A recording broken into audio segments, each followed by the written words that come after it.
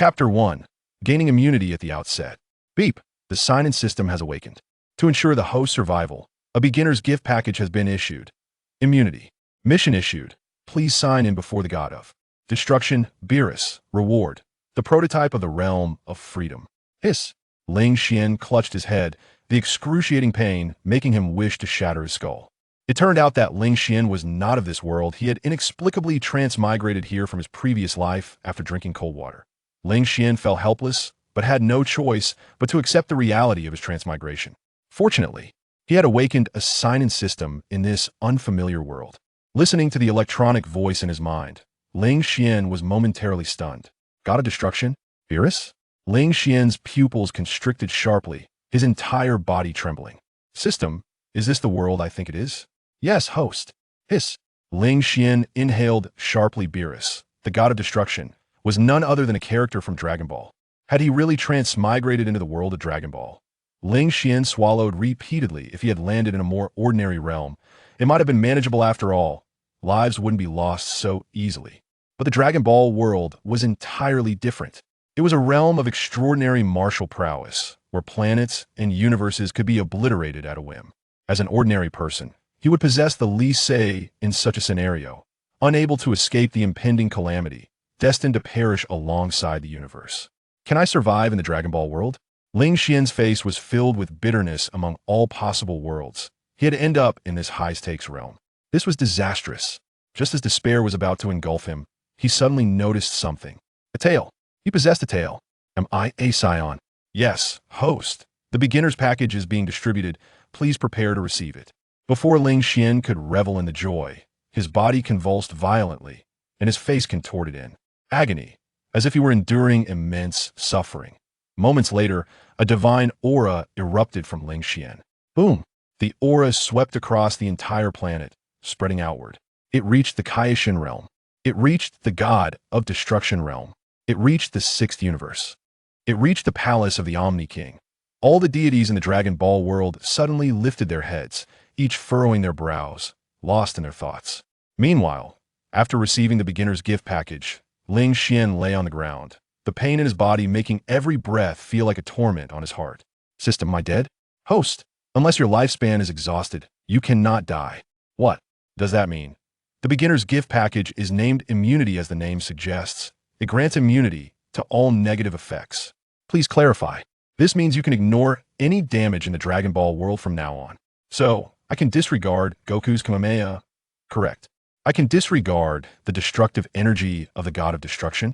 Indeed, I can disregard the erasure by the Omni King. At this point, Ling Xian lay on the ground, holding his breath, terrified to exhale. His heart raced with anxiety.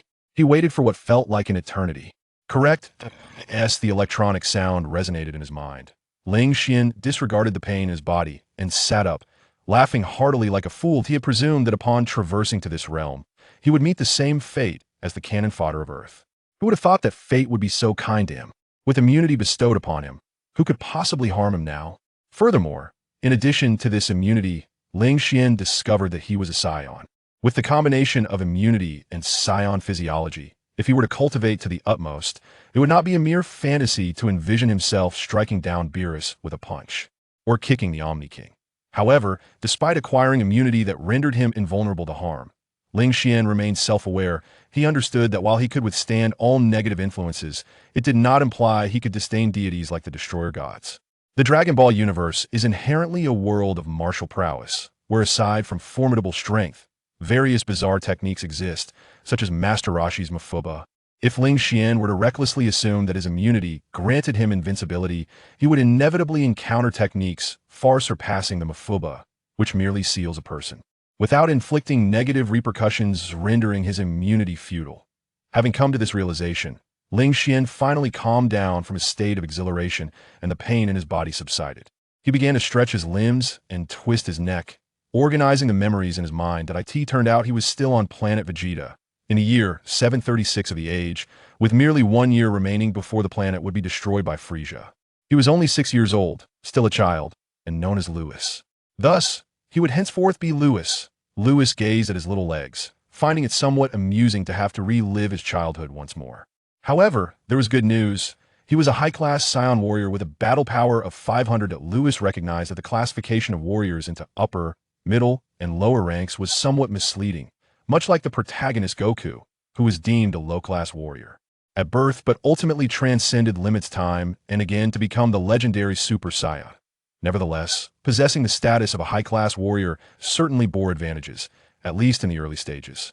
With this elevated rank, despite still being a child, he could almost stride with confidence on planet Vegeta. After all, high-class warriors were exceedingly rare among the Saiyan race, and each one was immensely valuable. Fully aware of his strength and status, Lewis recalled the mission issued by the system. Check in before the destroyer God Beerus to receive the reward, a glimpse of the autonomous state. Autonomous state? Upon seeing the reward, Lewis felt a wave of dizziness wash over him, not from fear, but from overwhelming excitement. The autonomous state is a realm of angelic caliber, one that even the destroyer gods find difficult to comprehend. In the anime, only Goku has ever attained such a state. During the Tournament of Power, Goku, in perfecting the autonomous Ultra Instinct, had pushed Jiren to his limits. Had it not been for Goku's exhaustive efforts, Jiren would have been defeated long ago. Lewis was now exceedingly exhilarated, yet amidst his excitement, he could not help but furrow his brow. Signing in before Beerus? With his current battle power of merely 500, he was not even qualified to meet the North Kai, let alone the supreme deity of Universe 7. System, is there a time limit for this task? No. Upon hearing this, Lewis's brow slightly relaxed. The absence of a time constraint was indeed fortuitous, for it meant he could wait until his strength grew sufficiently before seeking out Beerus. Suddenly, a flash of brilliance coursed through Ling Xian's mind as he recalled something. It seems I have a chance. Lewis was overjoyed. The destruction of planet Vegeta was not solely Frieza's idea. There was a hidden backstory to consider. In the original narrative, Beerus had instructed King Vegeta to procure the finest pillow in existence for him. Ultimately, King Vegeta reserved the best pillow for himself, presenting Beerus with a mere second-best alternative. As the mightiest deity in the cosmos, Beerus was understandably incensed by such deceit. Thus, before succumbing to slumber, Beerus commanded Frieza to annihilate the Saiyan race. Lewis then pondered the present timeline at this juncture. Vegeta was of a similar age, and it was mentioned in the anime that Vegeta was present when Beerus confronted King Vegeta. At that time, Vegeta appeared to be around the same age he was now. Lewis gasped sharply. Does that mean Beerus is likely to arrive on planet Vegeta in the near future? If so, the signing in task could indeed be accomplished. Just as Lewis was engulfed in elation, an overwhelming aura of destruction enveloped the entirety of planet Vegeta. He has arrived. Chapter 2. Successful check-in. Reward. The embryo of tranquility. Ordinarily, the divine aura remains imperceptible to ordinary mortals. However, Lewis, due to his unique immunity, perceived this ethereal presence. The divine aura inherently exudes a sense of oppression upon mortals, a pressure that signifies the dominance of a higher being. This oppressive sensation is, in essence, a negative influence. As fate would have it, Lewis deduced correctly. The God of Destruction, Beerus, along with his attendant, had arrived on planet Vegeta. This day would herald a transformation in the fate of planet Vegeta. The destinies of the Saiyans would be discussed later. For now, Lewis was solely eager to meet Beerus. Successfully achieving this encounter would allow him to complete his check-in and grasp the embryonic form of tranquility. The anticipation heightened within Lewis as he set forth from his quarters towards the royal palace of Vegeta. Along the way, the surroundings were imbued with an industrial aesthetic, leading him swiftly to the grand edifice of the palace. Its imposing structure featured a pair of Saiyan guards stationed at the entrance. As Lewis approached, the guards interjected, "Lewis, by decree of King Vegeta, no one is permitted to enter the palace. I seek an audience with King Vegeta on a matter of great importance," Lewis proclaimed, his youthful voice ringing through the air as he ascended the steps. "That is not permissible. King Vegeta has issued explicit orders against entry," the guards replied sternly. "I must enter. It concerns the fate of our Saiyan lineage," Lewis emphasized, his eyes wide with determination. In truth, he held little interest in the malevolent Saiyan race. Yet this pretext seemed the only means to gain access to the palace. According to his scanning device, the two guards possessed a power level of 1200. It was not surprising for adult Saiyans to exhibit such formidable strength. With Lewis's own power level at a mere 500, coupled with his youth, a direct confrontation was out of the question. His earnest demeanor momentarily stunned the guards. Is that true? They pondered, viewing Lewis merely as a child, questioning his understanding of Saiyan destiny. Yet, it was improbable for any ordinary Saiyan to jest in such a manner, especially considering Lewis's potential as a highly regarded warrior. Very well, I shall inform the king. Please wait here, one of the guards decided, turning to enter the palace. This matter is urgent. I shall proceed inside and explain everything to King Vegeta, Lewis declared, stepping boldly past the guard. Wait. The guard attempted to intervene. Enough. He is a superior warrior, not someone to be trifled with. Let it be. If there are consequences, they shall fall upon him. Besides, I sense Lewis speaks the truth. The other guard conceded, allowing Lewis to continue unimpeded. Unbeknownst to the guards, Lewis traversed the splendid corridors of the palace, soon arriving at its opulent interior adorned with rich carpets and exquisite lighting. King Vegeta, do you dare to deceive me? Lord Beerus, I assure you, I have not. The pillow I presented to you is of the finest quality. Do not attempt to feign innocence. A chilling voice reverberated throughout the palace, an aura of lethal intent permeating the air and causing the temperature to plummet. In a corner, a small boy trembled as he witnessed his father being trampled to the ground.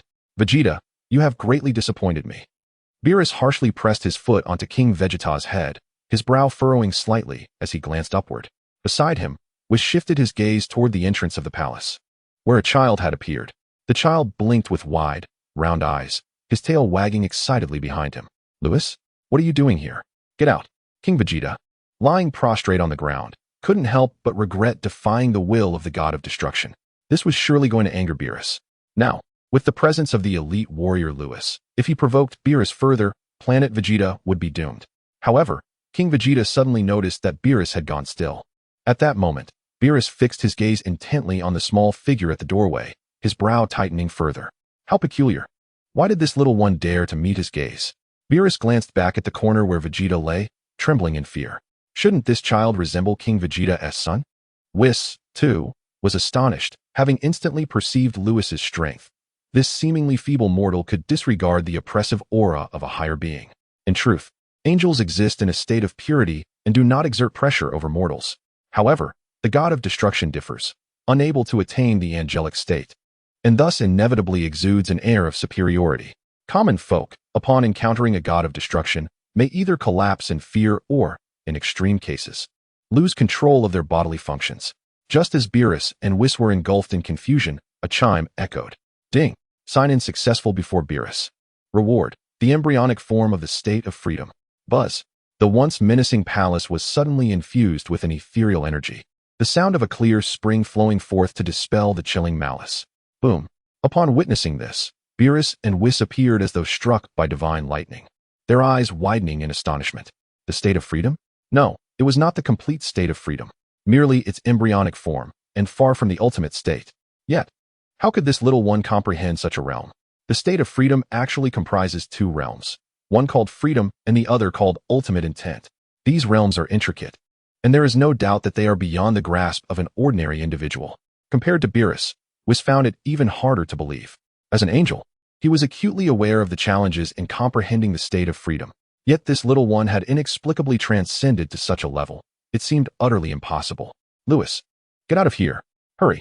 At this moment, King Vegeta seized the opportunity to urge Lewis to leave before he could further provoke Beerus. Shut your mouth. Speak again, and I will destroy you. Beerus removed his foot from King Vegeta's head, speaking coldly as he advanced, with Whis closely following him. Chapter 3. The candidate for the God of Destruction. Before Lewis stood Beerus, who regarded him with a curious gaze. Young one, have you just grasped the state of mastery? Whis remained silent, yet his mind pondered another matter. Prior to their arrival on planet Vegeta, a divine aura had emerged across the cosmos. Could it be connected to him? Big Kitty, what are you saying? I can't understand, Lewis replied, blinking his round eyes and shaking his head. Big Kitty? Upon hearing this, King Vegeta, lying on the ground, felt darkness envelop him and muttered before losing consciousness, we're doomed. Ultimately, he had provoked Beerus. Indeed, with a thunderous roar, an aura of destruction erupted from Beerus, transforming the entire palace into countless specks of starlight, dissipating into the void. Beerus's eyes blazed with fury as he struggled to suppress the urge to eliminate Lewis. Gritting his teeth, he demanded, do you realize who you are facing? I don't know. I just know that Big Kitty seems quite powerful, Lewis naively replied, embodying the innocence of a child. Although he offered a compliment to Beerus, in his eyes, Beerus remained merely Big Kitty. Some things are tolerable, but this was not one of them. Do not think that having grasped the rudiments of mastery grants you the liberty to act recklessly. This little rascal must be taught a lesson. Does he truly believe that the title of God of Destruction is mere pretense? With a hum, a divine aura suddenly surged, forming two colossal hands in the void. One hand reached out to grasp Lewis, while the other delivered a resounding smack to his rear. Smack, smack, smack. Beerus refrained from immediately destroying Lewis for two reasons. First, he was eager to understand how Lewis could disregard the pressure of divine authority. Additionally, he was puzzled as to why this little fellow had suddenly comprehended the rudiments of mastery, a state that even he had yet to achieve. Second, he had encountered prodigies before. Frieza was a prime example, a being born with a battle power exceeding 100 million, undoubtedly a genius. Yet, no matter how gifted, in the eyes of the divine, they remained mere mortals, ultimately insignificant. However, Lewis was different. This little rascal had attained a level of mastery akin to that of an angel, far surpassing the capabilities of a mere mortal like Frieza. As a god of destruction, Beerus could destroy everything without a second thought, yet faced with such talent, he felt a sense of admiration. Smack, smack, smack. The colossal hand continued to spank Lewis, delivering over 100 strikes. Beerus, feeling it was sufficient, thought it would be utterly ridiculous to truly harm the child. But then, "Big kitty, why are you hitting me?" Lewis exclaimed, suspended in midair, his cheeks puffed in indignation. You, how are you unharmed?" Beerus was momentarily rendered speechless by the scene before him. As a god of destruction, he had not only exerted his authority, but had also delivered over 100 strikes to Lewis's rear. While his strength was not overwhelming, it was still an attack from a god of destruction. How could someone with merely 500 points of battle power withstand such force? "Why would I be harmed?" Lewis huffed, appearing angry on the outside, yet internally, he was already overjoyed. The unfolding of events transpired precisely as he had envisioned. Firstly, signing in before Beerus would inevitably lead to an encounter with the deity. Lewis, capable of sensing the divine presence, would undoubtedly attract the attention of the gods, specifically due to his unique immunity. Should Lewis refrain from taking action, he might find himself perpetually confined within the palace walls. It is important to note that while he could not be harmed, that did not imply he was beyond the reach of their schemes. Lewis understood that a deity of destruction could easily devise a means to deal with him, such as imprisoning him and withholding sustenance. In his mortal form, he would still succumb to death. Thus, Lewis, leveraging his uniqueness, piqued Beerus's curiosity. When the reward for the nascent form of the autonomous state was bestowed, it was yet another bombshell. Such a rare occurrence would surely be irresistible to any god. The divine aura erupted near planet Vegeta, prompting a sudden realization from Whis, who had remained silent for some time. He leaned close to Beerus's ear, whispering something that caused the latter to react with surprise. Lewis observed this exchange, momentarily perplexed. After a brief pause, Beerus and Whis turned their attention back to Lewis, suspended in midair. Beerus addressed him earnestly. "Young man, would you be interested in becoming a candidate for the God of Destruction?" "What is a candidate for the God of Destruction? Can it be consumed?" Lewis inquired. "A candidate for the God of Destruction is not an object. No. It is a divine position. Should you agree, you will be among the most esteemed beings in the universe. Will I grow stronger as a candidate for the God of Destruction? We Saiyans yearn to become powerful." Lewis clenched his small fists, exclaiming, "Ah, you called me Big Cat again." Beerus's mouth twitched slightly, yet he nodded.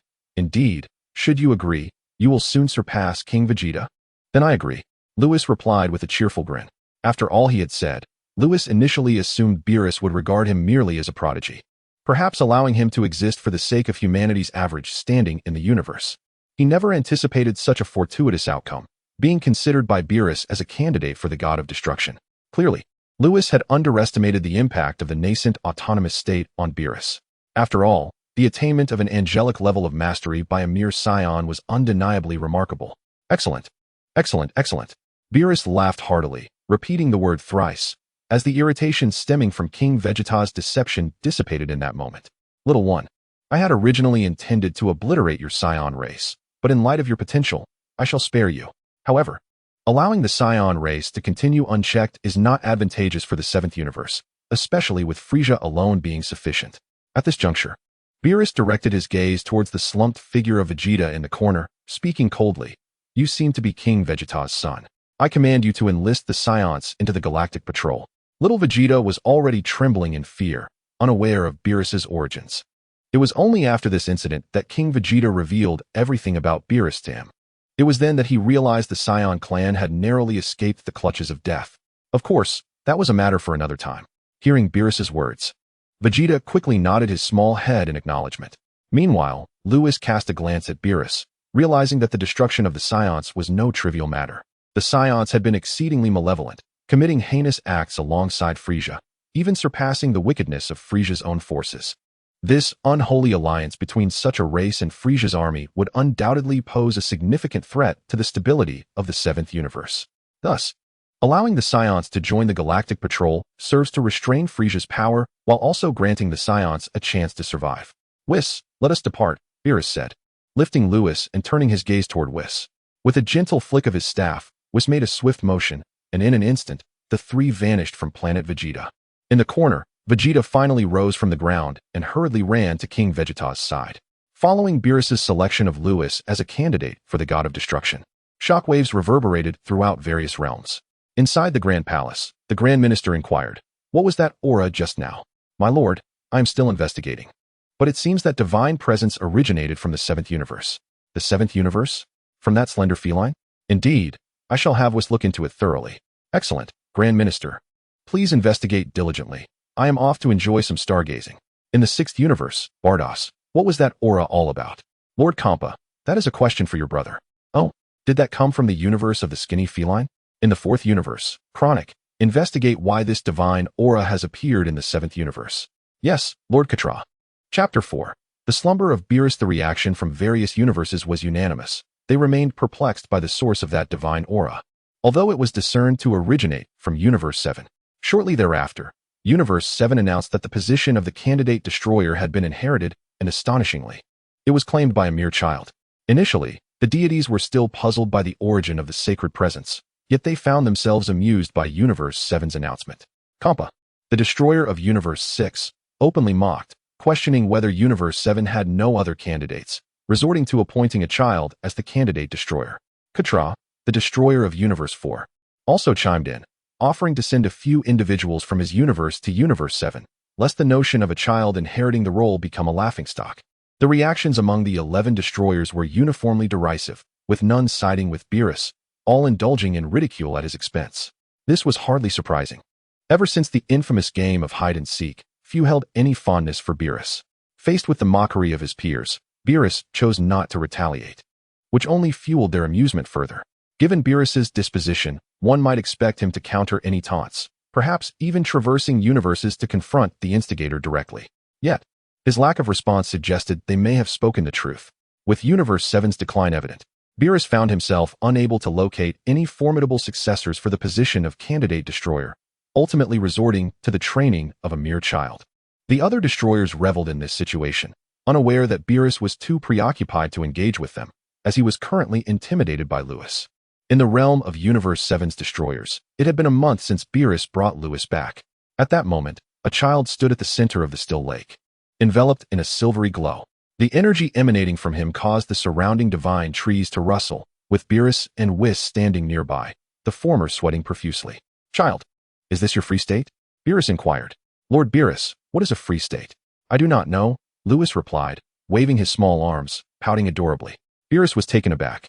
He had just instructed Whis to summon an image of his youthful self to spar with Lewis, only to find Lewis swiftly overpowering it. How could this be? He was a destroyer. Having fought countless battles throughout his life, he had never faced defeat, whether in his youth or after his ascension to godhood. Moreover, the image summoned by Whis possessed strength surpassing that of Lewis. Lewis had triumphed against a stronger opponent. This was utterly inconceivable. "Whis, did I win?" Lewis turned to Whis, seeking confirmation. Whis, wiping the sweat from his brow, smiled and replied, "Yes, Lewis, you have emerged victorious." "Ha ha ha, Lord Beerus is no match for me," Lewis exclaimed, striking a triumphant pose, his spirits soaring. In truth, his victory over the youthful Beerus was largely attributed to the nascent form of the free state. It is not that immunity is ineffective, rather, it can only be deemed a passive ability. While it renders the individual impervious to harm, it does not empower them to inflict damage upon others. In stark contrast, the preliminary form of the state of ease offers a different experience.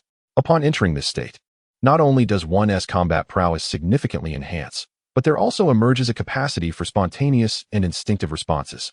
This reaction is extraordinarily remarkable, allowing the individual to anticipate the opponent's methods of attack. It is not a matter of clairvoyance. Instead, it is through instinctual reflexes that one perceives the subtle tremors of the adversary's muscles, thereby enabling a corresponding response. In this state, even the juvenile Beerus, let alone the current version, would find himself at a disadvantage against Lewis, should their powers be comparable. With hands on his hips, Lewis bursts into laughter, eliciting a dark line of frustration across Beerus's forehead. "You little rascal, have you laughed enough? Ha! Do you dare to challenge me? Hee hee, Lord Beerus cannot harm me. I am unafraid," Lewis retorts, embodying the essence of childhood as he playfully sticks out his tongue at Beerus. "You little brat." Beerus chuckles, half in jest. During this month of guiding Lewis in the realm of destruction, he has become acutely aware of the boy's extraordinary physique, one that can disregard all negative influences of the world. He had inquired about this peculiar trait, but Lewis merely shrugged, claiming ignorance. With the child unwilling to divulge any information, Beerus found himself at an impasse. He glanced at Whis nearby, recalling the words spoken during their visit to Vegeta's planet. The divine aura seemed to have erupted in proximity to Vegeta, indicating that Lewis's origins were anything but ordinary. This realization kindled in Beerus the thought of taking Lewis as a candidate for the role of a future destroyer. There are two reasons for this. Firstly, Lewis is exceptionally unique. Should he exhibit any unusual behavior, having him close would allow Beerus to respond swiftly. Secondly, the other universe destroyers were not mistaken. The seventh universe truly languishes beyond the low average of its inhabitants. Beerus was aware that the strongest being in his seventh universe was none other than the pitiful Frieza. What a disappointment. In such a vast universe, it is a travesty that a being with a mere combat power of 120 million stands as the mightiest. In reality, Frieza is not the strongest. Many hidden bosses have yet to reveal themselves. Once the narrative progresses, any one of these bosses would far surpass those of other universes. However, Beerus remains oblivious to these facts. His sole desire is to witness the emergence of a formidable warrior within his universe. And that warrior is Lewis, a prodigy whose potential is astounding, likely intertwined with the divine aura from a month prior. If this genius flourishes, the seventh universe shall thrive. Very well, Whis. Please instruct him diligently. I shall retire for the night. As Beerus gazes at the mischievous Lewis, he cannot help but feel a desire to reprimand the little rascal. Yet he recognizes that he cannot inflict pain upon him, which is quite vexing. Whis inquired, "Lord Beerus, are you attempting to evade them? The divine aura that has erupted near planet Vegeta is surely known to all the deities across the universe. They will undoubtedly come to investigate. Since you are aware of this, why even speak of it?" Beerus stifled a yawn and promptly vanished from the lakeside. He had no desire to engage with that group of destroyers. Upon witnessing Beerus's sudden disappearance, Whis approached Lewis and gently tapped his small shoulder, saying, "Well then, Lord Beerus has departed, yet you still find amusement." Lewis halted his laughter, only to realize that Beerus had indeed vanished. Where did Lord Beerus go? He pondered. He has taken a break. Now, since you have been appointed as a candidate for the position of destroyer, you must begin your training befitting a destroyer. Taking a break? Slumbering? It seems the Dragon Ball saga is about to unfold, Lewis mused, narrowing his eyes. The Dragon Ball narrative can be said to have commenced with Beerus instructing Frieza to annihilate the Saiyan race. However, given the current influence on the Saiyan lineage, planet Vegeta has not been destroyed. Will Goku still be sent to Earth? Chapter 5. Signing in at the God of Destruction realm. Reward. Super Saiyan 1. As Beerus succumbed to slumber, the mocking voices from the other universes gradually fell into silence concerning Universe 7. However, the angels from the other universes began to contact Whis, inquiring about the origin of the divine aura that had manifested. Whis, claiming ignorance, was indeed unaware of the reason for the emergence of that sacred presence. Without any answers, the angels from the other universes were left helpless. Just when Whis thought the matter would fade away, the projection of the Grand Minister appeared in the God of Destruction realm of Universe 7. The Grand Minister also sought to understand the origin of that divine aura. Faced with his father, Whis again professed his lack of knowledge. Yet he disclosed all he knew about Lewis, including his immunity to negative influences. Upon finishing his explanation, Whis sensed something amiss as the Grand Minister raised his hand and called out to the meditating Lewis, "Eradicate." A beam of white light struck Lewis, yet he remained unscathed. Whis had long known that Lewis could disregard all worldly negative impacts, but he was still taken aback by this spectacle. Lewis's constitution could truly achieve such feats. In conclusion, the Grand Minister imparted a profound directive: guide him well. With that, the projection of the Grand Minister vanished. Whis, still in shock, resolved to obey the Grand Minister's command and began to instruct Lewis in the following days. To become a true candidate for the role of God of Destruction, one must hone 3 aspects: strength, dimensions, and rules. The rules mentioned here pertain, of course, to the rules of destruction. Lewis consistently engaged in training across these 3 areas. As time flowed, a decade passed. In the God of Destruction realm, a silver luminescence flickered in the sky. Boom, boom. The phantoms collided with Whis, generating shockwaves that swept across the land for miles, shattering the ground and splitting the divine tree, leaving chaos in their wake. After the collision, panting heavily, a slender boy hovered in midair, gasping for breath. He had black hair and dark eyes, with striking features that radiated a sunlit handsomeness. A brown tail wrapped around his waist, his physique reminiscent of a character from an anime, appearing slight, yet the muscles beneath his garments were remarkably developed. Whis, behold my technique. The boy was none other than Lewis, raising his hand, a purple energy sphere forming in his palm. Buzz, the sky erupted, akin to a heated iron block plunging into ice-cold water. When did you grasp the energy of destruction? Whis inquired. Just recently. Brace yourself, Whis. Lewis laughed heartily, casting the energy sphere with all his might. The destruction energy, no larger than a grain of rice, tore through the sky, causing the stable space of the God of Destruction realm to tremble. Come forth. Whis smiled slightly, waving his staff, causing the incoming purple energy sphere to suddenly disintegrate. Then, Whis' figure vanished from sight. Reacting instinctively due to the budding form of his own realm, Lewis abruptly looked up to see his staff descending upon him. He raised his hand to block it. The power wielded by Whis has ascended to that of an angelic level, a vast force shattering the entire firmament. Transparent shards of the void cascade down, only to meld back into the abyss, mending the torn heavens. At this moment, the realm of destruction erupts. Yet only Beerus's slumbering palace remains untouched. Boom. Struck by the overwhelming might of the angelic force, Lewis transforms into a projectile, hurtling deep into the cosmos. Unbeknownst to how many celestial bodies he has shattered, he is promptly transported back by Whis. The realm of destruction, marred by Whis, is restored to its former state through the reversal of time. Lewis hovers in the sky, gazing down at Whis with a wry smile, exclaiming, "Whis, you are astonishingly powerful. I cannot hope to contend with you." On the ground, Whis, with a look of exasperation, replies, "Lewis, I too cannot surpass you. Even the Grand Priest's erasure could not vanquish this lad. There is little I can do. It is utterly absurd." However, engaging in combat with Lewis is rather pleasant for Whis, as he need not tread cautiously as he does when facing Beerus. He can unleash his full strength without concern, for Lewis is not bound to perish. Well, that, I am unsure of. Enough of this jesting. Descend, for I have matters to discuss with you. What is it? Lewis descends from the sky, approaching Whis. Now that you have become a candidate for the God of Destruction, the duty of obliterating celestial bodies falls upon you as well. But I have only recently grasped the energy of destruction. Must I toil so soon? Lewis is taken aback. Employing a miner for labor is unlawful. You are already a candidate for the God of Destruction. Whis shakes his head with a smile, continuing, regarding your training. I have always encouraged you to balance your strength cultivation with the refinement of your dimensional realm. You have excelled in this regard. In terms of dimensions, you have attained the level of a Kai, and your battle prowess, measured by the standards of the 7th universe, has reached 1 billion. Although your strength falls short of the divine level, your comprehension of the state of freedom and destructive energy renders you nearly unmatched in the 7th universe.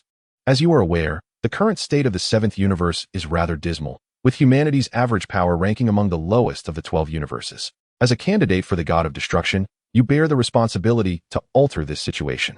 Moreover, who else will take charge if not you, especially with Beerus? The slothful deity? Whis covers his mouth, stifling a laugh. Beerus may be the most formidable God of destruction, but his laziness is notorious. Lewis's lips twitch slightly as he retorts, "In my youth, I was naive. Can I retract my decision to be a candidate for the God of Destruction?" With a sly grin, Whis responds, "What do you think?" Lewis covers his eyes, chuckling wryly. What a stroke of bad luck. Without needing Whis to elaborate, Lewis is well aware of the current plight of the 7th universe. In its earlier days, the strongest adversary was Frieza, with a battle power of 120 million. A testament to the 7th universe's unfortunate state. The 7th universe has indeed been fortunate not to have been destroyed by the Omni King. A notification chimes. Please sign in at the Kaishin realm. Reward, Super Saiyan 1. After a decade of silence, the system has finally stirred, bringing a surge of joy to Lewis. He understands that the transformation into a Super Saiyan relies on harnessing profound anger to unleash the latent power within. Despite his previous attempts falling just short, he now feels a sense of exhilaration with the system's mission offering the reward of Super Saiyan 1. In terms of combat power, Lewis possesses a staggering 1 billion, merely in his normal state. Should he achieve the transformation, his power would increase 50-fold, propelling his combat prowess to an astounding 50 billion. Witnessing Lewis's gleeful expression, Whis inquires, "Lewis, what has you smiling?" "Nothing. Let us set forth to execute the mission. However, we must first visit the Kaishin realm." "What purpose does that serve? Why concern yourself with such matters?" "In Lord Beerus's absence, I assumed the mantle of God of Destruction. Follow my lead." In an instant, a radiant stream of multicolored light envelopes them, propelling them skyward. The cosmic expanse is resplendent and enchanting, with stars scattered from north to south, forming a breathtaking celestial river. Within this river lies a sacred domain, suffused with a milky aura emanating from a colossal, verdant planet that radiates divine light, resembling a realm inhabited by deities. At the Kaishin realm, Kaishin Shin sits by a lake, clutching his chest, suddenly beset by an unsettling agitation. His attendant, Jebet, hurriedly asks, "Lord Kaishin, what troubles you?" "I know not, but I sense an ominous premonition. Could it be that Majin Buu has broken free from his seal?" Shin's expression shifts dramatically as he rises, intent on investigating the site of Majin Buu's confinement. Jebet turns pale at this notion. If the legendary Majin Buu has indeed escaped, it spells doom for the universe. At that moment, a brilliant stream of multicolored light descends from the heavens. Sign in at the Kaishin realm successful. Reward, Super Saiyan 1. A warm current surges through Lewis's body, rectifying his internal deficiencies and leaving him in a state of delightful euphoria. A subtle smile graces his lips as he realizes the truth. His previous failures to transform into a Super Saiyan were not due to a lack of talent, but rather insufficient activation of S cells within him. The system's reward has finally allowed him to awaken this dormant potential, enabling him to master the Super Saiyan form. In high spirits, he surveys his surroundings. "Whis, the ambience here surpasses that of the God of Destruction's realm. Shall we propose a change of residence with the Kaishin?" "Lewis, if Lord Beerus were to hear such words, he would surely be displeased. Anger is but anger. After all, he cannot kill me." This was at a loss for words. This young man is infuriating. Perhaps I should confine him while he is still young and let him go hungry for a couple of days. Vis shook his head, reflecting on the Supreme Kai realm. It has been at least several million years since he last visited this place. He wondered how the old Supreme Kai was faring these days. At that moment, an imperious voice rang out. "Who are you, daring to trespass into the sacred realm of the Supreme Kai?" By the lakeside, Jebet was startled by the sudden burst of colorful light, only to discover the presence of two unfamiliar men. Their auras were rather ordinary. One was a mere mortal, while the other seemed to possess a dimension that reached the level of a Supreme Kai. Upon witnessing their arrival, the Supreme Kai's agitation dissipated instantly. It is these two who have stirred the atmosphere, but who might they be? The Supreme Kai, Shin, and Jebet approached. Before Shin could speak, Jebet's icy gaze fixated on them. "Which Supreme Kai are you? Do you not realize that intruding into the Supreme Kai realm is a grave offense?" "I am a Supreme Kai." Lewis paused, then recalled that his dimension indeed matched that of a Supreme Kai. It was only reasonable for them to think so. However, Jebet's tone was rather irksome. Vis furrowed his brow. Could this person be the current Supreme Kai? But that wouldn't make sense. Why does the current Supreme Kai lack the creative rules, while that diminutive figure beside him possesses a profound aura of creation?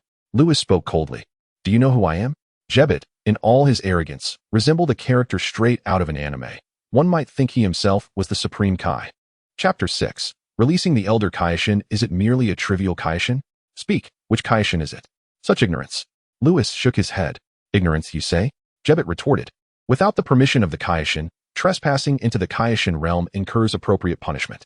Given your status as a Kaishin, you may escape the death penalty. But the lesser punishment is inevitable." As Jebet raised his hand, poised to strike, he was interrupted. "Jebet, cease at once." The Kaishin Xian approached Lewis, scrutinizing him and Weiss closely, sensing their extraordinary nature.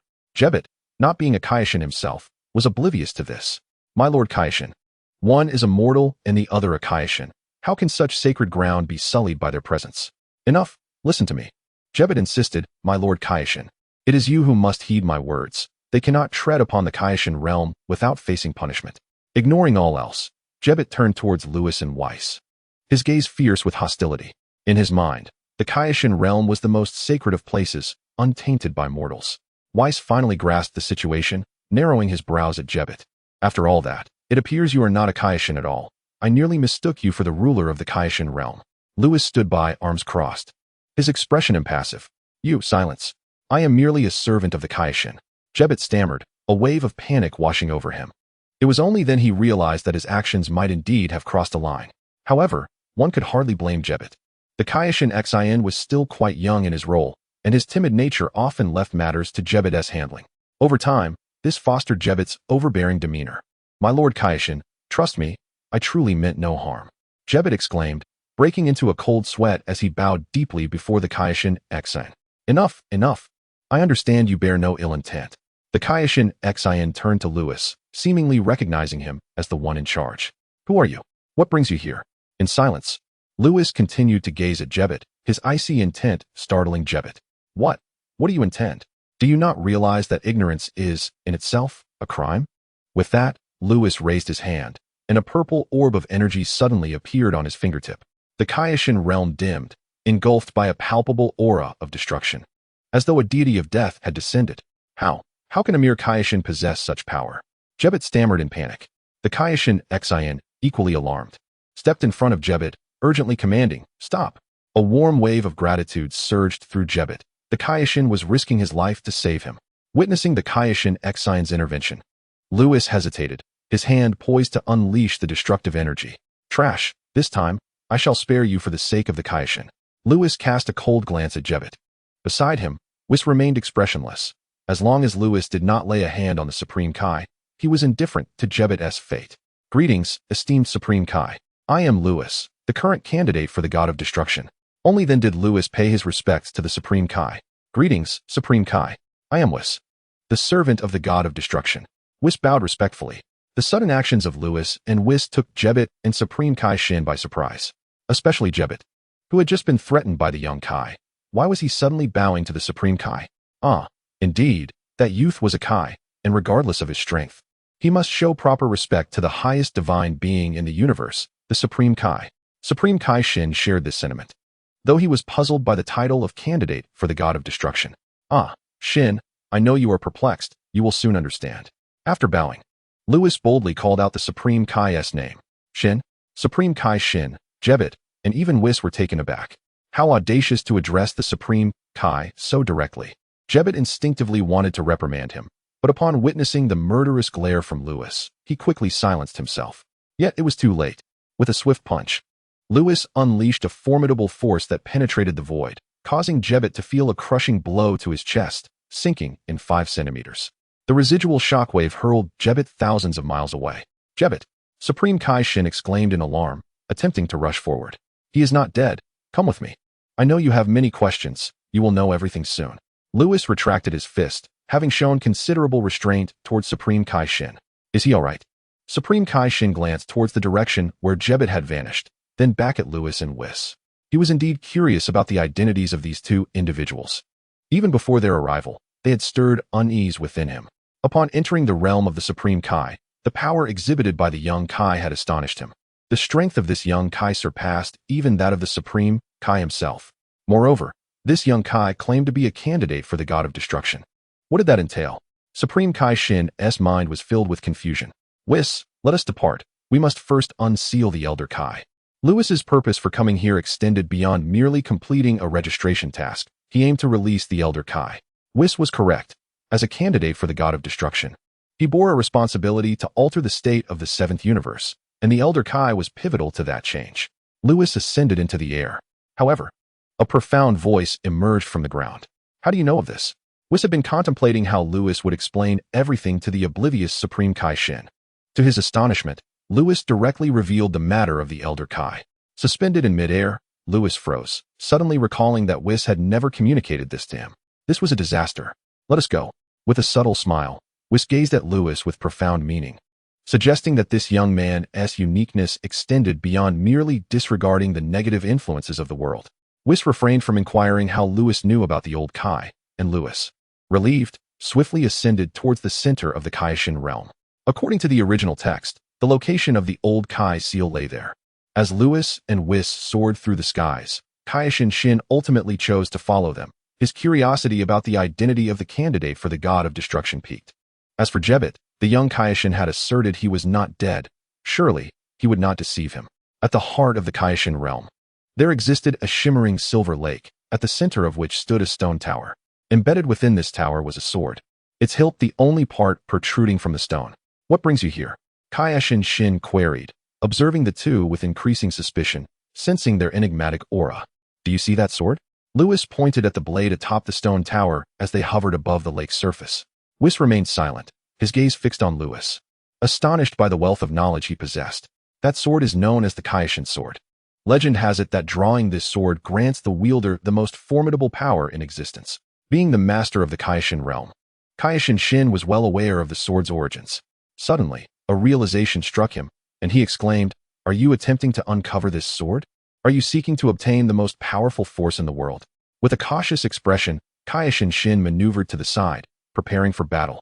Though internally he felt a sense of helplessness, could he truly contend with them? Lewis and Whis exchanged glances, incredulous at the notion of seeking such profound power. How naive.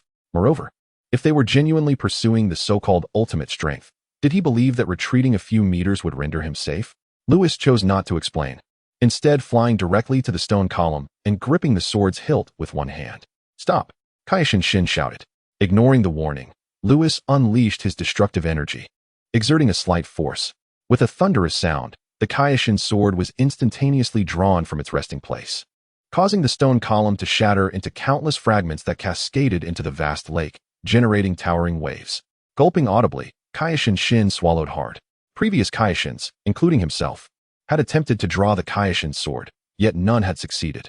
How could this young man possibly achieve such a feat? It must be a deception. As Lewis held the Kaishin sword, a faint aura of destruction emanated from it.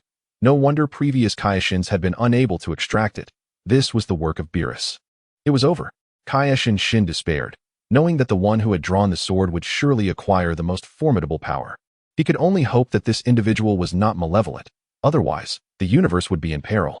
Yet, after a moment, no energy fluctuations manifested from Lewis. Kaishin Shin furrowed his brow. Could the legend be false? If it were indeed false, then no one would attain this so-called ultimate power. Just as Kaishin Shin felt a sense of relief, he suddenly commanded, "Break it." Lewis grasped the hilt of the sword with one hand, while seizing the blade's tip with the other. This audacious posture startled the Supreme Kai, Shin, as the young Kai dared to attempt breaking the Supreme Kai sword. Was he out of his mind? Shin realized the legends were mere fabrications. Yet the notion of someone shattering the Supreme Kai sword seemed utterly implausible. However, in the next moment, Shin stood dumbfounded, as if struck by lightning, suspended in midair. Witnessing the Supreme Kai sword in Lewis's grasp splinter into two pieces. "All right, Shin, come down," Lewis declared, landing by the lakeside with the broken sword in hand. Closely followed by Weiss. "Come down. My precious sword is shattered. This is the revered Supreme Kai sword, passed down through generations." In the sky, Shin gazed down at the youth with the fragmented sword, inhaling sharply, his eyes reddening with emotion. The legacy of the Supreme Kai sword, which had endured for so long, was destroyed in his generation. He felt like a sinner. Like a soulless puppet, Shin descended to the lake's surface. The destruction of the Supreme Kai sword and Lewis's insistence on his descent left him feeling as though he was destined for doom. Had he not resigned himself to this fate? Ultimately, there was no other choice. He was utterly outmatched. The overwhelming aura of destruction emanating from Lewis was suffocating. Unbeknownst to Lewis and Weiss, Shin's thoughts spiraled, or else they would surely have reassured him. "Child, you are overthinking." Lewis then spoke. "Old Supreme Kai, come forth." Chapter 7. The astonishment of the old Kaishin upon hearing this. Kaishin Shin was taken aback. The old Kaishin? As soon as Lewis finished speaking, a plume of smoke erupted from the broken Kaishin's sword. Cough, cough, cough. At long last, I have emerged. A lecherous old man, donned in the attire of a Kaishin, materialized by the lake, stretching his back and savoring the taste of freedom. Who is this old man? How did he appear? Kaishin Shin stood in stunned silence. "Old man." The old Kaishin immediately retorted, "I am your ancestor." As he continued to berate, the old Kaishin furrowed his brow, lamenting, "I thought a junior had released me, but I never imagined the current Kaishins had fallen to such a lowly state." Ancestor? Kaishin Shin gazed at the old man's garb and the patera earrings dangling from his ears. His body jolted with realization. Could this old man be a former Kaishin? Indeed. It must be so, for the young Kaioshin had mentioned releasing the old Kaioshin, referring to this very individual. Are you truly my ancestor? Kaioshin Shin exclaimed with uncontainable joy. His small fists clenched tightly. The old Kaioshin glanced at the scrawny figure before him and eventually nodded. Ancestor, you must be incredibly powerful. Please help me deal with him. He just bullied me. Kaioshin Shin felt as though he had found a pillar of support, pointing at Lewis. Lewis. Whis. Alas. Just as Kaioshin Shin finished speaking, a sharp pain struck his head. Clutching his skull, he crouched down, howling in distress. Be quiet. You do not even know who he is. You, as a Kaioshin, have truly failed miserably. The old Kaioshin, filled with exasperation, delivered a sharp rap to Shin's head. Turning to Lewis and Whis, the old Kaioshin greeted, Whis, my dear friend, it has been a long time. Whis smiled and nodded. Indeed, old Kaioshin. It has been a while. The old Kaioshin then shifted his gaze to Lewis, remarking, this must be the current candidate for the God of Destruction. Yes, Lord Beerus discovered this young fellow a decade ago, and since then, he has been in slumber. I am now bringing him forth to obliterate planets. Pleased to meet you. Old Kaioshin, you may call me Lewis. Lewis bowed respectfully. The old Kaioshin scrutinized Lewis from head to toe, expressing admiration. The power within you is quite unique. And you have grasped the rules of destruction. Your talent is impressive, but wait. What is this ethereal aura surrounding you?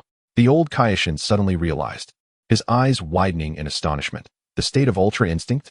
Hiss. From Whis, I learned that this young man was only discovered by Beerus 10 years ago, which means he has only been training under Whis for a decade at most.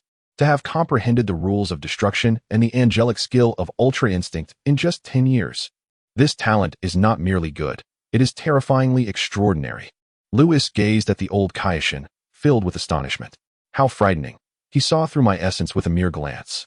Surely, he cannot have discerned the system within me as well. Rest assured, host, this system is imperceptible to those from the Dragon Ball world. An electronic voice resonated in Lewis's mind. A sigh of relief washed over him. The elder Kaioshin truly possessed keen insight. However, Lewis had yet to fully grasp the concept of ultimate instinct, merely having attained a nascent form of it. Whis elaborated on the matter. The elder Kaioshin, still astonished, swallowed hard. Even in its embryonic stage, it was undeniably formidable. After all, this was a realm that even Beerus had not comprehended. The elder Kaioshin was engulfed in a state of astonishment, while the Supreme Kai, Shin, found himself utterly bewildered. Hadn't the young Supreme Kai claimed that once the elder Kaioshin was released, he would possess all knowledge? Why was it that the more he listened, the more confused he became? Elder Kaioshin, many universes are eagerly awaiting the destruction of our universe 7 by the Grand Zeno. We require your assistance, Whis interjected once more. Oh, why is that? The elder Kaioshin was taken aback, and even Lewis was unaware of the situation. Observing their expressions, Whis recounted events from a decade prior. A divine aura had erupted near planet Vegeta, prompting Beerus to seek Lewis as a candidate for the God of Destruction. Initially, it seemed inconsequential. However, when other universes learned that Beerus's successor was an exceedingly weak child, it incited ridicule among the other gods of destruction. They mocked, questioning if Universe 7 had truly run out of viable candidates, resorting to a mere child as a potential god of destruction. The average power index of humanity in Universe 7 was already among the lowest, and Beerus's unfortunate decision had thrust them into a precarious position. It is worth noting that the Grand Zeno's universe was not originally limited to 12, there had been 18. Yet, due to the poor development of several universes and some incurring the Grand Zeno's wrath, only 12 remained after destruction. Should the decline of Universe 7 continue, it faced the real possibility of obliteration. A divine aura? A continuously diminishing average power index? To think that during my years of confinement, Universe 7 had fallen to such depths. The elder Kaioshin felt a surge of frustration. It was all that scrawny skeleton's fault, had he not sealed himself away. Universe 7 would never have encountered such misfortune under his stewardship. Elder Kaioshin, please calm your temper. While our universe is indeed in a dire situation, with Lewis's presence, Universe 7 will surely thrive once more, was reassured. Indeed, with Lewis among us, given your extraordinary talent, it won't be long before Universe 7 rises again. The elder Kaioshin nodded, recognizing this as the first favorable news he had heard since his unsealing. Meanwhile, Lewis felt a twinge of discomfort. Is my talent truly that remarkable? How could it not be? 10 years of training has led you to break the rules of destruction and even grasp the nascent form of ultimate instinct. Coupled with that unique immunity, who in the Grand Zeno's universe could possibly rival your talent? At long last, Luis spoke. Esteemed Elder Supreme Kai. The current Supreme Kai knows little of the world. It is imperative that you guide him. This is indeed the crux of the matter. After all, the role of Supreme Kai is no longer held by the Elder Supreme Kai. The management of the cosmos necessitates a Supreme Kai. As the conversation meandered, the Supreme Kai Shin found himself momentarily taken aback. Huh, who claims I know nothing? I am well versed in all matters. Humph, what do you truly know? The Elder Supreme Kai delivered a firm rap to the head of Supreme Kai Shin, exhaling a sigh. Alas, this predicament arises from the mischief of Beerus. This sprout knows naught, but it is not entirely his fault. The Elder Supreme Kai then recounted the events surrounding Majin Buu. Upon hearing tales of the past, Shin's eyes glistened with unshed tears. It appeared that their forebear was aware of the Majin Buu incident. Younger generations, I shall take it upon myself to teach you henceforth. The Elder Supreme Kai glanced at Supreme Kai Shin, then at Luis, who was indeed the pivotal figure of the moment. The thought of other Supreme Kais from various universes witnessing the astonishment on Luis's face brought him joy. Esteemed Elder Supreme Kai, since you have emerged, I shall entrust Shin to your care. I must now prepare to obliterate a batch of planets. Luis expressed his intention to depart. Destroy planets? Supreme Kai Shin widened his eyes in disbelief, indignantly retorting, why must you destroy planets? This cannot be. Recklessly destroying planets renders you no different from Majin Buu. Ouch! Supreme Kai Shin felt another sharp pain in his head. This marked the third time he had been struck by the Elder Supreme Kai. Elder, why do you strike me? You understand nothing. Finally, the Elder Supreme Kai began to impart the fundamental knowledge of the Omni King's divine responsibilities to Shin. Meanwhile, Luis cast a glance at Whis. His mission in the realm of the Supreme Kais had come to a close, and it was time for him to take his leave. Whis, perceiving the expression on Luis's face, gracefully waved his staff, enveloping the two in a prism of vibrant light as they ascended into the heavens. Shortly after their departure, the realization dawned. What? The God of Destruction is the mightiest being in the universe? The God of Destruction surpasses even Majin Buu? The role of God of Destruction is solely to bring about destruction? Chapter 8 Encounter with Tais. Luis departed from the realm of the Supreme Kai and, over the course of the following month, embarked on a relentless campaign of planetary destruction. Desolate worlds vanished at his hands, and his mastery of the art of destruction grew increasingly refined. The energy of devastation he conjured had escalated from the size of a pearl to that of a fist. In the vastness of the cosmos, destruction unfolded. Luis raised his hand, targeting a planet still steeped in its primitive tribal era, and hurled forth his destructive energy. A resonant hum echoed, and a flash of violet light swept across the scene as the planet transformed into a cascade of luminescence, dissipating into the cosmic expanse. This particular planet, once teeming with life, was deemed useless due to its misguided evolutionary trajectory, which failed to lead towards the emergence of sentient beings. Weiss observed the youthful figure against the backdrop of the starry universe, his smile unwavering. Lord Beerus has struck gold, he exclaimed. What are you saying, Weiss? Luis turned, noting that this was the 608th useless planet he had obliterated, which reflected poorly on Beerus's sense of duty. Nothing of consequence. By the way, you Saiyans are not meant to survive in the cosmos, yet. Haha, it seems that due to my disregard for negative repercussions, I can now thrive even in the universe, Luis retorted. You truly are extraordinary.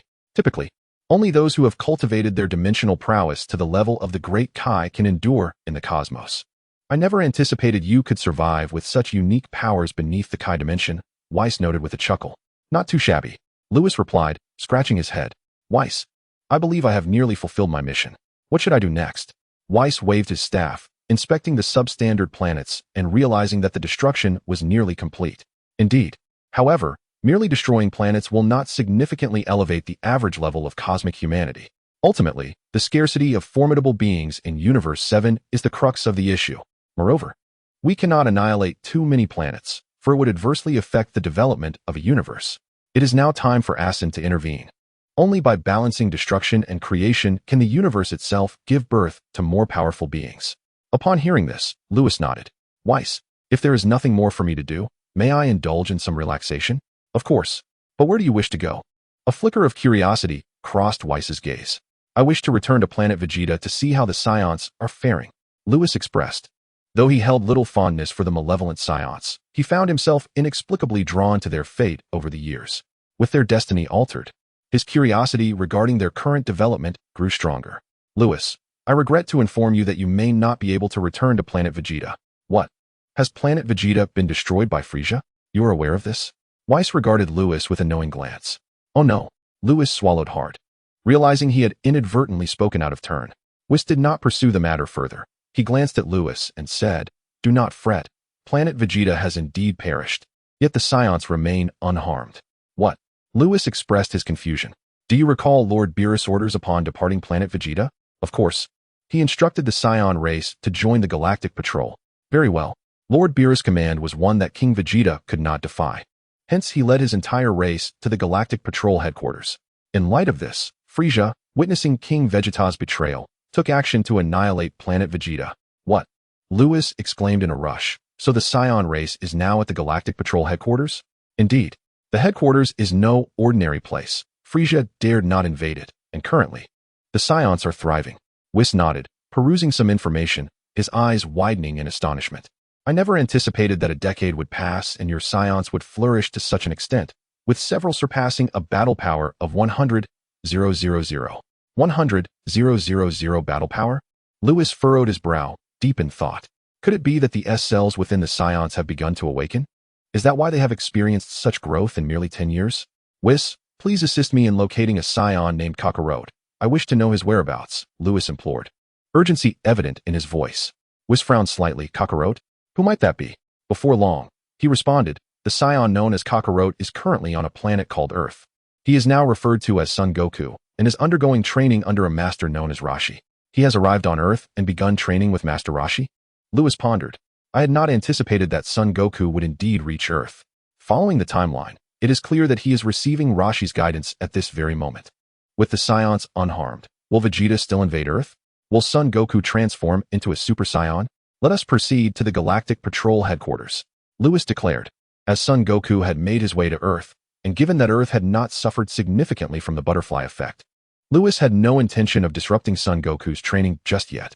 After all, Goku's continuous breakthroughs in the future would be attributed not only to his innate talent and determination, but also to the martial arts training he received during his youth on Earth. Very well. Whis did not question Lewis' intent to visit the Galactic Patrol headquarters, and, together, they vanished into the cosmic expanse. In the 7th universe, at the heart of the North Galaxy, a colossal planet floated amidst a cluster of smaller celestial bodies. On this immense planet lay the Galactic Patrol headquarters. In the mission hall, Gak sat on a sofa, observing the comings and goings of the Saiyans, marveling. Who would have imagined that the fearsome Saiyan race would join the Galactic Patrol? Are the Saiyans truly that terrifying? A woman seated beside Gak inquired. She had short golden hair and a curvaceous figure, exuding an air of mature femininity. Certainly, they are formidable. After all, they once followed Frieza, the cosmic tyrant. Upon hearing this, the golden-haired woman could not help but tremble slightly. During her journey through the cosmos with Gak, they had nearly fallen into the clutches of Frieza's forces. Fortunately, Gak's spacecraft was sufficiently advanced, allowing them to escape. Yet, how could this group of Saiyans suddenly join the Galactic Patrol? I have no idea.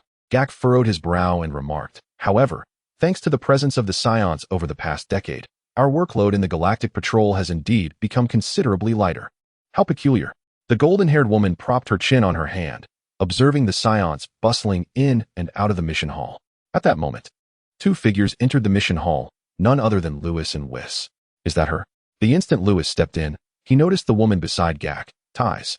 In the original narrative, Tais was Bulma's sister, a novelist who followed Gak into the universe in search of inspiration for her stories. It was quite unexpected to encounter her at the Galactic Patrol headquarters. Tais also caught the gaze of Lewis, her delicate brows knitting slightly. Tais, what troubles you? That person is looking at me. Tais indicated toward Lewis.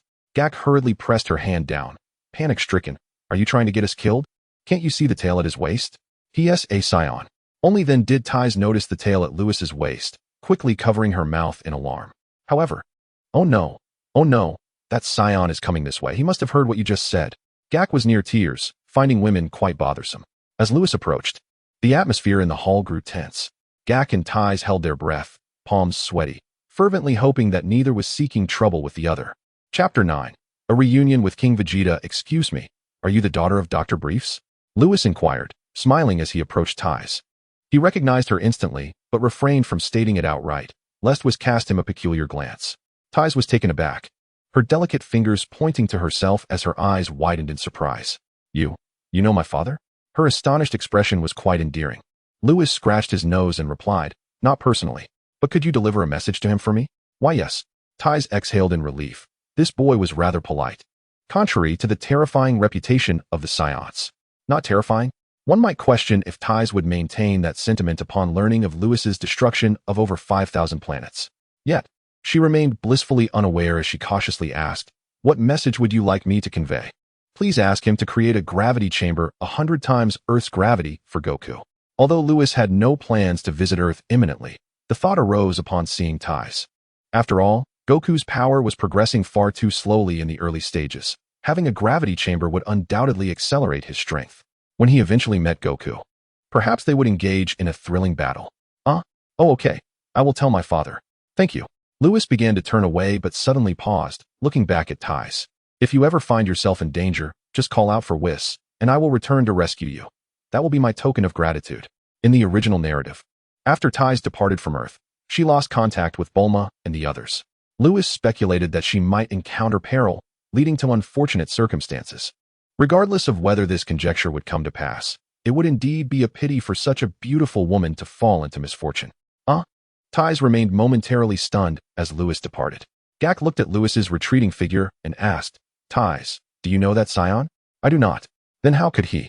Gak's query trailed off as Lewis and Whis ascended to the top floor of the Galactic Patrol headquarters. A large green octopus sat in an office chair, its tentacles busily sorting through mission requests. Beside it stood a young man clad in Galactic Patrol attire. Mels, are those Saiyans behaving themselves? Your Majesty, they are not causing any trouble. Oh, how can you be so certain? Mels began to explain, but suddenly sensed something. Your Majesty, my brother has arrived, and the candidate for God of Destruction is also here. What? The Galactic King turned pale, tumbling from his chair. As the Galactic King, he was privy to many secrets, including Mels's true identity. As a trainee angel, Mels's brother must be the true angel himself. Furthermore, the candidate destroyer has unexpectedly arrived. Wait, when did the 7th universe acquire a candidate destroyer? As the Galactic King pondered this, two figures entered the room. Mears, it has been a long time. V's greeted with a smile. Brother, it has indeed been a long time. Mears nodded and then turned to Lewis. This must be the esteemed candidate destroyer. V's nodded in affirmation. Greetings, Mears. Lewis returned the greeting, having been briefed by V's on the peculiarities of the Galactic Patrol headquarters prior to his arrival, which specifically referred to Mears. Mears, being his brother, was the reason Frieza dared not trouble the Saiyans at the Galactic Patrol headquarters. Salutations, esteemed candidate destroyer. Mears gazed at Lewis, noticing an ethereal aura surrounding the young man. Is that the state of freedom? Intriguing. It seems the other universes will be disappointed in their attempts to mock the 7th universe. The Galactic King approached and respectfully bowed before Lewis and Mears. Galactic King, summon King Vegeta to see me. At once, the Galactic King hurried off to call King Vegeta, disregarding Lewis's purpose for seeking the king. Once the Galactic King departed, V's began conversing with Mears. Lewis observed Mears, who, like V's, possessed pale blue skin and silver hair. According to the original tale, Mears would perish during the Moro arc, only to be resurrected by the Grand Priest, albeit as a mortal. Mears, angels are neutral and must not intervene excessively in cosmic affairs, nor use their full power against mortals. Brother, wrongdoers ought to be imprisoned. That is why I joined the Galactic Patrol. Mears, this attitude will not qualify you as a proper angel. V's gently chided, patting Mears on the head. Mears lowered his gaze in silence.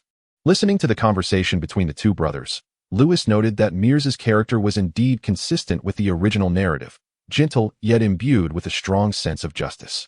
Mears's dream was to protect the universe he cherished. At that moment, a tall figure followed the Galactic King into the room. King Vegeta, it has been a long time. Lewis greeted nonchalantly. Mears and V ceased their discussion and turned to look. Lewis, did not Lord Beerus take you as his disciple? What brings you back? King Vegeta exclaimed with joy. 10 years prior, upon awakening from his coma, he had been informed by Vegeta that Lewis had been chosen as a candidate destroyer by the God of Destruction. How are the Saiyans faring? He inquired. For the past decade, we have been relentlessly pursued by Frieza's forces.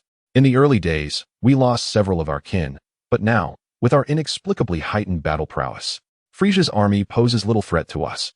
And Vegeta? Lewis asked, nodding as he took a seat. We joined the Galactic Patrol in obedience to Lord Beerus's command. Yet Frieza remains oblivious to this fact, believing we have betrayed him, and has relentlessly pursued us. King Vegeta gritted his teeth. Vegeta? Nappa and Raditz vanished 10 years ago under relentless pursuit, and there has been no word of them since. Lewis, you are the pride of our Saiyan race. Our planet, Vegeta, was annihilated by Frieza, and you must avenge our kin. Vanished? Lewis was taken aback, not anticipating such a turn of events. He cast a glance at Whis, who waved his staff and investigated, subsequently stating, Vegeta and the others are not dead. They are still fleeing from Frieza's forces. King Vegeta was elated. Really? Can Lord Whis bring my son back to me? Whis turned his gaze towards Lewis. Lewis, taken aback by the fact that Frieza had been hunting Vegeta, shook his head. Do not concern yourself with him. If he falls to Frieza's relentless pursuit, it is merely a consequence of his own inadequacy.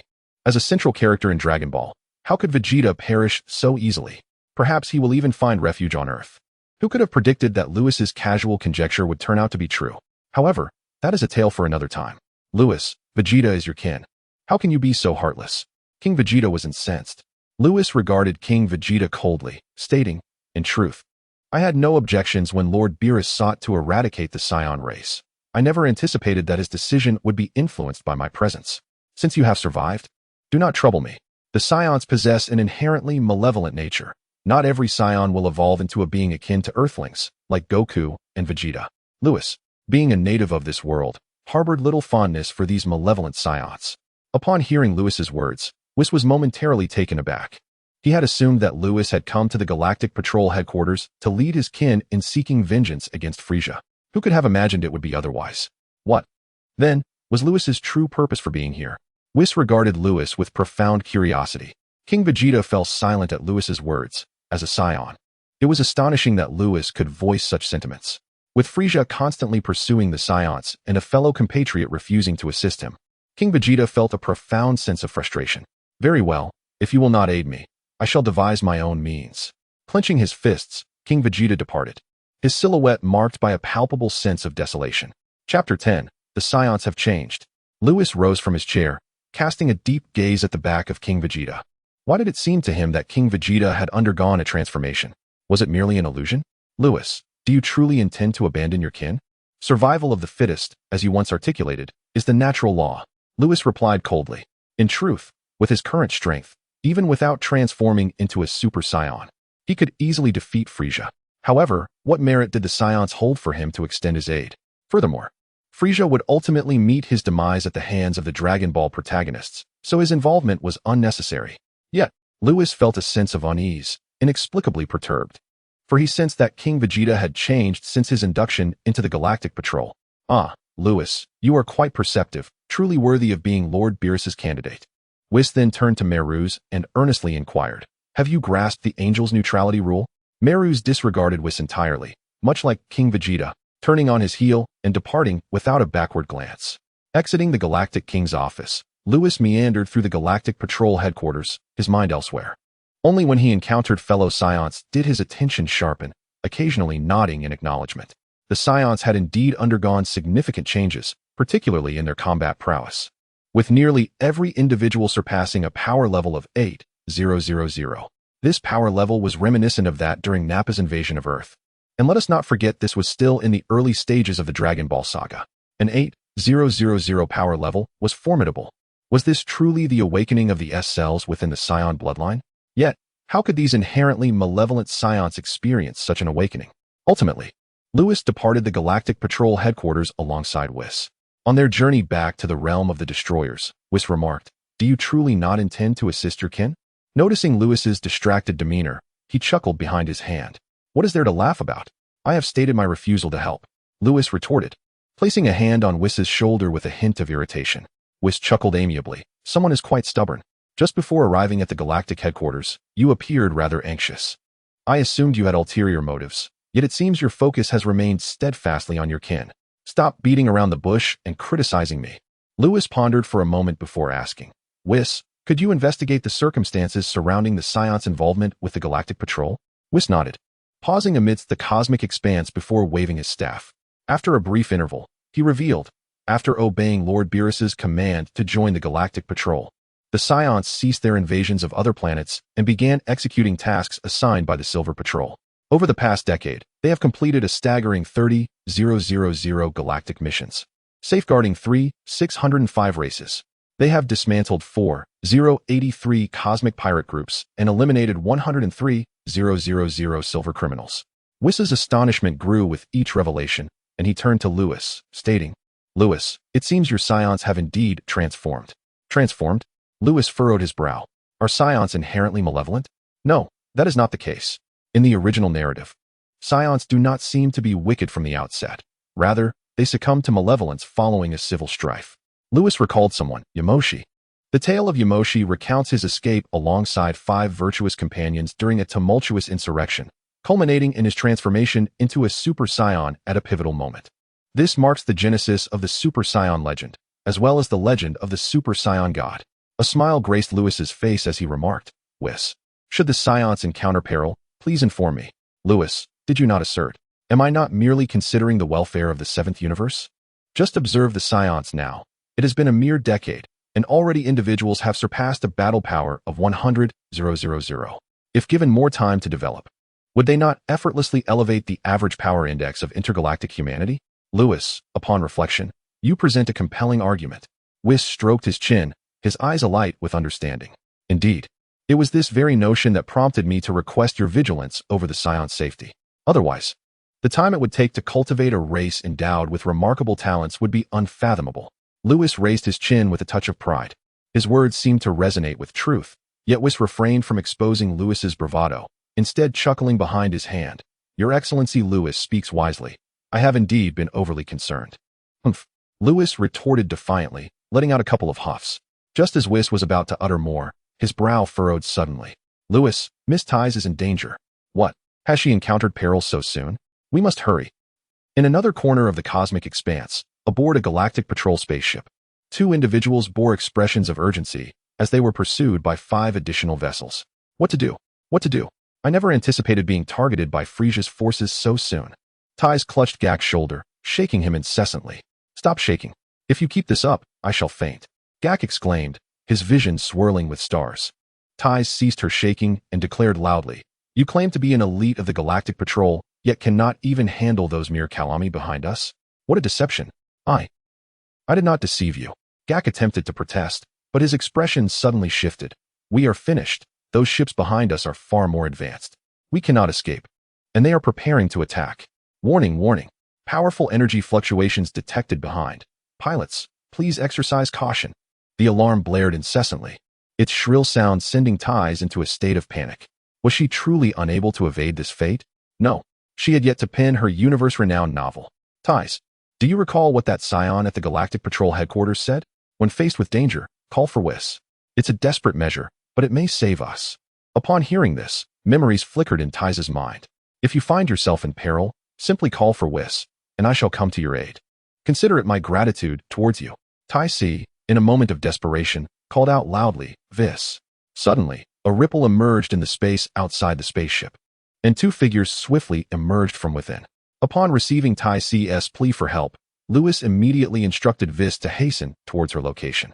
Fortunately, the distance wasn't insurmountable, otherwise. With Vis's spatial traversal abilities, they might have arrived too late. After all, the speed of spatial travel pales in comparison to instantaneous movement. It seems he must seize the opportunity to learn this secret technique. Lewis materialized outside the spaceship as 5 electromagnetic shockwaves surged towards him. With a swift wave of his hand, he deflected the shockwaves aside. Then, with a grasp into the void, he instantly condensed the 5 enemy spacecraft into a mass of scrap metal, with their occupants crushed into a pulp. Inside the spacecraft, after calling out Vis's name, Ties kept her eyes closed, harboring little hope. After all, how could merely uttering someone's name conjure aid in such a dire situation? Yet, after a moment, the energy fluctuations ceased, and the alarms stopped blaring. Have the alarms been lifted? Ties pondered, slowly opening her eyes. Jark pointed excitedly outside the ship, exclaiming, "Ties, look outside." "What is it?" Ties asked, and upon glancing outside, she was momentarily stunned. There floated 2 figures in the void of space, smiling down at her. These 2 were none other than the individuals from the Galactic Patrol headquarters who had encountered the Scion and his servant. Gasping in disbelief, Ties realized that calling out a name could indeed summon assistance. Suddenly, the 2 figures vanished from outside the ship. In the next instant, they reappeared within. Lewis chuckled. I didn't expect you to encounter danger so quickly. It's you. You truly came to rescue me. Tai Si exclaimed, leaping into Lewis's arms, overwhelmed with relief. For she had thought her end was near. Lewis stiffened momentarily. Tai Si's figure was stunning, curvaceous, and fragrant. Could you perhaps get down so we can talk? He stammered, as her scent wafted into his nostrils, awakening a certain part of his body. If Tai Si did not descend soon, he would find himself in an embarrassing predicament. Sensing something amiss, Tai Si quickly hopped down, laughing lightly. I'm so glad you arrived.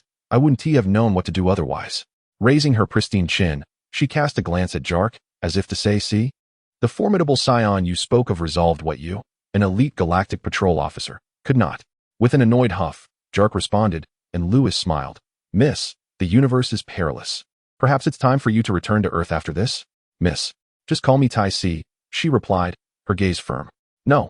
I will continue to navigate the cosmos until I pen a novel that resonates throughout the universe. Lewis.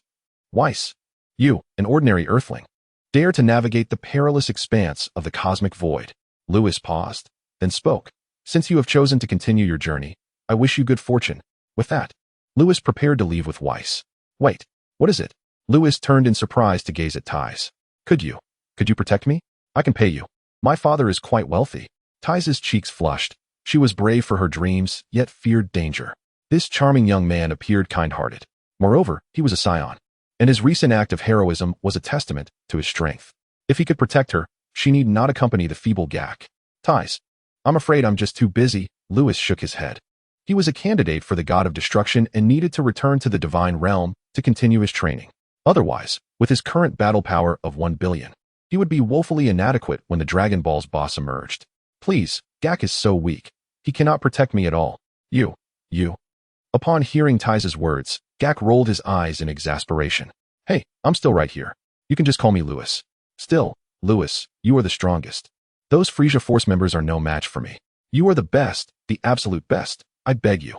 Ties blinked her big eyes playfully, flattered by her compliments. Lewis couldn't help but smile slightly. One must admit, Ties' flattery was quite impressive. Observing this, Weiss smirked disdainfully. Men. Chapter 11. Tai's instant noodles. Lewis felt a profound sense of contentment, raising his head and humming. Stop. While your words ring true, I am indeed extraordinary. But, Lewis, you are the best. Surely, you wouldn't refuse me, would you? A barrage of sweetened flattery assailed him, leaving Lewis in silence. The spacecraft was enveloped in tranquility as he gazed at Tai Si, suddenly inquiring, Can you cook? Cook. Tai Si was taken aback. Wasn't this conversation about protecting her? Nevertheless, she nodded, I can. As the daughter of Earth's wealthiest individual, she would ordinarily have been incapable of cooking. However, her years of wandering through the cosmos alongside Jack had taught her the skill. I can protect you, but you must promise to cook for me. Can you agree to that? Lewis spoke up. He yearned to decline Tai Si's request, yet this enchanting older sister had just praised him so highly. Who could resist such charm? Besides, Lewis himself lacked culinary skills, and the meals prepared by Weiss were unpalatable. If Tai Si could cook for him, protecting her would not be a burden. All right, it's settled then. Tai Si turned, beaming, and said, Jack, I have Lewis to protect me now. We shall meet again. Let us go. Women are truly annoying, always burning bridges. Jack remarked, exasperated. Weiss, let us return and wreak havoc in the God of Destruction's realm. Lewis directed, glancing at Weiss. Wait, Lewis, do you intend to take her to the God of Destruction's domain? Weiss finally spoke. Is there a problem? I see none. Lewis retorted. Weiss shook his head, but if Lord Beerus awakens and sees a stranger in the realm, he might be displeased. Lewis replied dismissively. What do you care for that lazy creature? He is in slumber, and I am the God of Destruction. You shall heed my command. Weiss's lips twitched slightly, yet Lewis was right. With Beerus absent, he had to comply with Lewis's wishes. Moreover, it was uncertain whether Lord Beerus would even be angered upon awakening. Lewis glanced back at Tai Si. Her golden short hair was undeniably adorable and beautiful, yet she would look even more stunning with longer tresses. Oh, why are you so certain that Lord Beerus won't be angry upon awakening? Weiss inquired, puzzled. If there's delicious food, would he be angry? Lewis turned to him. Delicious food. Weiss's eyes sparkled instantly. I agree to the arrangement of protecting Tai Si. Lewis. Tai Si hesitated, her words caught in her throat. Lewis chuckled. Feel free to speak your mind. Tai Si swallowed. What you mentioned about the God of Destruction and the candidate for the God of Destruction, What exactly are they? Are they some sort of divine beings? Lewis and Weiss exchanged glances and broke into laughter. You will find out in due time. Let us proceed. Lewis grasped Tai Si's wrist and glanced at Weiss, who promptly waved his staff, causing the three of them to vanish from the spacecraft. Only Jack remained, bewildered within the ship. The realm of the God of Destruction. Due to the persistent influence of destruction, the lands of the God of Destruction are shrouded in a hue of purple. Before a serene lake, three figures materialize with a sudden swish. Phew, after a month away, I have finally returned. Lewis reclines on a nearby chaise lounge by the water's edge, while Weiss engages in communication with the old Kaioshin, recounting Lewis's successful mission. Upon hearing that Lewis has obliterated over 5,000 useless planets, the old Kaioshin is filled with immense excitement. If those 5,000 planets were entrusted to Beerus, it would take him at least a millennium to accomplish such a feat. The old Kaioshin believes that Beerus's decision to take Lewis on as a potential god of destruction is undeniably astute. Meanwhile, wow, this planet is breathtaking. Tai's first visit to the realm of destruction turns her into an inquisitive kitten, exploring this way and that, marveling at the wonders. Lewis takes a sip of his beverage and suddenly recalls something, inquiring, Tai, do you still have instant noodles in your multifunctional capsule? Instant noodles? Tai returns to Lewis's side. Frowning, of course. Do you want some? That's splendid. Just be careful that Lord Beerus doesn't wake up and find you here. That would be disastrous. Who is this Lord Beerus you speak of? Tai tosses out a multifunctional capsule, which transforms into a towering warehouse filled with provisions. Uft. Lewis, witnessing this, inadvertently sprays his drink, wiping his mouth as he exclaims, Are you stockpiling for a disaster? You are the one stockpiling. When traversing the cosmos, one must be fully prepared. Tai retorts with a huff. The multifunctional capsule she produced is merely one among thousands. If she were to unveil them all, Lewis might just faint from the shock. Oh, what are you both up to? Weiss, having concluded his conversation with the old Kaioshin, returns to find the warehouse beside Tai, his curiosity piqued. Didn't you say you wanted something delicious? Lewis strides into the warehouse and retrieves 3 buckets of instant noodles. Weiss, hot water, please. Huh, all right. Weiss waves his staff, and momentarily, a kettle of hot water appears. He picks up one of the unopened noodle buckets, inspecting and sniffing it. Can this even be palatable? Tai, you assist Weiss. Sure. Tai begins to peel away the plastic wrapping of the noodles. It is then that Weiss realizes the process. One must first remove the exterior packaging. He frequently displays a look of astonishment, resembling a country bumpkin, but Lewis pays him no mind, knowing that Weiss will soon be in for more surprises. Before long, Lewis and Tai pour in the hot water, and after a brief wait of 1 or 2 minutes, the noodles will be ready to enjoy. As Lewis gazes at the noodles on the table, he is transported back to memories of instant noodles from his past life. Feeling a sense of nostalgia, Lewis, what are you and Weiss discussing about this god of destruction and the potential god of destruction? What do these terms mean? Tai inquires again, settling on a bench by the table. A god of destruction is simply a god of destruction. However, the god of destruction is the deity who governs the annihilation of the universe and is the highest divine entity across all dimensions. Lewis's voice was soft, yet it stirred a tempest within Tai's heart. Is what you say true? She inquired. Indeed, I would have no reason to deceive you, Lewis replied, gulping nervously. Tai's, having gleaned a secret from Lewis's earlier conversation with Weiss, asked anxiously, Are you the candidate for the god of destruction? And is Lord Beerus the actual god of destruction? Lewis turned his head to regard Tai's delicate, pale face and smiled. It seems you are indeed a novelist. You've deduced this information merely from my dialogue with Weiss. Yes, you are correct. I am the candidate for the god of destruction, while the true god of destruction remains in slumber. Understanding that mere words might not convince Tai's, Lewis raised his hand and hurled a fragment of destructive energy toward a distant mountain range. Buzz, the towering mountain, standing at 10,000 meters, vanished in an instant. Tai's face turned ashen, rendering her speechless in fear. Ha ha ha, weren't you quite bold, venturing alone through the cosmos? See, candidate god of destruction, you wouldn't kill me, would you? Tai stammered, clutching her shoulders and retreating. Her anxious gaze betrayed her genuine terror. Come now, if I intended to harm you, why would I have brought you here? I promised to protect you, and I shall indeed do so, Lewis assured her, chuckling, but you must utter more flattering words. Tai sighed in relief. The instantaneous evaporation of a vast mountain was indeed terrifying. Thankfully, the other party bore no ill intent. Esteemed candidate god of destruction, you are truly remarkable, and so handsome, like the stars in the sky. Tai's returned to her seat, buttering him up, but before she could finish, Both Lewis and Whis were overcome with goosebumps. Stop, stop, stop. Please, just speak to me normally. Lewis retorted, slightly exasperated. At that moment, Whis ignored ties and, eyeing the instant noodles on the table, swallowed hard. Lewis, do you smell that? It's delightful. Lewis glanced at the time. It's time to eat. As soon as he spoke, a shadow flickered through the void, and one of the noodle containers on the table vanished in an instant. Slurp. Whis eagerly took a bite of the noodles. Oh, what a heavenly delicacy. This is simply exquisite. Slurp. Each noodle was enveloped in the broth, and as he savored it, the rich aroma exploded in his mouth, a true feast for the soul. Gulp. The broth was unparalleled, undoubtedly crafted from countless precious ingredients, culminating in a small packet of seasoning. As the broth slid down his throat, Whis offered his culinary insights with every sip he took. His flushed expression resembled that of post-climactic ecstasy. Lewis, are these additives truly that delectable? Tyce exclaimed in astonishment. Some individuals have an affinity for additives, and we cannot concern ourselves too much with that. Come, let us partake as well. Lewis's lips twitched slightly as he handed a cup of instant noodles to Tyce, while he himself grasped another cup. Just as they were about to indulge, a thunderous explosion erupted from the distant ruinous palace, shaking the very ground beneath them. Chapter 12. The awakening of Beerus. Taze, who was indulging in instant noodles, was startled. What was happening? Meanwhile, Whis hastened his pace, devouring an entire bowl of noodles within seconds, leaving not a drop of broth behind. In the next moment, Whis, are you secretly enjoying delicious food without me? A purple figure flashed through the void, as Beerus, clad in his pajamas, soared from the God of Destruction's palace to the lakeside. Taze, eat quickly. Lewis, feeling a jolt of anxiety, could hardly believe that such simple noodles had the power to awaken the slumbering Beerus. He promptly pushed Taze, urging her to eat before it disappeared. Taze was momentarily taken aback. What was going on? Nevertheless, she complied with Lewis's insistence and quickly resumed eating her noodles. Beerus arrived and quickly recognized the mouth-watering delicacy that the trio was savoring was indeed the instant noodles in their hands, while Whis had already finished his meal.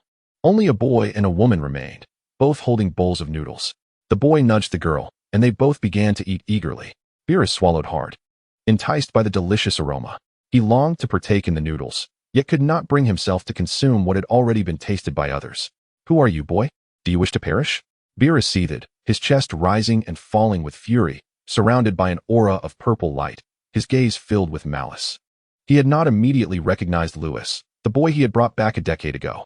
Indeed, how could he? Boys transform immensely in 18 years. After 10 years of slumber, Lewis had grown from a child into a handsome youth, rendering him unrecognizable to Beerus. Lewis disregarded Beerus and continued to relish his noodles, and to his surprise, the instant noodles in the Dragon Ball universe were far more delectable than those from his previous life.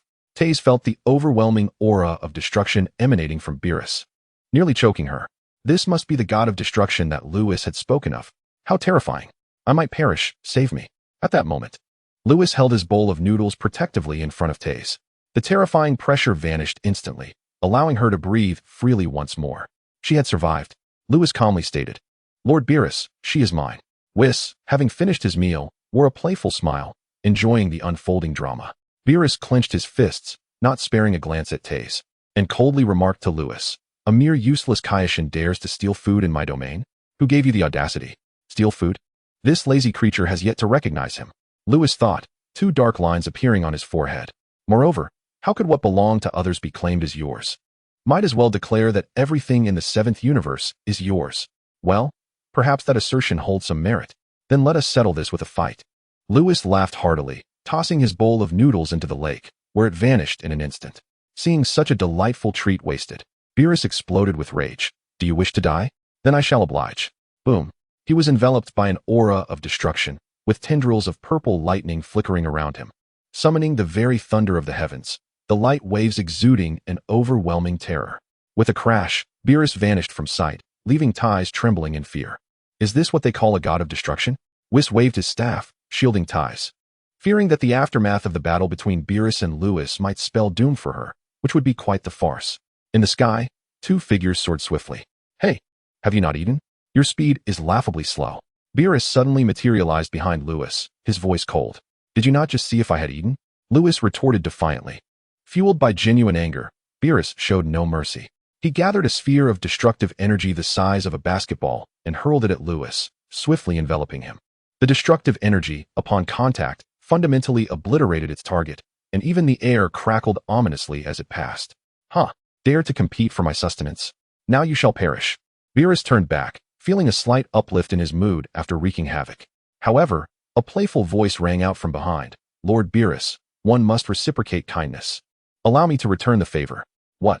Beerus's pupils constricted as he turned around rapidly, only to see a fist-sized sphere of destructive energy hurtling towards him. Ouch, ouch, ouch. Beerus was struck by the energy, a tingling sensation coursing through him, leaving him incredulous. That boy had survived his attack, and moreover, he wielded destructive energy? This must be a joke. Suddenly, a small figure flitted through Beerus's mind, followed by an ethereal presence in the sky, reminiscent of the essence of nature. Upon looking at Lewis again, he was enveloped in a silvery glow, the nascent form of transcendence. This confirmed Beerus's suspicions, and a smile crept across his face. Well done. My boy, I never expected you to grow so formidable. Only those of angelic caliber or higher could withstand a strike from the strongest god of destruction in the universe. Aside from the successor he had once trained. Ha ha ha, Lord Beerus finally recognizes me. Lewis exclaimed, but just now, you wanted to strike me. Now it's my turn. No sooner had he spoken than Lewis flickered, darting through the sky. Beerus assumed a defensive stance, for this was no ordinary opponent, but the exceptionally unique little fellow from the past. A misstep could lead to humiliation. Soon, a plethora of destructive energy blasts cascaded from the heavens like blossoms from a celestial maiden, and Beerus shattered one with a punch midair.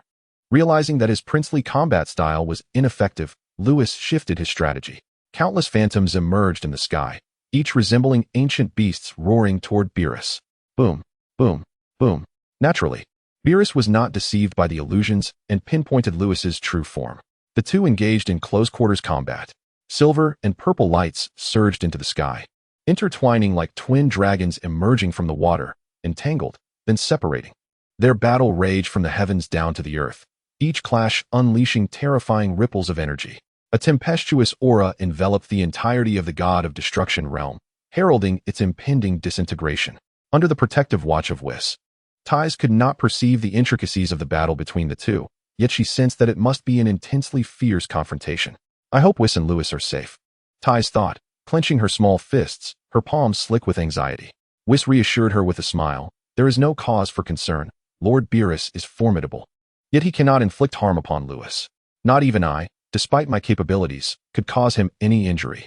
However, Whis refrained from voicing this sentiment, his gaze steadfastly fixed upon the clash unfolding before him. Despite the breathtaking spectacle of the combat, the astonishing visuals were not a manifestation of Lewis's power, but rather a testament to Beerus's full might. For Beerus understood that even when exerting his utmost effort, Lewis would emerge unscathed. Lewis remained too weak. His strength, when compared to Beerus, was akin to that of a mere ant, utterly ineffective against the god of destruction. Even in his perfected form, he was still overwhelmed by Beerus's dominance. Suddenly, Whis' eyes widened as he gazed skyward. Lewis was undergoing a remarkable transformation. The energy emanating from him shifted to a brilliant golden hue, and a voice resonated through the heavens. Lord Beerus, behold the forthcoming metamorphosis. Chapter 13. Tai's stability in the realm of destruction above. Lewis clenched his fists as the silver radiance that enveloped him faded, replaced by a brilliant golden glow. Veins bulged on his forehead, and his roars grew ever louder. With a tremendous roar, the earth trembled. A golden beam shot skyward, and in an instant, Lewis's hair transformed into a resplendent gold. He had become a Super Saiyan. His battle power surged from a staggering 1 billion to an astonishing 500 billion. Young man, what transformation is this? Gasping for breath, Lewis replied, this is a unique transformation of our Saiyan lineage, known as the Super Saiyan. The mention of Super Saiyan triggered a memory in Beerus. He recalled a vision in which he would one day encounter a formidable opponent known as the God of Super Saiyans. However, observing Lewis, Beerus furrowed his brow and asked, is this truly the extent of your might? Indeed, despite Lewis's newfound power, which had multiplied 50-fold, it was still insufficient. In the context of the anime, a battle power of 1 trillion would be comparable to Goku's strength when he first faced Beerus on King Kai's planet. Yet, Goku challenged Beerus only to be effortlessly crushed beneath a single finger. To Beerus, Lewis still appeared too feeble. Lewis, in merely 10 years, you have transcended to the level of a king, and your strength has seen significant enhancement, not to mention the nascent form of your mastery. Your talent is truly remarkable, yet you remain too weak for now. I advise you to train for a few more years. Let us cease this conflict for the time being." Beerus shook his head, recognizing that continuing the battle would lead to the complete disintegration of the realm of destruction. The realm was now spewing molten lava, and the acrid scent of sulfur pervaded the air, resembling a scene from the apocalypse. If this continued for another 2 minutes, Whis would be unable to restore the realm of destruction to its former state. "Lord Beerus, allow me to unleash one final punch," Lewis insisted, feeling increasingly frustrated as he had been on the receiving end throughout their encounter. This was his first transformation, and he was determined to experience the full might of the strongest god of destruction in the multiverse. "Then let it be so," Beerus responded, folding his arms with a grave expression. "Whis Lewis. Rest assured, he will be fine," Whis assured, standing protectively over Tai to shield her from the encroaching lava. In the sky, Lewis tightened his fists, a golden aura enveloping them as the surrounding space trembled slightly. He concentrated his power. 500 billion units of strength coalesced around his fist. "Be careful." With that, Lewis moved. A streak of golden light tore through the sky, hurtling toward Beerus. The god of destruction remained impassive, raising his index finger and gently pointing forward. Boom.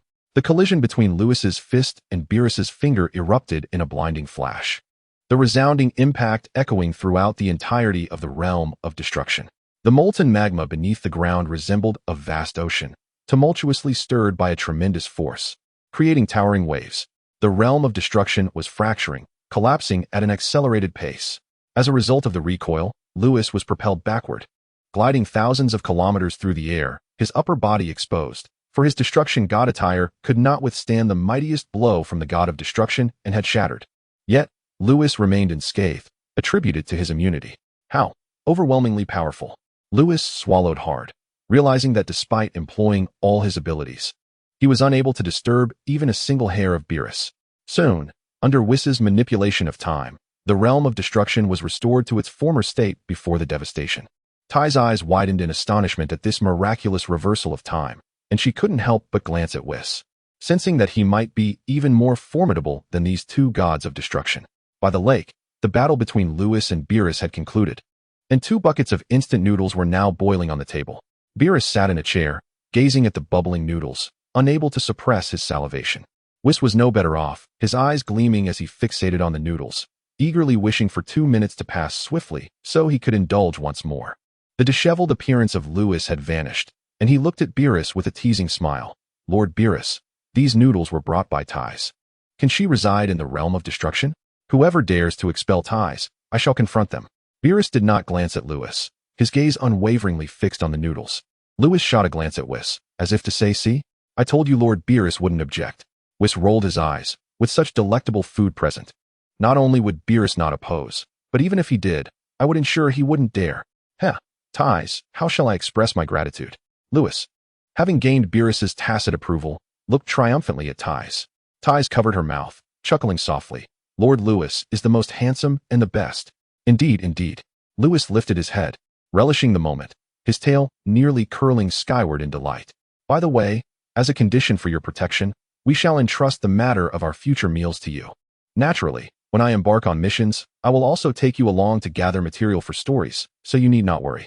"All right," Tais sighed in relief, her safety finally assured. 2 minutes later, Beerus and Whis were voraciously consuming the noodles.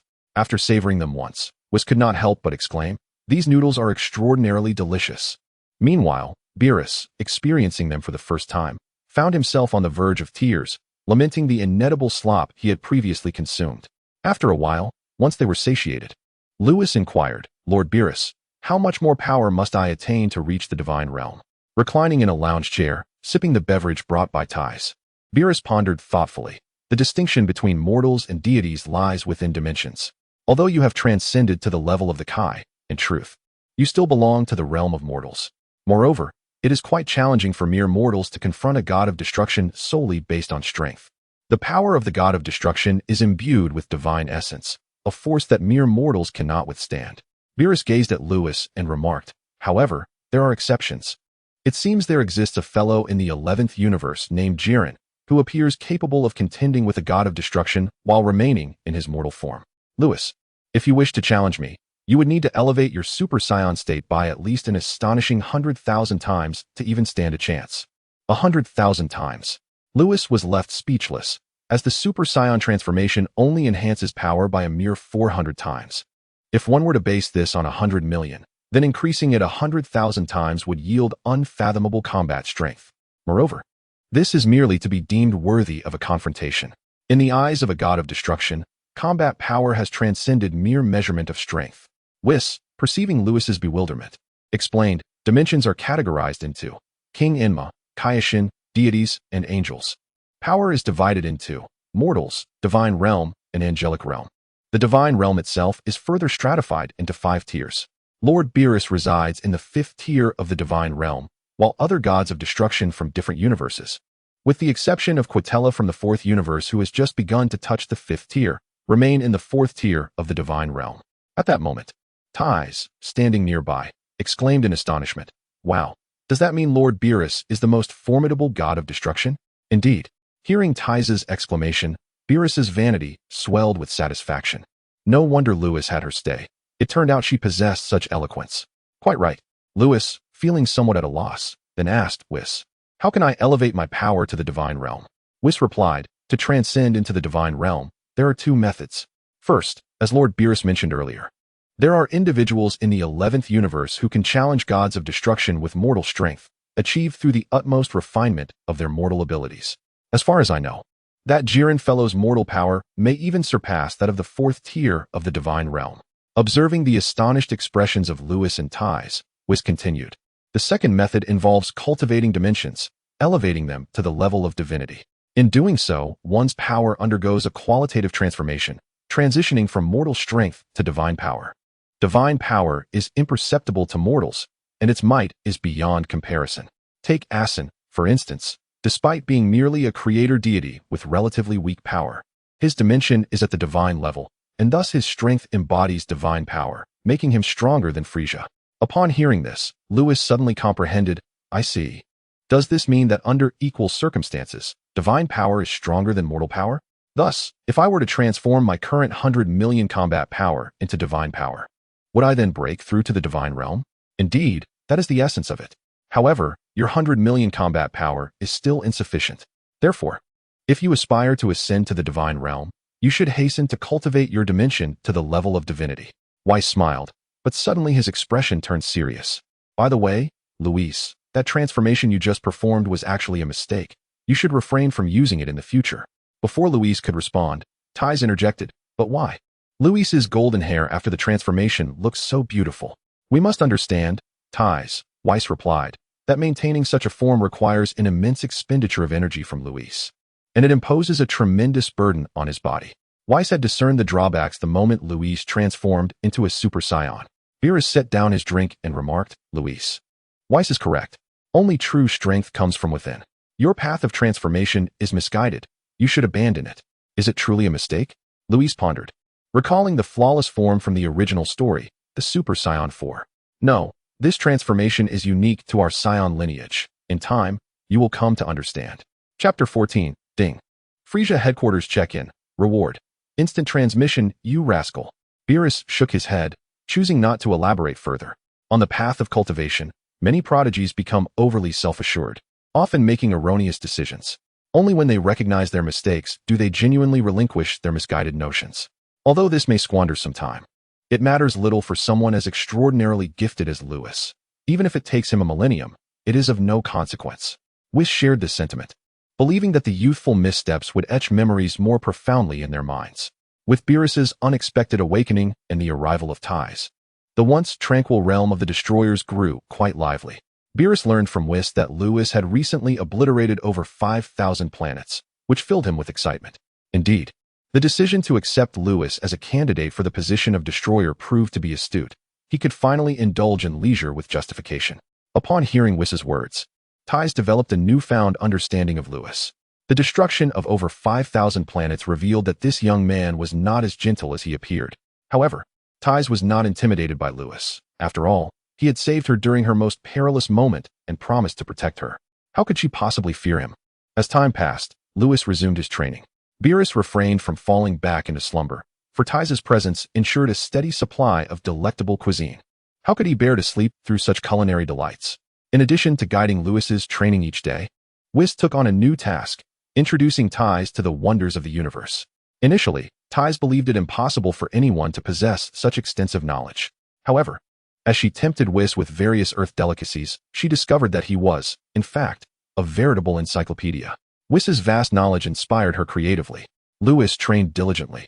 Ties immersed herself in her creative endeavors, while Whis and Beerus indulged in their meals. The scene in the realm of the destroyers was quite peculiar. A year passed. Lewis had trained for another year, but had not made significant strides in his strength, as he had been focused on mastering dimensions. Unfortunately, it seemed he had reached a bottleneck, making further progress elusive. Come, Ties, I must embark on a mission to destroy some planets. And I shall take you along to gather inspiration for your novels. By the lakeside, Lewis rose from the grass, stretching lazily. Coming, Ties exclaimed from a distance, her face lighting up as she abandoned her cooking to rush towards Lewis. Lewis, are you finally willing to take me out? She had been in the realm of the destroyers for a year, yet had never set foot outside. Although she had listened to Whis recount tales of the outside world, it could not compare to experiencing it firsthand. The prospect of venturing out filled her with joy. But I thought I was supposed to be training. Please forgive me. This time I will take you out for a stroll, if that's agreeable. Lewis scratched his head. At just 17, Lewis was still a youth. His naive demeanor hardly befitting that of a candidate for destruction. All right. I forgive you, Tai chuckled, covering her small mouth, finding the young boy rather endearing. Wait, Tai, if you go out, what about my lunch today? Beerus exclaimed, springing up from his lounge chair by the lake. Lord Beerus, you can have instant noodles. I'll prepare a meal for you when I return, Tai replied, gesturing towards the nearby warehouse. Beerus. As Beerus fell silent, a notification echoed in Lewis's mind. Ding, check in at Frieza's headquarters for a reward. Instant transmission from the Kaioshin. Instant transmission. Lewis was overjoyed. He had long contemplated learning this skill, as being a candidate for destruction often required him to rely on Whis for travel, which was somewhat inconvenient. Moreover, beyond mere travel, instant transmission could prove immensely beneficial in battle. It was truly a divine skill for swift escapes. How fortuitous that he received just what he needed. Whis, please take us to Frieza's headquarters. After that, you needn't concern yourself with us, Lewis hastily implored Whis. Very well, Whis said without questioning, leading Lewis and Tai away from the God of Destruction realm. In the North Galaxy, at Frieza's headquarters, Whis escorted the duo there before returning to the God of Destruction realm. Ding, successful check-in at Frieza's headquarters, reward, instant transmission from the Kaioshin. Lewis felt a surge of energy, and information about instant transmission flooded his mind. He realized that he could now appear anywhere given the coordinates. This was fundamentally different from the instant transmission on Yardrat, which relied on sensing ki to reach its location. Louise, what's wrong? Tai waved her hand before Lewis's eyes. Nothing. Just recalling certain matters. I see. But why did you come to Frieza's headquarters? Tai recalled the time she was hunted by Frieza's forces and shivered. Fear not. I shall protect you, Lewis assured her, though he refrained from mentioning that he was merely here to complete a system task. He patted his chest, assuming a serious expression. Tai, momentarily forgetting her fear, covered her mouth. All right. I know you're formidable, Lewis. Suddenly, Lewis recalled something. By the way, weren't you once pursued by Frieza's army? Do you wish to seek vengeance? Vengeance. Tai paused, then shook her head. Forget it. I've nearly forgotten about being chased by them. You cannot simply forget it. Lewis insisted. I promised to protect you. And how can you let others bully you without retaliation? He took Tai's hand and led her towards Frieza's palace. Lewis, still but a youth, held her hand as they strode forward, his earnest demeanor eliciting a smile from Thais. The more she observed him, the more she found this little brother utterly endearing. With the impending vengeance that this diminutive harbinger of destruction promised, Thais felt no inclination to deter him. Reflecting on past grievances, she couldn't help but feel a simmering anger. In this universe, no one could possibly best the young lad before her. So she chose to let him proceed unfettered. Indeed, the Frieza headquarters was heavily guarded, with extraterrestrial sentinels patrolling the vicinity. Along their journey, Lewis encountered numerous patrol squads who approached to inquire. Thais, witnessing these intimidating figures, couldn't suppress her trepidation. Without a moment's hesitation, Lewis unleashed a destructive energy orb, obliterating them effortlessly. A boy, accompanied by a human woman, was wreaking havoc within Frieza's stronghold. It was Thais's first glimpse of Lewis's ruthless side, yet she felt no fear. After all, he had vowed to protect her and was currently avenging her. Before long, the two arrived at a grand palace, far more imposing than the former realm of King Vegeta. Halt! Who are you? Two extraterrestrial guards demanded coldly at the entrance. "Summon your Lord Frieza to meet me," Lewis declared, pausing with Thais in tow, a hint of mockery in his tone. "How dare you summon King Frieza? You must be tired of living." The guards bellowed. "Seize them." The two sentinels ascended to the air, raising their arms to fire, two beams of blue energy surging forth.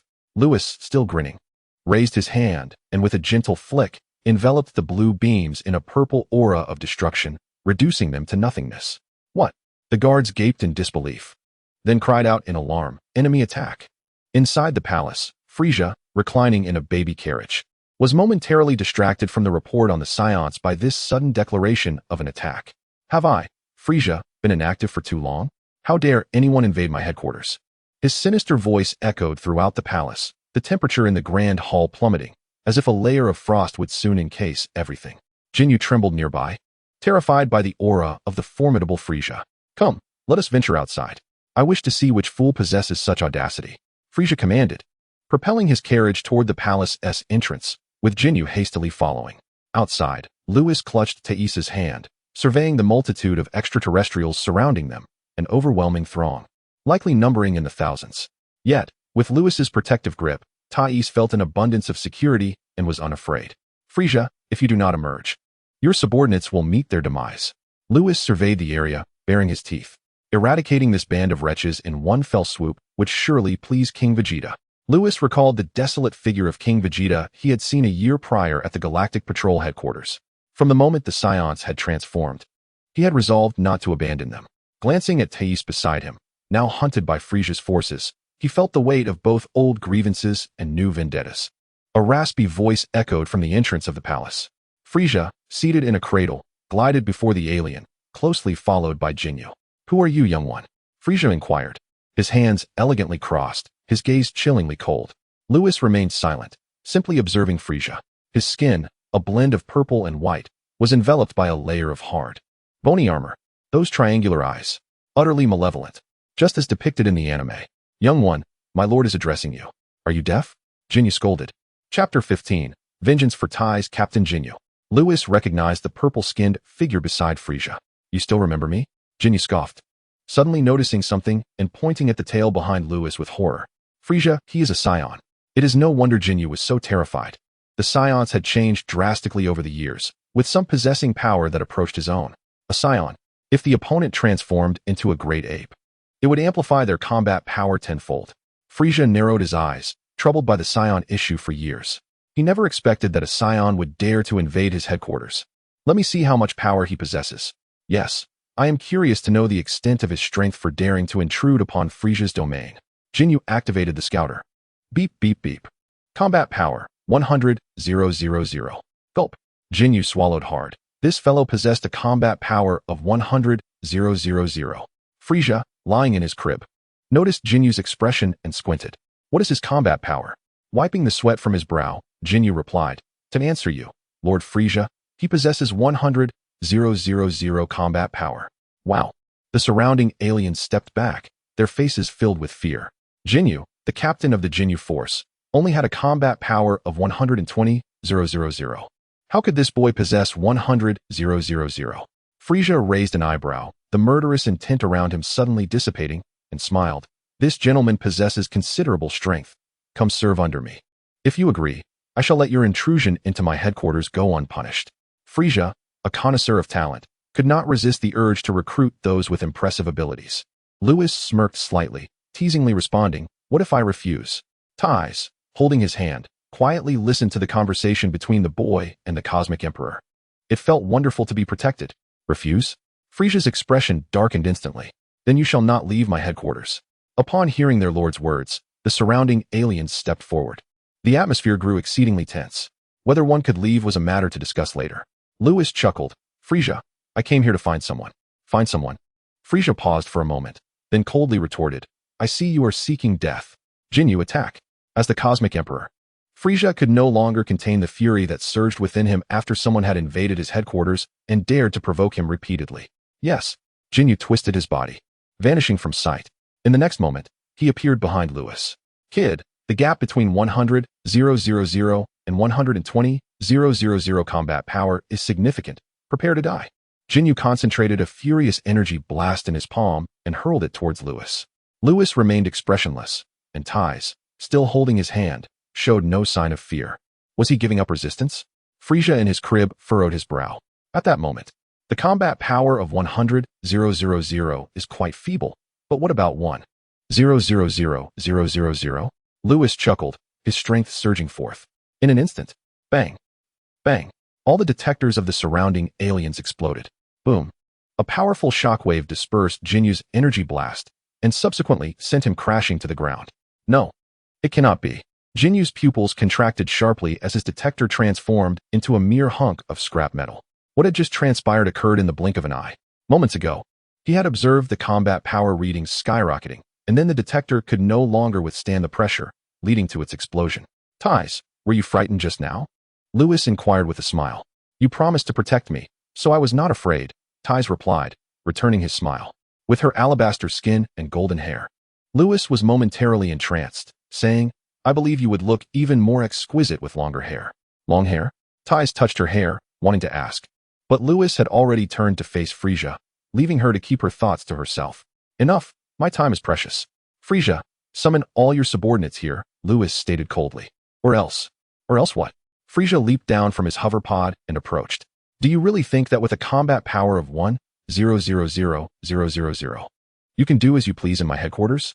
Frieza had just overheard the conversation between Lewis and Jinyu, and was astonished that this young man had concealed such strength. Jinyu, lying on the ground, felt a surge of hope. It was rumored that Frieza had always hidden his true power. Could it be true? Tais, do you remember who was pursuing you? Lewis ignored the approaching Frieza and asked. Tais pondered for a moment and replied, I believe it was a gang called Chioi. Chioi? Lewis frowned. It seemed that this trash had been slain by Vegeta in the anime. You're courting death, kid. Frieza, infuriated by being disregarded by someone with merely 1,000,000 combat power, prepared to transform. Suddenly, Lewis vanished from beside Tais and reappeared before Frieza, delivering a sharp knee strike to his abdomen. Bang! Frieza was sent flying. Gasp! As he lay on the ground, blood spewed from his mouth. Everyone present was left in stunned silence. It was unbelievable. This was the cosmic Emperor Frieza, and he had been struck to the point of vomiting blood by a stranger. Ah! You have successfully enraged me.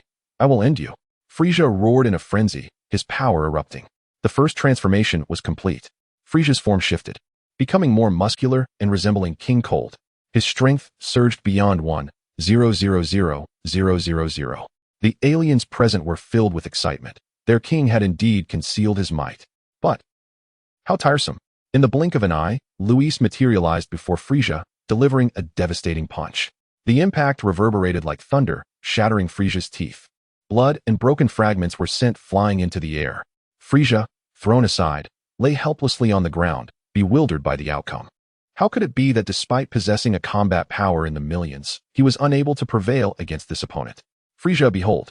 Luis instantaneously teleported in front of him, seizing Frieza by the head and lifting him effortlessly. With his other hand, he conjured a destructive energy sphere, its ominous aura enveloping the entirety of Frieza's headquarters. A tempest raged, and lightning crackled ominously, toppling the surrounding extraterrestrial beings, their very souls quaking in terror. Destruction. God of Destruction. The energy hovered ominously before Frieza's eyes, causing his pupils to constrict in sheer horror as a shiver coursed through his entire being. He recognized this power. It was that of a God of Destruction. Who was this Saiyan? Wasn't Beerus the God of Destruction of Universe 7? Why did this individual wield such destructive energy? Humph, summon Shui. Luis dismissed Frieza as if he were refuse, allowing the destructive energy to dissipate. Yes. Frieza, gritting his shattered teeth, felt humiliation gnawing at his insides. Yet the uncertainty surrounding Luis's identity silenced any protests. Rising from the ground, he bellowed at his subordinates to summon Shui to him at once. My lord, if I may inquire, who are you? Frieza wiped the blood from his lips and cautiously approached, bowing low. He feigned terror, yet a shadow of malice flickered in his gaze. Luis regarded Frieza, a slight smirk playing upon his lips. Are you feeling disgruntled? Standing over Frieza, his expression exuded a domineering charm, leaving Tai Si breathless with admiration. How handsome. And no, I dare not. Frieza clenched his fists, forced to utter disingenuous words. Ha, you truly embody the spirit of Lord Beerus' emissary. Frieza, you are quite intriguing. Luis remarked with a laugh. A glimmer of confusion flashed in Frieza's eyes. This individual knew Beerus? If what he said was true, then Beerus was still alive. Thus, this person could not be a new god of destruction, yet he wielded destructive energy. A realization struck Frieza's mind. Weakly, he ventured, "You must be Lord Beerus's disciple. Am I correct?" "Oh, you guessed correctly," Luis replied, amused. "I must apologize for not recognizing your esteemed identity sooner, my lord." Frieza trembled, contemplating the possibility that this god of destruction's candidate might seek revenge for his kin being hunted down. Luis seemed to peer into Frieza's thoughts, stating, "Let us dispense with the pleasantries. I have no interest in your affairs with the Saiyans. I am here solely to avenge Tai Si." Tai Si watched Luis intently, a warm sensation coursing through her heart. She yearned to inquire of Luis why he treated her with such kindness, yet upon seeing the grotesque extraterrestrials surrounding them, she refrained from voicing her question. Luis, oblivious to Tyrese's expression, remained fixated on Frieza. In truth, his visit to Frieza's headquarters was motivated not only by the completion of a Saiyan task, but also by a desire to obliterate Frieza and his cohorts. However, thoughts of Goku, Vegeta, and the Saiyan race lingered in his mind. How could he not impose some trials upon them? Perhaps, under Frieza's relentless pursuit, the Saiyan race would engender even more Super Saiyans. Thus, Luis spared Frieza and his entourage. Frieza glanced at the woman beside Luis, pondering whether he was avenging her. Could such a commotion arise merely from a quest for vengeance? Internally seething with rage, yet maintaining a cautious demeanor, he asked, "Lord Candidate Destroyer, are you indifferent to my affairs with the Saiyans?" At that moment, a figure descended from the heavens, landing at the palace entrance. It was Chioe. What transpired? Chioe suddenly noticed Tyrese's presence and laughed heartily. "King Frieza, this woman possesses a remarkable capsule. If we could seize the technology behind it, we would prosper." However, he soon sensed something was amiss. Why was there a profound silence enveloping them? Everyone regarded him with peculiar expressions. "Tyrese, is that you?" Tyrese, recalling the days of relentless pursuit, gritted her teeth. "Then perish." Luis raised his hand, exclaiming, "Destruction." A surge of violet destructive energy struck Chioe, causing him to evaporate instantly, without even a struggle before his demise. Gulp. The assembled extraterrestrials swallowed hard, awestruck by the terrifying Saiyan. "Tyrese, we must depart." After vanquishing Chioe, Luis utilized his system's reward for instantaneous movement, whisking Tyrese away from that place, leaving behind a cluster of stunned aliens. "King Frieza, shall we continue the pursuit of the Saiyans? Let us hold our position for now." Frieza clenched his fists. The Saiyans hiding at the Galactic Patrol headquarters were one thing, but he had not anticipated the emergence of a candidate destroyer among them. However, the earlier individual had claimed that he would not intervene in matters concerning the Saiyans. Remembering that the destroyer is inherently a cold and merciless deity responsible for destruction across the cosmos, it seemed plausible that the candidate's words held truth. Yet, regardless of the assertions, the other party was a Saiyan. Could he truly remain uninvolved? Upon departing from Frieza's headquarters, Luis led Tyrese to a primitive forest planet. This substandard planet was destined for destruction at his hands. Luis, walking through the forest, turned around. Tyrese, clad in a form-fitting outfit that accentuated her alluring physique, caught his eye. Luis rubbed his nose and inquired, "What is it?" Tyrese hesitated, her words caught in her throat. Luis smiled gently, "Feel free to speak your mind. I merely wish to ask if you think long hair suits me." Tyce wished to inquire why you would seek vengeance on my behalf, considering you have merely pledged to protect me. Yet, the question remained unvoiced. "I believe it would be splendid." Luis nodded, his golden waves shimmering. "How could it possibly be anything but beautiful?" "Very well, I am prepared to annihilate this planet." Luis hurled a destructive energy toward the ground, and then, taking Tyce's hand, utilized teleportation to depart from that place. After systematically obliterating several hundred planets, the task was accomplished. Luis then returned with Tyce to the realm of the destruction gods. While Luis resumed his training, Tyce remained preoccupied, her thoughts adrift. Chapter 16, Vegeta's invasion of Earth. After Luis returned to the realm of destruction, 3 years elapsed. During this period, the seventh universe underwent monumental transformations. The Galactic Patrol, bolstered by the inclusion of the Saiyans, flourished, and the Frieza force began to be suppressed in the northern galaxy. This decline was primarily due to the Frieza force's insufficient manpower, with their strongest warrior, Jinyu, possessing a mere battle power of 120,000. In contrast, the Saiyan race, after joining the Galactic Patrol, experienced an astonishing surge in strength for various reasons. Presently, Each Saiyan boasts at least 15,000 points of battle power, with the mightiest among them, a Saiyan named Bardock, surpassing 150,000. King Vegeta is also formidable, holding a battle power of 120,000. The entire Saiyan clan comprises over 2,000 members, collectively exhibiting immense strength. However, despite their prowess, should Frieza take action personally, the current Saiyan strength would prove inadequate, even if all Saiyans transformed into their great ape forms. Fortunately, owing to Lewis and Taiza's visit to Frieza's headquarters 3 years prior, Frieza became aware of Lewis's identity and refrained from recklessly attacking, which allowed the Saiyans to steadily enhance their abilities. In addition to these developments, the average human capability in the 7th universe has significantly improved, ascending from second to last place to third from the bottom. This transformation astounded the deities of destruction from other universes. Over a decade ago, Beerus made a regrettable decision by appointing a mere child as a candidate for the position of God of Destruction. Now, 14 years later, the 7th universe has not only escaped annihilation by the Omni King, but its ranking has also risen. As the 7th universe evolves, Earth undergoes its own changes. Although Earth has not been directly influenced by Lewis, its narrative continues to unfold normally. Nevertheless, the butterfly effect is evident. For years ago, Lewis prompted Tais to request Dr. Briefs to construct a gravity chamber for Goku's use. Utilizing this chamber, Goku experienced a significant enhancement in his battle power. However, as a Saiyan of slow growth, Goku's increase was not extravagant. 14 years after arriving on Earth, at the age of 17, Goku possesses a battle power of only 5,000. Beyond this change, Earth faces an imminent threat as 3 extraterrestrial beings arrive, invading 3 years earlier than depicted in the original story. On Master Roshi's island, Krillin stood at the door, intensely observing the sky. Goku, these 3 energies are exceedingly malevolent and remarkably powerful. Can you handle them? Goku, also gazing upwards, responded in a youthful voice. I won't let them harm Earth if they intend to. At 17, Goku still resembled a child, a consequence of being a slow-growing Saiyan, only to experience a sudden growth spurred upon reaching adulthood, a trait that distinguishes him from Lewis and Vegeta. Unexpectedly, on the very day that Goku was set to embark on his training in the heavenly realm, invaders dared to breach Earth's tranquility. Master Roshi's face was etched with concern. You all stay here. I shall investigate the situation first. With that, Son Goku ascended into the sky, heading towards the direction where 3 spacecraft were descending. In the outskirts of West City, Vegeta, Raditz, and Nappa emerged from the spacecraft, each appearing disheveled and bloodied, their clothes tattered and soaked with clotted blood, presenting a rather pitiful sight. Damn it, Frieza has utterly denied our return to the Galactic Patrol headquarters.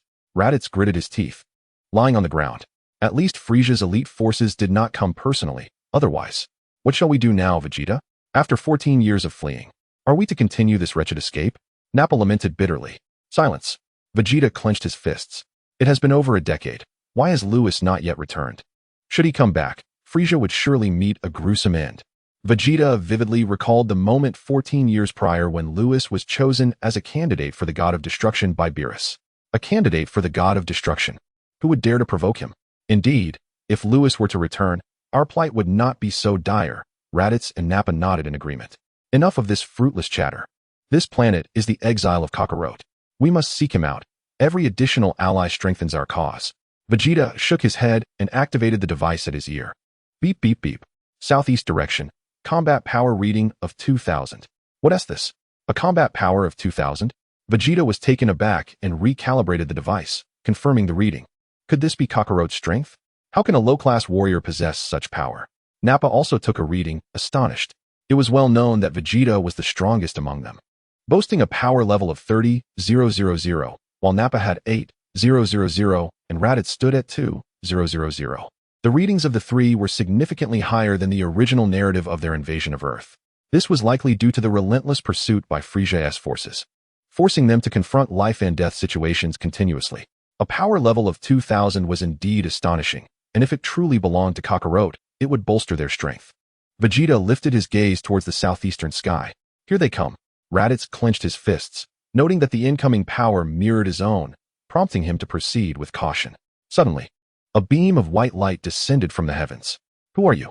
Son Goku inquired, observing the 3 ragged figures before him, his voice youthful and his stature diminutive, momentarily bewildering Vegeta and his companions. However, Raditz quickly recognized Goku's identity. Vegeta, he is Kakarot.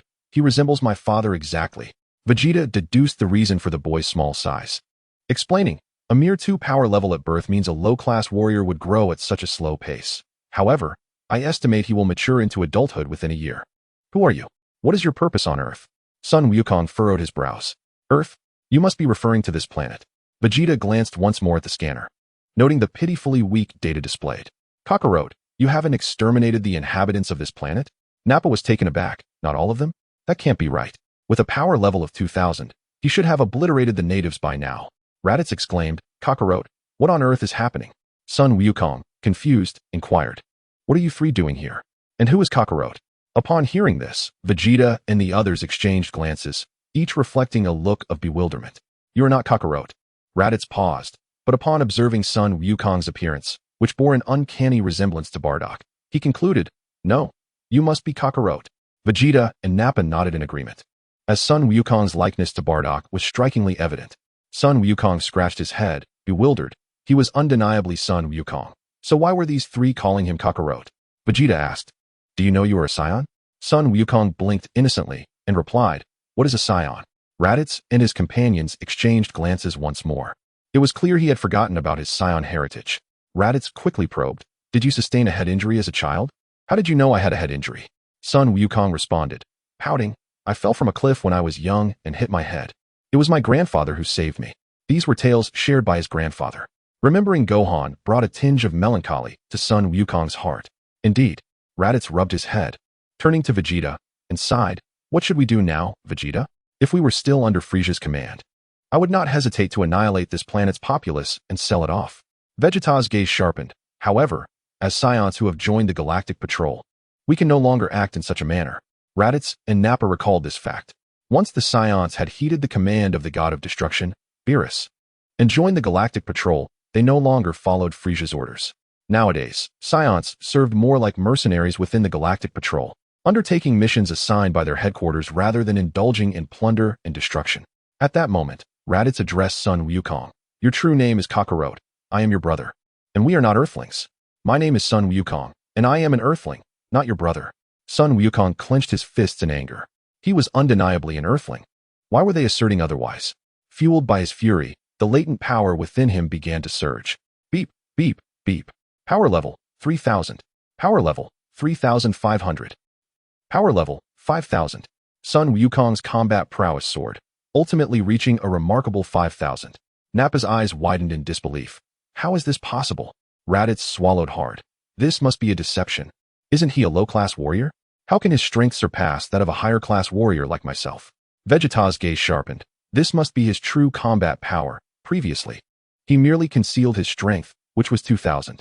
Vegeta discerned Sun Wukong's secret at a glance and stepped forward, stating, Saiyans do not employ such tricks. This planet possesses some intriguing qualities. Clearly, Sun Wukong's ability to conceal his power was learned on this very planet. Kakarot, from whom did you learn this technique?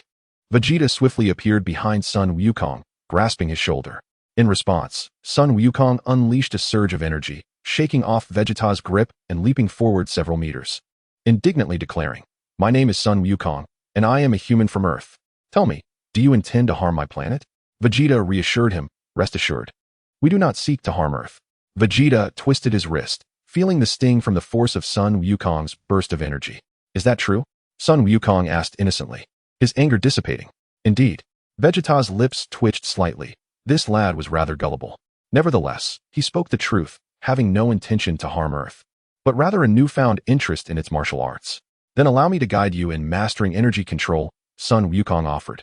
Though I have yet to fully grasp it myself, I was preparing to ascend to the other world for training when you arrived from above.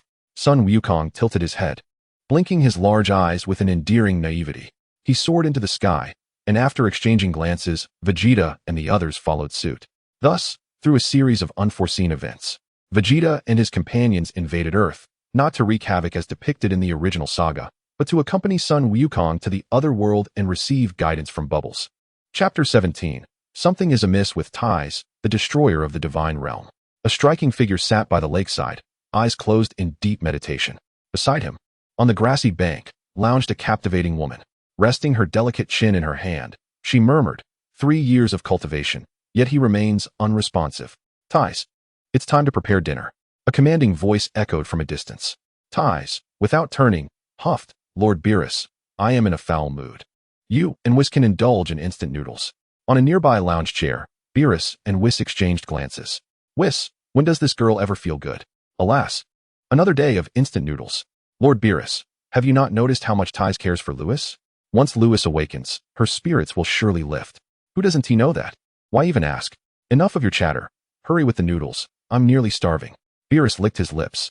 Having consumed instant noodles for 4 years without growing weary of them, Whis nodded and began preparing the noodles, also making a bowl for Ties. By the lakeside, Ties lamented. That wretched Lewis promised to take me to gather novel materials after his cultivation, yet 3 years have passed. She gazed at Lewis, who was deep in meditation. His brow was sharp as a sword, his nose elegantly high, and his lips thin. He had grown significantly taller and more handsome compared to 3 years prior. Sitting by the lake, he exuded an ethereal aura that brought Ties a sense of comfort. When will you awaken? 3 years had elapsed since Ties last conversed with Lewis, leaving her spirit somewhat dejected. Suddenly, a resonant hum erupted. A surge of silver energy erupted from Lewis, akin to boiling steam, sweeping violently outward. Ties, nearly scorched by the intense heat, was swiftly shielded by Whis from a distance, as Beerus appeared beside them. Whis and Beerus, holding their bowls of noodles, stood in astonishment. The state of effortless mastery. Startled by the energy wave unleashed by Lewis, Ties patted her elevated chest and exclaimed, Whis, why are you both so astonished? Hasn't Lewis mastered this technique? Beerus swallowed a mouthful of noodles, his expression grave. Ties, we speak of the perfected state of effortless mastery. Whis continued, previously, Lewis only grasped the rudimentary form of effortless mastery. Who would have thought that within just 4 years, he would achieve the perfected state? Beerus gritted his teeth. Thank goodness it's not the perfected ultimate state of effortless mastery, or I would surely weep. Whis retorted, what if it were the perfected ultimate state? The perfected state of effortless mastery is formidable in its own right. When do you plan to comprehend the rudimentary form of effortless mastery, Lord Beerus? Beerus looked skyward. Ties, filled with excitement, exclaimed, Whis, does this mean Lewis is about to awaken? The mere thought of finally conversing with Lewis filled her with joy. The oppressive weight of the past 3 years was lifted in that moment, and Ties beamed with beauty. However, Lewis remained with his eyes closed, oblivious to her radiant smile. It is time to awaken, let us stand back. As Whis's voice fell, a tremendous roar erupted. The lakeside was suddenly engulfed by colossal waves, and above them soared a figure. It was none other than Lewis. Lord Beerus, let us engage in battle. With a swift motion, Lewis vanished from the crest of the waves, reappearing beside Beerus and delivering a powerful punch. This strike was executed with remarkable fluidity. Beerus's gaze sharpened as he cast aside the instant noodles in his hand and retaliated with a punch of his own. Boom. The earth trembled, dust swirling in the air. Silver and purple energies intertwined rapidly. Whis, what is the current status of Lewis? Can he defeat Lord Beerus?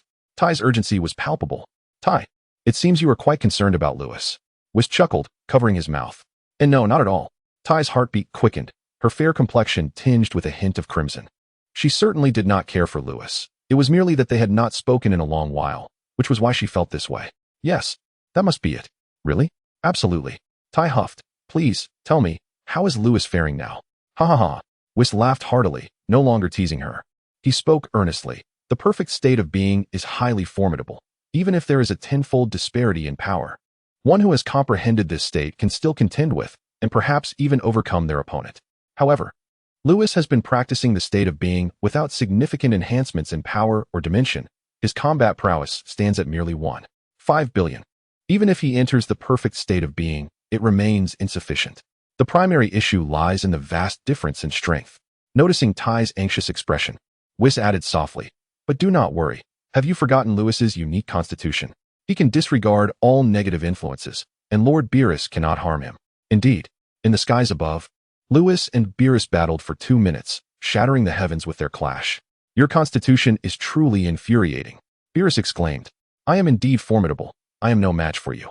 Lewis descended from the sky, gazing at Beerus, who also floated down. To be honest, while entering the state of being does not yield a significant power increase, sometimes even less than that of a Super Saiyan, the essence of the state of being lies in its natural flow, aligning body with mind. In the face of an adversary's assault, One can anticipate their moves in advance. That is the key to overcoming the stronger. However, Beerus truly lived up to his title as the mightiest destroyer. Even in the perfect state of being, Lewis was no match for him. If your strength were to break into the divine realm, I might find it somewhat challenging, Beerus stated with crossed arms, solemnly. That is still quite far off. Lewis shook his head and glanced at Whis and Tai, waving them over. Whis, Tai, it has been a long time. Whis smiled. It has indeed been quite a while since you have trained for 3 years. You insufferable Lewis. You are truly detestable, having claimed you would practice for just a while. Yet you have trained for so long. Tai pouted, rubbing her small fangs in irritation. Well, I certainly did not anticipate meditating for such an extended duration. Lewis scratched his head, pondering why she was so irate. Regardless, you promised to take me to gather material for my novel. Did I not accompany you on such an outing 3 years ago? Lewis finally grasped the reason behind Tai's anger. It stemmed from his prolonged cultivation, which hindered Tai from collecting the necessary materials for her narrative. You mentioned that was 3 years ago. I will join you in exploring the cosmos shortly. You said it yourself. Tai's previously sullen expression now brightened with a smile, her lips curving upwards. Whis, Lord Beerus. Let us go. I shall prepare a grand feast for you. Tai turned away from the lakeside, preparing to cook. Beerus and Whis exchanged glances. Beerus clicked his tongue, remarking, Is she in a better mood now? Of course. Lewis has awakened. How could her spirits remain low? Whis rolled his eyes. Ever since Lewis took Tai on an outing, Tai had returned, lost in thought while gazing at Lewis. Even with her eyes closed, it was evident that something was amiss with Tai. Who doesn't know that? I was merely inquiring. Beerus scoffed, then exclaimed with glee, Now we're in for a treat. Tai's cooking is truly delectable. He leapt joyfully towards Tai. Lewis scratched his head, glancing at Whis with confusion. Whis, what are you talking about? Why does Tai's mood improve upon my awakening? Nothing to worry about, come along. Just the thought of Tai's grand feast is mouth-watering, Whis said, blinking playfully before departing. How peculiar. Lewis gazed at Whis's retreating figure and followed suit. Beside the Destroyer's palace, Tai had prepared a sumptuous meal, tempura, sushi. Whis and Beerus devoured the dishes with fervor. Lewis, too, found herself salivating. Tai's culinary skills were indeed remarkable, defying her identity as the daughter of Earth's wealthiest magnate. Tai, your cooking remains exceptional, Whis remarked, satisfied as he sat to the side. Hee, how could I traverse the cosmos for so long without possessing some talent? Tai rested her chin on her hand, not meeting Whis's gaze but fixating on Lewis instead. Were it not for this culinary prowess, I would have been driven mad by a monotonous diet of instant noodles. Lewis lifted her head, wondering why Tai was consistently staring at her. It was perplexing. She resumed eating. After finishing, Beerus wiped his mouth and said, Not at all. I find instant noodles quite delightful. Lewis took a sip of her drink, retorting, That may be true for you and Whis. But consuming those additives daily is hardly appetizing, truly impressive. Tai stifled a laugh behind her hand at Lewis's jest aimed at Whis and Beerus. Lewis glanced over, locking eyes with Tai's, whose bright eyes and gentle smile captivated him. Noticing Tai's continued gaze upon him, his heart raced. To his surprise, Tai's was indeed quite beautiful. Chapter 18. Journey to Namek. Luis cleared his throat and shifted his gaze to Whis. Whis, what is the current status of our 7th universe? Whis, fully aware of Luis's inquiry, replied, For years ago, you destroyed a number of substandard planets, and with the intervention of Asin, everything has been progressing steadily. However, the time is still too brief. Humanity's average power index remains unchanged, still positioned 3rd from the bottom. What of being 3rd from the bottom? Even if Lord Zeno intervenes, it is unlikely our universe will be favored. Beerus, seated nearby, idly picked at his teeth. Moreover, I recall the ridicule we faced from other universes over a decade ago. Luis, when will you be free? Let us visit other universes for some amusement. Amusement? I perceive you wish to flaunt your status. Whis quipped, rolling his eyes. Yet, he refrained from dissuading Beerus, for he too had endured a wave of mockery when Beerus appointed Luis as a candidate for the God of Destruction. Luis stroked his chin thoughtfully. Lord Beerus, there is no rush. With my current strength, even if I ventured to other universes, it would be challenging to assert dominance. I shall wait until my dimensional prowess ascends to the divine level. Furthermore, Luis turned his attention to Tai's. It has been 3 years since Tai's last ventured out. If I do not take her on another outing soon, I shall be plagued by her incessant nagging. In truth, aside from this matter, Luis had another objective, a visit to Earth. According to the original narrative, it would not be long before Vegeta invaded Earth, followed by the battle on Namek. Such a clash between protagonists and Dragon Ball antagonists was an event he did not wish to miss. Unbeknownst to him, Vegeta and his companions had already invaded Earth and were currently training with Goku in the other world. Who are you calling annoying? Tais retorted, displaying her small fangs. This lumbering fool. I am annoyed indeed. If you do not hurry and eat, I will take my leave. Are you truly taking me out? You wouldn't think I would deceive you, would you? I would not dare to deceive Lord Beerus, let alone you. Luis chuckled, glancing at Beerus. The thought of deceiving such a beautiful woman as Tais filled him with an undeniable sense of guilt. Luis, do you wish for your demise? What do you mean you would not deceive Tais? If we were to be frank, I am your master. Is this how you treat me? Beerus huffed, puffing out his cheeks in mock indignation. The other three erupted into laughter at this exchange. The awakening of Luis brought an air of merriment to the gathering. It had been ages since the realm of destruction had experienced such liveliness. After a while, everyone had their fill. Regarding Luis's proposal to visit other universes at a later time, both Whis and Beerus did not decline, for Luis was correct. He remained too weak. Should he venture to other universes, others might be astonished by his potential, but with his current power, he could not hope to assert himself. He was even incapable of defeating other candidates for the position of God of Destruction. What could he possibly do to assert his dominance? Soon, Luis took decisive action regarding Tai Si's matters, leading her away from the realm of destruction. In the vast expanse of the northern galaxy, a spacecraft glided through the cosmic starry sky. Inside the vessel, Tai Si rested her chin on her hand, intently observing Luis. For years prior, when she first encountered Luis, he was merely a boy, boisterous and eager for compliments. With just a few sweet words, she had secured his promise to protect her. Reflecting on that moment now, Tai Si couldn't help but chuckle. Luis truly was a simpleton. How easily he had placed his trust in others with mere flattery. One might fear he would be sold out and unwittingly assist in counting the proceeds. Unbeknownst to her, Luis was already aware of Tai Si's true identity. She was an inconspicuous character from Dragon Ball, yet a cherished acquaintance of the Z Warriors. Any unforeseen event concerning her would be regrettable.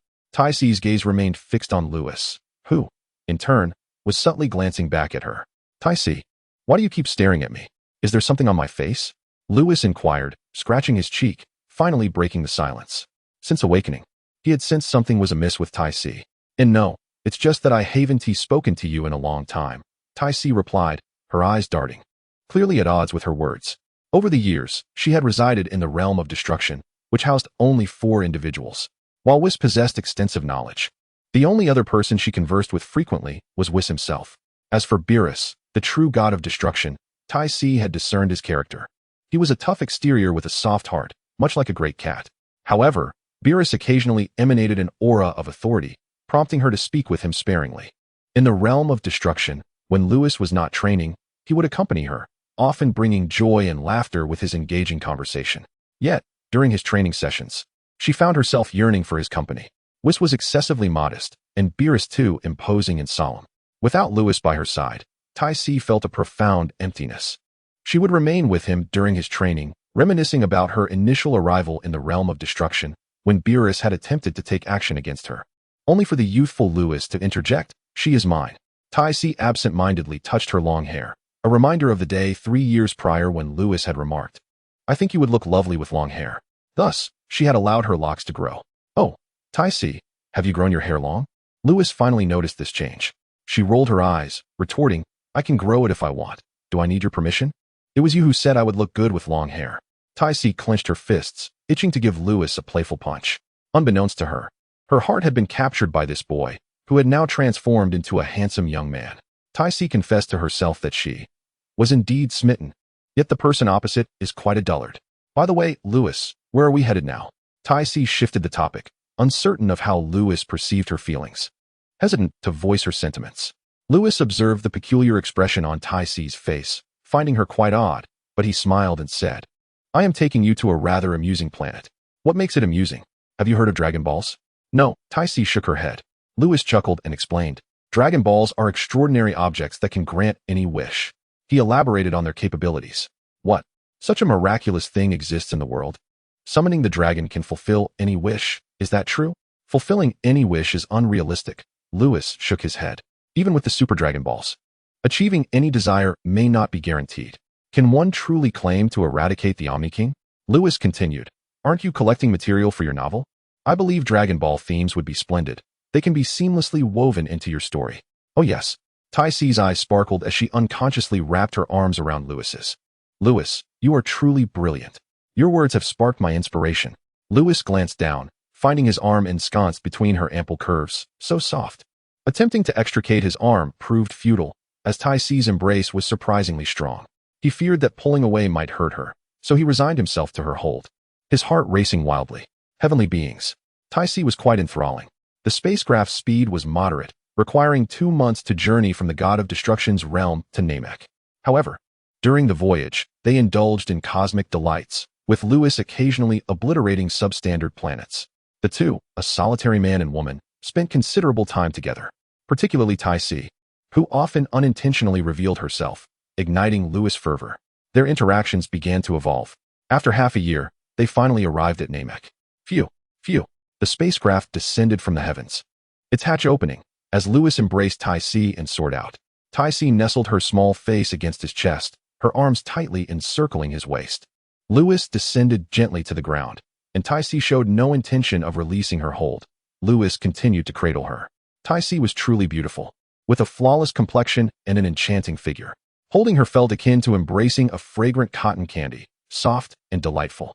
After a while, Lewis, parched and aware of a stirring sensation, gently patted her back, saying, Tai Si, we have arrived. Have we? Tai Si nibbled on her small canine, seemingly annoyed that Lewis interrupted their embrace. Nevertheless, she emerged from his arms. Wow, is this Namek? The grass is blue. How peculiar. Yet, the environment here was quite pleasant. Tai Si, clad in a flowing white gown, strode gracefully across the verdant field. Lewis gazed at her snow-white, elongated legs and absent-mindedly touched his nose. The Namekians have certainly exerted tremendous effort to restore their planet to its current state after enduring a catastrophic climate disaster, he remarked. As he spoke, a faint aura emanated from the sky, suggesting a battle power of approximately 20,000. Tai noticed his expression and inquired, Lewis, what troubles you? With a smile, Lewis responded, It must be the Grand Elder of Namek who is aware of my arrival. The Grand Elder of Namek is a remarkable individual, seemingly possessing a plethora of mystical arts, including the ability to prophesy. He has likely foreseen the arrival of this candidate for the God of Destruction, thus sending someone to greet me. Lewis proceeded to elucidate the significance of the Grand Elder of Namek, leaving Tai's mouth agape in astonishment. I never realized there were such extraordinary races in the universe while following Jack, she exclaimed. That is simply because you were always in a state of flight, which obscured such wonders from your sight. Chapter 19. Eternal Youth. For Ties. Upon concluding his statement, Lewis was approached by a Namekian who bore a striking resemblance to Piccolo. Nairu respectfully greeted, I have the honor of meeting you, Lord Candidate for the Destroyer. This revelation momentarily stunned Lewis, who was taken aback that even the Elder was aware of his identity. I wish to meet with your Elder, Lewis declared. The Elder has been expecting you. Lord Candidate for the Destroyer. Please, follow me, Nairu replied, casting discerning glances at Lewis. He noticed that Lewis did not exude a formidable aura. Could this truly be the fearsome deity spoken of by the Elder? Nairu ascended into the sky, while Lewis soared, cradling Ties in his arms. Ties, her feet hovering above the ground, clung tightly to Lewis's waist, uncertain whether her fear of falling or her desire for closeness motivated her actions. They arrived at a village, at the far end of which stood a stone tower, crowned by a white dwelling. The structure was distinctly Namekian, reminiscent of those depicted in animations. Lewis followed Nairu as they descended upon the tower and entered the house. Nairu contemplated suggesting that the woman remain outside, but reconsidered, knowing Lewis was the formidable deity the Elder had mentioned. Upon entering the house and ascending to the second floor, Ties caught sight of the enormous Namekian, retreating into Lewis's embrace in fright. Lewis, Ties stammered. Lewis, though speechless, reflected on how he had never noticed Ties's clinginess before. It seemed that since his awakening, she had become more attached. Do not fear. This is the Elder of Namek, he reassured her. The Elder of Namek? Ties finally peeked out from Lewis's embrace to gaze at the Elder. Indeed, the Elder was colossal, standing at an impressive 3 meters tall. Yet his advanced age was evident in his withered skin. The Elder cast a glance at Ties before directing his attention to Lewis. I have the honor of meeting you, Lord Candidate for the Destroyer, the Elder said, his voice tinged with regret. I apologize for my inability to rise in greeting. Please forgive my shortcomings. It is quite all right. Lewis waved his hand dismissively, smiling as he remarked, It seems the Elder has long anticipated my arrival. The Elder was taken aback, hastily explaining, Please forgive me, my lord. I discerned your presence while foreseeing the future of Namek. Beads of perspiration trickled down his face. For foreseeing the movements of a deity could spell doom for his entire race. Lewis acknowledged the elder's prophetic abilities, chuckling. Rest assured, elder, I bear you no ill will. The elder exhaled in relief. Then, my lord, what brings you to Namek? I wish to utilize your wish orbs, Lewis stated. Very well. I shall instruct Nairu to assist you in gathering the wish orbs. The elder consented without hesitation. In contrast to the original narrative involving Frieza, the elder's response to Lewis was remarkably agreeable. How could it not be? Offending Frieza might lead to a swift demise, yet at least one could hope for reincarnation. However, to offend Lewis would mean forfeiting even that chance. Receiving the elder's directive, Nairu led Lewis outside. Luis, it seems that the elder is rather intimidated by you. Ties, cradled in Luis's embrace, soared through the sky, relishing the warmth of his hold. The elder is certainly aware of my true identity and must be fearful. Have you forgotten the planets that previously crossed my path? Luis referred to the worlds he had devastated during their cosmic adventures over the past 6 months. Ties swallowed hard at the thought. Indeed, one should fear you. A destroyer of worlds is a terrifying entity. With merely a flick of a finger, an entire planet could be obliterated, leaving nothing behind. The trio departed from the elder's village, journeying through 6 additional villages, ultimately gathering all 7 Dragon Balls. In a clearing, Nairu piled the Dragon Balls together and cast a glance at the young man. What extraordinary power does this deity possess to instill such fear in the elder? Nairu exhaled. Being in the company of such an unknown presence was indeed a considerable strain. Come forth, Purunga. Nairu bellowed in the Namekian tongue. Suddenly, the sky fell into silence. Ties held her breath. Luis also scrutinized the 7 Dragon Balls on the ground. It was his first encounter with them in this realm. One must admit, the Namekian Dragon Balls were indeed colossal, dwarfing those of Earth, which were merely fist-sized. These were akin to basketballs. Naturally, the wishes that the Namekian Dragon Balls could grant were far more plentiful than those of Earth. As Luis pondered the advantages and disadvantages of the Namekian Dragon Balls from the original narrative, a thunderous roar filled the air. Dark clouds gathered, and a torrential storm brewed. A brilliant beam of golden light erupted from the 7 massive Dragon Balls, shooting skyward. The thunder crashed. The once murky sky brightened instantly, and that golden radiance coalesced into form. The sight left Ties utterly astonished. Although Luis had witnessed such scenes in anime, witnessing it firsthand was truly breathtaking. With a mighty roar, a colossal green dragon appeared in the heavens. State your wishes.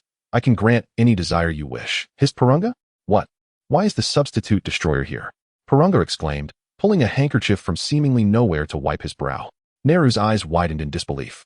What madness is this? Even the dragon bows to this young man? Luis's lips twitched slightly. He was tempted to inquire where Purunga had acquired that handkerchief. Ties stifled a laugh, covering her mouth as she observed the dragon's obsequious demeanor. Having emerged from the realm of the destroyer with Luis, she had witnessed an abundance of such subservient displays. And no, I am Purunga, and I have met the esteemed substitute destroyer. Purunga stammered, beads of sweat cascading down his face. Enough of this chatter, grant my wish. Luis declared. For my first wish, I desire that the Saiyans may thrive in the cosmos. He understood that having undergone transformation, he would no longer abandon the Saiyan race. 4 years ago, I declined King Vegeta's request, so now let us do something for the Saiyan clan. Could you please repeat that in the Namekian language?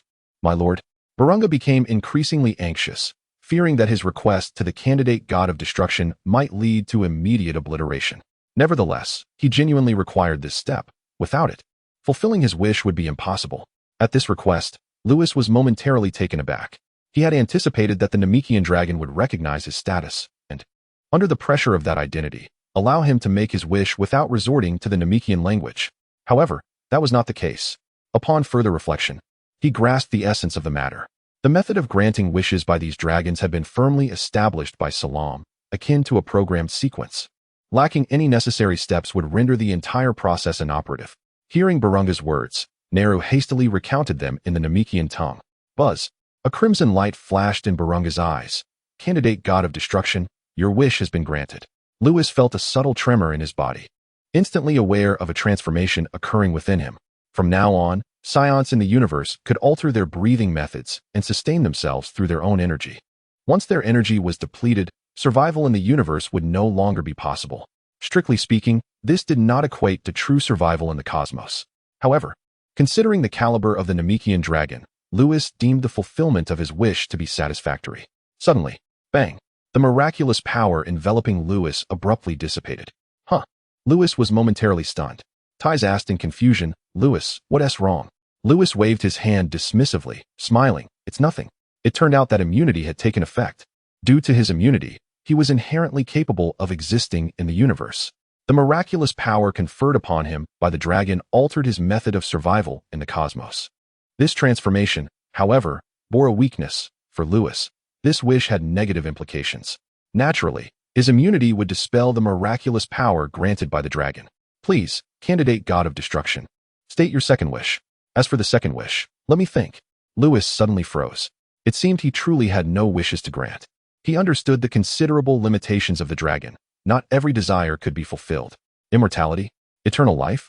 Regardless of whether Barunga could realize such wishes, they were no longer challenges for Lewis now that he had become the candidate God of Destruction. In other words, he was out of wishes. Ties, do you have any desires? At that moment, Lewis turned to Ties. Ties, surprised that Lewis cared for her, smiled sweetly and replied, no, just wish for whatever you desire. There's no need to consider me. Lewis stroked his chin, pondering, then gazed up at Barunga in the sky. Let Ties remain forever youthful. Chapter 20. Confession. Louise's voice was faint, yet it resonated in Tai Si's ears like thunder, striking her very soul. She covered her mouth in disbelief, hardly able to accept what she had just heard.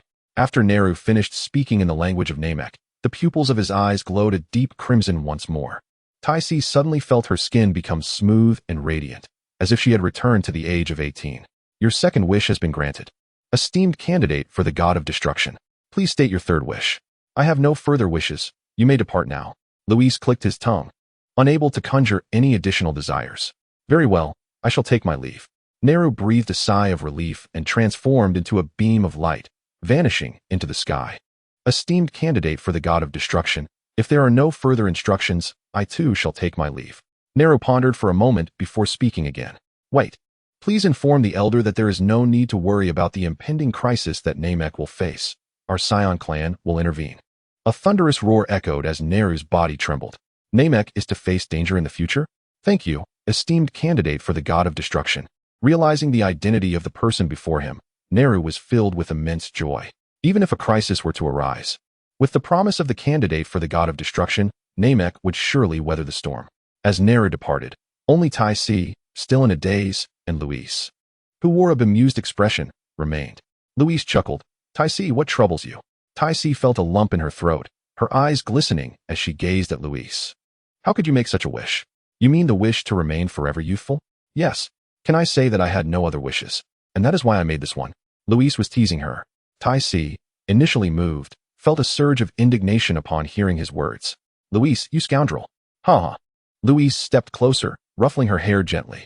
The days of training are far too lengthy. I wish for you to always be by my side. A torrent of emotions surged within her, leading to an explosive outburst. Tai Si's eyes brimmed with tears as she covered her mouth. Are you truly serious? I'm not foolish. How could I possibly misunderstand your feelings? Luis reached out, tenderly wiping the tears from her face. Half a year ago, upon awakening, he noticed something amiss with Tai Si. At first, he thought little of it. However, during their cosmic escapades, he observed that Tai Si had grown increasingly clingy. Luis was no fool. He recognized Tai Si's affections. He, too, discovered that he had begun to care for her without realizing when it had happened. Each time he saw Tai Si smile, a wave of joy washed over him. Conversely, every time she frowned, he felt a pang of irritation. So, do you like me? Tai Si inquired timidly, her head bowed. Foolish girl, didn't I say it already? I only wish to be with you forever. Luis embraced her, solemnly declaring, Tai Si, I like you. And I like you too, Luis. Tai Si revealed a radiant smile, a breathtaking expression that seemed to suspend time itself. Embracing Luis at the waist, she looked up with a playful grin and exclaimed, Luis, I am so happy. Haha, I too am filled with joy. Who would have thought that the sycophant I brought back years ago would become my wife? Luis teased. You're the real sycophant, Luis. Tai Si pouted, playfully pinching his waist. She then added cheerfully, so, Luis, does this mean I can maintain this appearance forever? Indeed, Luis replied, gazing at Tai Si, whose delicate cheeks and long lashes framed her shy, adorable eyes. Though she was a mature woman, she displayed an enchanting girlish charm, making Tai Si truly beautiful. Tai Si. Lewis cupped her small face in his hands. As their eyes met, Tai Si slowly closed her eyes. Half an hour later, Tai Si's cheeks were flushed, and she touched her lips. Lewis, it's all your fault. They're so swollen. That is not my fault. Lewis held her tightly in his embrace and whispered in her ear, it's all because Tai Si is simply too captivating. You. Tai Si felt her heart race. Lewis's sweet words had a profound effect, leaving her weak in the knees. Lowering her gaze and nervously fiddling with the hem of her dress, she bashfully said, Lewis, you're being unfair. Before, Lewis had been so naive, blushing at the slightest hint of her revealing her legs or arms. Now, after confirming their relationship, he had transformed into a confident partner. Lewis, were you pretending all along? I liked you so much, couldn't you tell? Tai Si pouted, playfully huffing. I truly didn't realize it at first. It took me some time to see. Lewis kissed her forehead, adding, I never imagined my Tai Si would be so bold. Inside the spaceship, Tai Si often emerged wrapped in nothing but a towel, which occasionally slipped from her grasp. The thought of that image made Lewis's heart race uncontrollably. I'm not bold. I only act that way in front of you. Her head lowered. Her entire face turned as red as a ripe apple, while she accused him of being unfair. Little did she know that her words resonated even more deeply in Lewis's heart. He cradled her face and leaned down again. After a while, he finally said, All right. My Tai Si, it's time for us to explore other places. Lewis held Tai Si tightly and soared into the sky, feeling a newfound attachment to the world. As she was cradled in his arms, Tai Si felt blissful. She could now be embraced by Lewis without hesitation. Upon returning to the landing site of the spaceship, the two departed Namek. Meanwhile, Nelu returned to the residence of the Elder and conveyed Lewis's words to him. The Elder murmured, so the candidate God of Destruction knows everything. Earth. The journey from Namek to Earth took 3 months of winding travel. Nearly a year had passed since Lewis left the realm of the gods of destruction. The spaceship descended upon the desolate expanse of the West Capital. Lewis, what prompted your sudden visit to Earth? My kin reside here, and I thought it prudent to pay a visit to your parents as well. Lewis guided Ties towards the bustling city of West Capital. Do you still have relatives on Earth? Indeed. Lewis abruptly lifted his gaze towards the heavens. Disbelief etched upon his face. And not just one, for potent auras emanated from the celestial realm, with the strongest exhibiting an estimated power level of around 80,000. One particular aura bore a striking resemblance to Vegetas. What could he possibly be doing on Earth at this time? Shouldn't his invasion be 2 years hence? Lewis furrowed his brow in contemplation. Ties leaned against him, gently caressing his sharply defined cheek. What troubles you? Nothing. I simply intend to take you on an excursion to the celestial realm. The celestial realm? You shall see once we arrive. In an instant, Lewis altered their flight path, soaring skyward with haste. In the celestial realm, the sun shone brilliantly. In the center of the temple courtyard sat a figure strikingly similar to Bardock, none other than the recently matured Son Goku. Nearby, 4 gravity chambers were positioned, 3 of which were occupied by individuals engaged in rigorous training. At the edge of the celestial realm, a Namekian observed the lower realm, suddenly gripped by unease. Drenched in sweat. This pressure. What is happening? It's intensifying. They have arrived. With a resounding crash, a beam of light shot from the lower realm into the celestial domain, the overwhelming force knocking the heavenly deity to the ground. What are you? The deity was astounded. Sensing the extraordinary power of the newcomers, could they be from the realm of the Kais? The commotion also roused Son Goku from his slumber in the temple courtyard. Who are you? He inquired, assuming a defensive stance as he regarded Lewis and Ties. Indeed, Kakarot was training in the celestial realm at this time, and he would continue his training there for another 2 years before participating in the World Martial Arts Tournament, ultimately waiting for Chi-Chi to marry and give birth to Gohan before Vegeta and the others would invade Earth. Lewis observed Son Goku, pondering within himself. Son Goku exchanged glances with the heavenly deity, perplexed by the silence of the newcomer. Suddenly, Lewis called out, Kakarot, is Vegeta inside? Gesturing towards the central gravity chamber. Kakarot? Since reaching adulthood, though still somewhat oblivious, Son Goku had matured mentally and was aware of his lineage. Upon hearing Lewis address him as Kakarot, he instinctively replied, You are a Saiyan? The deity also noticed the tail at Lewis's waist and let out a sigh of relief. Goku. He appears to belong to the same race as you. He reasoned that since Vegeta, Raditz, and Nappa had appeared on Earth without malevolent intent, this Saiyan likely harbored no ill will either. Son Goku, noticing Lewis's tail, remarked, Is Vegeta inside? Have you also fled here? Vegeta and the others had been pursued by Frieza's army, ultimately seeking refuge on Earth. Fled? On one side, Ties covered her mouth and laughed. Who would dare let Lewis escape? It would be remarkable if he allowed anyone else to flee. Lewis was momentarily taken aback, quickly recalling the words of Whis, who mentioned that Vegeta and his companions had been relentlessly pursued. Shaking his head, Lewis declared, "I did not come here to flee, summon Vegeta. You may simply refer to me as Lewis." "Very well, I shall bring Vegeta forth." Goku proceeded to the gravity chamber and pressed the communication button from the outside. "Vegeta, a Saiyan named Lewis has come to see you." Who? Who did you say?" The communication device instantly erupted with a loud shout, and the gravity chamber opened from within, revealing a figure. He had a prominent hairline, a shining forehead, and was clad in a tight training suit. As Vegeta emerged, he clutched Goku tightly, asking, "Is it Lewis who has arrived? Where is he?" Before Goku could respond, Lewis spoke up, "Vegeta, it has been a long time." Vegeta gazed at the person behind Goku, swaying slightly in disbelief. It truly was Lewis. "Lewis, you have finally returned." Chapter 21. Arrival on Earth. Vegeta was filled with exhilaration. Upon seeing Lewis, he immediately expressed the frustrations that had been welling up inside him. Since the great escape from planet Vegeta, and the subsequent interference from Frieza's forces preventing their return to the galactic headquarters, he and his companions, Raditz and Nappa, had ultimately resorted to seeking assistance on Earth. After listening to everything, Lewis finally grasped why Vegeta had appeared on Earth. The fortitude of history was indeed formidable. Vegeta had arrived on Earth and was even training alongside Son Goku in the Celestial Realm. "Lewis, our planet Vegeta was annihilated by Frieza. You must avenge us Saiyans," Vegeta proclaimed, his fists clenched tightly. "Very well, I am aware of the situation regarding planet Vegeta. You may seek your vengeance. I shall not intervene," Lewis replied, waving his hand dismissively. "Aren't you a candidate for the God of Destruction? A mere flick of your finger could obliterate Frieza. Why do you not take action?" Vegeta shouted vehemently. Years ago, King Vegeta had posed a similar question to Lewis, who had coldly rejected the king's plea at that time. Yet now, "I possess the power to vanquish Frieza, but would you truly allow me to do so?" Lewis replied nonchalantly. This time, Lewis did not coldly dismiss Vegeta's request. Since the Saiyans had joined the Galactic Patrol, they had undergone a transformation. Those once fierce and ruthless warriors had become guardians of the cosmos, akin to the solid defense force of the Sixth Universe. Vegeta fell silent. Lewis inquired once more, "Do you still desire my intervention? Should I take action? I would immediately seek vengeance for our Saiyan race." "Forget it."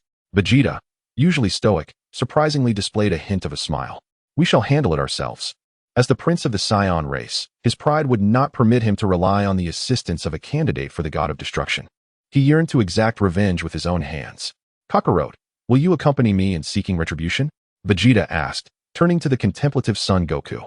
In the past, he would have lacked the confidence to make such a statement, for Frieza was the emperor of the universe. However, after arriving on Earth, his confidence had surged. The training methods on Earth, the gravity chambers, and most importantly, the presence of Son Goku himself. "All right, I'll join you when the time comes." Son Goku responded with a naive grin, scratching his head. "You fool." Vegeta chuckled, both exasperated and amused by Goku's simplicity. Lewis, too, found amusement in Goku's character. Vegeta had changed, yet Goku remained the same. It was rather endearing. Lewis suddenly asked, "When do you plan to seek vengeance?" Son Goku looked at Vegeta, who furrowed his brow, and replied, "In 2 years. In that time, Kakarot and I will surely surpass Frieza." "Very well, I shall be present to witness your retribution," Lewis affirmed. Luis did not inform Vegeta about Frieza's true power. After all, how could one transform into a Super Saiyan without encountering adversity?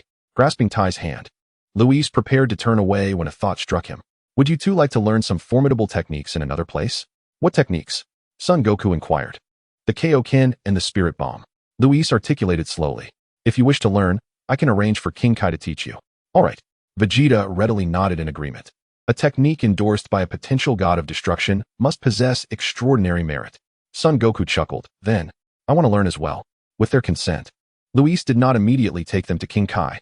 Firstly, based on his observations, Vegeta's combat power was merely 70,000, while Son Goku appeared to be around 80,000. Vegeta remained the perennial second. Secondly, their martial arts training was still insufficient, particularly Son Goku's. Having absorbed Whis' teachings, Luis could discern Son Goku's lack of martial foundation at a glance. Only by fully embracing that individual's guidance could Goku hope to enter the Ultra Instinct state in the future power tournament. That individual, as Luis referred to, was Bubbles. Luis suspected that Bubbles might belong to the angel race, given that, in the perception of others, Bubbles had long served the Earth's deity. Moreover, Bubbles exhibited behavior akin to that of an angel, neither sorrowful nor joyful, devoid of desires. Training the young Son Goku, he could achieve a perfect balance. Similarly, he could maintain equilibrium while training Son Goten and Trunks to transform into Super Saiyans. Ultimately, Luis chose not to disturb Bubbles for the time being and departed with Tai, allowing the four Saiyans to continue their cultivation in the other world. Luis, what was that place we just visited? That was the other world, where the Earth's deity resides. Earth has a deity? How come I was unaware? You are not alone in your ignorance. Many Earthlings are oblivious to this.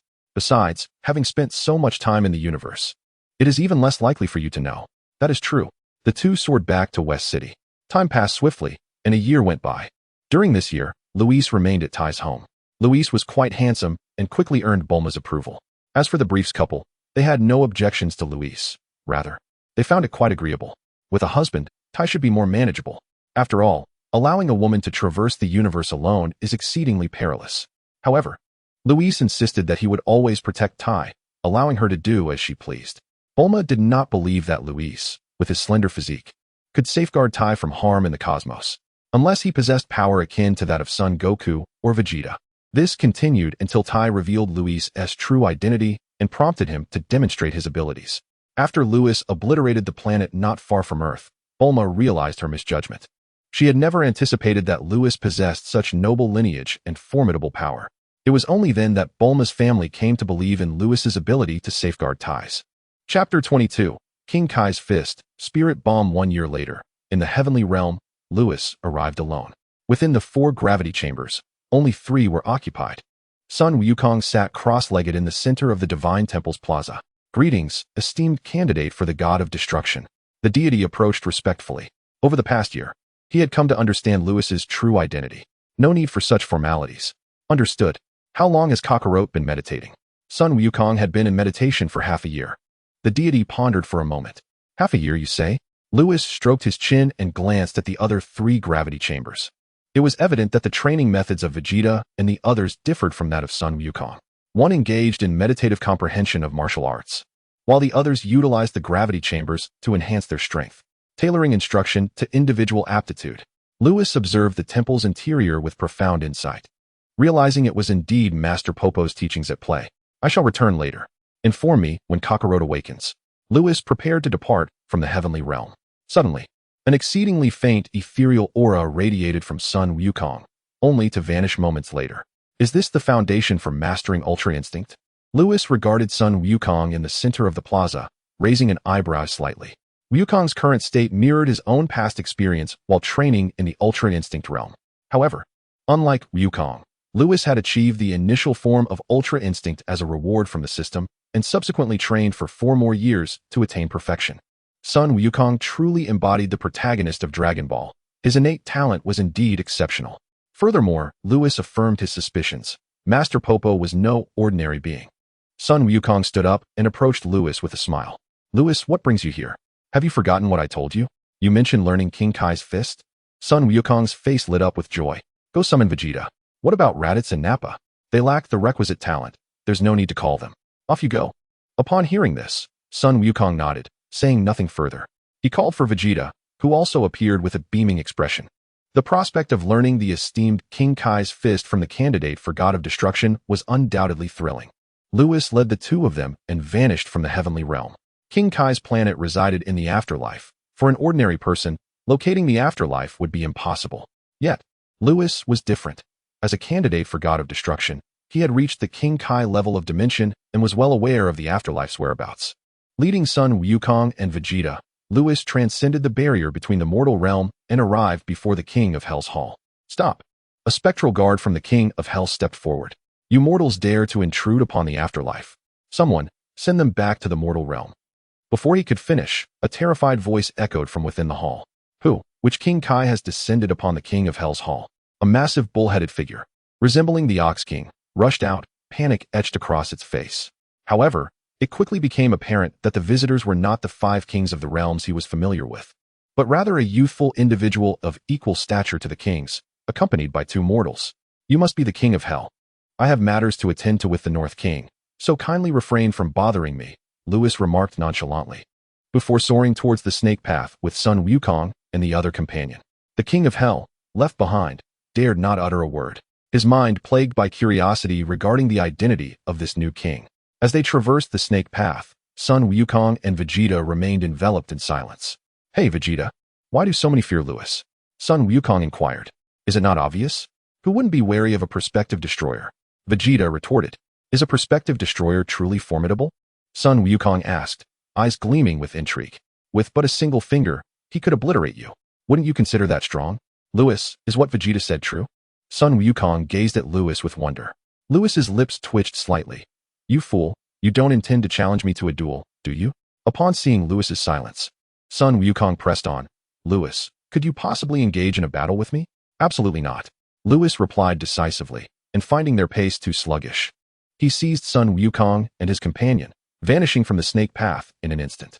In the blink of an eye, they materialized at the terminus of the snake path, where a diminutive celestial body hovered above. "Let us proceed." Lewis guided the two to the North King planet. Upon their arrival, they were greeted by a rather imposing gorilla.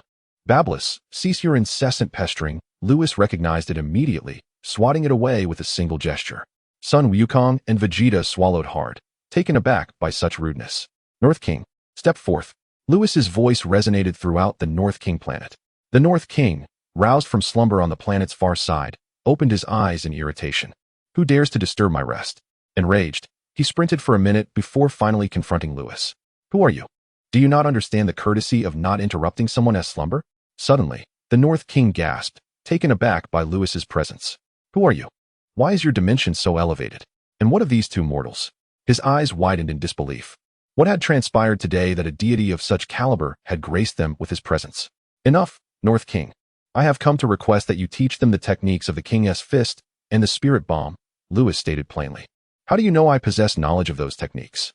And who are you exactly?" the North King asked, brow furrowed in suspicion. "Enough with the pleasantries. I command you to teach them," Lewis replied, irritation lacing his tone. "I shall consider it, but only if you share a joke with me," the North King countered. Bemused by Lewis's identity, when had another king emerged? And why did he bring two mortals to request training in the King's Fist and Spirit Bomb? Nevertheless, the aura of this king did not exude malevolence, so perhaps teaching was not out of the question. Lewis felt a wave of exasperation wash over him. "Another joke?" he mused, then raised his hand, revealing a purple energy orb. Suddenly, amidst the howling winds, the entire North Kai's planet trembled. Both Sun Wukong and Vegeta felt a shiver run through them. Faced with such overwhelming power, thoughts of resistance did not even cross their minds. It was abundantly clear that should they be struck, survival would be impossible. Exchanging glances filled with apprehension, they found themselves overwhelmed by the sheer terror emanating from Lewis. "How could you possess the ability to annihilate energy?" The North Kai gasped, memories of the devastation wrought by Beerus upon his planet flooding back. Could it be? Could Lord Beerus be dead? The North Kai's face turned ashen, his throat dry and his body trembling in fear. Meanwhile, in the realm of destruction, Beerus suddenly sneezed. Who was speaking ill of him? Should Lord Beerus learn of such utterances, would the North Kai's planet remain intact? "Lord Beerus truly is not dead," the North Kai implored, prostrating himself in a protective manner over his planet, his voice quaking. "No. Please, this is my last planet. Fear not. I harbor no interest in your North Kai's planet. Just ensure you train those two well," Lewis commanded, dissipating the destructive energy from his hands. "Lord Beerus is alive. Which means you must be the current candidate for the God of Destruction," the North Kai exclaimed, rising in astonishment. "Goodness, that lazy creature has taken on a disciple," Lewis remarked. "North Kai, is that agreeable?" The North Kai, too fearful to oppose, swallowed hard and replied, "Rest assured, esteemed candidate for God of Destruction. I shall train them well."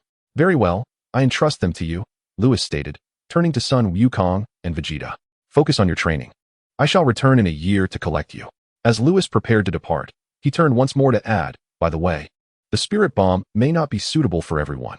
If you struggle to master it, do not despair, simply learn the Kaioken technique. Before you can transform into a Super Saiyan, the Kaioken will be the most beneficial technique for you. The Spirit Bomb seems to be a skill only those with a pure heart can learn." This served as a precautionary warning for Vegeta, ensuring he would not be devastated by failure later on. With that, Lewis departed from the scene. Chapter 23. Inciting Lewis upon his return to Earth. Lewis remained inseparable from Ties. It wasn't long before he received a communication from Whis, requesting that he bring Ties back to prepare meals. Naturally, Lewis would not acquiesce to such a demand. With a jest, he declared that Ties was now his woman and should no longer be tasked with cooking. This remark elicited eye rolls from both Whis and Beerus, deeming him a fool who prioritized romance over duty. At that moment, Ties suggested that Whis and Beerus should simply come to Earth instead, as her culinary skills were hardly remarkable in that realm, with many more proficient cooks present. Upon hearing this, both Whis and Beerus' eyes sparkled with excitement. However, an urgent matter prevented them from embarking on their journey to Earth, leaving them to postpone their plans. When Lewis inquired about the reason, they remained evasive. In the Destruction realm, Beerus and Whis stood before the palace of the gods of destruction, gazing skyward. Lord Beerus, are you truly not going to inform Lewis about the candidates from other universes coming to the 7th universe? What purpose would that serve?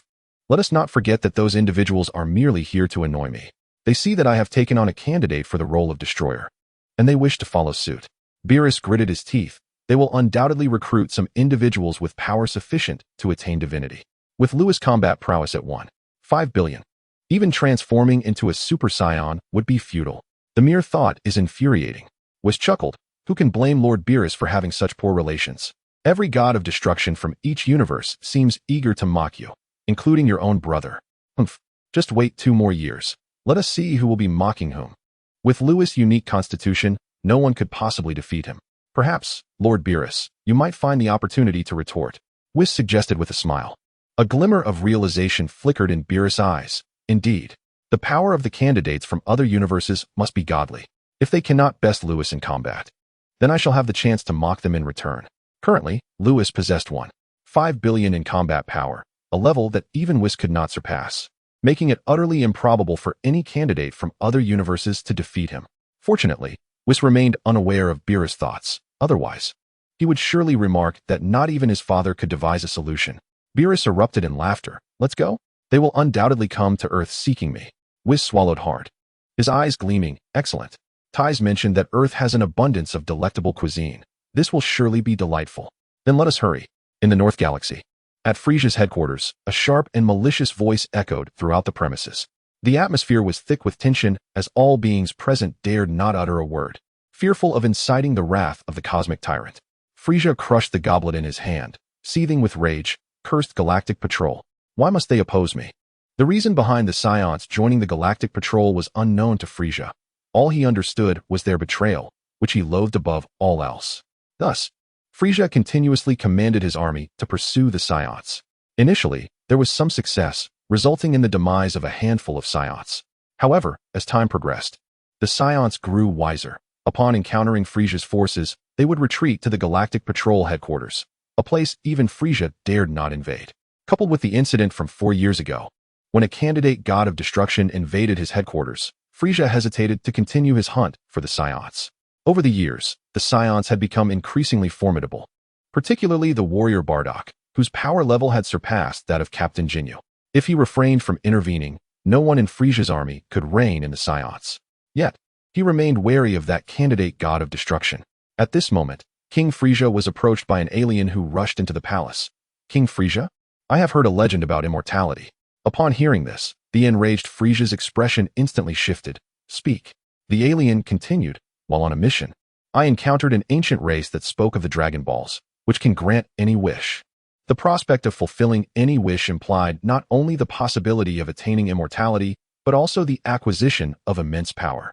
If that ancient race spoke the truth, this could indeed be feasible. Quickly, tell me, where are the Dragon Balls? Frieza's demeanor brightened. The alien wiped the sweat from his brow and replied, King Frieza, I only heard about them. I do not know their location. At this statement, a chilling atmosphere of menace enveloped the palace. Find out for me. You must uncover the whereabouts of the Dragon Balls.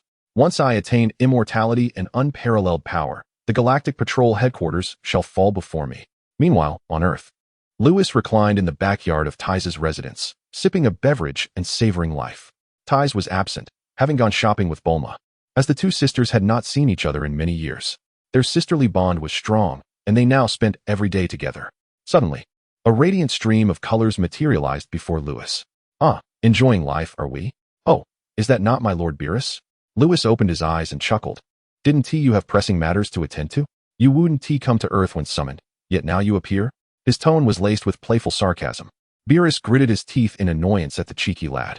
With a sly grin, Beerus replied, I have both good news and bad news for you. Which would you prefer to hear first? Whis, standing nearby, covered his mouth, stifling laughter. Lewis closed his eyes. Lord Beerus, I have no desire to listen. Beerus, visibly perturbed, had 2 lines of annoyance etched across his forehead, while Whis burst into laughter. You must listen.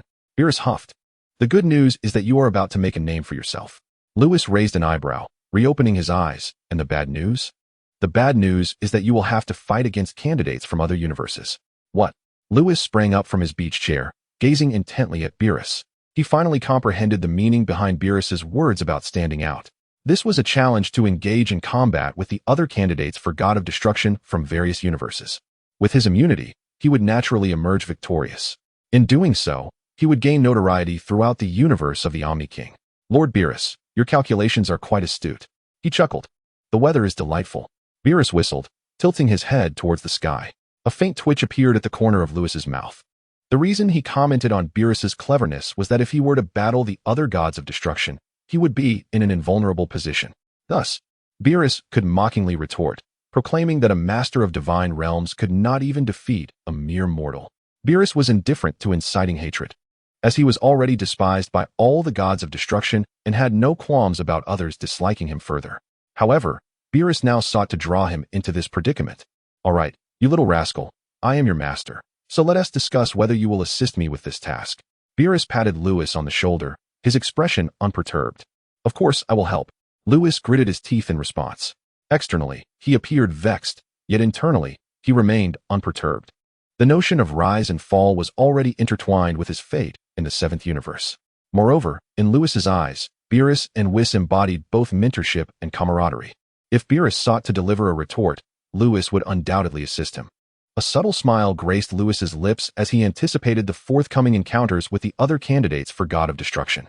Suddenly, Lewis furrowed his brow and inquired, Lord Beerus, apart from the 11th universe, do other universes have candidates for God of Destruction as well? Whis finally spoke up, chuckling. Long ago, when Lord Beerus accepted you as a candidate, the other gods of destruction made their selections too. Lewis covered his eyes. He finally discerned how poor Beerus's social standing was, as others had already prepared, merely awaiting the opportunity to mock him.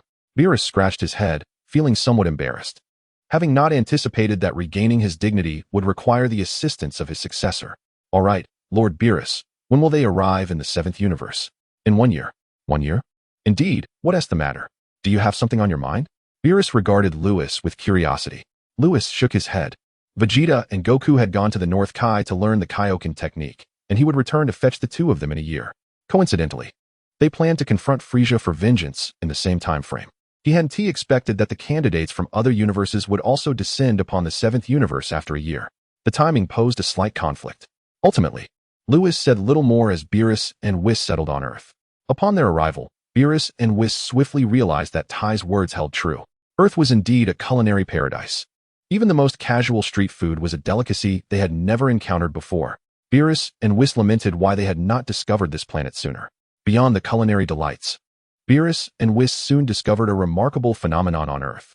In the northern region, there stood a towering stone spire that reached into the clouds, crowned by a mysterious celestial realm above. The 2 had ventured into the heavens once, yet found nothing amiss. They only discerned that both the celestial realm and the stone tower were steeped in antiquity. Ultimately, Beerus and Whis were left in a state of unresolved curiosity. Chapter 24. Sun Wukong and the Mastery of the Kaioken. While Beerus and his companion indulged in the culinary delights of their realm, Lewis embarked on his journey of cultivation. This marked his first foray into training since departing from the realm of the Destroyers, and he focused his efforts on 3 key areas: strength, dimension, and rules. In terms of strength, Lewis's combat power was measured at 1.5 billion before transformation, which surged to an astounding 75 billion upon assuming the form of a Super Saiyan.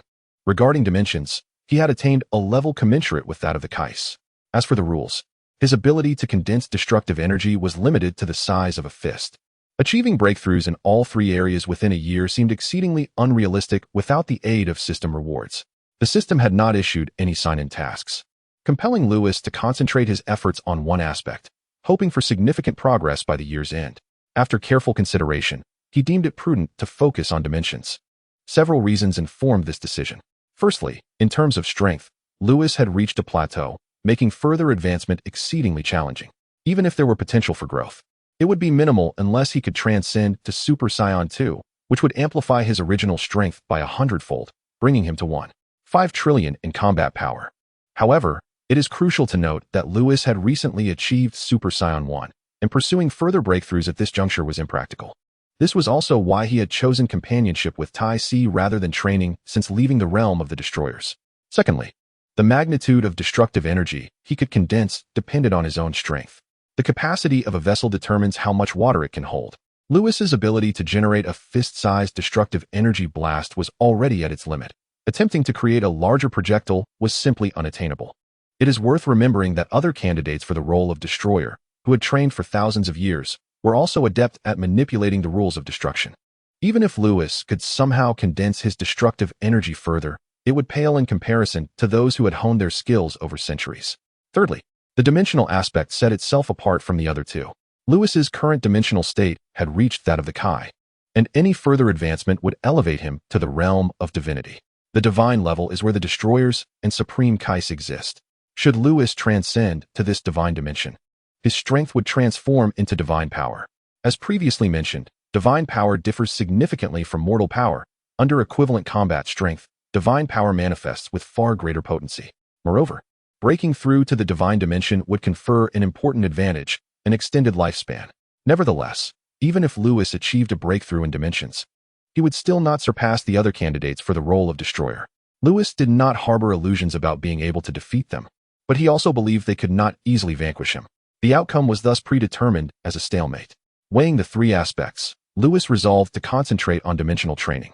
However, it is essential to acknowledge that mastering dimensions requires more than mere talent. It demands considerable time, as well as opportunities and fortune. Thus, Lewis ascended once more to the heavenly realm, where the deities continued their vigilant observation of the mortal world. The celestial deity wiped the cold sweat from his brow, astonished that the true harbinger of destruction had arrived on earth. A radiant beam descended from the lower realms, revealing none other than Lewis. The deity, puzzled, inquired, "Esteemed candidate for the role of destroyer, do you require something?" Lewis responded with a smile, "I have come to request the use of your time chamber. Might you grant me this favor?" The deity hesitated, contemplating the implications of denial, which could lead to the annihilation of Earth. Swallowing hard, he nodded, albeit perplexed as to how Lewis had knowledge of the time chamber. "Of course, it is no trouble. Then lead me, please." "Certainly, follow me." The deity guided Lewis into the divine hall, traversing the lengthy corridor. Along the way, the deity elaborated on the regulations of the time chamber, while Lewis, already well informed about its workings, listened quietly. They arrived at the entrance of the time chamber. The deity cautioned, "Esteemed candidate for destroyer, please ensure you exit within 2 years. Otherwise, you risk being trapped indefinitely." Understood. Lewis refrained from mentioning that, with sufficient power, one could breach the spatial barriers and return to reality. He stepped into the time chamber. Meanwhile, in another universe, Ramsey, have you selected your candidate? I made my choice over a decade ago. What about you, Zampa? You 1T abstain from this challenge just because Beerus is your brother, will you? Uft. I relish the opportunity to mock that scrawny skeleton daily. Excellent. We have a year left for them to train. Let us ensure there are no mishaps. The 11 destroyers collaborated in secret to strategize against Lewis. On the other side, the attendant angels convened. "Beerus, have you discovered the origins of that divine aura from years past?" "Sister, I have found nothing. What about you all?" "We have also come up empty. We asked Whis, but he claimed ignorance. Perhaps he truly knows nothing. Well then, let us seize this opportunity to investigate the 7th universe thoroughly." Indeed, as time flowed, a year passed seamlessly. In the restaurant of the Tai's family in West City, Lewis, "Try this," Tai urged, offering a piece of meat on her fork. Lewis smiled gently, opening his mouth to savor the morsel. Upon seeing him finish, Tai tenderly wiped his mouth with a napkin. On the opposite side of the table, "Whis, do not snatch it. That is mine." "Lord Beerus, it belongs to me." Beerus and Whis were locked in a comical tussle over the last chicken leg, nearly coming to blows. "Lord Beerus, I am satiated. I shall visit King Kai of the North and return shortly." Lewis bid farewell, taking Tai's hand as they departed the hall. Observing this, the two in the restaurant halted, and Beerus seized the opportunity to snatch the chicken leg from Whis, munching away while saying, "Whis, don't you find this lad a bit peculiar?" A year ago, Lewis ventured into that enigmatic celestial realm for several days, and upon his return, there was an unmistakable change in him. Weiss pondered thoughtfully, sensing a subtle alteration in dimensions. Indeed, I share this sentiment. It feels as though Lewis is on the brink of transcending to the divine tier. Beerus, taking a bite of chicken leg, shook his head in disbelief, exclaiming, I must be losing my mind. Lewis is only trained for 16 years. How could he possibly ascend to the divine realm so swiftly? On North Kai's planet, in an instant, Lewis and Ties appeared via instantaneous movement.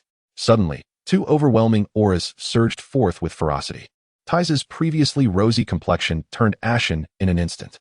Fear not, Lewis reassured her, enveloping her in a tight embrace as a violet radiance enveloped them.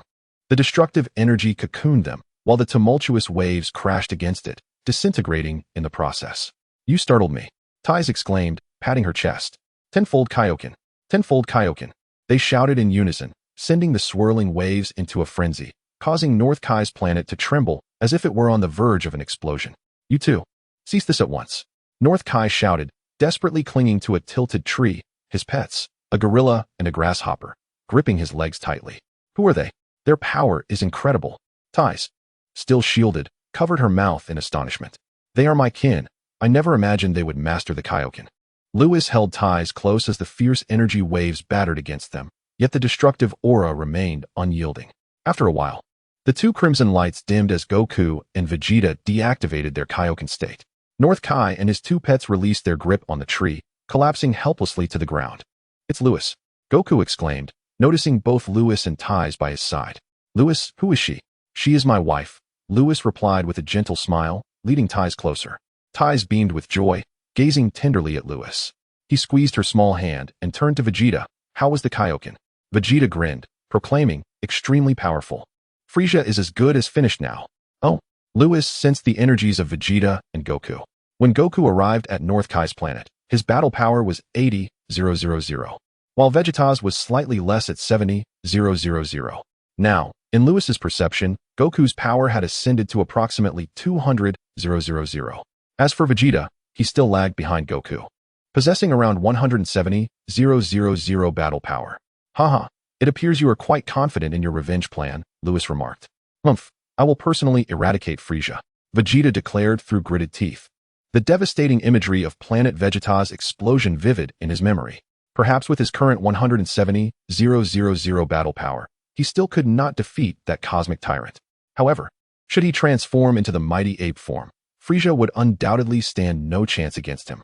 At that moment, having witnessed the Supreme Kai in waiting, King Kai of the North regained his strength and hurriedly approached to pay his respects. It would be unfortunate if, due to a lack of proper etiquette, his counterpart became incensed and obliterated the remaining planets. Lewis nodded at King Kai and then turned to Goku and his companion. The year has come to an end. Since you have both mastered the Kaioken technique, let us return to Earth. Goku hesitated, his words caught in his throat. Kakarot, what troubles you? Why not inquire if we have also mastered Lord North Kai's other ultimate technique? Goku grinned, a hint of pride evident. Humph. Vegeta, arms crossed, scoffed dismissively. Is it that you have mastered it, while I have not? Lewis chuckled heartily. How dull. Vegeta huffed again. Goku placed a hand on Vegeta's shoulder and smiled at Lewis. Haha, Lewis, you are truly perceptive. Vegeta's expression darkened further, finally speaking up. What is so impressive about it? It's merely a spirit bomb, far inferior to the Kaioken. The word jealousy was practically written across his face. Well, didn't I mention that this technique is not something everyone can learn? No need to take it to heart, Vegeta, Lewis interjected. Indeed. This technique can only be mastered by those with a pure heart. King Kai nodded vigorously. At this moment, Vegeta's face was as dark as the bottom of a pot, suggesting that it was a direct affront to his character. Ultimately, Lewis took hold of Ties, leading a visibly disgruntled Vegeta and an elated Goku away from King Kai's planet. Chapter 25. Ding, please sign in before the deities. Upon returning to Earth, Sun Wukong found himself back at Baobao Mountain, while Vegeta took residence at Bulma's home. Having just returned, neither of them intended to immediately seek vengeance against Frieza. They decided to rest for a while first. In the backyard, Tai Si and Lewis sat on a swing, their heads bowed in shyness. Lewis, could you please repeat what you said back on North Kai's planet? Tai Si asked timidly. Lewis feigned ignorance, a mischievous grin spreading across his face. What did I say? I seem to have forgotten. You. Tai Si lifted her head, pouting adorably like an irate little lion. Her eyes were particularly striking, especially when wide open, adding to her charm. Despite being older, She retained a youthful demeanor due to the dragon's gift of eternal youth, making her irresistibly captivating. Lewis's heart raced. Tyce grasped his hand and playfully nipped at it. Her voice filled with mock anger. "Speak quickly, or I shall bite you." Lewis smirked, pressing a hand against her head. "If you bite me to death, you will have no husband." "I am so happy." Tyce beamed, leaping down and then into his arms, wrapping herself around him like a tree. The girl in his embrace was soft, her refreshing fragrance enveloping him, stirring an unusual sensation within him, an intoxicating sweetness of happiness blossoming in his heart. Having come to the Dragon Ball world, he had dreamt of defeating Beerus and challenging Xeno. Who would have thought he would encounter Tyce? The Dragon Ball realm boasted numerous beauties, such as Bulma, Chi-Chi, and Android 18, yet Tyce possessed a unique allure. She was both mature and wise, yet playful and endearing. Lewis's hands rested on Tyce's back, holding her close. He had found something to cherish. Previously, he had urged her to protect him, only to find himself deceived. Suddenly, a soft voice emerged from Tyce's embrace. "What did I deceive you about? You captured my heart." Tyce lifted her gaze. Her beautiful eyes filled with the reflection of Lewis. He clutched his chest, feeling as if struck by a sweet arrow. Cradling her delicate face, he asked, "Tyce, how did you learn to tease?" Her golden locks cascaded down her back, her fair and exquisite face framed by soft lips that moved alluringly. "I am not teasing you, and I am not your sister. I am your wife." Tyce playfully stuck out her tongue, embodying a charming innocence. A gentle breeze blew, but it could not quell the heat within Lewis. His Tyce was simply too adorable. He cupped her face tenderly and playfully nipped at her rosy lips. "Ah!" Tyce's eyes widened in surprise. "He kissed me." Her mind went blank, momentarily forgetting to resist. Once she regained her senses, she leaned in to reciprocate the kiss, her boldness causing her ears to flush with warmth. After a moment, their lips parted. "You." Tyce suddenly felt something pressing against her, a blush creeping across her cheeks as she nervously tugged at the hem of Lewis's shirt. I'm sorry." Lewis stuttered as he spoke, the majesty of the candidate destroyer dissipating entirely, resembling a simpleton, rather dazed. He prepared to release Tyce. Suddenly, Tyce covered her mouth, chuckling, and then embraced Lewis tightly, maintaining her tree-hugging posture. "Let them come. After all, he's my man." Lewis, ensnared in Tyce's embrace, felt an exhilarating rush, the atmosphere thickening with the intoxicating scent of hormones. Their gazes locked, the air grew sultry. Lewis lowered his head, while Tyce's lips curled into a faint smile as she closed her eyes once more. Suddenly, a buzzing sound filled the air. A dozen streaks of colorful light flashed across the sky, and a vast divine aura enveloped the earth. Mortals were oblivious, but Lewis sensed it keenly. At that moment, a notification chimed. Ding. Mission released. Please sign in before the multitude of angelic destroyers. Reward, Divine Dimension. The Divine Dimension? Lewis was momentarily taken aback, then overwhelmed with joy. During his time in the Destroyer realm, he had been diligently cultivating the dimension. After 4 years of little progress, he had continued his training on Earth for over a year, complemented by decades spent in the Spirit Time Room. Finally, he had made a breakthrough. He was on the verge of entering the Divine Dimension, yet he had always faltered at the final step. Now, the system had issued this task, and the exhilaration was nearly unbearable. Lewis did not lean in to kiss her. Instead, he cradled Tyce's delicate face and gently said, "Sister Tyce, they are coming." "Who is coming?" Tyce opened her eyes, her lips pouting. Kissing felt so delightful, and it was infuriating to be so close, yet not able to kiss again. "It's the other universe's candidate destroyers. They have come for me." "Them? Humph, it makes me so angry." Tyce clenched her fists, truly vexed about not being able to kiss her little boy. Unable to contain herself any longer, she lifted her head and kissed him. Still unsatisfied, her tongue ventured forth. After a moment, she pulled away. "All right." Lewis playfully scratched her little nose and said, "Wait for me to finish with them, and I will return to accompany you, Sister Tyce. Hurry, hurry." With that, Lewis departed from the backyard. In the northern part of Earth, 11 streaks of colorful light appeared, revealing 33 figures. Among them, 11 possessed floating halos above their heads, while the remaining 22 exuded a formidable presence. The first universe's destroyer, Iwan, spoke up. How could that fellow Beerus be on such a wretched planet? The 10th universe's destroyer, Lamsi, mocked. Indeed, the 7th universe has begun its decline. Ha ha. A chorus of laughter erupted among the destroyers. The 11 angels stood expressionless, their gaze fixed intently on the towering structure within the northern forest of Earth. The remaining 11 figures were all candidate destroyers. Just then, 2 figures materialized. Beerus coldly remarked, They have truly come. The sixth universe destroyer, Kampa, laughed heartily, thin ribs. Are you prepared for a spar? What of your successor? With that, he feigned a casual glance around. Your successor, oh? Surely they are not too frightened to join us.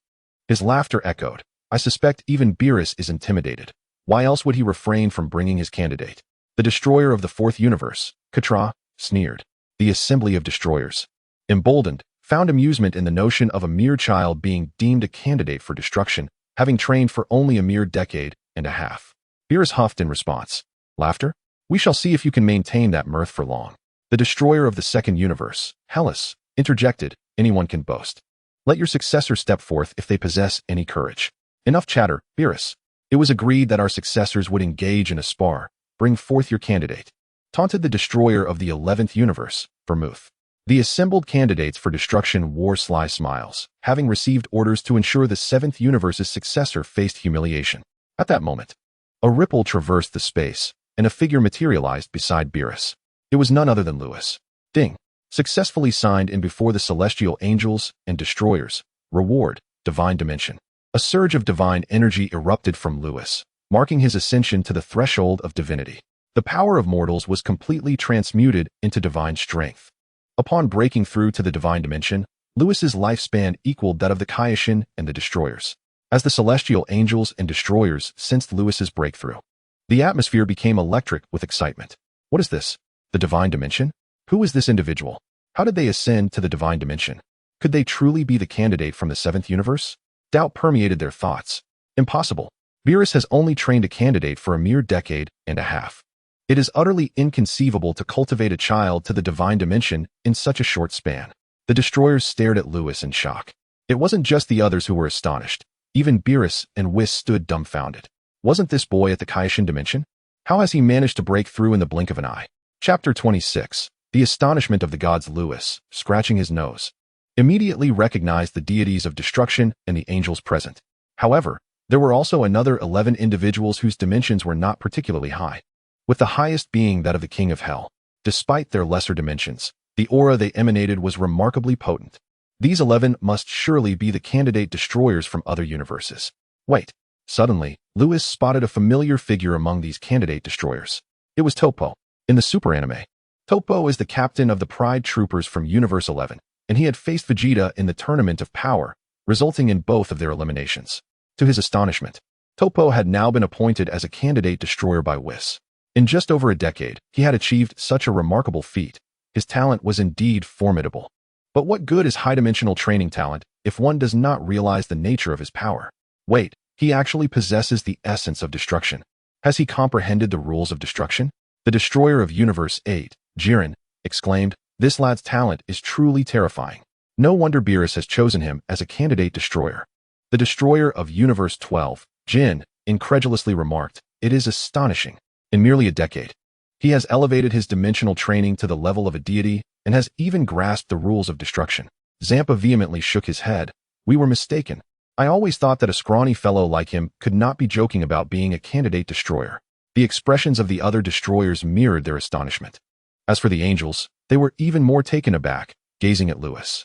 He radiated an elusive aura that the destroyers might not have immediately detected. But this was the level of an angel. How could the angels possibly overlook it? The realm of freedom.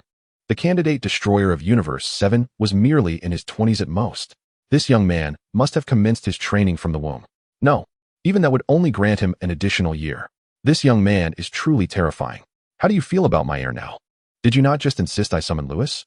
Beerus chuckled heartily, placing a hand on Lewis's shoulder and surveying the assembly of gods before him.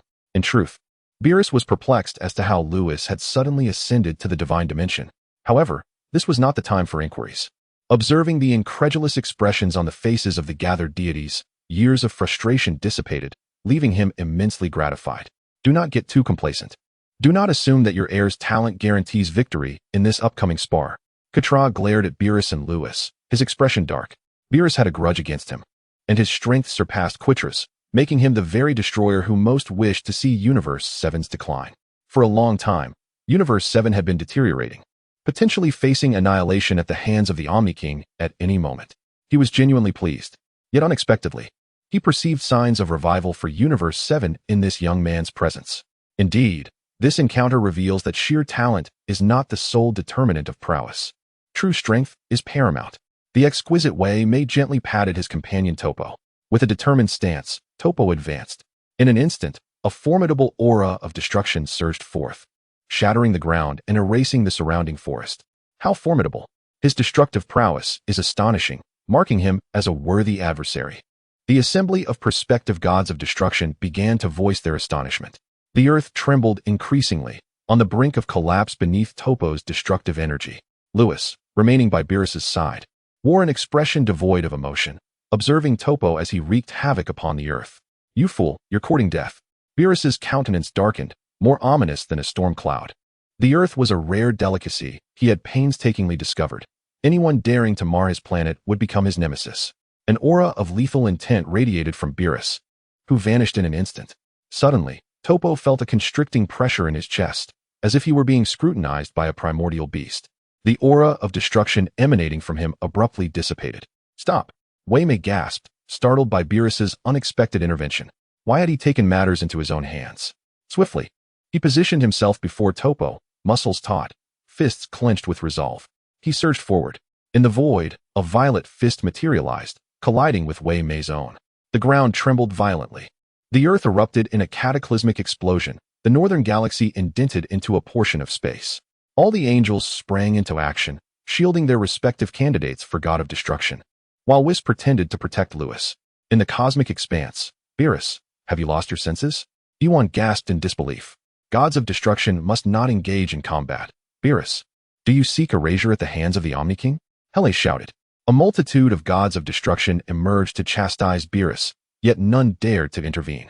Even Kampa could only unleash verbal barbs, well aware of Beerus's fury. At that moment, Wei Mei distanced himself from Beerus, retreating to Topo's side. Beerus, if you wish to brawl, I shall oblige." Wei Mei's bravado faltered, his hand trembling from the clash with Beerus. Topo, observing closely, noted the tremor in Wei Mei's hand. He gazed up intently at Beerus. The god of destruction from the seventh universe is indeed formidable. Even Master Wei Mei cannot withstand his blow. The other candidates for god of destruction shared expressions of disbelief. It became evident that disparities existed among their ranks. Beerus disregarded the assembled deities, turning to Whis. "Restore the earth. At once." Whis waved his staff, reversing time by 2 minutes, returning the earth to its unscathed state. A slight smirk graced Lewis's lips as he enjoyed the spectacle. Why destroy the earth for mere mockery? Was that not inviting doom? Yet, Beerus is undeniably powerful. "Kid, consider yourself fortunate this time." Beerus glared at Topo, standing behind Wei Mei, then coldly declared, "I warn you all. Anyone who dares to damage my earth will meet their end." The assembly of prospective gods of destruction shuddered at his overwhelming murderous intent, while Topo felt the chill of sweat trickling down his back, clearly shaken. With minimal preamble, "Have you prepared yourself for the upcoming contest, Slim Ribs?" At this moment, Kampa stepped forward, the only one bold enough to confront Beerus when he was in a foul mood. After all, he is Beerus's own brother. What's the rush? Beerus, momentarily retreating from his icy demeanor, donned a playful expression, as if the previous events had never transpired. "Lewis, do tell, when would you like to engage them in battle?" "In a few days," Lewis finally replied. After all, the esteemed gods of destruction have traveled great distances to reach the seventh universe. They deserve a moment to rest. The other gods of destruction smiled upon hearing this. "Look at your successor, Beerus," Jin remarked with a hint of sarcasm, "so considerate of others, and then look at yourself. Bah, if you're dissatisfied with me, feel free to challenge me." Beerus retorted before vanishing alongside Whis, leaving Lewis alone to entertain the gathering deities. "It infuriates me. After all these years, Slim Ribs remains as arrogant as ever. How I wish to vanquish Beerus." "Vanquish him? Do you possess the strength for that?" Listening to the grumbling of the gods of destruction, Lewis chuckled softly and said, "Esteemed gods of destruction, please follow me." He soared into the sky. The gods exchanged glances before following suit, with the other candidate gods of destruction trailing closely behind. They watched Lewis ascend, marveling at his extraordinary talent. However, talent does not equate to strength, and they felt confident in their abilities for the forthcoming contest. They too would revel in mocking Slim Ribs. As this thought crossed their minds, the gods of destruction felt a surge of satisfaction. The angels flew at the rear. To their astonishment, the candidate god of destruction from the seventh universe possessed such remarkable talent. Indeed, That young man named Lewis seems to have comprehended the perfect state of tranquility. It's no wonder Beerus chose him as a candidate. The seventh universe is on the rise, the angels remarked. At that moment, Vados suddenly furrowed her brow. Sister, have you noticed the towering structure in the center of the forest? There stood an ancient tower in the northern forest of Earth, rising high into the clouds. The angels shuddered, having also perceived the tower, which was indeed ancient and adorned with many mysterious markings. The angels turned their gazes towards Kusu, with a serious expression. Kusu replied, I see it. That tower is exceedingly old, and I cannot discern its origins. This planet is far from ordinary. Upon hearing this, the angels were left speechless. If even their elder sister could not recognize the tower, how extraordinary could it be? Let us allow these young ones to finish their sparring before we consult Whis. Kusu said, her brows knitted together. We should inquire about the nature of that divine aura from years past, and whether he knows anything about the origins of this planet's tower. Chapter 27. A contest among the gods of destruction. Unbeknownst to Lewis, the astonishment of the angels was palpable as he requested his sister-in-law, Bulma, to arrange accommodations for the deities. Due to Beerus's prior warnings, the gods of destruction and their candidates dared not wreak havoc on Earth. Beerus was quite pleased with their conduct. Following this, Beerus and Whis sought out Lewis to inquire about his ascension beyond the dimensional realm. Lewis revealed that he had long since reached the King of Worlds bottleneck in his dimensional cultivation and, by a fortunate twist of fate, managed to break through. Beerus and Whis were left speechless. They recognized Lewis's uniqueness, yet his talent was undeniably formidable. Over the years, Lewis had not focused on enhancing his physical power, but instead dedicated himself entirely to the cultivation of dimensions. Whis and Beerus had witnessed this firsthand. Although Lewis was temporarily weaker in terms of raw strength, he could enhance his abilities with time. However, the realm of dimensions was a different matter altogether. Some individuals had spent millions of years in training, only to remain at the meager levels of the King of Hell or the King of Worlds. Achieving true divinity was indeed an arduous endeavor. Subsequently, the gods of destruction spent 2 tranquil days on Earth. Kampa, unable to contain himself, had come to mock Beerus. Yet he was forced to wait an additional 2 days before their sparring could commence. With no excuse to openly deride Beerus, Kampa instructed Vados to present his favorite delicacy, the East Bird egg, claiming that nothing in the 7th universe could possibly rival its taste. Initially, Beerus was intrigued by this supposed delicacy, but after tasting it, he could not help but retort, declaring it a worthless dish. With a wave of his hand, he summoned instant noodles, distributing a bowl to each angel, god of destruction, and candidate. To his astonishment, Beerus exclaimed, "What is this? It is utterly delicious. Each strand of noodle and every sip of broth was a delight. I have finished. Is there more?" Meanwhile, Kampa, shrinking away, could only slurp his noodles in silence. Days passed, and the deities remained enraptured by Earth's culinary delights, nearly forgetting their original purpose for being there. In the backyard of the Tais family, Katra observed the gods of destruction indulging in ice cream, puddings, and desserts. She raised her voice. "Have we completely forgotten why we are here? We came to spar with Beerus' successor." Boom. The 10 gods of destruction suddenly snapped back to reality. Kampa approached Beerus, pointing an accusatory finger at him, and exclaimed, "You, Beerus, have lured us with food." Attempting to slack off. "No way." Hellas took a bite of pudding, revealing a look of sheer enjoyment. "Beerus, you have indeed crossed the line." Lamses sipped a cold beer and burped. "Thank goodness that dead mouse reminded us, or we would have completely forgotten." Katra remained silent as the gods of destruction launched a tirade against Beerus. Beerus cast a sidelong glance and remarked, "You all seem to have forgotten. And now you blame me, do you? Enough of the idle chatter. Let us commence our sparring today." "Humph. I initially intended to share some delightful delicacies with you. But here you are, lifting your bowls to feast while casting insults. Who is afraid of whom? Lewis is already in an invincible position. If you desire mockery, then let it come." Whis summoned Lewis. At once, with a wave of Whis's hand, Lewis appeared in an instant. "Lord Beerus, what seems to be the matter?" "They are eager for mockery. Let us begin without delay." "No problem, but I wish for 2 individuals to witness this candidate destroyer-level battle." Lewis instructed Whis to locate Vegeta and Goku, but Whis reported that Vegeta had taken Goku, Raditz, and Nappa away from Earth. "What? Where are they headed?" "It appears they are en route to Namek." Lewis stood in shock. "What is happening?" "Piccolo is alive, and the Supreme Kai is unharmed. Why would they go to Namek?"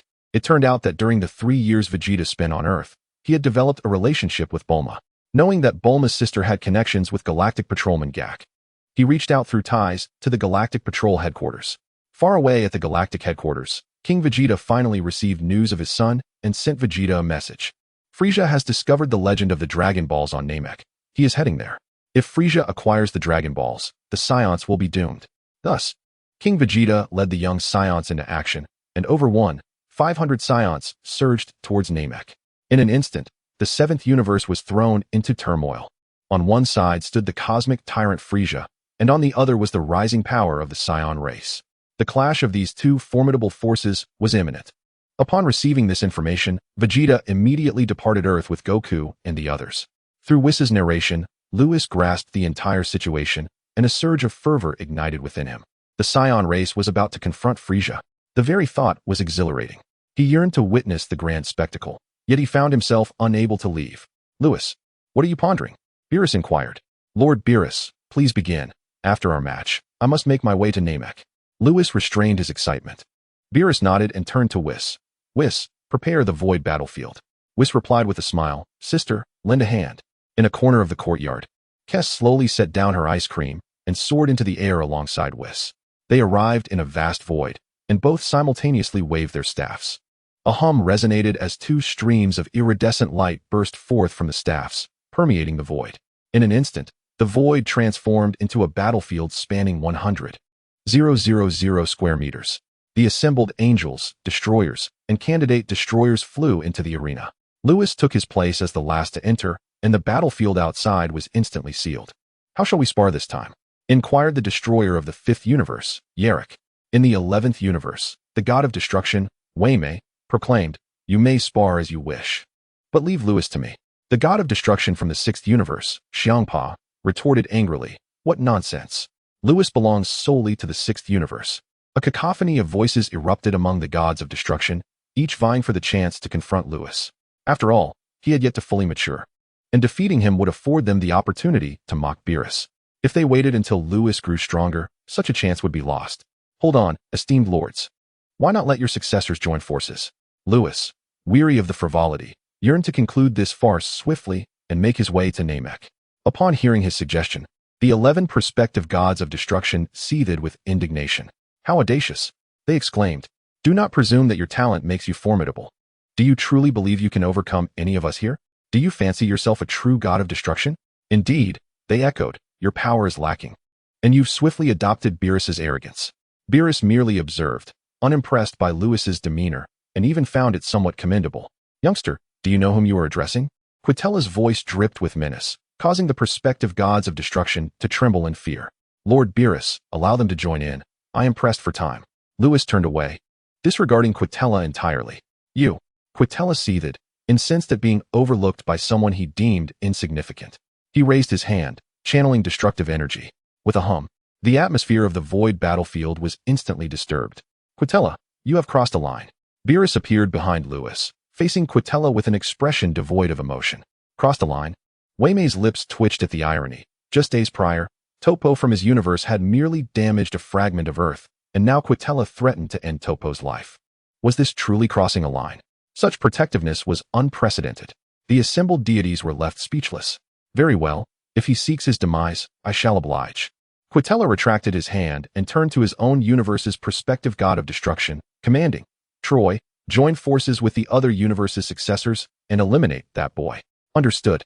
Troy, the prospective god of destruction from the 4th universe, nodded in agreement.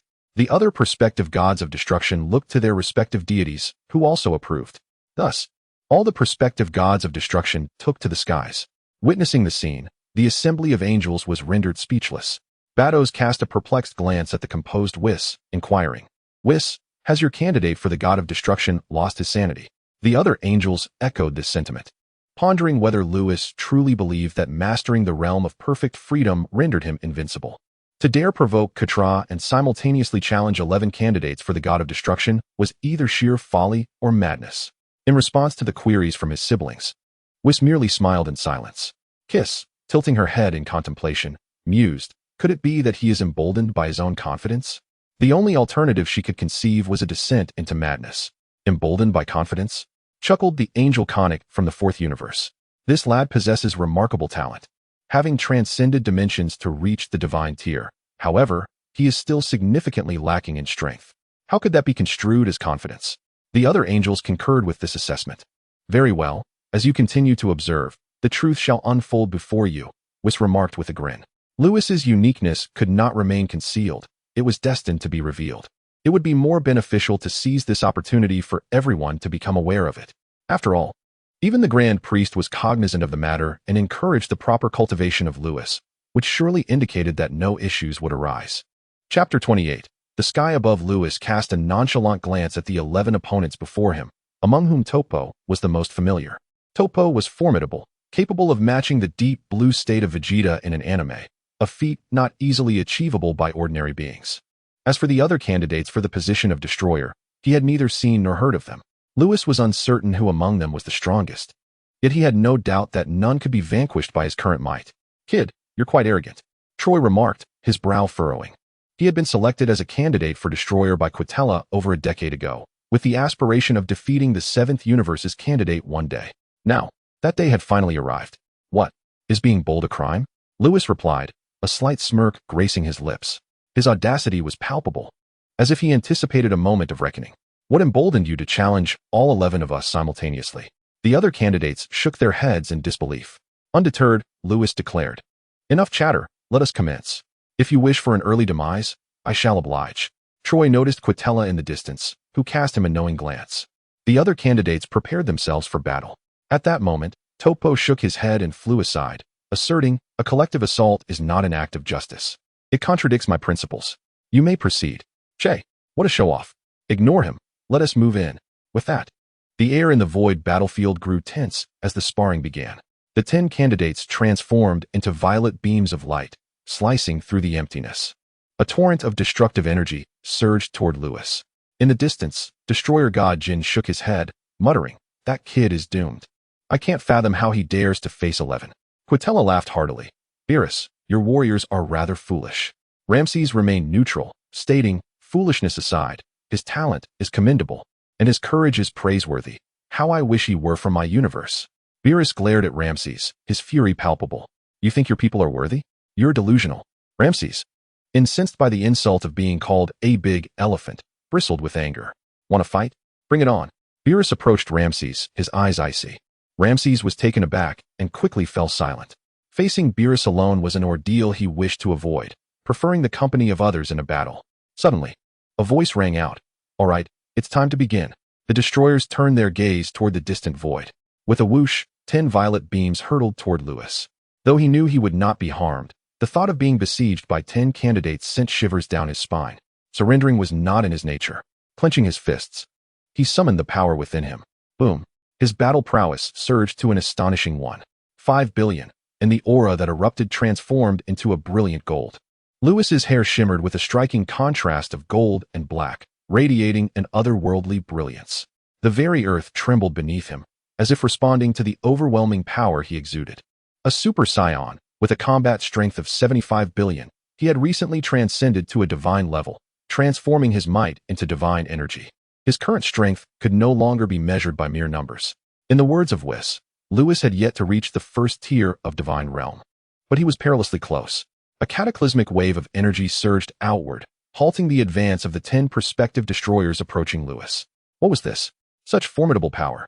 It was no wonder he dared to challenge all 11 of us at once. Yet it remains insufficient. This power falls far short of the first tier of divine realm. Charge. Troy led the assault, with the other candidates following closely behind. The sky was suddenly enveloped in a violet radiance. Troy materialized before Lewis, channeling the force of the second tier of divine realm into his fist. He struck with tremendous force. Lewis raised his hand to block, feeling the overwhelming strength. Although he felt no pain, the sheer impact sent him careening through the air. A mere encounter revealed Lewis's disadvantage. On the sidelines, Topo furrowed his brow. Was this the caliber of the 7th Universe's prospective destroyers? Did he not intend to take on 11 at once? Yet he faltered after a single blow? The distant destroyers, observing this spectacle, burst into laughter, clutching their sides in mirth. Ha ha ha. Beerus, what manner of creature is this from your universe? Did he think that dyeing his hair golden would bestow greatness upon him? He cannot even withstand a single punch from Troy. Truly laughable. He fancied himself a master of the 5th tier of divine realm, yet he is so woefully inadequate. This braggadocio mirrors your own, Beerus. Why emulate such a boastful demeanor? It is a grave waste of his exceptional talent. Listening to the derision of the destroyers, Beerus felt a flush of embarrassment. His plan was never for Lewis to triumph over the other candidates. Rather, it was for him to endure until the battle's conclusion. No one could defeat Lewis. This way, he could retort. A group of second-tier Divine Realm candidates could not prevail against a mere boy who had yet to attain divine strength, even in a group assault. Beerus understood that any words of rebuttal at this moment would be futile, so he chose to await the final outcome. As the results unfolded, it would be his moment to speak. Noticing Beerus's silence, the mockery from the other destroyers intensified. In stark contrast to their reactions, the angels stood in stunned silence upon witnessing Lewis absorb Troy's full-force strike without a scratch. Whis can it be? This young man from your universe has emerged unscathed from Troy's mightiest blow. It must be a trick. In response to his brothers' and sisters' inquiries, Whis simply replied, "You shall soon understand." It was then that the celestial angels realized the audacity of the young man named Lewis. How utterly ridiculous! How dare he act so brazenly? After Troy struck Lewis, he crossed his arms and hovered in the void, cackling maniacally. Lewis, overwhelmed by the tremendous force, felt his attire as a candidate for destruction tear apart instantaneously, flinging him away into the distance. The other candidates for destruction shimmered and complied with their deity's command, refusing to let Lewis escape, and they pursued him relentlessly. One of them concentrated, forming a sphere of destructive energy. The heavens darkened. This was no mere sparring match. It was a life-and-death struggle. You think you can act so high and mighty? Prepare to perish. The candidates for destruction hurled 10 spheres of destructive energy, imbued with immense power, towards Lewis. It was an overwhelming assault. Lewis collided with the barrier of the void battlefield, momentarily halted as he gazed at the impending wave of destructive energy. Once I break through to the realm of the gods, I will obliterate you all. Lewis gritted his teeth and closed his eyes. Suddenly, the golden aura surrounding him vanished. The distant deities assumed that Lewis had surrendered and contemplated whether to call off their heir. After all, he was the heir of Beerus. If they were to kill Lewis, it would spell disaster. Only Katra, with a frenzied expression, cared not for Beerus's wrath. Lewis's talent was simply too formidable, if allowed to mature. The fourth universe would surely be overshadowed by the seventh universe. This could not stand. He harbored a grudge against Beerus and was determined to eliminate Lewis. He exchanged a glance with Troy. Suddenly, after the golden aura dissipated from Lewis, his hair returned to black. But in the next moment, a transcendent aura enveloped him, and a silvery glow surged skyward. A silver wave of energy surged forth, centered around Lewis. The perfect free realm. Boom. The formidable power surged like a stampede of 1,000 horses, creating a chaotic magnetic field and warping space itself. The entire void battlefield was engulfed in the silver waves, resembling a boundless ocean. Lewis, in perfect synchrony with his surroundings, evaded the 10 spheres of destructive energy. Witnessing this, the deities, who had previously mocked Beerus, fell into stunned silence. After a brief moment, a cacophony erupted among the deities. Impossible. The free realm. How could this boy possibly attain the free realm? Beerus, tell me this isn't real. All the deities found themselves ensnared in a state of astonishment. It was terrifying, for the free realm was a level of existence akin to that of angels, an understanding so elusive that hardly anyone present could grasp it. Even among the strongest deities, only Beerus might have a chance to comprehend it. Yet what the deities did not know was that Beerus himself had not attained this realm either. He was still a step away from touching the nascent form of the free realm. Ha! Beerus laughed heartily, delighting in the sight of those who had mocked him for over a decade wearing expressions of utter defeat. How satisfying it was. What do you think? Still mocking me for taking a mere child as a candidate for the God of Destruction? Do not be so smug. I reiterate, raw talent means little. True strength lies in one's abilities. Ketla gritted his teeth, a wave of bitterness washing over him. He had yet to comprehend the state of self-mastery, while this young one had grasped the angelic level of enlightenment. Such unparalleled talent was undeniably enviable. How fortunate it would be if he were his successor. At that moment, Ketla forgot all the jibes he had hurled at Beerus. Indeed, even possessing the state of self-mastery, what of it? Xiang Pa clenched his fists. Which candidate for the God of Destruction here possesses strength beyond the second tier of Divine Realm? 1 against 10. Even with the state of self-mastery, victory is impossible. Endurance is his greatest flaw. Come on, bring that kid down, shouted the other gods of destruction. If Lewis were to withstand the onslaught, their opportunity to mock Beerus would vanish, and they would find themselves on the receiving end of ridicule instead. 11 against 10. and still unable to prevail. Given Beerus's nature, he would undoubtedly hold this over them for eternity. What a disgrace. Upon hearing the commands from the gods of destruction, the bewildered candidate unleashed all of his power in one explosive surge. Boom. The void battlefield trembled as if the world were ending. An overwhelming burst of purple light, blinding in its intensity. Fortunately, the battlefield was forged by angels, preventing the slightest disturbance to Earth. 10 beams of purple light tore through the sky, barreling towards him. Lewis twisted his body and charged forward. Having endured even Whiss's full-strength strike, he had no reason to fear these 10 beings of the second tier of divine realm. Lewis swiftly entangled with a silver beam of light. Bang! Bang! The immense force stirred the air, conjuring a ferocious whirlwind. With each punch and kick, Lewis, utilizing the state of self-mastery, weaved effortlessly among the 10 candidates for God of Destruction, occasionally landing strikes upon them. This left the candidates in disbelief. Could the state of self-mastery truly be so formidable? Was it genuinely possible to confront 10 adversaries alone and emerge unscathed amidst their assault? The gods of destruction were astonished. Yet the angels began to exhibit a shift in expression. Then, the angels widened their eyes, turning to gaze at Whis. Whis scratched his nose, bemused. "Why do you all look at me so?" Kess, with a serious demeanor, inquired. "Whis, is it possible that Lewis can disregard damage entirely?" The angels fixated intently on Whis. They had known long in advance that Lewis would attain the state of self-mastery, and a perfect one at that, which is why they were not surprised when he entered this state. However, at the moment Lewis countered, they recognized something amiss. Lewis was not merely evading the attacks of the candidate gods of destruction through perfect self-mastery. He was directly disregarding the impact of their strikes. Haha, did you not witness it? Why still question me? Whis responded with a calm smile. Boom. Indeed, he can truly ignore attacks. The multitude of angels swallowed hard, their disbelief palpable, as they swiftly turned their gaze towards the distant battle. Chapter 29. The departing gods of destruction. What does it mean to disregard attacks? Is there truly someone in this world capable of such a feat? Yet, the scene before them unequivocally demonstrated that indeed, there exists such a person. The angels gazed in astonishment as the battle raged on. Lewis, embodying the essence of perfect tranquility, maneuvered through the onslaught of the candidate gods of destruction with the grace of an agile eel, evading their strikes with ease. Even when he could not evade, he simply chose to disregard their assaults. The candidate gods of destruction quickly realized this unsettling truth, their astonishment palpable. Their attacks upon Lewis bore no fruit. He remained unscathed. As time ticked by, however, Lewis's stamina began to falter. Confronting 10 adversaries alone proved to be an insurmountable challenge. His endurance could not sustain the state of tranquility indefinitely, and once that state waned, he would lose the very right to resist his challengers. Ha ha ha. He's running out of energy. Let us go, exclaimed the fourth universe's candidate god of destruction, Troy, with a hearty laugh. How frustrating it was. After all the effort expended to strike this boy, he remained utterly unharmed. Surely, this boy must have received some hidden boon from Beerus. No wonder he dared to face 10 opponents at once. The other candidates shared this sentiment, unable to conceive of any alternative explanation. Once he loses his stamina, let us see how he disregards our attacks. They roared as they charged towards Lewis. Lewis spiraled in the void, utterly drained. How disheartening. He glanced towards Beerus in the distance. Alas, in order to salvage his dignity, he would have to endure a thrashing from the others for a little while longer. Cursed be this fate.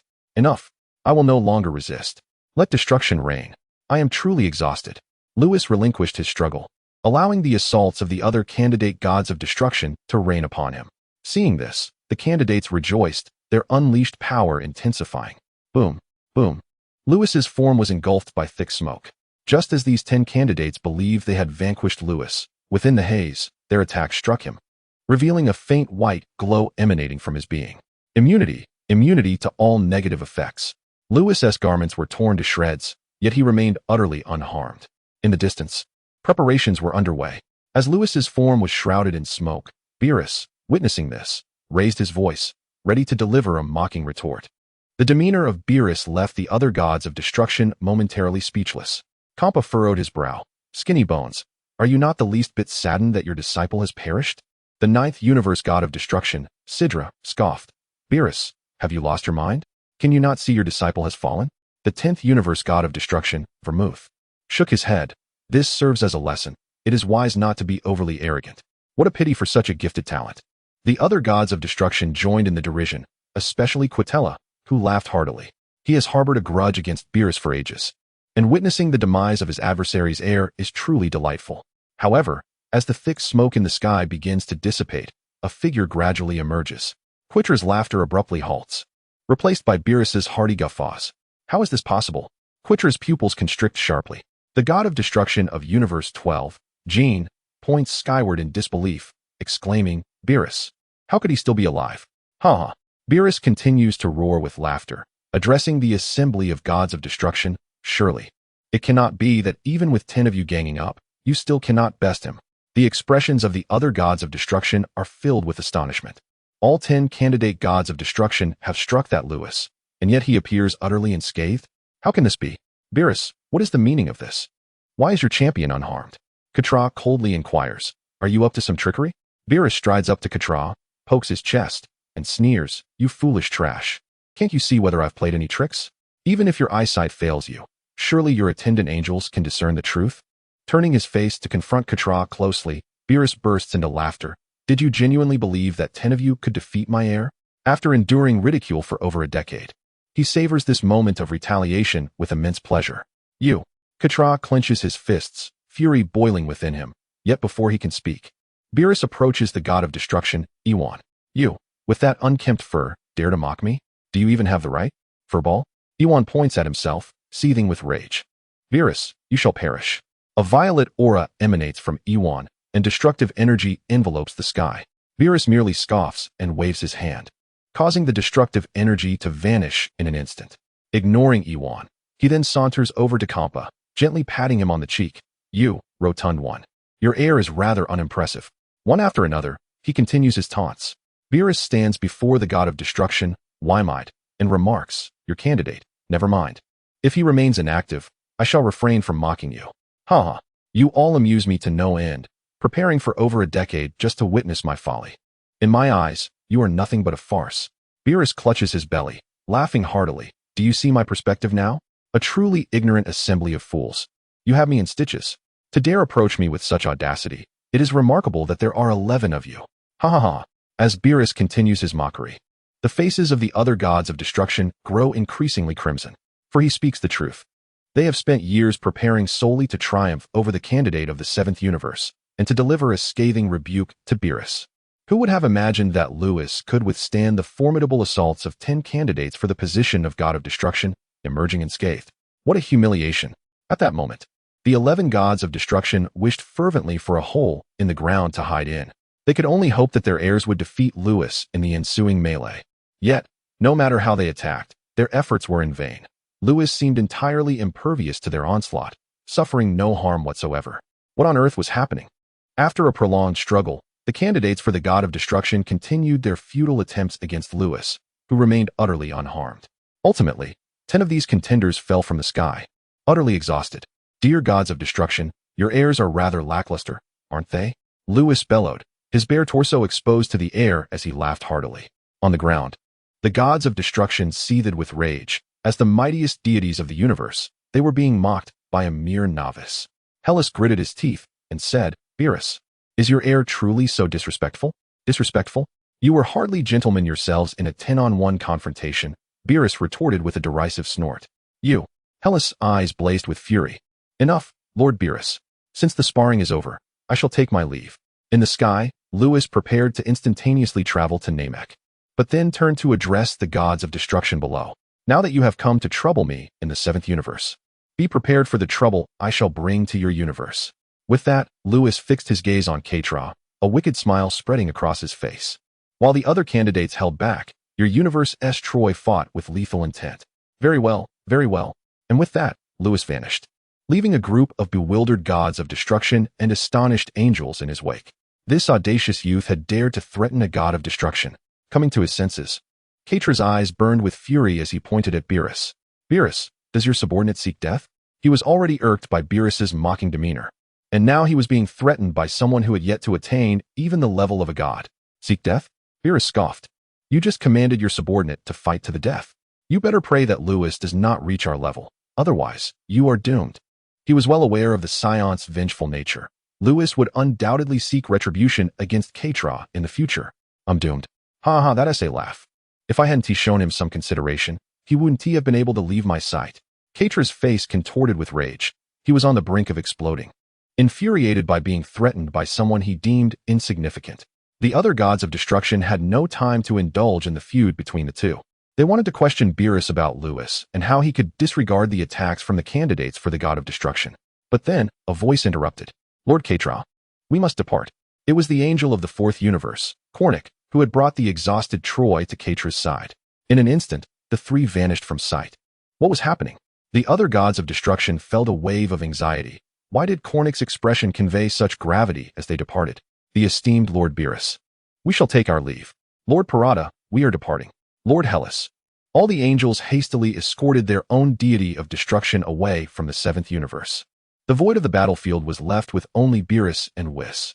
In high spirits, Beerus turned to Whis and inquired, "Did you utter Lewis's disregard?" "Indeed," Whis replied nonchalantly. "Though I only mentioned Lewis's disregard, I refrained from sharing the divine aura and the words my father previously imparted to me." "Quite so, that young Lewis." Beerus had yet to finish his thought when Whis interjected, "Lord Beerus, they also inquired about the tower in the northern part of Earth. And what did you tell them?" "I conveyed my ignorance, surmising that my sister and the others have likely sought out my father." Chapter 30 Prelude to the Battle of Namek. The celestial beings and deities departed from Earth. At this moment, within the vast expanse of the seventh universe, a cosmic battleship adorned with the emblem of the Galactic Patrol sailed swiftly through the starry void. Inside the grand hall of the battleship, King Vegeta sat in the highest seat, gazing down at the 15 Saiyans assembled below. He spoke with a grave tone. "I never anticipated the existence of such wondrous artifacts as the Dragon Balls. We must ensure that Frieza does not acquire them. This may indeed be our opportunity for vengeance." "Your Majesty," Babbitt proclaimed, stepping forth with conviction. His confidence stemmed from the fact that the combat prowess of the 16 Saiyans present had all surpassed 100,000. With such formidable strength, they could surely vanquish Frieza. Yet, I have a foreboding feeling. Even if we transform into our great ape forms, we may still fall short against Frieza. "Exercise caution, King Vegeta." A Saiyan who bore a striking resemblance to Son Goku interjected. This Saiyan was none other than Bardock. He regarded King Vegeta, astonished that he would lead the Saiyans to join the Galactic Patrol. However, it was precisely this that had ushered in a new era for the Saiyans. No longer were they mere pawns of Frieza. They had evolved into protectors of the cosmos. The Saiyans' combat abilities had surged dramatically, all due to King Vegeta's initial decision. What Bardock and the others were unaware of, however, was that this was not solely King Vegeta's decision, but rather a command from Beerus. By a stroke of fate, the Saiyans, having altered their approach, seemed to awaken the latent cells within them. "Bardock, I share your sentiments. Frieza's combat power must exceed 530,000, King Vegeta remarked pensively. Yet, if we remain passive, once Frieza obtains the Dragon Balls, our fate as Saiyans will be sealed." Among the crowd, Theodore stepped forward, asserting, "King Vegeta is correct. If we endure any longer, once Frieza secures the Dragon Balls, he will undoubtedly eliminate us, Saiyans first." King Vegeta turned to Bardock, stating, "Bardock, you are now our foremost warrior. When we arrive at Namek, we shall rely on you." All 16 Saiyans in the hall had surpassed a combat power of 100,000, with Bardock being the strongest, boasting a power level of 150,000. They vowed to defend the honor of the Saiyans with their lives. Bardock fixed a determined gaze upon King Vegeta. The king of old would have never heeded his commands. Yet now, King Vegeta had transformed. Not only had the king changed, but every Saiyan had undergone a metamorphosis. The Saiyans were no longer filled with rage. The feral instincts within them seemed to gradually dissipate. Perhaps it was this very transformation that had led to their astonishing increase in power. A sudden silence enveloped the hall. The impending battle loomed, and the expressions of the Saiyans were grave, clearly affected by the recent words of King Vegeta and Bardock. "Do not be troubled," King Vegeta interjected, prompting the Saiyans in the hall to lift their gazes. Vegeta, the king, stated, "In truth, we Saiyans possess another exceedingly powerful kin." "Another formidable kin?" The Saiyans furrowed their brows. If such a powerhouse truly existed, how could they have been pursued by Frieza in the past? It simply seemed that he had disregarded them. The king recalled the image of Lewis he encountered 4 years prior at the Galactic Patrol headquarters and shook his head. "Forget him. What I wish to convey is that I have news of Vegeta. Prince Vegeta? Where is he?" The Saiyans erupted in joyous exclamations. Even Bardock shared their excitement. After all, Vegeta was an elite warrior of the Saiyan race, a prodigious talent with an initial battle power of 1,000.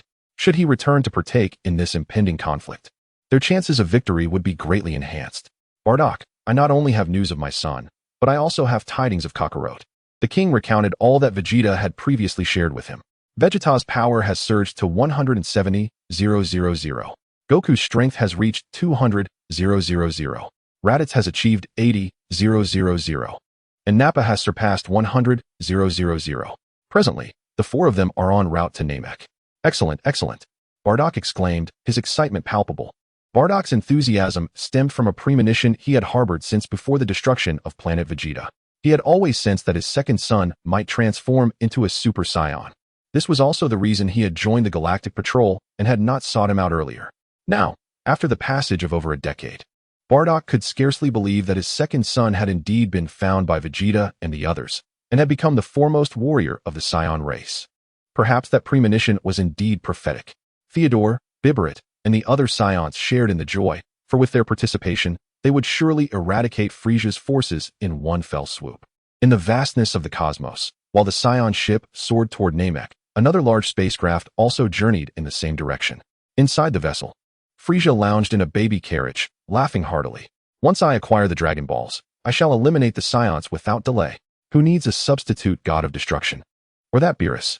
I shall eliminate them all. The universe shall have but one ruler, and that is I, Frieza. Frieza believed the eternal dragon could fulfill any wish, unaware that before a God of Destruction, the dragon was insignificant. Lord Frieza, we have received word from our subordinates that the Saiyan race is also en route to Namek, likely aiming to thwart our acquisition of the Dragon Balls. Jinyu stepped forward. Frieza scoffed. So what if they come? As long as it isn't that substitute God of Destruction from 4 years ago, I shall slay as many Saiyans as appear. Jinyu's expression turned fearful, but their strongest Saiyan has already attained a battle power of 150,000 if he transforms into a great ape. Jinyu's words were cut short. Frieza cast a cold gaze upon him. You don't think that my transformation back then was my full power, do you? The air crackled ominously. A formidable power erupted within him, causing the entire battleship to tremble. Accelerate. I must reach Namek swiftly. Yes. Jinyu broke into a cold sweat, daring not to utter another word. 2 large battleships soared towards Namek, as various cosmic factions observed the movements of the Saiyans and Frieza. A great battle loomed on the horizon. This conflict would herald a significant realignment within the universe. The nefarious organizations allied with Frieza hoped for his victory, while the righteous factions, aligned with the Galactic Patrol, yearned for the triumph of the Saiyan race. Amidst the unnoticed expanse of the cosmos, a medium-sized spacecraft glided through the stars, carrying 4 Saiyans, their destination likewise Namek. In the northern galaxy, Namek, Lewis had just finished a battle, his upper body bare, and hastened towards Namek. He paid no mind to how he would retort to Beerus' taunts or how Beerus would explain the matter of immunity to the gods of destruction. Lewis was solely focused on the imminent clash on Namek. Where is everyone?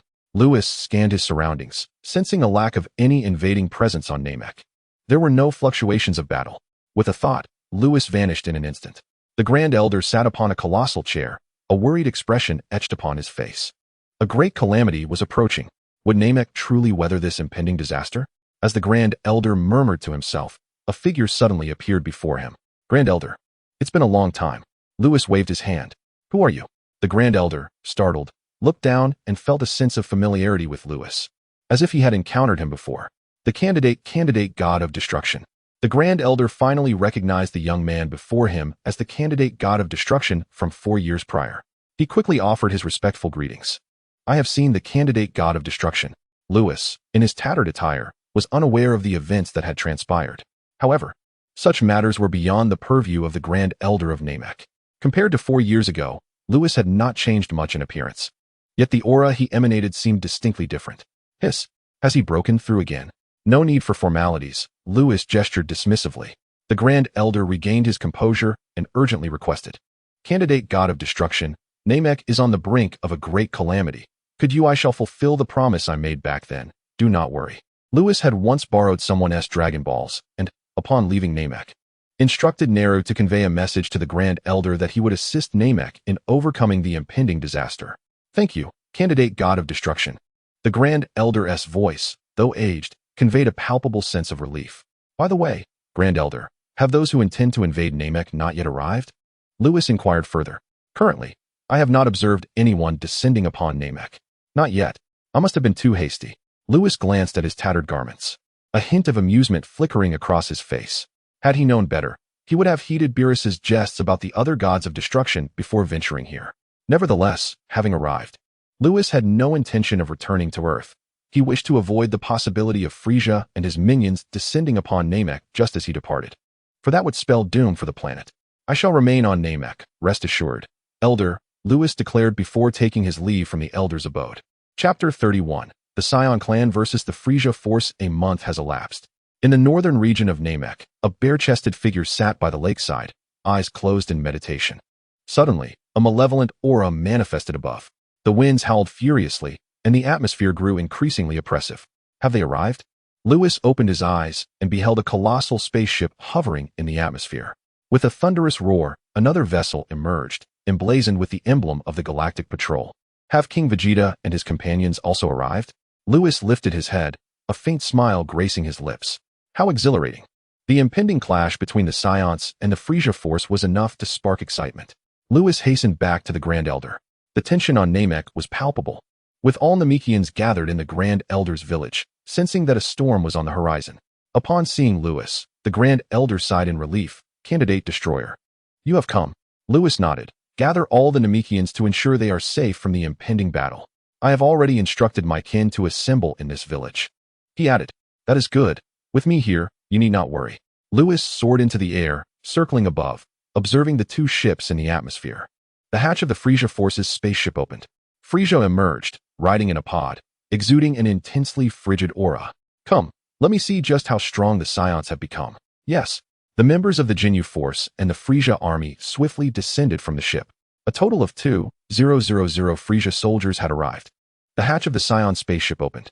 Frieza was nearby. He must not be allowed to seize the Dragon Balls. King Vegeta flew at the forefront, followed closely by Bardock, Bibidi, and Theodore, with a total of 1,500 Saiyans mobilizing, nearly the entirety of their race. In the skies, as both factions emerged from their ships, they caught sight of one another, separated by a distance of 2 kilometers. Oh ho ho! King Vegeta, how dare you lead your kin away from the Galactic Patrol headquarters? Who gave you the audacity? Frieza descended from his ship, spotting the group of Saiyans, with King Vegeta leading the charge. At that moment, Ginyu approached Frieza and whispered, Lord Frieza, should we destroy the Saiyan ship? Without their spacecraft, they cannot survive in the cosmos and will be trapped on Namek. Frieza continued to gaze at the distant King Vegeta without turning his head. If you destroy the Saiyan ship, they will retaliate by destroying ours. There is no need to rush. They are doomed regardless. Ginyu nodded in agreement. Frieza, facing imminent doom, still dared to engage in banter. At that moment, the voice of King Vegeta resonated from afar as he led 1,500 Saiyans flying towards Frieza. Similarly, Frieza approached with a multitude of thousands of extraterrestrials heading towards King Vegeta. Oh ho ho! Do you think that after a few years of slight improvement you can stand against me, traitor? Prepare to face my wrath. Traitor?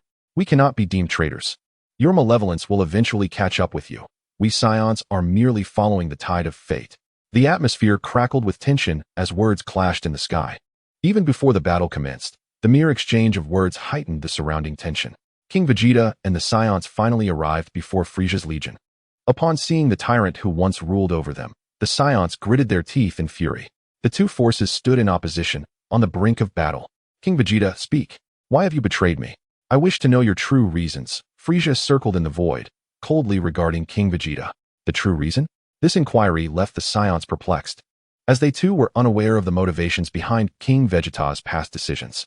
They only knew that a distinguished guest had arrived at the palace, followed by a mysterious explosion. Subsequently, King Vegeta announced his allegiance to the Galactic Patrol. This decision had precipitated the current transformation among the Saiyans. The reason for my betrayal? To be honest, it was a command from someone you cannot contend with. If I did not comply, it would mean the end of my Saiyan kin. The revelation sent shockwaves through both Frieza's and the Saiyans' ranks. Is there truly an entity that even Frieza cannot challenge? Frieza, the Cosmic Emperor, pondered who that could be. Upon hearing King Vegeta's words, he was instantly reminded of the Saiyan who had invaded his headquarters 5 years prior. Apart from that candidate for the God of Destruction, he could think of no one else. It wasn't that there were no beings beyond his reach. He also feared the legendary Majin Buu, as well as the true God of Destruction. In truth, it was Beerus who commanded King Vegeta, Yet Frieza would never fathom this. As Frieza seethed, he inquired, "Who is this person you speak of? Did you not already deduce?" King Vegeta replied, "Indeed, it is that individual. He claimed to disregard the Saiyans, yet secretly aided us." Frieza erupted in fury, realizing he could not trust the words of that candidate for the God of Destruction. Confusion washed over King Vegeta. Was Frieza suggesting that Beerus did not assist the Saiyans? Why would Beerus help the Saiyans?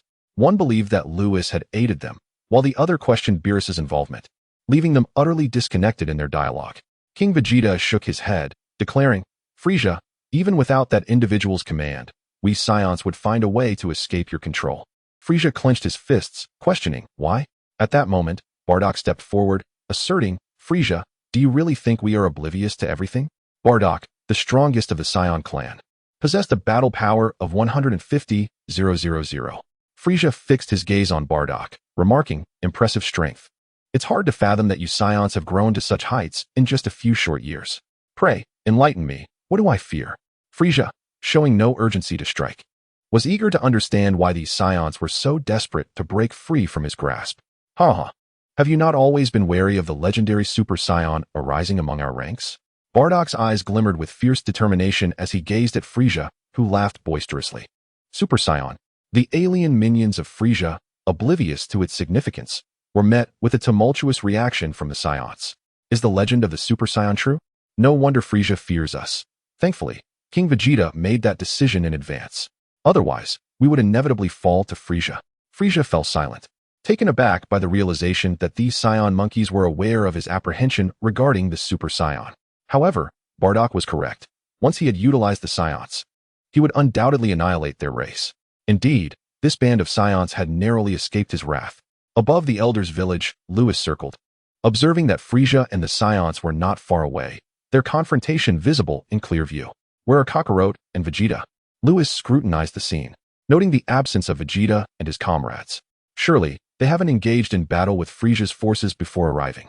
In the distance, the expressions of both factions grew increasingly cautious, the atmosphere thickening with tension. "Humph, Jinyu, go forth. Since they dare to emerge from the Galactic Patrol headquarters, let us seize this opportunity to eliminate them." Frieza's voice resonated with fury. Yes, Jinyu transformed into a streak of purple light, racing towards the Saiyans. "Theodore, eliminate Jinyu," King Vegeta commanded with a wave of his hand.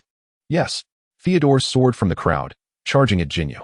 The two engaged in a rapid exchange, shockwaves erupting around them, accompanied by thunderous explosions as their battle intensified. As injuries accumulated on both combatants, Frieza furrowed his brow, activating his scouter. Beep, beep, beep.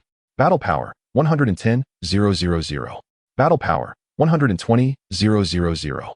The 120,000 battle power belonged to Jinyu, yet Frieza was taken aback by Theodore's impressive battle power of 110,000. Though inferior to Jinyu, he held his ground remarkably well. Damn it, why have the Saiyans suddenly become so formidable? The infernal candidate for destruction must be the cause. Frieza gritted his teeth, his heart brimming with agitation. He attributed all blame to Lewis, yet Lewis had never aided the Saiyan race. Ha. What if our battle power is slightly lower? We are a warrior race, growing stronger with each battle. King Vegeta clenched his fists, exclaiming excitedly, "Just wait, Jinyu is doomed." Such a scene was electrifying. After all, Jinyu was the captain of the Jinyu Force. The Saiyans truly had the capability to confront him. The emotions of all the Saiyans were stirred, filled with exhilaration. The ensuing battle unfolded as King Vegeta had predicted. Theodore grew increasingly fierce, soon overpowering Jinyu, whose injuries mounted. Witnessing this, Frieza's breath quickened. He knew the Saiyans were a combative race, but never anticipated such ferocity. He pressed the scouter. Beep, beep, beep. Battle power, 125,000. Battle power, 90,000. Frieza stared at the readings, his chest heaving. Damn it. Jinyu's battle power had plummeted to 90,000 due to relentless injuries, while Theodore only grew stronger, increasing by 15,000. King Vegeta, you have successfully enraged me. Frieza soared from his stroller, his words barely spoken when Jinyu suddenly shouted to switch. Frieza felt a surge of hope. Could Jinyu possibly turn the tide? In the sky, a white light emanated from Jinyu, quickly enveloping Theodore, poised to strike. Die for me.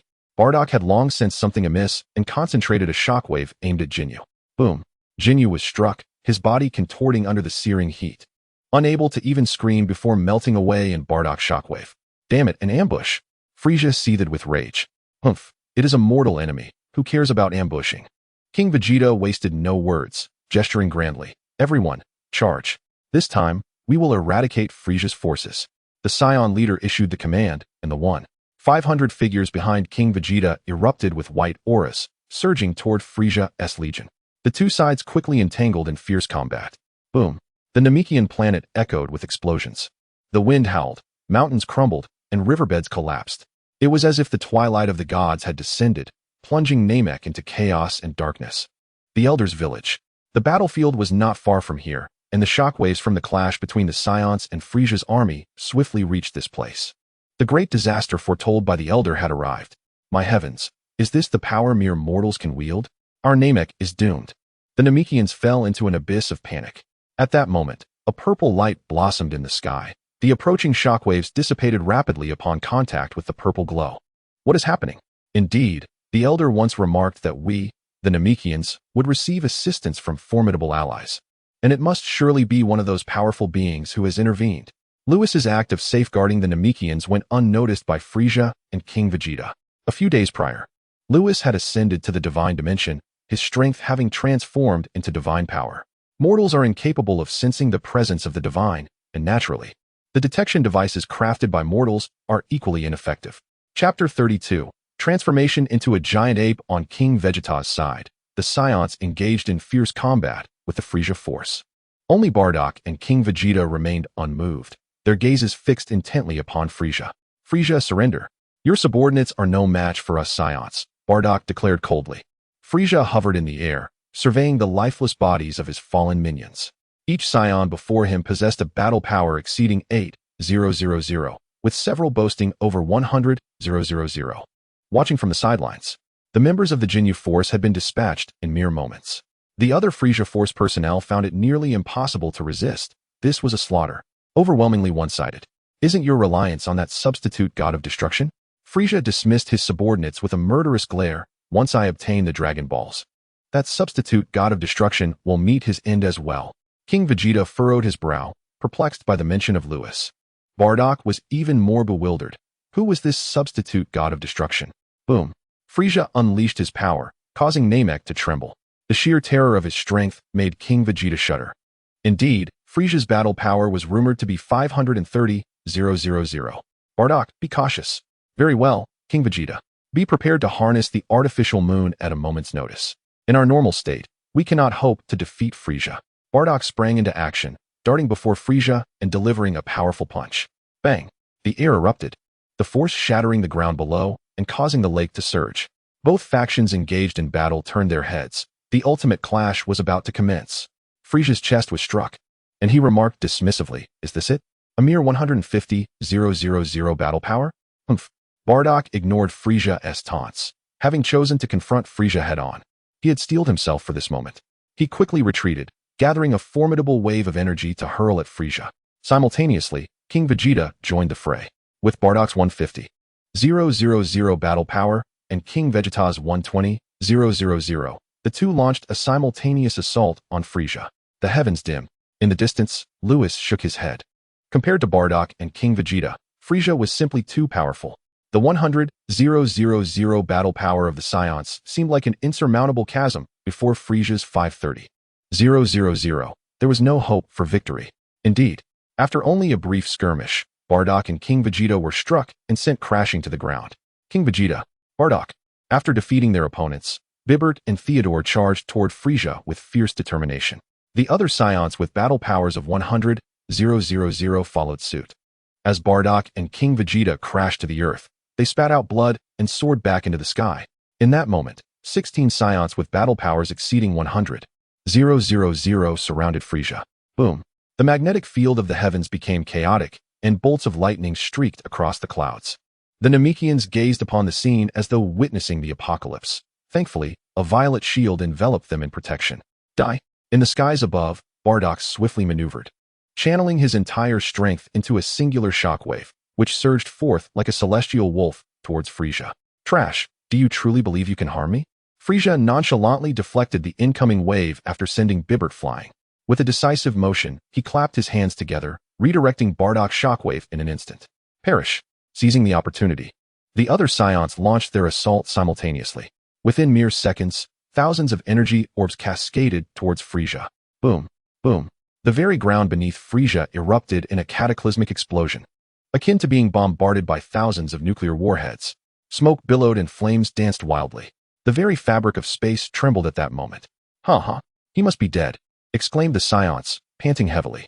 With a combat power of merely 530,000, surrounded by 16 of us, he surely perished. Yet, King Vegeta wiped the blood from his lips and intoned gravely, Frieza is not so easily vanquished. Bardock clenched his fists, affirming, indeed, if he were so simple to defeat, he could not have retained his dominion over the universe for so long. Suddenly, a fierce gust swept through. The dissipating smoke began to reveal a colossal figure. Bardock's pupils constricted. King Vegeta utilized the artificial moon. No sooner had the words left his lips than a violet beam streaked across the sky. Bibert and the other Saiyans, suspended midair, were caught off guard and struck directly. Uffed. The 16 Saiyans clutched their abdomens, blood spilling forth. How is this possible? Theodore's eyes brimmed with disbelief. Ha. King Vegeta, do you truly comprehend my real power? Frieza unleashed his first transformation, his battle power skyrocketing to 1 million. With a malevolent grin, Frieza declared, I now possess a combat power of 1 million. Let us see how you dare to challenge me. 1 million combat power. Bardock's heart raced. He had anticipated Frieza's true strength exceeded 530,000, but he never imagined it could be as high as 1 million. This spells trouble. Bardock's anxiety was not unfounded. They could transform into great apes to confront Frieza. However, not every Saiyan could retain their sanity in this form. Bardock himself was among those who could not. An irrational great ape could not possibly contend with Frieza. This was indisputable. Among the Saiyans present, only King Vegeta, Bibert, and Theodore qualified as elite warriors with combat powers exceeding 10. Die! Frieza roared, raising both hands high above his head, coalescing a 2-meter-wide energy orb. He intended to obliterate the Saiyan race in one fell swoop. Do not look at the sky. Bibert, Theodore, look up quickly. A synthetic moon ascended skyward. As King Vegeta had long been prepared to summon it prior to the battle, the clash between King Vegeta and Frieza unfolded before Lewis's keen eyes. The Saiyans had indeed experienced tremendous growth over the past decade. Frieza's forces were no match for them. As King Vegeta hurled a brilliant sphere into the heavens, Lewis pondered the transformation into a great ape. In the distance, he sensed his tail twitching uncontrollably, and he dared not gaze towards King Vegeta again. Suddenly, Lewis lifted his head, sensing 4 familiar auras approaching from beyond Namek. Kakarot, Vegeta, you have finally arrived. Outside Namek, a medium-sized spacecraft pierced the atmosphere. Vegeta, do you sense it? Such a powerful energy.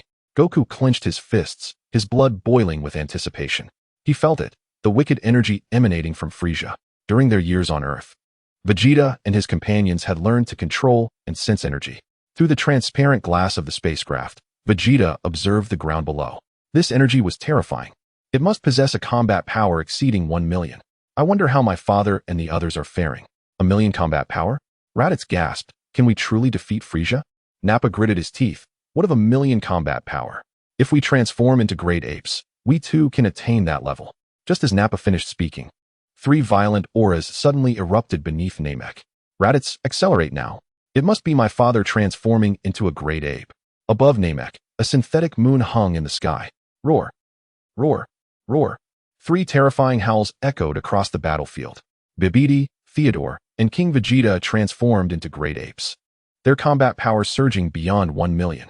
The other Saiyans dared not gaze at the moon, for they were not elite warriors and could not maintain their sanity in the great ape form. Bardock was no different. He kept his eyes fixed on Frieza, not daring to look up. Ha, you will transform, but we Saiyans can do the same. Unbeknownst to Bardock, Frieza's transformation was not a mere change, but an unlocking of power. Frieza die? King Vegeta successfully transformed into a great ape while retaining his reason. He, along with Bibidi and Theodore, launched a simultaneous assault on Frieza.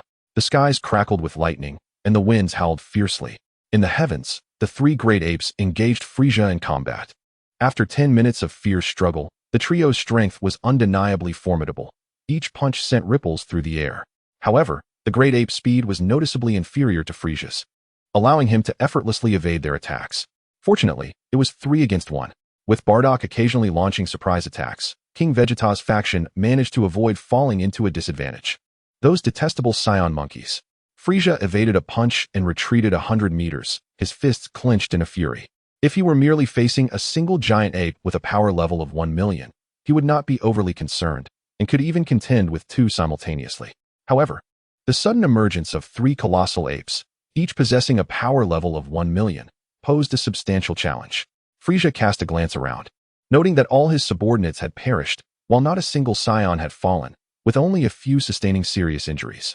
Frieza, surrender now. The giant ape form of King Vegeta soared before Frieza, fixing him with a piercing gaze. Bibidi, Theodore, and Bardock circled nearby, forming a cohesive assault. Bardock, your earlier words ring true. I do indeed harbor a deep-seated apprehension towards you Saiyans. Frieza addressed Bardock coldly, stating, given the current situation, my fears are justified. Therefore, I shall no longer conceal my strength. I will eliminate you all and subsequently seek out the Dragon Balls to exact revenge upon your prospective God of Destruction. Chapter 33. Frieza's ultimate form suddenly. A thunderous roar echoed through the sky as a spaceship descended. Concurrently, 4 figures sped towards this direction. Who could they be? In the heavens, Frieza intended to transform directly into his ultimate state, but he abruptly turned his head. Frieza, long time no see. Vegeta appeared in an instant.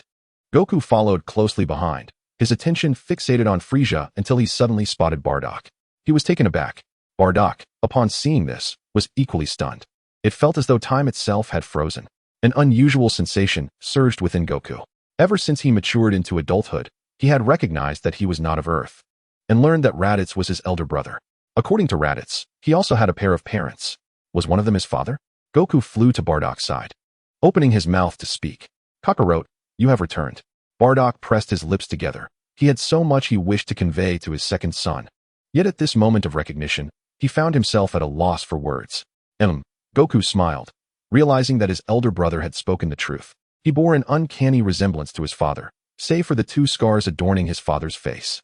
Meanwhile, on the other side, Vegeta exclaimed, You survived the onslaught of my forces despite the odds?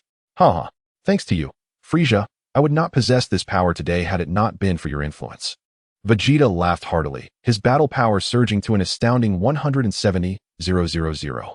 The immense strength of Vegeta thrilled King Vegeta in his great ape form, as he inquired, Vegeta, what is your current battle power? The stronger his son became, the more elated he felt. Father, I now wield 170,000 battle power. And if I unleash my full strength, we would possess 7 million. Vegeta chuckled gleefully at his father. Upon hearing this, King Vegeta was ecstatic. The potential to reach 7 million battle power could only be realized in his great ape transformation. Unbeknownst to him, Vegeta's full strength referred to the Kaioken technique, which surpassed the great ape state by far. The Kaioken not only amplified physical power and speed exponentially, but it also preserved agility, attributes that the great ape form could not compare with. Is 7 million battle power truly formidable?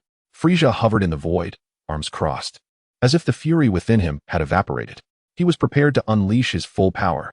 In his complete form, aside from the candidate destroyer, Beerus, and Majin Buu, no one in this universe would stand as his equal. 7 million battle power is not strong? Ha ha ha, that is the most amusing statement I have ever heard. Vegeta twisted his neck and coldly replied, Frieza, there are now 3 million battle power great apes, alongside Kakarot and myself. You are now faced with 5 formidable warriors, each with 1 million battle power. Pausing for effect, Vegeta laughed heartily. Are you prepared for your demise? Wait. Bardock soared forward, clutching his grievously injured abdomen, and intently declared, Frieza, did you not just proclaim that you would no longer conceal your power? Is this not your full strength? What? Vegeta gasped, abruptly turning to face Frieza. King Vegeta, Bibidi, and Theodore all cast their gazes upon Frieza, while the other Saiyans who had concluded their battles fixated on him as well. Frieza, with a mocking expression, seemed to concede Bardock's words. Impossible. This must be a ruse. You still harbor hidden power? I refuse to believe it. The 500 Saiyans behind King Vegeta clamored in disbelief. Ha ha, then allow me to be candid. This transformation I currently exhibit is merely the first form I have unlocked. I can unlock 2 more transformations beyond this. Frieza clenched his fists, his visage contorted with malice, proclaiming, with each transformation I unlock, I surpass the strength of the previous one. My ultimate state boasts a combat power of 60 million. Frieza, however, was not entirely truthful.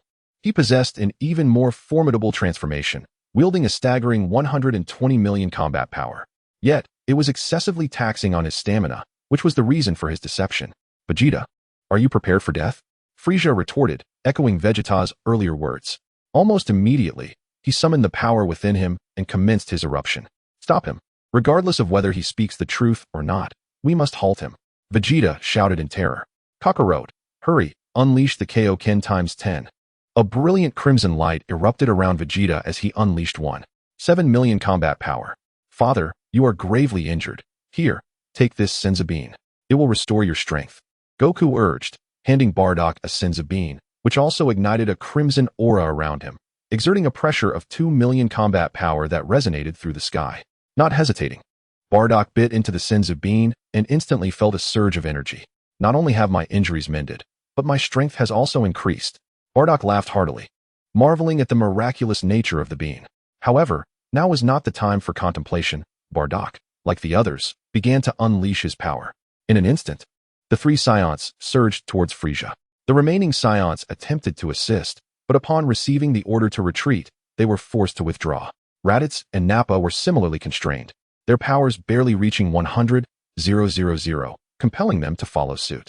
Namek trembled incessantly, the ground fractured, and magma erupted violently. It felt as if the world were on the brink of annihilation. Good heavens, is such power something mere mortals can possess?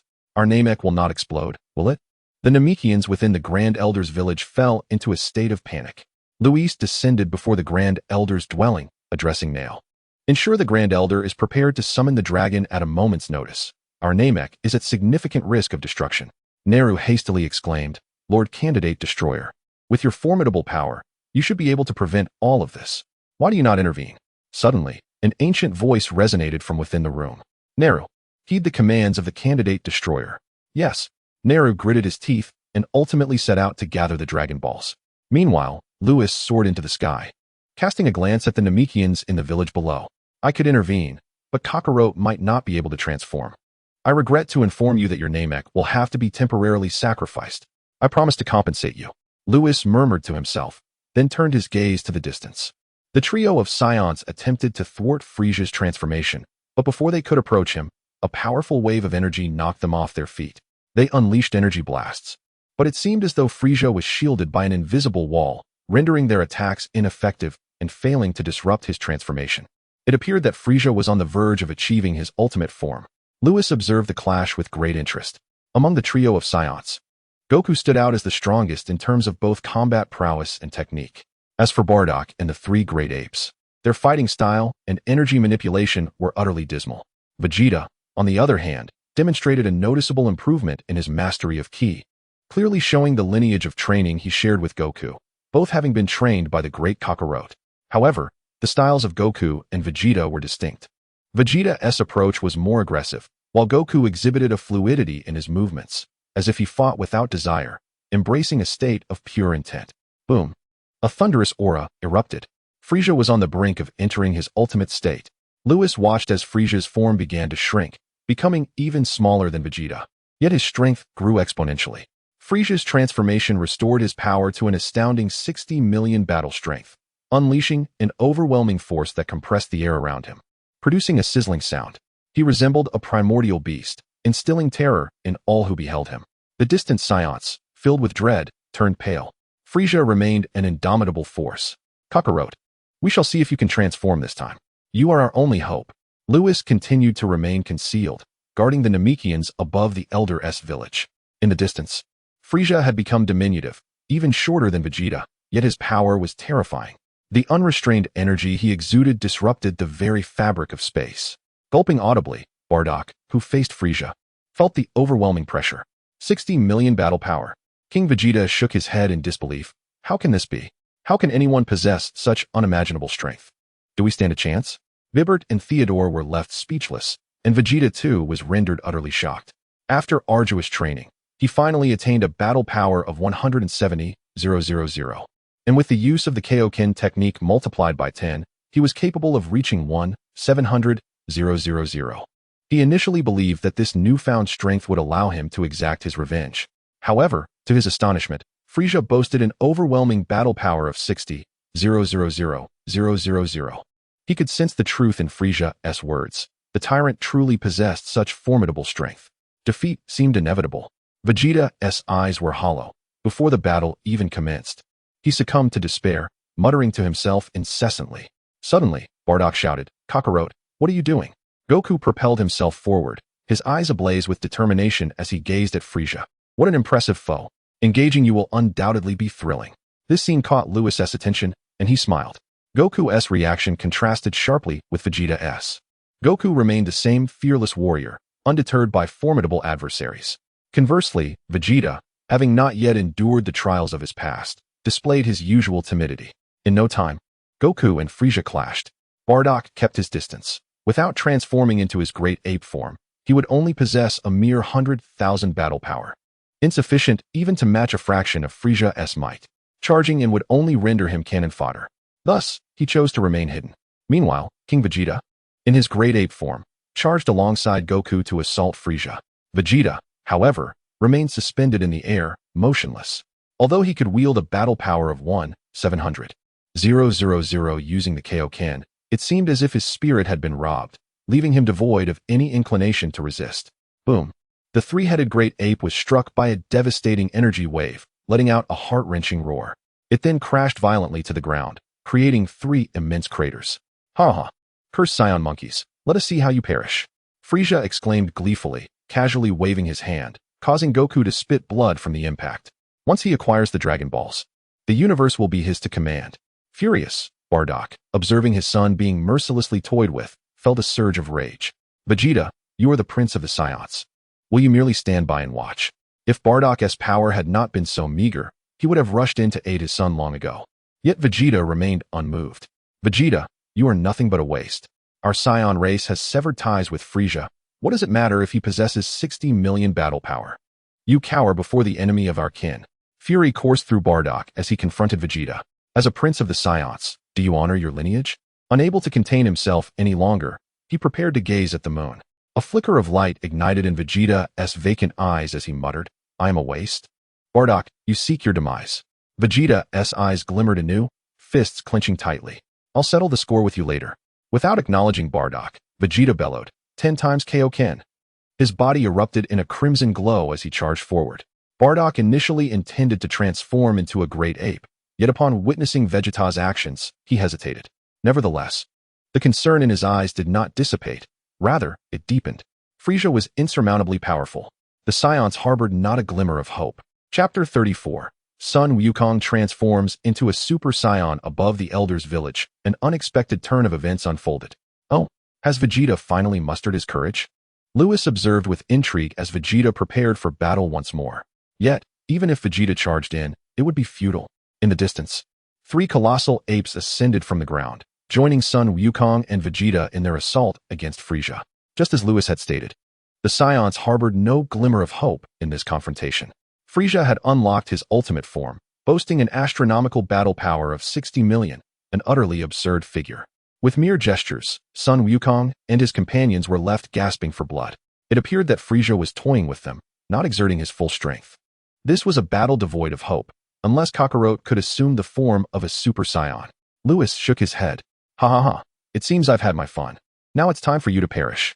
Frieza cackled maniacally, soaring into the sky. Suddenly, he transformed into a radiant purple light, slicing through the heavens. Below, the 3 apes and the 2 warriors trembled violently. Boom!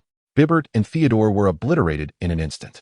A gaping hole materialized in the center of King Vegeta's giant ape form. With a splutter, King Vegeta spewed forth blood, plummeting into the abyss. "Father!" Vegeta cried, his abdomen drenched in crimson, his innards reduced to a gruesome state. "How formidable! I stand no chance." Sun Wukong fared little better, his body shattered and broken. Soon after, both Sun Wukong and Vegeta fell from the sky. Kakarot. In the distance, Bardock rushed over, catching King Vegeta, then swiftly grasping Sun Wukong and Vegeta. "Oh, I nearly forgot about a few stragglers." Frieza guffawed, setting his sights on Bardock and the distant throng of 1,500 Saiyans. He raised his hand, condensing a 2-meter-wide energy sphere.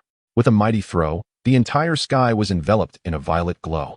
The Saiyans, led by King Vegeta, found themselves paralyzed under the overwhelming pressure. This was a massacre in the making. Bardock, the last remaining warrior with any fighting spirit, could no longer afford to hesitate. After lowering Sun Wukong and Vegeta, he gazed up at the artificial moon. Roaring, a frenzied giant ape rampaged, unleashing laser beams that inadvertently detonated Frieza's energy sphere midair. The laser beams occasionally grazed Frieza's vicinity. The Saiyan monkey was truly infuriating. Frieza evaded the laser beams, charging towards the transformed Bardock. Above the Elder's village, a sense of dread washed over Lewis. How could this be? As he watched the unfolding chaos, his expression grew grave. According to the anime's plot, Sun Wukong was destined to transform into a Super Saiyan during this journey to Namek. Yet now, the Saiyans brought by King Vegeta, including Sun Wukong, were on the brink of death. Was there truly no chance left? If Lewis does not take action soon, the Saiyan race will face extinction. However, a scene unfolding in the distance caused Lewis to halt. He witnessed Frieza soaring towards Bardock. Ha ha ha, Frieza, are you courting death? Lewis laughed heartily. He had assumed Goku would have no opportunity to transform, especially since he had not brought the bald Krillin along.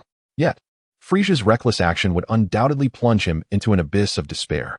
Lewis glanced at Goku in the distance, observing him placing a Senzu bean into his mouth. His gaze then shifted back to the horrific scene of Bardock being mercilessly tormented by Frieza. If Bardock were to perish, would Goku not go berserk? Indeed. Frieza commenced his brutal assault on Bardock, first shattering the limbs of Bardock in his great ape form, then forcing an energy blast into his mouth. Boom. Bardock's head was obliterated. A pivotal moment was upon them. No. A tremendous force erupted from Goku, reviving him from the brink of death. His power surged to a staggering 5 million. Witnessing his father's demise at Frieza's hands ignited a tempest of rage within Goku's mind. The violent instincts within him surged, igniting a fiery heat along his spine. Ah, father, Frieza, you have slain my father. I will make you pay with your life. Lightning streaked across the sky, and the debris on the ground spiraled uncontrollably around Goku. The aura enveloping him, along with his hair, flickered vibrantly, one golden, one black. The frequency of the flickering intensified. What is happening? Frieza, struck with fear after killing Bardock, gasped, "You're still alive?" He was dumbfounded by the power Goku had unleashed. He had clearly battered Goku to the brink of defeat. Why was this warrior resurrected? Super Saiyan. Vegeta, lying feebly on the ground, managed to utter a faint cry. Kakarot, you must kill Frieza? After uttering those words, Vegeta breathed his last. Next to him lay King Vegeta, who had reverted to his humanoid form, yet he too had lost his life force. Vegeta, Goku clenched his fists, veins bulging. The golden aura ceased its flickering. With a roar, Goku's golden hair stabilized. Super Saiyan. Frieza, I will annihilate you. The ground shook as a golden flash surged forth, striking Frieza in the abdomen, causing him to spew blood and be hurled over 1,000 meters away. No. It's impossible. What is this state? A Super Saiyan. How can this be a Super Saiyan? Above the Elder's village, Lewis trembled with excitement, finally witnessing this monumental scene. It was utterly exhilarating. Since Sun Wukong has successfully transformed, there is no doubt that Frieza is doomed. Lewis has vanished in an instant, finally departing from the Elder's village. Meanwhile, at a considerable distance from the battlefield between Sun Wukong and Frieza, Raditz kneels on the ground, emitting a heart-wrenching cry. My father is dead. Frieza, I shall avenge him. Raditz rises and ascends into the sky. Raditz, wait. Vegeta has also been slain. I must seek vengeance for him. Naba rushes forward. I too shall avenge our leader. I shall join the fray. The 1,500 Saiyans on the ground are consumed by a profound rage. They despise their own weakness, lamenting why they allowed King Vegeta and Bardock to confront Frieza alone while they cowered in the shadows. The Saiyans prepare to take flight towards Frieza. Suddenly, Lewis appears midair, halting their advance. Who are you? Gracie steps forward, the mightiest among the assembled Saiyans, boasting a battle power of 90,000. With King Vegeta, Bardock, and Bibbert absent, Gracie stands as their supreme commander. Lewis, how did you come to Namek? In the crowd, Raditz and Naba step forward, elated. Lewis, Frieza has killed Vegeta. You must avenge him. Naba cries out upon seeing Lewis. While others may be unaware of Lewis's identity, Raditz and Naba, who have always been by Vegeta's side, recognize him as the candidate God of Destruction. A candidate God of Destruction is the disciple of the universe's most formidable beings. With his arrival, Frieza is doomed.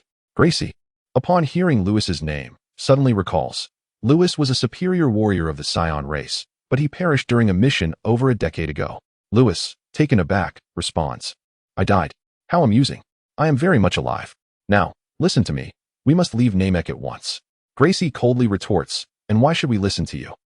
Before he can finish, Lewis conjures a sphere of destructive energy before Gracie's eyes. Bardock's son Kakarot has transformed into the legendary Super Saiyan. He is currently battling Frieza, and Namek will soon explode. I will escort you away from this planet. Raditz urgently inquires, Lewis, has Kakarot truly become a Super Saiyan? Lewis nods. Indeed, Frieza is finished.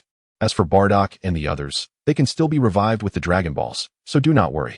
Lewis then turns to Gracie. Do you have any objections now? And no objections. Gracie swallows hard, realizing that should he be struck by that purple energy, he would surely be obliterated. Upon hearing that Kakarot had transformed into the legendary Super Saiyan and was engaged in battle with Frieza, the other Saiyans erupted in jubilant cheers. Their journey to Namek was fueled by the determination to prevent Frieza from acquiring the Dragon Balls. If they could vanquish Frieza, the Dragon Balls would be within their grasp, signifying that King Vegeta and the others could indeed be resurrected. Hope surged through the Saiyans. As they clasped hands, the imminent threat of Namek's explosion loomed. Hurry! I shall lead you away from this place. In a swift motion, Lewis utilized instant transmission to bring the Saiyans back to the Galactic Patrol headquarters in one fell swoop. He then returned to Namek. Chapter 35. Eliminate Frieza. At this moment, the scene on Namek was utterly terrifying. Thunder roared and lightning flashed. The winds howled ferociously. The land was fragmented. Molten lava erupted. A myriad of planetary-scale disasters unfolded on Namek, resembling a hellish nightmare that instilled fear in all who beheld it. Bang! Bang! Two figures streaked across the sky, their collision generating a powerful cyclone that compressed the void into a vacuum. Countless gusts of wind surged towards this area, abruptly manifesting a hurricane with a diameter of 1,000 meters. Frieza, meet your demise. Goku seemed to transcend the speed of light, appearing before Frieza in the blink of an eye, delivering a fierce kick. The void seemed on the verge of explosion. Frieza was struck in the abdomen, his body arching as he spewed forth blood. The immense force propelled Frieza upwards into the sky. Frieza, return my father's life. Goku radiated a golden glow, resembling a streak of gold slicing through the void, ascending high above. Clenching his hands tightly, he formed a hammer and brought it crashing down upon the flung Frieza. Boom! A cataclysmic force surged through Goku's arms, penetrating Frieza's back. Once again, Frieza coughed up blood, letting out a heart-wrenching roar. He plummeted towards the ground, creating a deep crater with a diameter of 100 meters. Upon transforming into a Super Saiyan, Goku's power surged to 250 million combat strength. In contrast to Frieza's 60 million, the outcome was unequivocal. Frieza stood no chance, enduring relentless blows. The merciless assault on Frieza continued, while on the other side, Lewis had returned to the Elder's village. The entire village was enveloped in a violet glow, as the remnants of the battle outside dissipated upon reaching this sanctuary. However, as Goku and Frieza's fight escalated, the situation on Namek deteriorated further. The ground beneath the Elder's village had already begun to fracture. Acting God of Destruction, Neru rushed to Lewis, urgently inquiring, Our Namek is on the brink of explosion. What should we do? I apologize. I had promised to assist you through this crisis. Had I intervened, Namek would not be facing such dire circumstances. Yet, due to certain reasons, I am truly sorry, Lewis expressed, his face etched with guilt. Prepare to summon the dragon. Neru cast a glance at Lewis, clenching his fists in anger. Neru, await the orders of the acting God of Destruction. Came the voice of the Elder from within the house. Yes. Neru gritted his teeth, compelled to obey Lewis's command. The Dragon Balls were placed upon the ground as Neru prepared to summon the dragon. Suddenly, a terrifying power surged towards them. It was Frieza's energy. Lewis could distinctly sense that Frieza seemed to unleash his full strength, amounting to 120 million combat power. However, this force quickly waned, clearly insufficient when faced with Goku's 250 million combat strength. In truth, had Frieza unleashed his full power from the outset, he might have stood a chance. For Goku had only just transformed into a Super Saiyan and lacked mastery over the immense energy coursing within him. Alas, Frieza's arrogance led him to underestimate the significance of the Super Saiyan transformation, and by the time Goku became attuned to his newfound power, Frieza found himself without any hope. With a thunderous rumble, Namek quaked violently, as though on the verge of cataclysm. Lewis felt a pang of regret. Had he known to bring Whis along, he would not have been compelled to rely on another's Dragon Balls, sparing himself the guilt. Summon the Eternal Dragon, Lewis commanded, glancing at Naru. Naru nodded and addressed the Dragon Balls scattered on the ground. A brilliant golden light shot skyward, and the dragon Shenron coiled majestically in midair. I have the honor of meeting the esteemed candidate for the God of Destruction, Shenron greeted respectfully. Lewis nodded and urgently instructed Naru to make a wish. Restore Namek to its state from a day prior.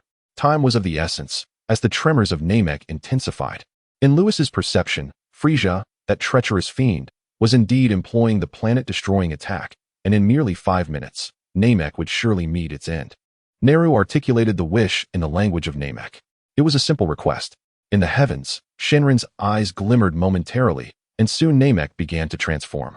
Magma retreated to the core of the planet, the shattered landscape reformed, the raging wind subsided, and the tumultuous thunder calmed. Namek reverted to its previous state. Naru, I shall first deal with Frieza, and upon my return, I will make use of the remaining 2 wishes. With that, Lewis vanished in an instant, leaving only Naru and the astonished Shenron in the sky. Gasping for breath, Goku clenched his fists, taken aback by the transformation of Namek. Was it not struck by Frieza's planet-destroying attack, destined to explode in 5 minutes? How could this be? Goku, why is this happening? On the ground, Frieza lay battered, his tail severed, barely clinging to life. Goku understood Frieza's plight, yet he too was puzzled by Namek's restoration. Just as he prepared to eliminate Frieza, a sudden swish heralded Lewis's instantaneous arrival before Frieza. In the sky, Goku recognized Lewis. Lewis, what brings you here? Descending, Goku approached Lewis. Turning to face the protagonist of the Dragon Balls, Lewis observed the golden-haired, azure-eyed warrior in his Super Saiyan form, radiating a battle power of 250 million. I have been here all along, merely to witness your transformation into a Super Saiyan. You've been here all this time? Goku grasped his shoulders, anger flaring within him. If you were here, why did you not intervene? With your strength, you could easily have dispatched Frieza. Lewis's power and identity were well known to him through Vegeta's revelations. In the vast expanse of the universe, few can truly rival Lewis. I shall elaborate on this shortly. Lewis gestured toward the nearly lifeless Frieza on the ground. Kakarot, will you let this wretch go? Goku, his teeth clenched in fury, glared at Frieza. No, I will not spare him. He murdered my father and killed Vegeta. I must see him dead. Lewis was taken aback. Could it be that Goku harbored murderous intent towards Frieza? Wasn't it in the anime that Goku had granted Frieza a moment of mercy at the last juncture? It seemed that the butterfly effect had indeed altered the course of events. Allow me to finish him, Lewis said, waving his hand and summoning a sphere of destructive energy. A tremor shook the heavens and the earth. Frieza, who was already spewing blood, found himself at a loss for words upon witnessing Lewis, the candidate for God of Destruction. Yet, one could perceive the seething hatred Frieza bore for Lewis. If glances could kill, Lewis would have been slain by Frieza countless times over. With his hand raised, Lewis hesitated momentarily before refraining from unleashing the destructive energy. Never mind, he sighed, shaking his head. Instead, he opted to employ a ki blast, reducing Frieza to mere ashes. Although Frieza was indeed detestable, he might prove useful in the future, much like during the Tournament of Power in the anime. Hence, Lewis refrained from annihilating him. After Frieza's demise, Goku's spirits plummeted. Lewis, if you had intervened, my father and Vegeta would still be alive. Lewis turned to Goku, smiling. Is death truly irreversible? Have you forgotten about the Dragon Balls? Dragon Balls. Goku's eyes sparkled with hope as he grasped Lewis, shaking him in excitement. I nearly forgot. This is wonderful. Now my father and Vegeta can be resurrected. Chapter 36. The ambush by Ketlacum. I have summoned the dragon. Follow me. With a swift motion, Lewis transported himself and son Wukong away from their current location, soon arriving in the Elder's village.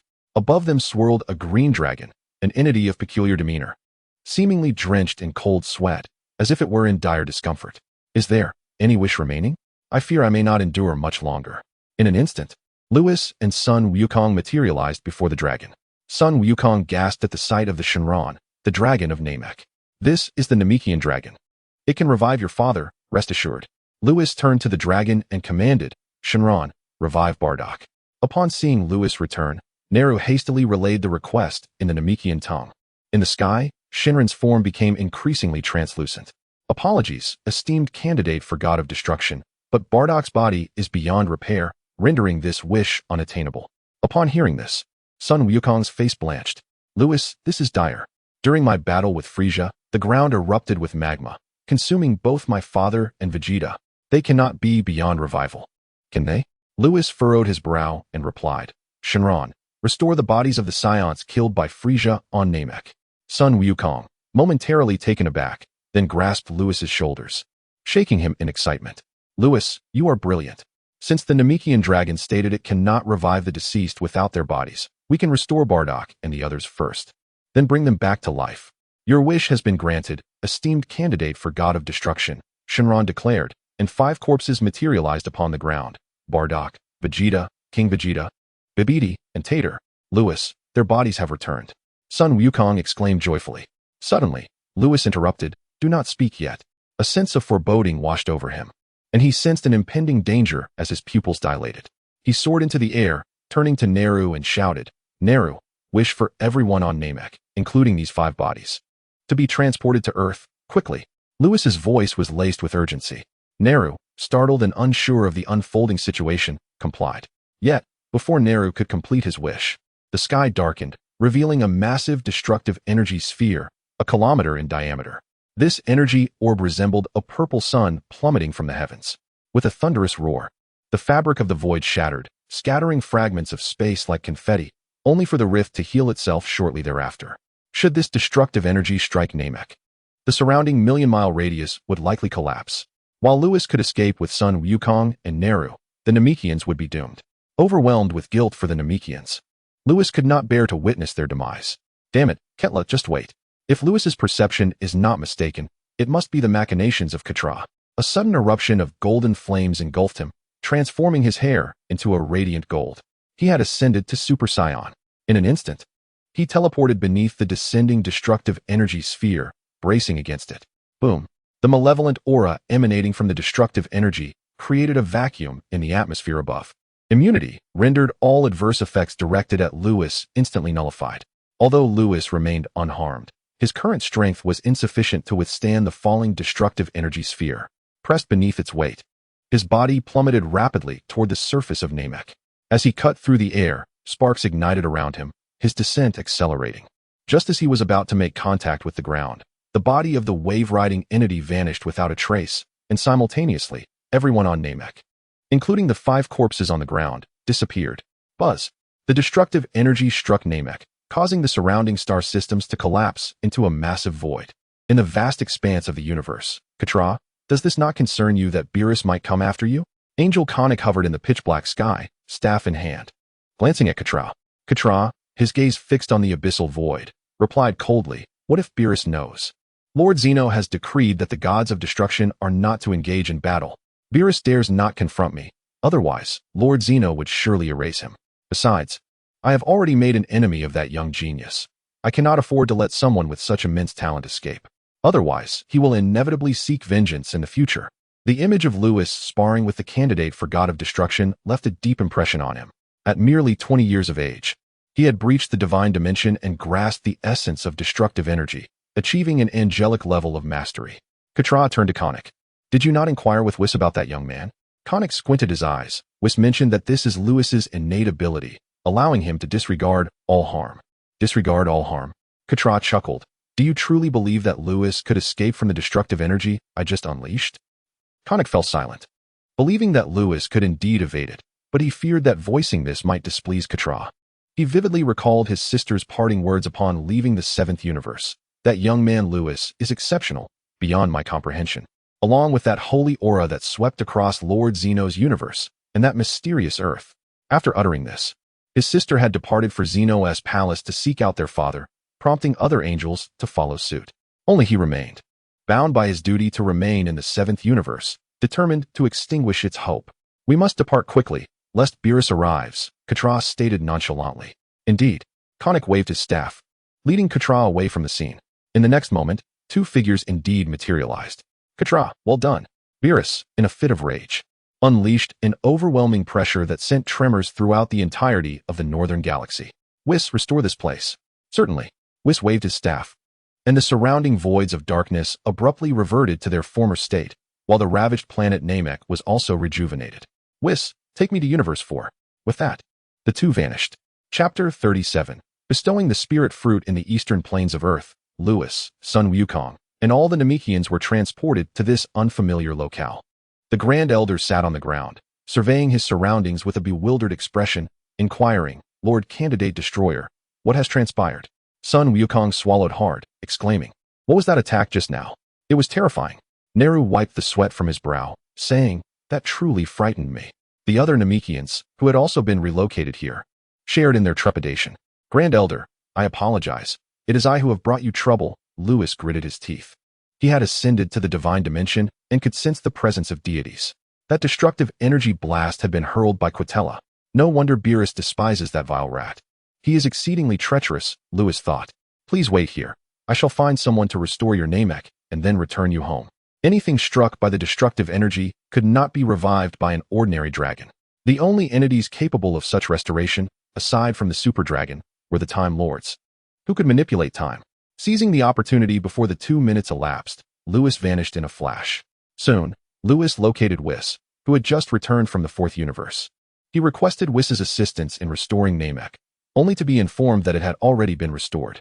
Lewis then returned to the Grand Elder. "Lord Candidate Destroyer, what news?" Neru inquired anxiously. "Your Namek has been restored," Lewis replied with a smile. Turning to the Grand Elder, "I am now ready to return you home."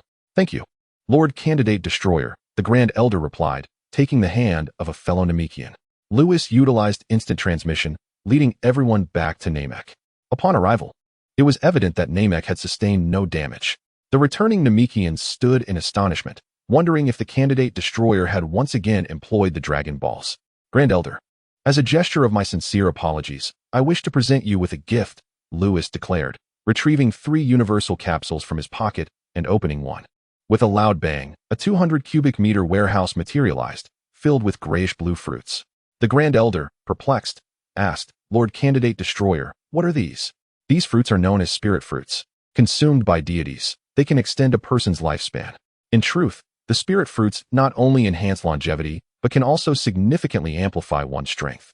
However, the resulting power surge is limited and, in comparison to the lifespan extension, is rather negligible." Lewis, with a face full of regret, continued, "I have failed to fulfill my previous promises to you. Consider this my token of apology." The spirit fruits, cultivated in the realms inhabited by deities, were plentiful in the Destroyer realm, and Lewis had consumed them since childhood. "That is unacceptable," the Grand Elder exclaimed, a hint of fear in his voice. "Lord Candidate Destroyer, I implore you to retract this gift." Lewis replied calmly, "Once I have bestowed a gift, I shall not take it back." In the realm of anime, the Grand Elder departed from this world following the catastrophic explosion on Namek, his lifespan having reached its conclusion. The Grand Elder, a figure of warmth and kindness, had bestowed countless blessings upon Lewis, who could not simply disregard this. Moreover, the spirit fruits held little significance for Lewis. "Neru, remember to ensure the Grand Elder consumes these spirit fruits. Once he has finished the entire stock, he should regain several centuries of life," he advised. Neru was momentarily taken aback, then overwhelmed with joy.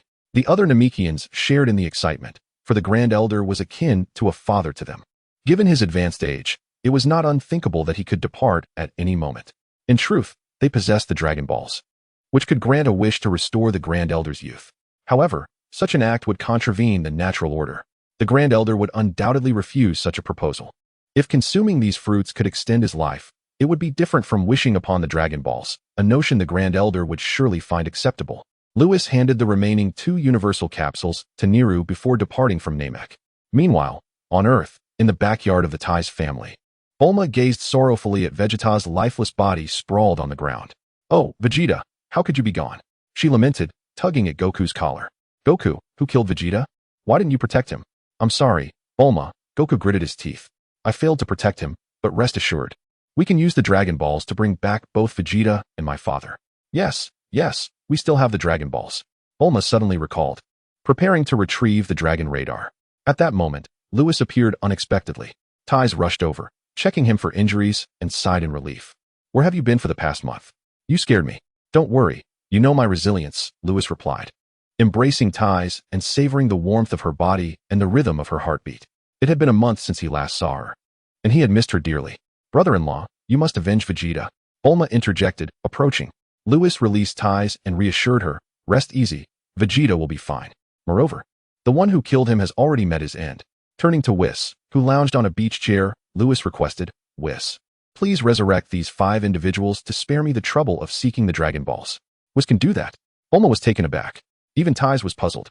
She knew Whis was knowledgeable and powerful, but could he truly bring someone back to life? You're always making me deal with everything. Whis grumbled as he stood from his chair, raising his staff. With a hum, a beam of holy light swept over the 5 corpses. Suddenly, the lifeless forms stirred. Where am I? What happened to the Frieza race? The 5 bodies slowly opened their eyes, and Bulma, overcome with joy, embraced the ground where Vegeta lay, exclaiming, Vegeta! Beside them, Sun Wukong and Ties were left utterly astonished. It truly seemed unnecessary to summon the dragon to resurrect a person. Lewis smiled faintly, pondering the triviality of reviving someone who already possessed a body. In the climactic battle of the anime, Whis had effortlessly restored Frieza in his soul form. Lewis, once you have managed your affairs, return to the realm of destruction, Whis declared before vanishing without a trace. Upon witnessing Whis's disappearance, Lewis noticed that Beerus was nowhere to be found. Where had Beerus gone? Had he returned to the realm of destruction? On the ground, Bulma cradled the bewildered Vegeta in her arms. Wasn't I dead? He questioned. It was my brother-in-law who asked Whis to bring you back. Bulma's eyes were swollen and red with tears. At that moment, a gasp escaped the lips of Bardock, King Vegeta, Bibert, and Theodore as they gradually regained consciousness. Are we not dead? Bardock pondered aloud. But I distinctly remember Frieza obliterating both me and Bibert.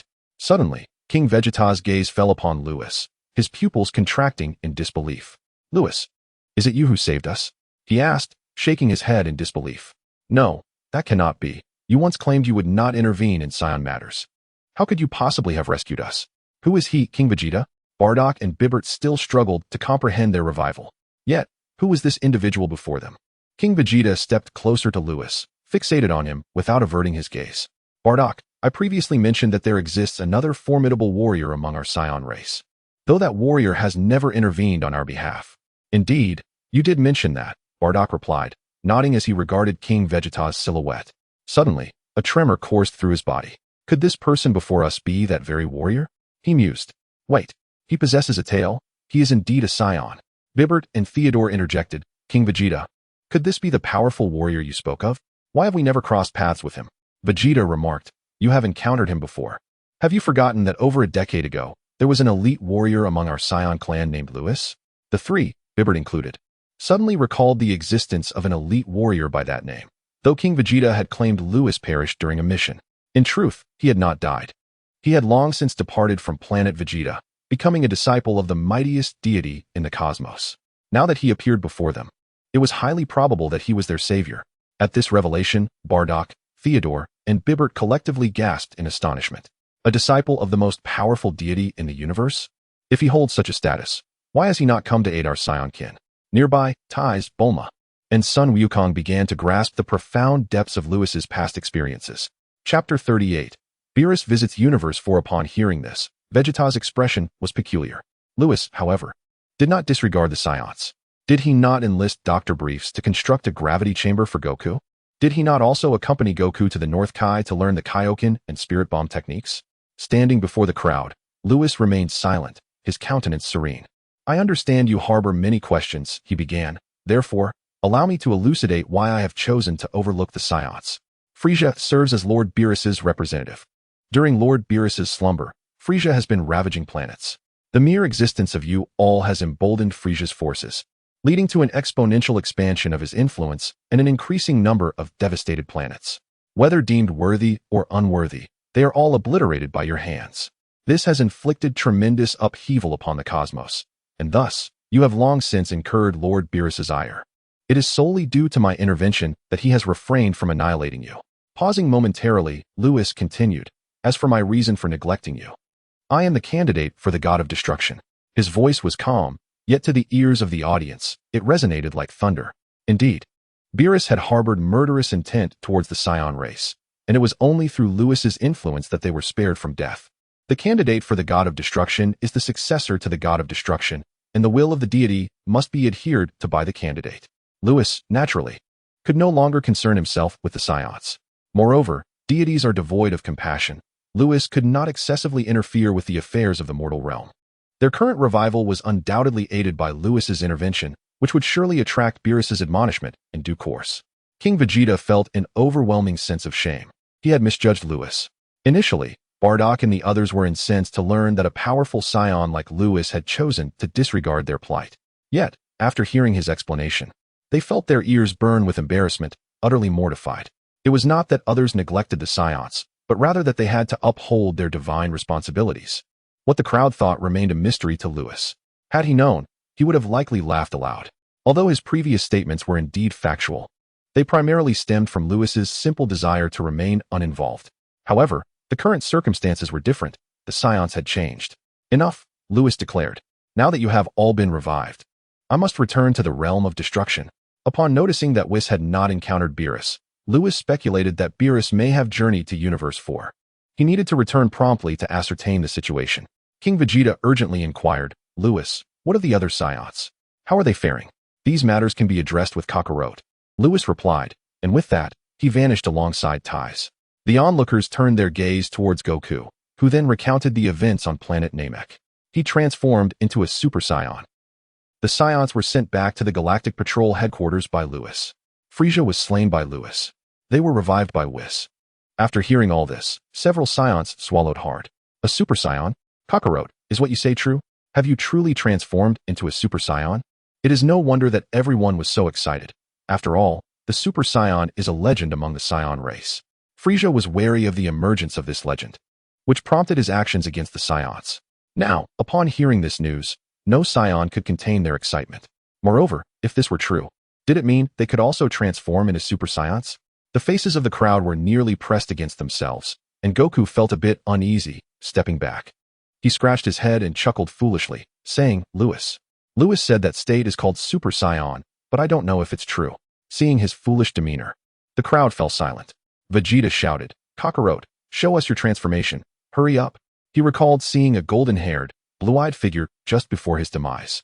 Bardock, suppressing his excitement, urged, Yes, Kakarot, if you transform, we will know for sure. Unlike the others, Bardock believed about 80% of what Goku said. He had always had a premonition that his second son would transform into a Super Saiyan. Alright, everyone step back a bit. I'll give it a try. Goku moved to the side, and King Vegeta and the others quickly made way. Bulma was also intrigued by this so-called Super Saiyan. In an instant, all eyes were fixed on Goku. However, after a while, Goku still showed no signs of transformation. Kakarot, what's wrong? I seem unable to transform. Goku looked at everyone with a puzzled expression. Vegeta remarked, Haven't you transformed before? Why can't you do it now? Bardock suggested, Could it be that you're too nervous? Try again. King Vegeta and Bibidi nodded in agreement, urging Goku to attempt once more. Alright, I will try again. Goku made another attempt. After a while, still nothing. Now even he was taken aback. Back on Namek, witnessing his father's death had filled him with such rage that he successfully transformed. Why was he unable to do so now? King Vegeta furrowed his brow and asked, Kakarot, you aren't deceiving us, are you? Bibidi and Theodore looked at Goku with expressions of doubt. Goku frowned and replied, I am not deceiving you. I really did defeat Frieza.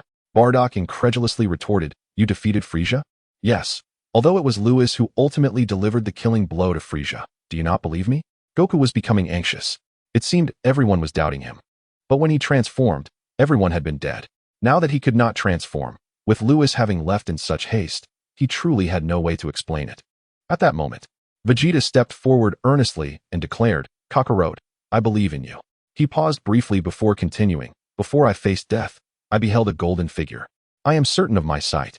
Upon hearing Vegeta's words, the others were momentarily stunned, then erupted in joyous excitement. We have struck gold. We have struck gold. Bardock had already embraced King Vegeta, his face radiating with exhilaration. The legends of the Saiyans were indeed true. This meant they too would surely be able to transform in the future. In the realm of the destroyers, with a swift sound, two figures emerged by the lakeside. Ties leaped down from Lewis, puzzled. Lewis, why have you returned here again? I have come to seek Lord Beerus. Lewis replied, making his way toward the Destroyer-S palace, only to find it deserted. Could it be that he had truly gone to the fourth universe to confront Katra? Whis! Lewis shouted, his voice echoing through the palace. When the reverberations faded, there was still no response from Whis. Lord Beerus, please do not act recklessly. Lewis's expression turned anxious. He was certain that Beerus had sent Whis to take him to the fourth universe. Katra had ambushed him, and Beerus must have intended to exact revenge. However, the Grand Zeno had decreed that destroyers must not engage in combat. If Beerus were to confront Katra, it would be a grave offense. No, I must stop him. Lewis paced frantically within the palace. Although Beerus often displayed impatience towards him, Lewis understood that Beerus genuinely cared for him. He felt deeply moved by Beerus standing up for him this time. Lewis, what troubles you? Ties inquired. I am contemplating how to reach the fourth universe. It was far from simple to depart from the seventh universe and arrive at the fourth. There existed barriers between the universes that mortals could scarcely hope to breach. Despite having broken through to the divine realm, Lewis's power had yet to attain the divine level required to shatter the cosmic barriers. Other universes? Ties. Having spent considerable time in the realm of the destroyers, was well aware of the cosmic structure. It turned out there was not just one universe, but 11 others as well. Lewis, perhaps you should consult the old Supreme Kai? Ties recalled Lewis mentioning an ancient Supreme Kai of the seventh universe, who would undoubtedly possess a wealth of knowledge. Perhaps the old Supreme Kai knew the means to leave the seventh universe. Indeed, Lewis exclaimed joyfully, lifting Ties and planting a fervent kiss on her rosy lips. Ties, wait here for me. I will make a quick trip to the Kai's realm and return shortly. He gently set Ties down and then vanished from sight. Do return swiftly. Ties shouted into the empty air and then, with a sigh, exited the palace. She was uncertain of what had transpired, but judging by Lewis's anxious expression, it was clear he had pressing matters to attend to. She hoped he would resolve them successfully. Chapter 39. The Cosmic Transit Cube in the Realm of the Kais. A verdant expanse of grass, towering trees, a gentle breeze caresses the leaves, producing a soft rustle. Beneath the grand tree, 3 figures are seated. Saiyan, do you comprehend the responsibilities of the Supreme Kai? Yes, Ancestor, I understand. Then are you still fearful of Majin Buu? I am no longer afraid.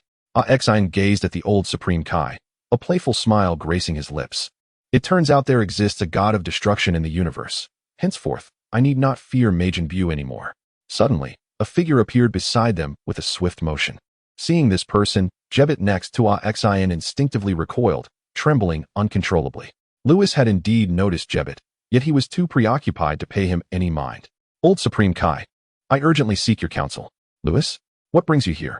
The old Supreme Kai was taken aback. Lewis briefly recounted the previous sparring incident and ultimately revealed that Beerus had ventured to the fourth universe. What? Ketle ambushed you? The old Supreme Kai was filled with fury. Saiyan was startled by the old Supreme Kai's booming voice, yet upon hearing that Lewis had been attacked, concern washed over him. Lewis, are you hurt? I am unscathed. Lewis looked toward the old Supreme Kai, anxiously inquiring, Old Supreme Kai, how can I reach the fourth universe? If we do not intervene with Lord Beerus, I fear calamity may ensue. Do not worry. That scrawny fellow knows the consequences of challenging a God of destruction. He is not that foolish. The old Supreme Kai gritted his teeth. That wretched rat truly overstepped his bounds. Beerus handled it splendidly this time. Old Supreme Kai, please hold your reprimands for later. Lewis forced a smile. Is there a way for me to leave the seventh universe? The concern shown by both the old Supreme Kai and Beerus deeply touched Lewis. For the first time, he felt a sense of belonging to the seventh universe. There are 2 methods to depart from the seventh universe, the old Supreme Kai said, regaining some composure. The first is to possess immense power capable of breaking through the cosmic barriers. However, achieving this requires the strength of a deity, which you currently lack. The second method involves utilizing the Cosmic Transit Cube. The Cosmic Transit Cube? Both Lewis and Saiyan were momentarily taken aback. Quickly, Lewis recalled something and exclaimed, Are you referring to the cube in Whis' possession? The old Supreme Kai regarded Lewis with an odd expression. I never imagined Whis would disclose this to you. Indeed, it is that very cube.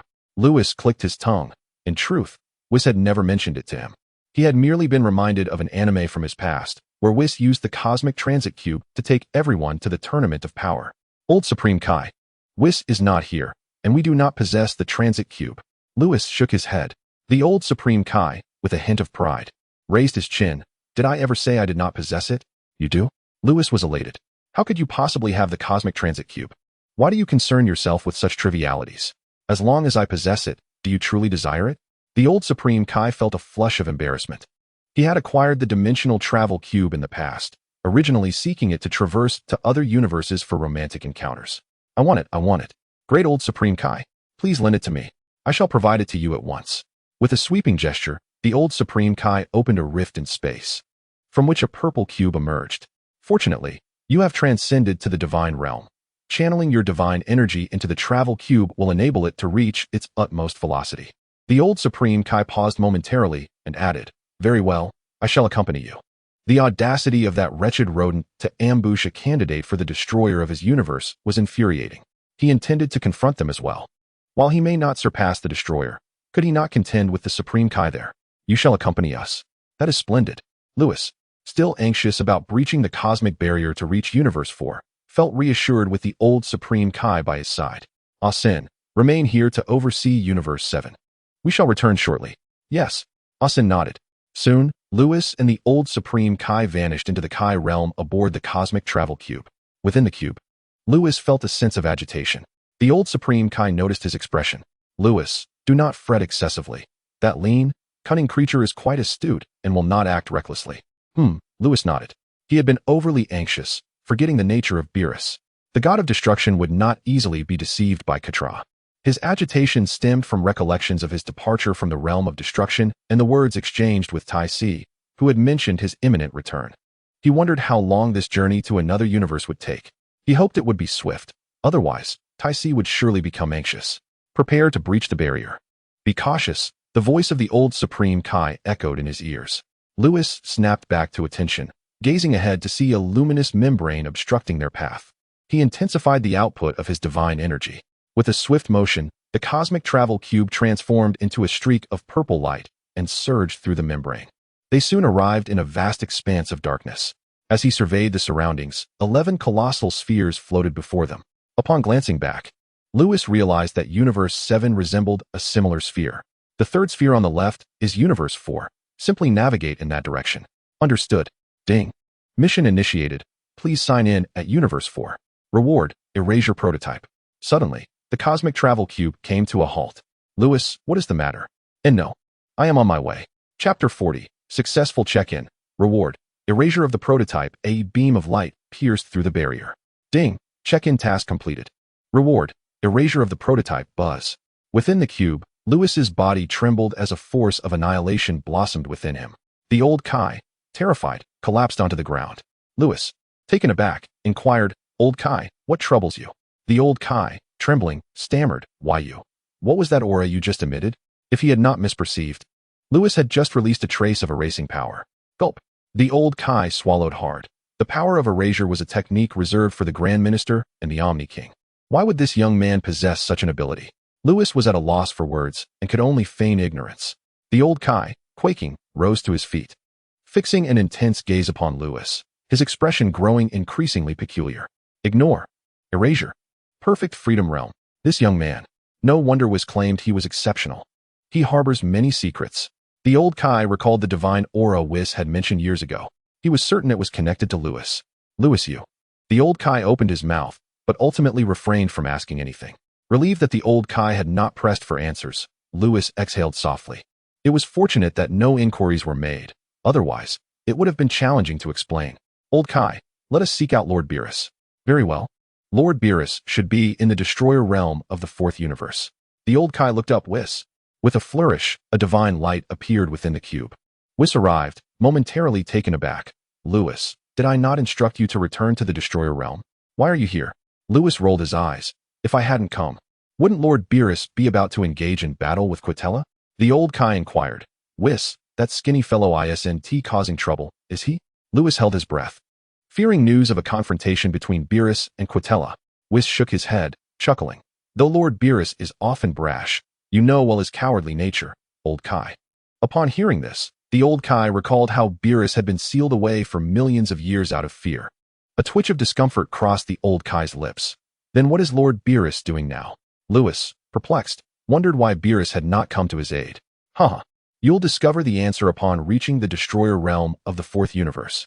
In the Omni King's palace, all angels, except for Konik and Whis, had gathered. The angel of Universe 10, Kusu, regarded the Grand Minister with respect. Father, are you aware of the events in Universe 7? The Grand Minister looked at his children and replied with a smile. What is the matter? In the sixth universe, the angel Bados remarked, several years ago, an extraordinarily divine aura emerged in the seventh universe. Recently, we ventured to the seventh universe to investigate this matter. To our astonishment, we discovered that the candidate destroyer of the seventh universe is exceptionally unique. He comprehended the rules of destruction within a mere decade and more. The angel Kukatel from the fifth universe interjected. Moreover, he he has attained the realm of perfect freedom, and most astonishingly, he possesses the ability to disregard any form of attack. Upon hearing this, all the angels present held their breath, the atmosphere thick with tension. They harbored suspicions regarding Lewis's identity. No matter how exceptional a mortal's talent may be, such feats seemed unattainable. One must recognize that among the angels present, who could claim to have grasped the realm of perfect freedom in just over a decade during their youth, such a notion is simply implausible. Each angel must endure numerous trials and tribulations to achieve their ultimate form. If one were to attribute it solely to prodigious talent, one might accept the notion of comprehending the realm of perfect freedom, but the ability to disregard attacks transcends mere talent. Thus, are you inquiring about Lewis's identity? The Grand Priest chuckled softly. Chris furrowed her brow. Father, is it possible that you know his identity? The other angels gazed intently at the Grand Priest. He stepped forward, hands clasped, and spoke with palpable awe. Indeed, I too investigated this phenomenon upon its emergence over a decade ago. That divine aura was unequivocally emitted by the candidate destroyer of the seventh universe. A wave of astonishment swept through the assembly of angels, their shock palpable. The divine aura had once engulfed the entire realm of the Omni King, detectable from every corner. It resembled the primordial breath of creation, pure in essence, resplendent and sacred. To the angels, such power could only be manifested by their father or the Omni King himself. They never anticipated that it would originate from the candidate destroyer of the seventh universe. I personally tested the notion of disregarding attacks, the Grand Priest continued. And what were the results? The angels swallowed hard, each clenching their fists, palms slick with perspiration. They yearned for an answer, though deep down, they already sensed the truth. The Grand Priest had personally engaged in probing measures years prior. This led them to bring the candidate destroyer of their universe to spar with Lewis. This signified that Lewis emerged unscathed from the Grand Priest's scrutiny. Do you not possess the answer? The Grand Priest asked with a smile. Indeed. He has withstood my test. He can indeed disregard any attack. A thunderous silence enveloped the room. The angels were left speechless, their earlier preparations rendered moot by the Grand Priest's affirmation. Their father is the foremost authority beneath the Omni King. Father, do you know his identity? Chris inquired urgently. Yes, he cannot possibly be from the Dark Demon realm, can he? Kambili questioned. The young man bore no traces of a dark aura, rendering him unlikely to be from the Dark Demon realm.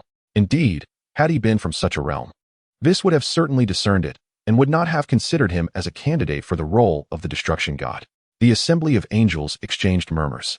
Enough. The high priest gestured with his hand. In truth, I have formed some suspicions, and I have subtly probed Lord Zeno's sentiments. The high priest fell silent, refraining from further discourse. However, his expression conveyed to the assembly of angels that their divine father likely harbored suspicions regarding Lewis's true identity, which was inexplicably linked to Lord Zeno. This revelation left the angels in a state of astonishment, exchanging bewildered glances that spoke volumes. Regardless of his actions, you must not intervene. The high priest regarded the assembly with a serious demeanor. Do you comprehend my words? The angels, feeling a sense of urgency, quickly responded, yes. Suddenly, a faint aura of erasure emanated from the fourth universe. The other angels remained indifferent, yet Chris's pupils constricted sharply as she turned to gaze deep into the Zeno palace, then glanced at her father. Father, enough, do not concern yourself. At that moment, the high priest turned his attention toward the fourth universe, a faint smile gracing his lips. The other angels appeared perplexed, uncertain about the peculiar behavior of their elder sister and father. Chapter 41. Ketla's attempt to erase the fourth universe, God of Destruction realm. The environment here bears a striking resemblance to the God of Destruction realm of the seventh universe, with lakes, forests, and mountains, all adorned in shades of purple. Dead mice, have you not eaten? Put some strength into it. By the lakeside, Beerus reclines in a chair, crossing his legs with an expression of indulgence. Behind him, Ketla grits his teeth, increasing the pressure of his hands on Beerus's shoulders. Hiss. Beerus leaps up, cursing, are you exerting such force because you have a grievance against me? Crack. Ketla clenches his fists, fury swelling within him, his chest heaving. You scrawny feline, if you have the guts, let us engage in combat. Combat. Beerus bursts into laughter. Fighting is hardly the pastime of a refined individual like myself. You. Ketla grinds his teeth in frustration. Nearby, Troy remains utterly still, scarcely daring to breathe, fearful that even the slightest sound might draw the attention of the two deities. Suddenly, a radiant stream of multicolored light descends from the heavens. The old Supreme Kai hastily approaches Beerus, scrutinizing him from head to toe. Beerus, you haven't caused any chaos, have you? The old Supreme Kai's gaze traverses Beerus's form, making him feel uneasy. Old man, if you continue to scrutinize me like that, do you dare to tempt me to seal you again? The old Supreme Kai immediately averts his gaze. However, he notices that Beerus appears to be in splendid condition, showing no signs of having engaged in battle. Lewis steps forward, expressing his gratitude. Lord Beerus, thank you. Before he can finish, Beerus delivers a powerful punch to Lewis's chest. With a resounding boom, the earth trembles. Lewis, of course, remains unscathed, while Ketla's eyelids twitch in disbelief. Goodness, is this lad's body made of iron? The force of a 5th-level God Realm attack landed on him, and he is utterly unharmed. Witnessing this, Konik swallows hard, realizing that Wiss's assertion of ignoring is indeed accurate. Enough, a grown man should not wallow in sentimentality. Paying no heed to Ketla and the others, Beerus pats Lewis's chest earnestly, stating, "You are my heir. Without my permission, no one shall lay a finger on you." Beerus understands the reason behind Lewis's expression, and it is only natural for him to defend his disciple. If anyone dares to harm you, I shall ensure they regret it. With this, Beerus casts a menacing glance at Ketla. Beerus, will you never cease? Was it not merely a surprise attack on your disciple? I have fulfilled every task you assigned me these past few days. What more do you desire? Ketla roars, fists clenched. Lewis and the old Supreme Kai exchange glances, momentarily stunned. What could Beerus have done to provoke such fury from this scrawny creature? Wiss smirked slightly, conveying to the old Supreme Kai and Lewis the events of the past few days. It turns out that upon discovering Ketla's ambush on Lewis, Beerus was consumed by rage and could not refrain from launching an assault on the 4th universe. However, Beerus has always harbored a profound fear of death. Should he take action, Zeno would undoubtedly not spare him. This, in fact, plays directly into Quitella's hands. Thus, Beerus, in a rather petty manner, mused. Did you not come to my 7th universe to ambush my heir? Very well, I shall repay you in kind. After having Vados escort him to the 4th universe, Beerus similarly launched a surprise attack on the candidate destroyer god, Troy. It was only due to the timely arrival of Angel Konik, who utilized time reversal, that Troy was restored. Otherwise, he would have perished long ago. Even after Troy's revival, Beerus refused to relent, lurking near the realm of the destroyer god of the 4th universe. Each time Troy dared to emerge, Beerus would ensure his demise. Yet, this was not the end. Beerus would occasionally wreak havoc upon certain star domains in the 4th universe, convinced that even if Quitella were furious, he would not dare confront him. Should Quitella lose his composure and engage in battle, it would be all the more advantageous for Beerus. After all, if it reached Zeno's ears, he could justify his actions. It was you, Quitella, who ambushed my disciple. Thus, my destruction of your universe is hardly excessive. Consequently, within 2 days, Beerus rendered one of the galaxies in the 4th universe utterly incapacitated.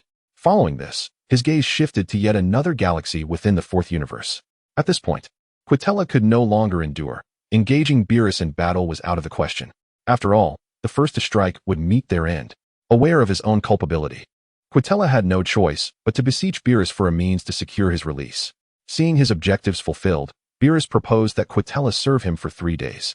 Although this filled Quitella with immense shame, he had no alternative, lest his universe remain under Beerus's relentless scrutiny. This led to the scene that Lewis witnessed upon arriving in the 4th universe. Unable to contain himself, Lewis burst into laughter. The elder Supreme Kai stifled a laugh, wishing not to be as audacious as Lewis. Such blatant humiliation. Quitella's ears burned with indignation, as Lewis's laughter drove him deeper into the wall of shame. When had a candidate destroyer god ever possessed the audacity to ridicule him? Such insolence. Lewis, with a piercing gaze, stepped closer, standing merely 10 centimeters from Quitella. Their eyes locked, each perceiving the other's murderous intent. Are you envious of my talent? Lewis taunted. What is the matter? Does your universe lack a genius like me, prompting you to resort to ambushes? Do you even comprehend who you are addressing? Quitella's expression darkened. The inhabitants of the 7th universe were utterly detestable. Gazing upon the face of this insolent youth, he felt an overwhelming urge to slay him. Who do you think you are speaking to? Upon hearing this, an aura of destruction enveloped Beerus, and he stepped forward, causing the entirety of the 4th universe to tremble. Vados and Konik straightened, ready for action. The devastation resulting from a clash between 2 destroyer gods would be catastrophic. Lord Beerus, allow me to handle this, Lewis said, gesturing gently. Beerus cast a glance at Lewis before ultimately dissipating the destructive energy surrounding him. I understand your desire to end my existence. After all, my demise would extinguish the hope for the future of the seventh universe. However, with a sinister smile, Lewis declared, "You cannot kill me. I am impervious to any harm this world may inflict." A resounding boom echoed as the old Kai, Katra, Konik, and Troy trembled, their spirits shaken by the force of his words. Though they had heard whispers of this revelation long before, hearing Lewis affirm it with his own voice was undeniably shocking. Is it truly possible for someone to disregard all forms of attack? I have just acquired a new technique, and I wish to test it on you. Lewis grinned at Katra, a smile that was exceedingly unsettling. He raised his hand and declared, "Erasure." Chapter 42, Quitra's Terror Buzz. A radiant white light emanated from Lewis's hand. An unparalleled might seem capable of erasing all matter from existence. Aside from two angels, everyone else had collapsed to the ground. Their eyes were wide with terror, mouths agape, faces ashen, and bodies trembling uncontrollably. It was as if they had encountered a ghost.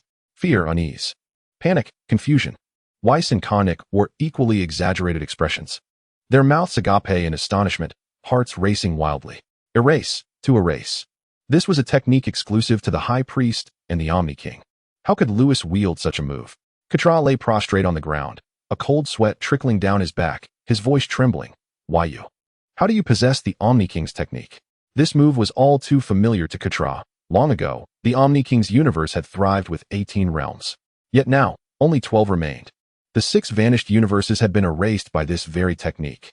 The scene was hauntingly familiar, the aura unmistakable. Upon witnessing this, Katra felt akin to a mouse facing a cat, fearful and desperate. No one could escape erasure.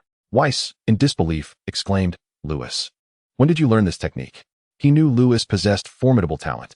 Having grasped the principles of destruction at the God of Destruction level and the perfect mastery of the angelic realm within just a decade. Yet, erasure was no ordinary technique. No, erasure was not merely a technique, but a confluence of rules. Destruction, time, space, light, darkness, a synthesis of various laws. Such a principle could only be comprehended by those of priestly rank or higher. Yet, Lewis had achieved this milestone. The old Kai sat silently on the ground, fixated on Lewis. It became clear that he had not misjudged earlier, that aura was indeed the essence of erasure. Lewis, looking down from his elevated position upon the prostrate Katra, coldly remarked, "Lord Katra, do you even realize who you are addressing?" This echoed Quitra's earlier words, spoken back to him verbatim. "I." Katra felt the oppressive white glow directed at him, his scalp prickling with fear, rendering him speechless. The air was thick with murderous intent. The realm of the gods of destruction felt like a frigid, multi-layered icehouse, chilling to the bone. Even Beerus was taken aback by this scene, hastily interjecting, "Lewis, do not act recklessly." Lewis's display of power was utterly beyond belief. The supreme act of erasure.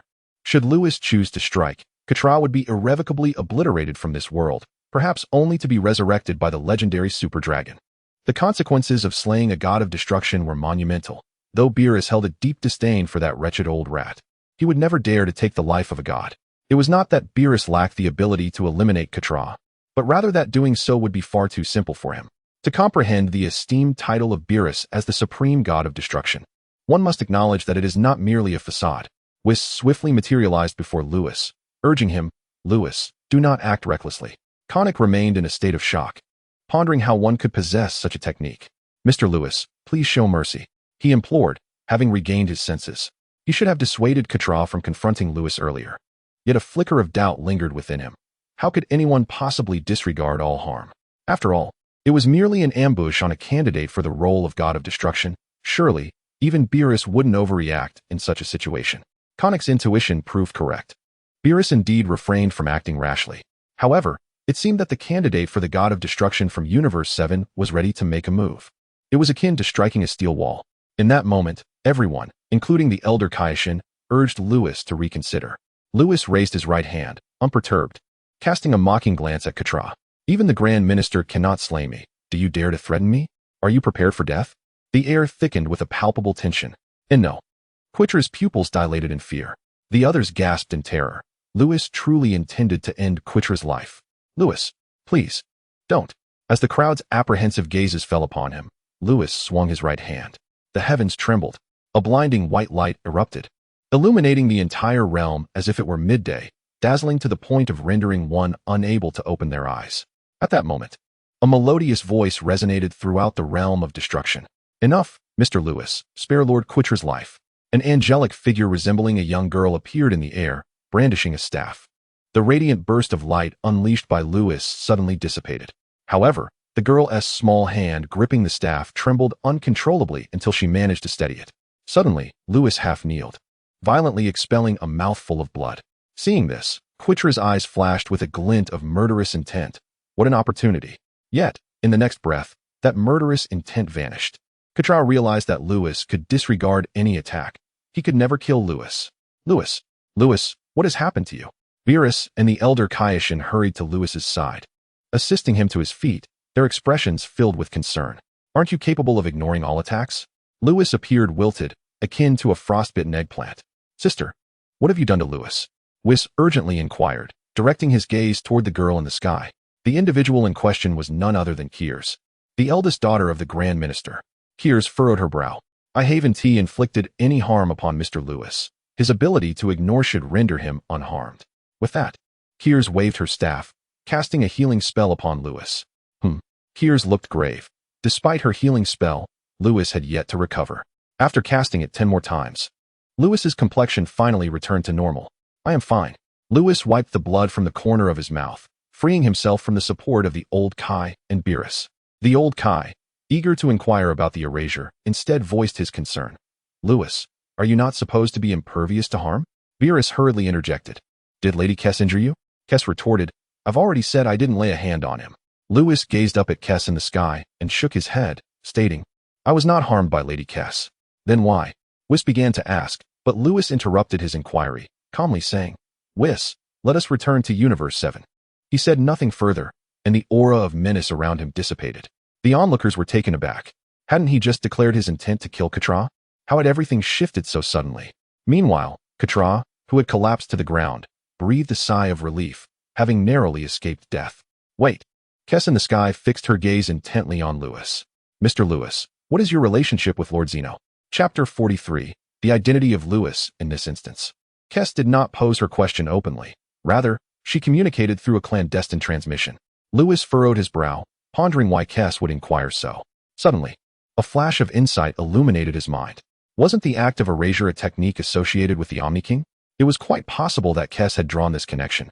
Prompting her query, Lewis remained silent, shaking his head to convey that he had no ties to the Omni King. Observing this, Kess frowned and transmitted, How can that be?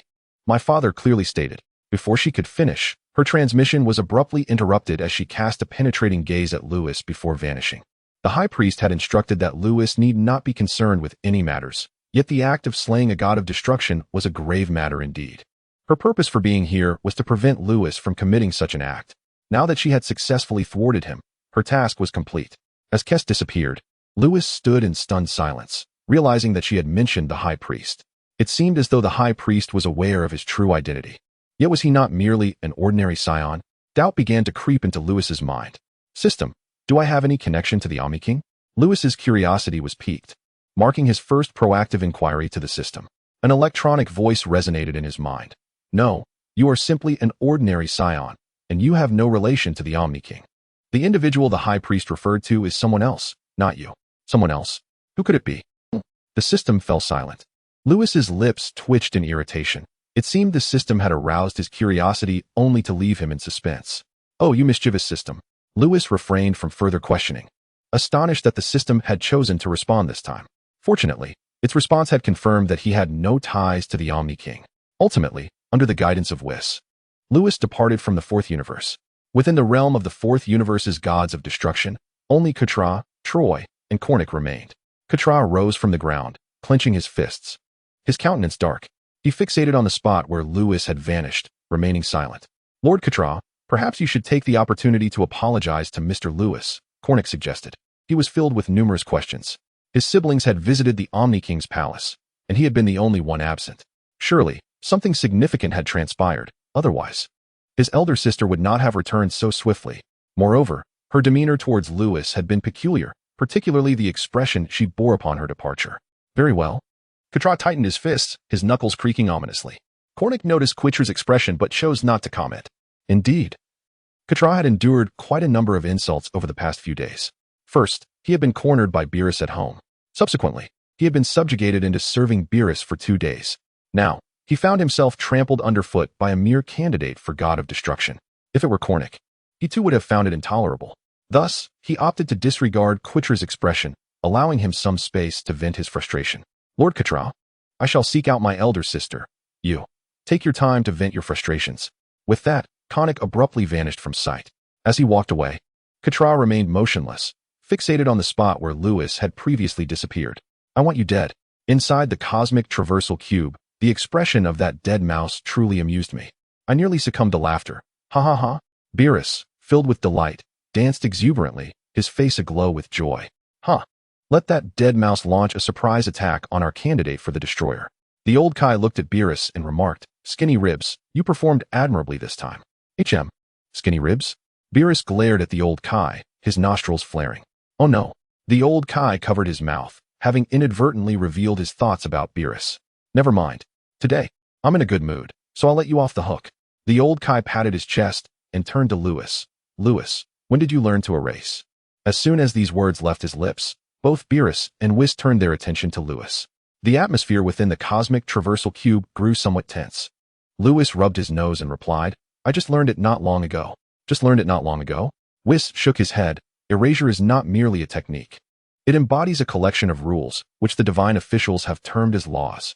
For one to wield it, one must comprehend various rules and ultimately integrate them. Whis gazed at Lewis and continued, even among us angels, many spend their entire lives without achieving this. Do you understand? Aye. Lewis looked at Whis, wanting to speak but unsure how to articulate his thoughts. Enough. Beerus interjected, positioning himself in front of Lewis. He then turned to face him directly. Lewis, will you pose a threat to the 7th universe? Beerus's tone was exceedingly serious, his expression grave. The old Kai had never witnessed Beerus in such a manner. The 7th universe is my home. Lewis replied without hesitation. Upon hearing this, Beerus smiled. The old Kai also chuckled. Whis paused for a moment before joining in the laughter. They had received their answer and were thoroughly satisfied with it. In a good mood, Beerus inquired, by the way, Lewis, why did you spit blood just now? The old Kai, equally puzzled, added, aren't you able to disregard any damage? How could you possibly bleed? Do you think my current power can support erasure? Lewis responded, feeling speechless. I was merely putting on a brave front, forcing myself to the point of spitting blood, without even reaching the strength of a divine realm. It was indeed impossible to sustain erasure. Whis nodded, finally grasping the essence of the situation. It was evident that Lewis had experienced backlash, and it was not others who had harmed him. No wonder he bled so profusely. No wonder his sister had to cast healing spells repeatedly before managing to restore him. Beerus and the old Supreme Kai have come to a realization, stifling their laughter as they remarked, you never truly contemplated the demise of Quitella. You have merely sought to intimidate him, have you not? The menacing aura exuded by Lewis had startled them earlier, leading them to believe he genuinely intended to eliminate Quitella. Why then would you even voice such thoughts? Lewis rolled his eyes, attempting to extinguish the life of a god of destruction who has touched the 5th tier of divine realm is no trivial matter.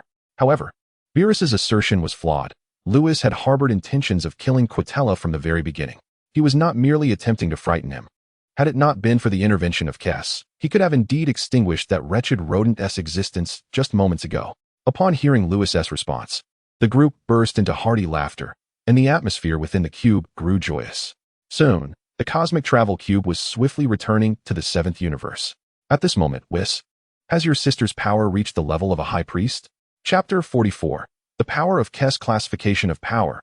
5 levels of divine realm, 3 levels of angelic realm, priest realm, and omni-king realm. Lewis understood that the candidates for the god of destruction were all situated at the 2nd level of the divine realm. Among the gods of destruction, only Beerus resided at the 5th level of the divine realm, while the others occupied the 4th level. As for the angels, Lewis remained unaware of their ranks for the time being. He fixed his gaze intently on Whis. The old Kai and Beerus also turned their attention to Whis, creating a subtly charged atmosphere within the space. This was primarily due to the astonishing moment when Kess had effortlessly caught Lewis's erasure attack, a sight that left a profound impact on all present. Why are you asking about this? Whis responded, feeling a bit exasperated under their scrutiny. I sense that Miss Kess possesses extraordinary power. While the others were perplexed, Lewis recognized that the erasure he had just conjured was potent enough to eliminate Quitella. That force might even be beyond what an angel could withstand. The fact that Kess could interrupt him spoke volumes about her capabilities. Whis fell silent. The cube grew quiet. An air of solemnity enveloping the space. Noticing Wiss's reticence, Beerus swallowed hard. Whis, could it be that your elder sister's strength has truly reached the level of a priest? The old Kai was also aware of the immense power associated with the priest level. If this were indeed the case, the Omni King's universe would flourish. I do not know. Whis finally spoke after a pause. Please, do not look at me like that. I genuinely have no idea. He averted his gaze from the trio, staring into the abyss outside the cube. All I know is that my elder sister is the strongest among all my siblings. And I can no longer sense her current power. Perhaps she has indeed attained that level. Boom. The revelation was utterly staggering. Each occurrence today had been more astonishing than the last. Beerus and the old Kai were left speechless. Lewis was equally taken aback. It seemed that the petite figure had indeed reached the priest level, which explained her ability to thwart his efforts. Meanwhile, Kess, back in the 10th universe, suddenly sneezed, unaware that someone was referring to her as the petite figure from behind. At that moment, she noticed Conic approaching her side. The traversing cube flew into the 7th universe. Whis first escorted the old Kai back to the Kaioshin realm before returning to the God of Destruction realm. Upon their return, the old Kai found himself being pursued by Arshin, who was inquiring anxiously about the situation. Arshin was greatly concerned, as his life was now intertwined with Beerus. If Beerus acted recklessly and the Omni King turned against him, he would not escape unscathed. The old Kai leisurely recounted the events that had transpired in the 4th universe. Upon hearing this, Arshin was engulfed in a state of exhilaration. So Lewis was this powerful. As the candidate God of Destruction for the 7th universe, Lewis's strength would undoubtedly benefit the 7th universe immensely. In the God of Destruction realm, nearly a day had passed, yet Lewis had not returned. Ties was resting her chin on her hands, lost in thought by the lakeside. When Lewis left, he had appeared quite anxious, indicating that something significant must have occurred. A voice resonated, followed by a familiar call. Ties, I am back. Ties abruptly turned her head, her face lighting up with joy. Louise. Louise suddenly appeared before Ties, enveloping her in a strong embrace. Has everything been resolved? Yes, it has. Louise gently ruffled Ties' hair, inhaling her subtle fragrance, which brought him a sense of reassurance. That is wonderful. Ties beamed with a silly smile. Louise's solid chest provided her with comfort, an experience she had never encountered during her previous cosmic journeys. Suddenly, she noticed Beerus staring intently at her. Ties' cheeks flushed crimson, her ears burned with embarrassment, and she instinctively buried her face in Louise's embrace. Observing Ties' reaction, Louise glanced at Beerus and could not suppress a twitch at the corners of his mouth. All right, if you keep looking at my wife like that, you'll make her shy. You two should leave if you have nothing else to do.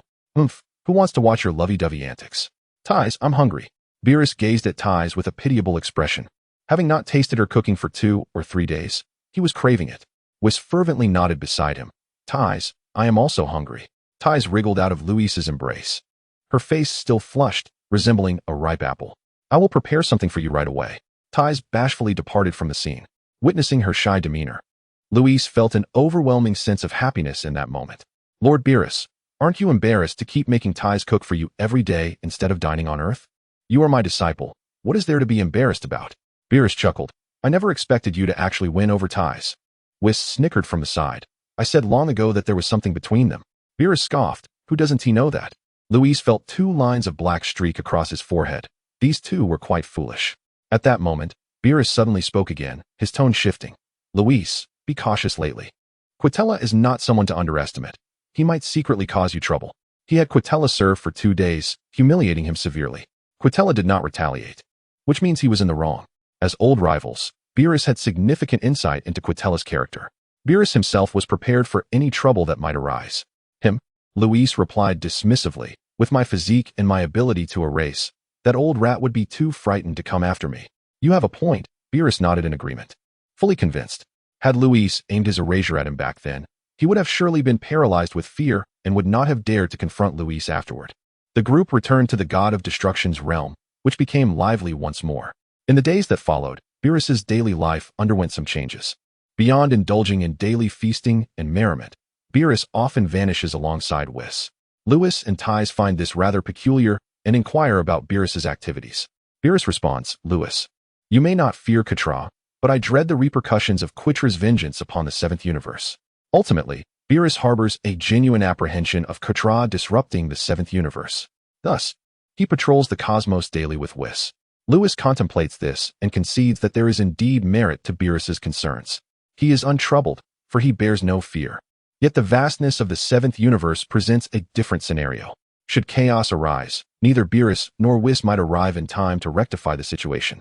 Beerus is acutely aware of this dilemma, yet he finds himself devoid of alternatives. Observing this, Lewis feels a twinge of sympathy and proposes to Beerus. Would you like me to eliminate Katra from the fourth universe? This way, dear Lord Beerus, you would not have to endure such hardships. Both Beerus and Whis are taken aback and hastily decline. They no longer doubt Lewis's strength, despite his earlier assertions of bravado. However, the uncertainty remains whether he can indeed wield the power of erasure. Should he do so, Katra would undoubtedly perish. The demise of a God of Destruction would also entail the death of the Supreme Kai. The God of Destruction and the Supreme Kai serve as the foundation of their universe. Their demise would wreak havoc upon the cosmos. It is not that a candidate for God of Destruction cannot assume the role, but without a new Supreme Kai, it would all prove futile. It is worth noting that the fourth universe lacks a candidate for Supreme Kai. In the absence of a new Supreme Kai, the fourth universe would face a stagnation lasting millions of years, effectively rendering it obsolete. Should the fourth universe fall into disarray, the Omni King's universe would lose yet another realm. Thus, even amidst rivalries, gods of destruction cannot afford to act lethally against one another. Moreover, the Omni King has decreed that beings of such caliber must not engage in combat. The death of a god of destruction directly influences the configuration of the Omni King's universe, a domain solely the prerogative of the Omni King himself.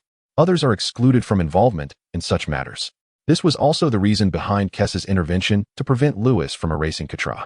Lewis has now grasped the underlying truth and realizes that he can offer no assistance to Beerus. Chapter 45. Sun Wukong transforms into a Super Saiyan. Once more time flowed inexorably onward. 2 months had elapsed since Bardock, King Vegeta, Omnibert, and Theodore arrived on Earth from Namek. Lewis had not reappeared, and thus they had remained on this planet. After all, returning to the galactic headquarters by spaceship was exceedingly inconvenient. Such a journey would likely consume a year of precious time. In the West City wasteland, a resounding boom echoed as the entire expanse was engulfed by 2 formidable forces. 2 crimson figures wove through the sky, occasionally colliding, producing earth-shattering resonances. Fortunately, both combatants were tempering their strikes. Although the ground lay pockmarked, the earth itself had not suffered severe devastation.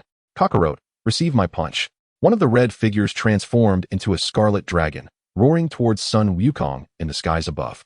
Vegeta, let us engage. Sun Wukong grinned widely. Exhilaration coursing through him as he faced Vegeta, his blood surging with fervor. Clenching his fists, he lunged towards the oncoming Vegeta with a powerful strike. Bang! The air compressed violently, releasing a terrifying sonic boom. The sheer force propelled Vegeta backward by several hundred meters. Sun Wukong too staggered back a few meters.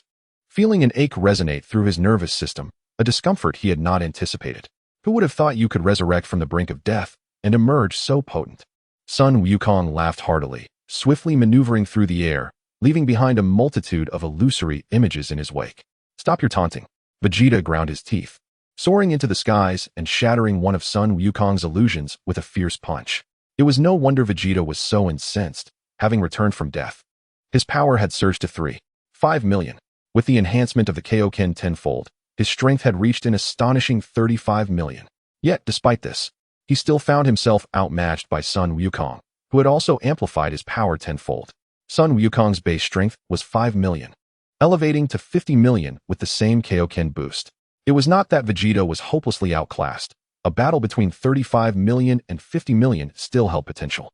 However, Sun Wukong's combat style was enigmatic. Each punch and kick flowed with an uncanny ease. To encapsulate it in 2 words, agile and fluid. The disparity in strength was compounded by the differences in their fighting techniques, leaving Vegeta at a distinct disadvantage. Damn it! Vegeta obliterated another of Sun Wukong's illusions. Suddenly, an ominous foreboding washed over him. Whirling around, he found Sun Wukong grinning playfully behind him. When did he? Vegeta's pupils contracted sharply. Diverting your attention during battle is a grave mistake. Sun Wukong swept his leg, striking Vegeta in the abdomen. The overwhelming force elicited a cry of anguish from Vegeta as his body soared skyward. Sun Wukong tightened his form and ascended after him. Boom. A momentary lapse in concentration had left Vegeta in a precarious position, with the sky reverberating with the sounds of their clashes and Vegeta's cries echoing through the air. On the ground stood 4 figures, motionless, gazing up at the sky. King Vegeta, in disbelief, exclaimed, "Bardock, your son is extraordinarily powerful."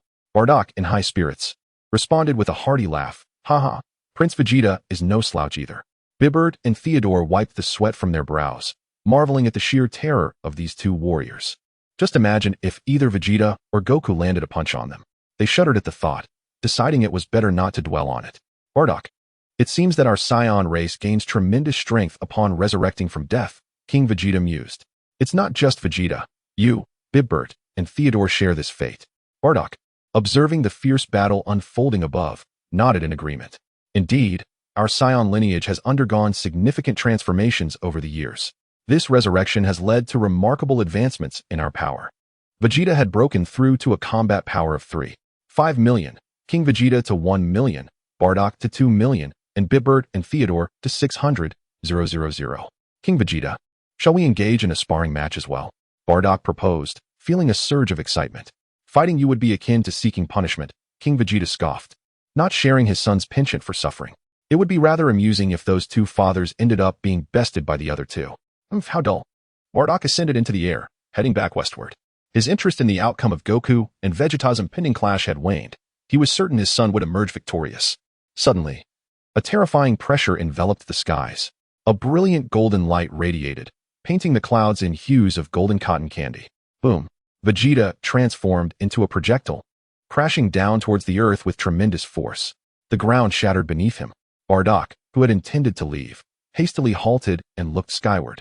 A resplendent golden figure descended from above, golden-haired and blue-eyed, exuding an overwhelming aura of power. Witnessing this, King Vegeta, Bibbert, and Theodore stood in stunned silence. Super Saiyan," they gasped. "King Vegeta, it's a Super Saiyan." Theodore and Bibbert clutched King Vegeta's collar, shaking him with fervor. We see it. King Vegeta, overwhelmed, felt dizzy from the commotion. Chapter 46. Kakarot, teach me at this moment. A disheveled figure crawled from the depths of a crater. I always knew the legend of the Super Saiyan was true, but it infuriates me." Vegeta lay on the ground, gazing at the resplendent figure in the sky, his heart filled with bitterness. He was the prince of all Saiyans. Why could a lowly warrior transform into the legendary Super Saiyan? In midair, Bardock swiftly returned, landing beside Son Goku. Kakarot, is this form of yours the Super Saiyan?" Bardock stuttered, overwhelmed with excitement. King Vegeta and his companions flew over. Their eyes filled with yearning as they looked at Son Goku. Suspended in the void, Goku remained unmoved, exuding an aura of malevolence. His icy gaze swept over the crowd, causing them to swallow hard. The oppressive force emanating from him made everyone step back. What has happened to Son Goku? This is what Lewis referred to as the Super Saiyan. I cannot say for certain. You should take a look for yourselves, Goku remarked. Prior to his bout with Vegeta, he had been attempting to transform into a Super Saiyan for 2 months without success. Yet today, during their spar, he inadvertently achieved the transformation. It turned out that, just like in the anime, after his initial transformation, he could not change back until he had undergone extensive training. As Son Goku chuckled, his evil aura dissipated in an instant, allowing everyone to breathe a sigh of relief. The previously chilling gaze he possessed had been unnerving. Yes. King Vegeta flew beside Son Goku, scrutinizing him more closely, growing increasingly exhilarated. Indeed, this is the form. Bardock stepped forward, examining his son. Golden hair and azure eyes. Kakarot, you truly didn't deceive us. Bardock was ecstatic. Who could have imagined that the legend passed down within their clan would manifest in his own son? At that moment, Vegeta soared up from the ground, hastily inquiring, Kakarot, how powerful are you now? Just moments ago, he had been struck by a single punch, the sheer force nearly rendering him lifeless. Fortunately, Son Goku had tempered his strength at the last moment. I feel as if I possess 10 times the might of the Kaioken times 10, Son Goku replied, counting on his fingers with a simple smile. 10 times more powerful than the Kaioken times 10. Good heavens. The onlookers widened their eyes, completely unaware that Son Goku was a mathematical genius. Kakarot, teach me. Teach me how to transform. Vegeta set aside his pride, pleading with Son Goku. Suddenly, the air fell into a profound silence. When had Bardock and the others ever witnessed Vegeta display such humility? He was the proud prince of all Saiyans, after all, especially King Vegeta. who understood his son's character exceptionally well. In the present day, the yearning to transform into a Super Saiyan has led to an astonishing display of humility. Amidst the astonished crowd, a voice pierced through the silence, prompting everyone to turn in unison. A man clad in the attire of a god of destruction appeared, cradling a woman by his side. "Lewis, you have returned," Goku exclaimed with exuberance, approaching Lewis. "Look, I can finally transform into a Super Saiyan once again." Lewis, holding ties, discerned the essence of Goku's words. "Impressive, you've mastered the transformation technique in just 2 months," he remarked. One must acknowledge Goku's remarkable talent.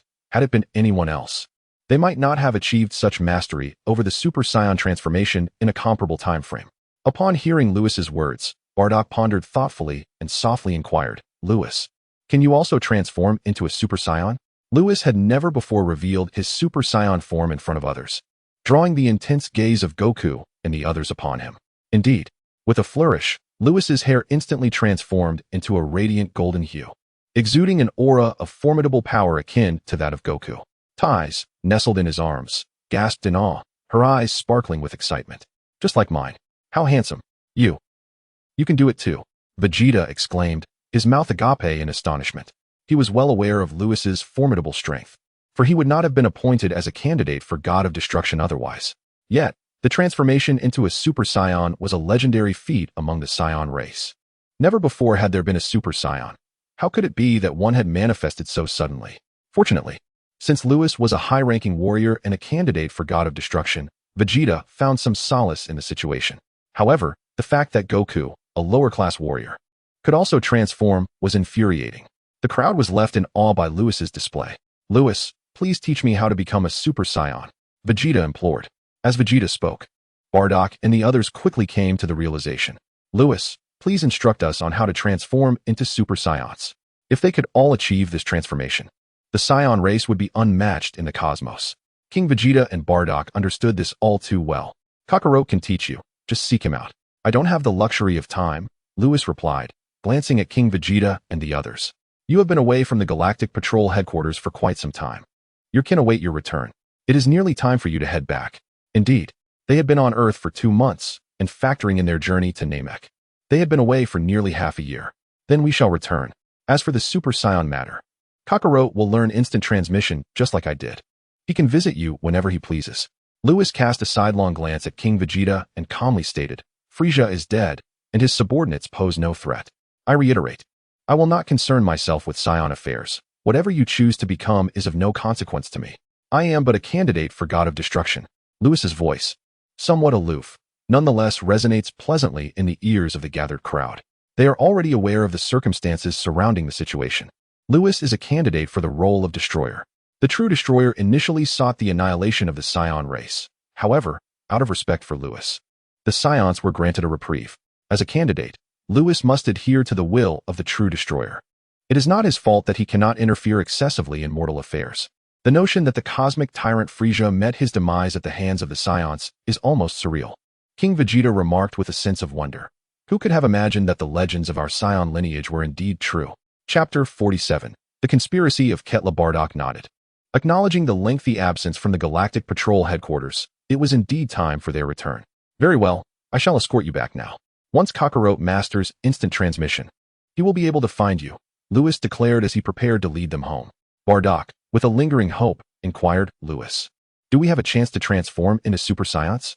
Bibert and Theodore perked up with interest, while Vegeta and his son leaned in closer. Lewis fell silent, and the atmosphere grew tense as everyone held their breath, clearly eager for the possibility of transformation. "You all should have a chance," Lewis finally spoke, surveying the group.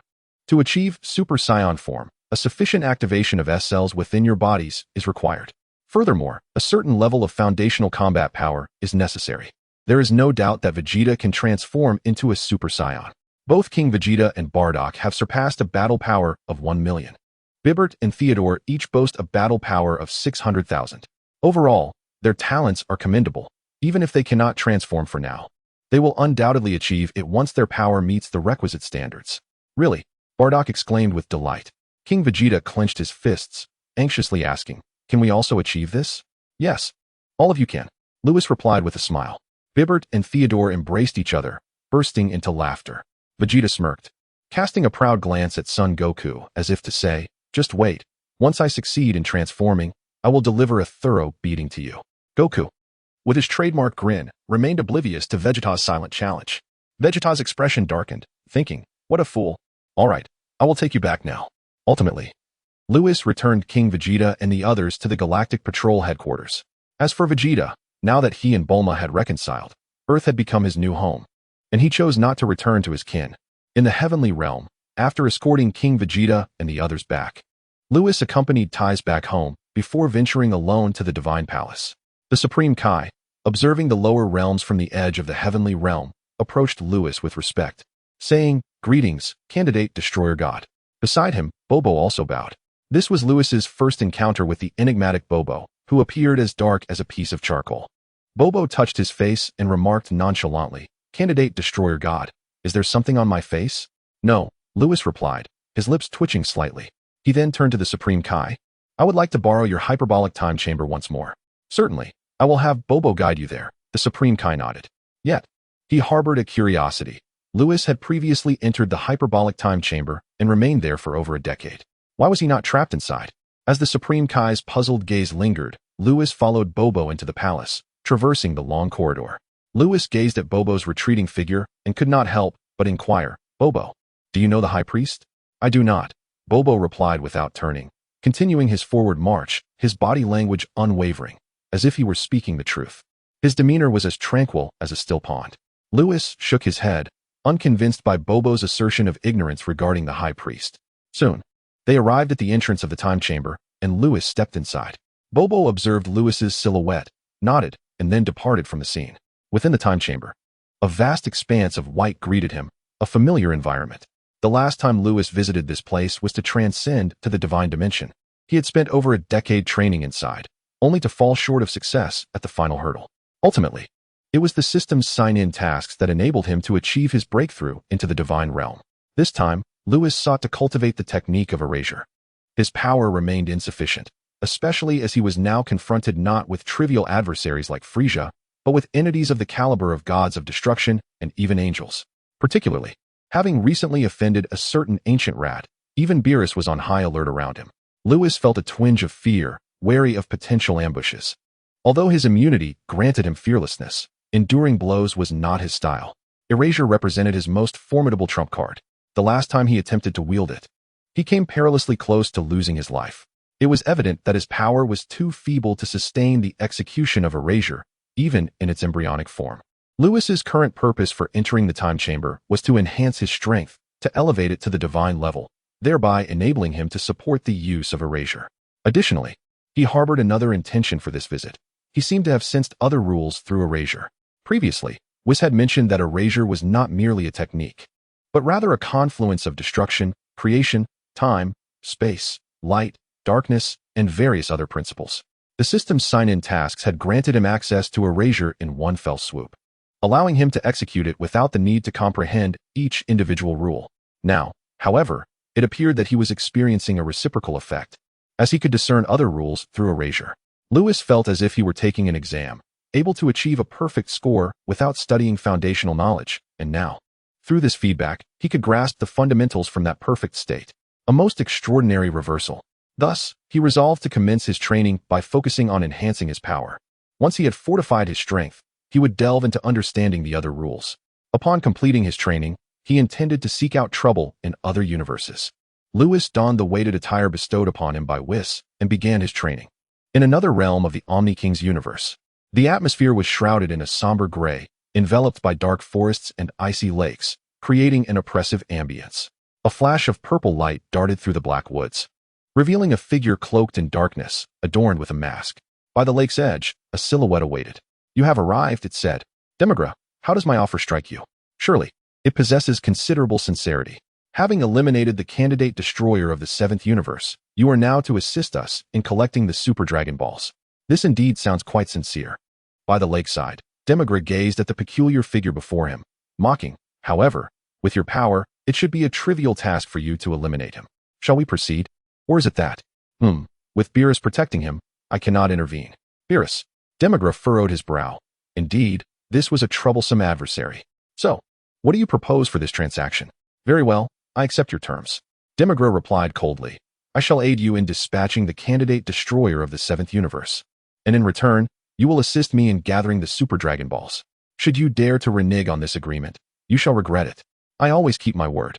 Rest assured, here is the dossier on that candidate destroyer, along with methods to deal with him. Do take care not to falter.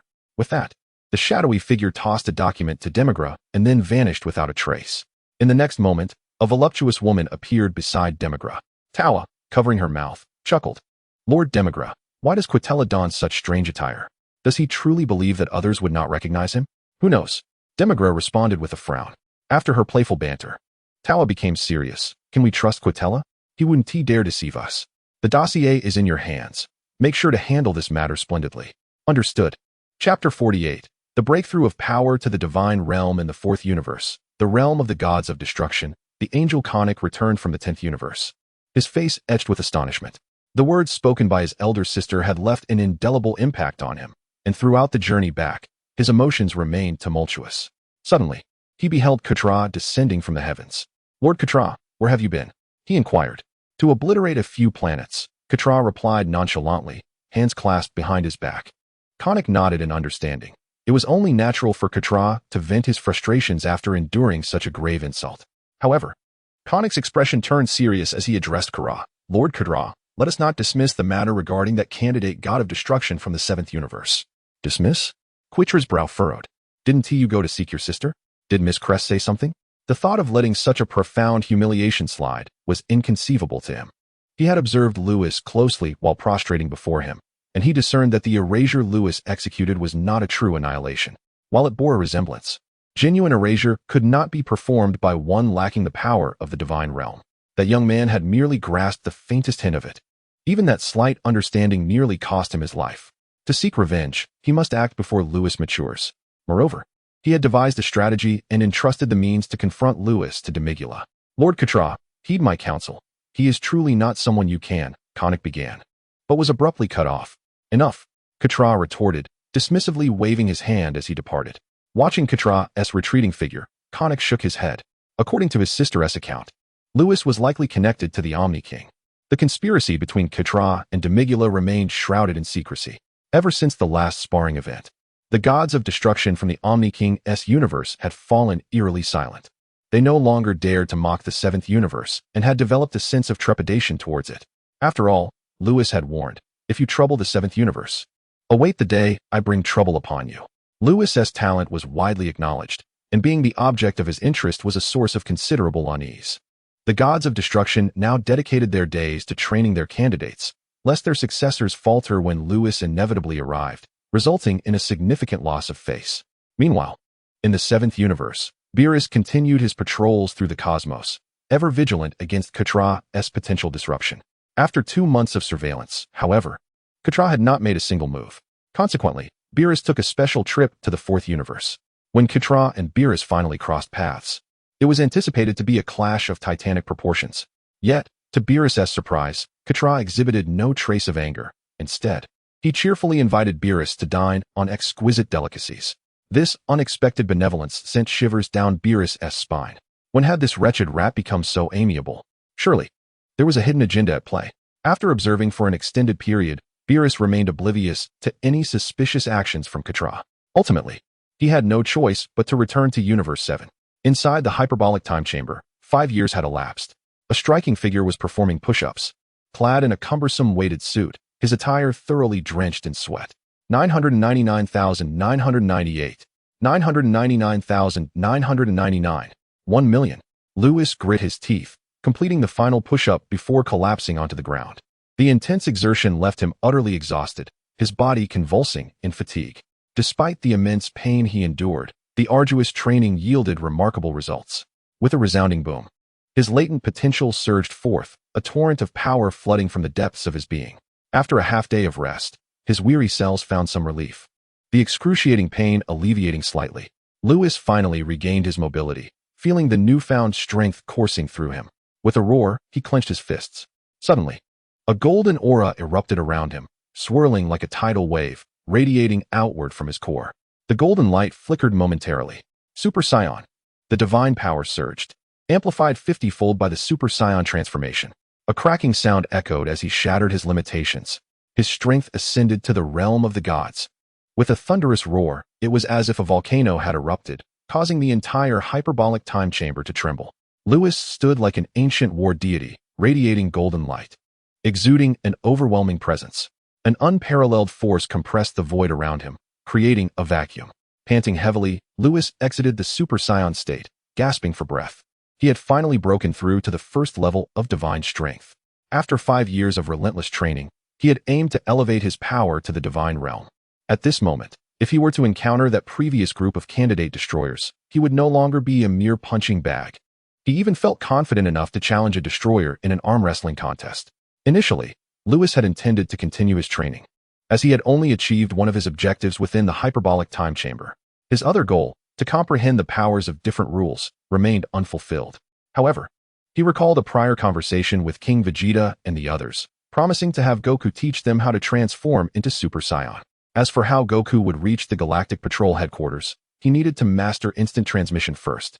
According to the Dragon Ball storyline, after the explosion of Namek, Goku would learn instant transmission on Yardrat. Yet, due to his interference, Goku had only transformed into a Super Saiyan without acquiring the ability to instant transmission. This was unacceptable. Thus, Lewis had no choice but to temporarily halt his understanding of other rules and exit the hyperbolic time chamber. "Open for me," Lewis bellowed. The powerful sound wave breached the entrance of the hyperbolic time chamber, and he leaped through. Outside the heavenly temple, the Supreme Kai and Kibito stood beside the heavenly plaza, observing the two figures at the center of the square. Bobo, Sun Wukong, and Vegeta, what are they doing? Sun Wukong is instructing Vegeta on how to transform into a Super Saiyan, Bobo stated calmly. A Super Saiyan? Is that the state with golden hair? The deity inquired, his confusion evident. At that moment, a figure emerged from within the temple. The deity approached respectfully and remarked, "Lord Candidate Destroyer, you have arrived." Lewis nodded. Observing the two individuals in the center of the square, his curiosity piqued. "What are they engaged in?" he asked. The deity replied. Bobo mentioned that Sun Wukong is teaching Vegeta to transform into a Super Saiyan. Bobo said that. Lewis turned to glance at Bobo, who maintained his serene demeanor, exhibiting no signs of emotional fluctuation. Chapter 49. Provoking the millennial second. Shaking his head, Lewis strode towards the center of the square. "Vegeta, transforming into a Super Saiyan requires fury. It was my anger that allowed me to break through." "Anger? I am already quite furious, yet I still cannot transform." Kakarot, you wouldn't deceive me, would you? Why would I deceive you? Think again about what could truly enrage you. Perhaps that might enable you to surpass your limits. As they conversed, Sun Wukong noticed Lewis's emergence and exclaimed, "Lewis, you're back." He pulled Vegeta alongside him and approached Lewis. "Lewis, I told him that transforming into a Super Saiyan requires rage, but Vegeta refuses to believe me." Vegeta narrowed his eyes at Lewis and inquired, "Is what Kakarot says true?" "Indeed, transforming into a Super Saiyan demands an overwhelming fury." "Overwhelming fury? Yet, I have contemplated all that could infuriate me, and still, I cannot transform." Vegeta expressed his frustration. During Lewis's training, he had persistently sought Sun Wukong's guidance, attempting to ignite his anger as instructed, but to no avail. "You are unable to enter a state of extreme rage?" Lewis pondered, then looked at Vegeta with a playful smirk. "Shall I give it a try? Insulting you should be quite exhilarating, especially since you are the proud millennial second. Will you help me achieve extreme rage? Then let us see." Vegeta was at his wit's end. Hearing this, Lewis smiled joyously, as if recalling something delightful. "This is what you proposed." Suddenly, Lewis's expression turned serious. Vegeta and Sun Wukong were startled by his sudden change in demeanor. Lewis remained silent, as did Vegeta and Sun Wukong. The realm fell into an eerie silence, the atmosphere thick with tension. Lewis fixed his gaze upon Vegeta for an extended moment before finally uttering two words, "You're worthless." Worthless? Vegeta was particularly sensitive to those words. In an instant, he felt a surge of anger rising within him. Yet he recognized this as Lewis's provocation and mentally prepared himself, causing that fire to dissipate. Sun Wukong noticed this shift and shook his head. Initially, Lewis had indeed stirred Vegeta's emotions, but it still fell short. "Vegeta, you are nothing but a waste. As Prince of all Saiyans, you cannot even protect your own planet. Where were you when Frieza annihilated your world? You were fleeing from Frieza's army, the proud Saiyan prince, hunted for over a decade, relying on Kakarot for a chance to confront Frieza. If you are not worthless, then what are you?" Lewis grew increasingly animated, reveling in the act of berating the millennial second, unable to restrain himself. A stream of insults poured into Vegeta's ears, causing his forehead to throb with indignation. Enough, he shouted, while he could endure many things. The implication that he owed his chance to confront Frieza to Sun Wukong was intolerable. Vegeta's eyes reddened, and his knuckles cracked ominously. Sun Wukong's eyes lit up, astonished by Lewis's impressive display. It seemed that Vegeta might indeed succeed in transforming into a Super Saiyan. However, Vegeta's fiery anger began to dissipate. As the psychological suggestion took hold, he recognized that Lewis was deliberately provoking him. Observing this, Sun Wukong grew anxious and wished to urge Lewis to continue speaking. Lewis smirked slightly, thinking, what's the rush? The real bombshell has yet to unfold. Confronting Vegeta, he bellowed, what are you if not a waste? Since arriving on Earth, have you ever surpassed Kakarot? In terms of battle prowess, Kakarot's strength will always eclipse yours. Can you master the Spirit Bomb like Kakarot? As a lower-class warrior, Kakarot can transform into a Super Saiyan. Can you? Boom. A wave of humiliation engulfed Vegeta, his face flushed crimson, and his body trembled with rage. Shut up. I command you to be silent. Be silent? Lewis pointed at Vegeta's chest, tauntingly declaring, you, a Saiyan prince, can't even measure up to a lower-class warrior. You are nothing but a waste. But there was more. Lewis's smile widened as he declared, you, this garbage, are destined to be the eternal second fiddle. Critical hit. I am the eternal second fiddle? Vegeta exclaimed, pointing at himself, his face aflame with embarrassment, the shame rendering him speechless. Boom. This time, Vegeta could no longer contain himself. Fury erupted within him. A tremendous power surged forth, darkening the skies. A white aura began to shimmer with flecks of golden light. Sun Wukong and Lewis leapt aside. As Sun Wukong immediately discerned that Vegeta was on the verge of transforming into a Super Saiyan. Lewis, you truly provoked Vegeta into transformation. You're incredible. Just a small feat. Lewis chuckled. He understood what weighed heavily on Vegeta's mind. Sun Wukong was his lifelong rival, and he yearned to surpass him. Yet he had never achieved it. In the anime, he was also labeled as the eternal second fiddle. Lewis brought this matter to the forefront. It was no wonder Vegeta couldn't bear it. Had he been in Vegeta's shoes, his reaction would have been even more exaggerated. Indeed, berating this eternal second fiddle was truly exhilarating. Boom.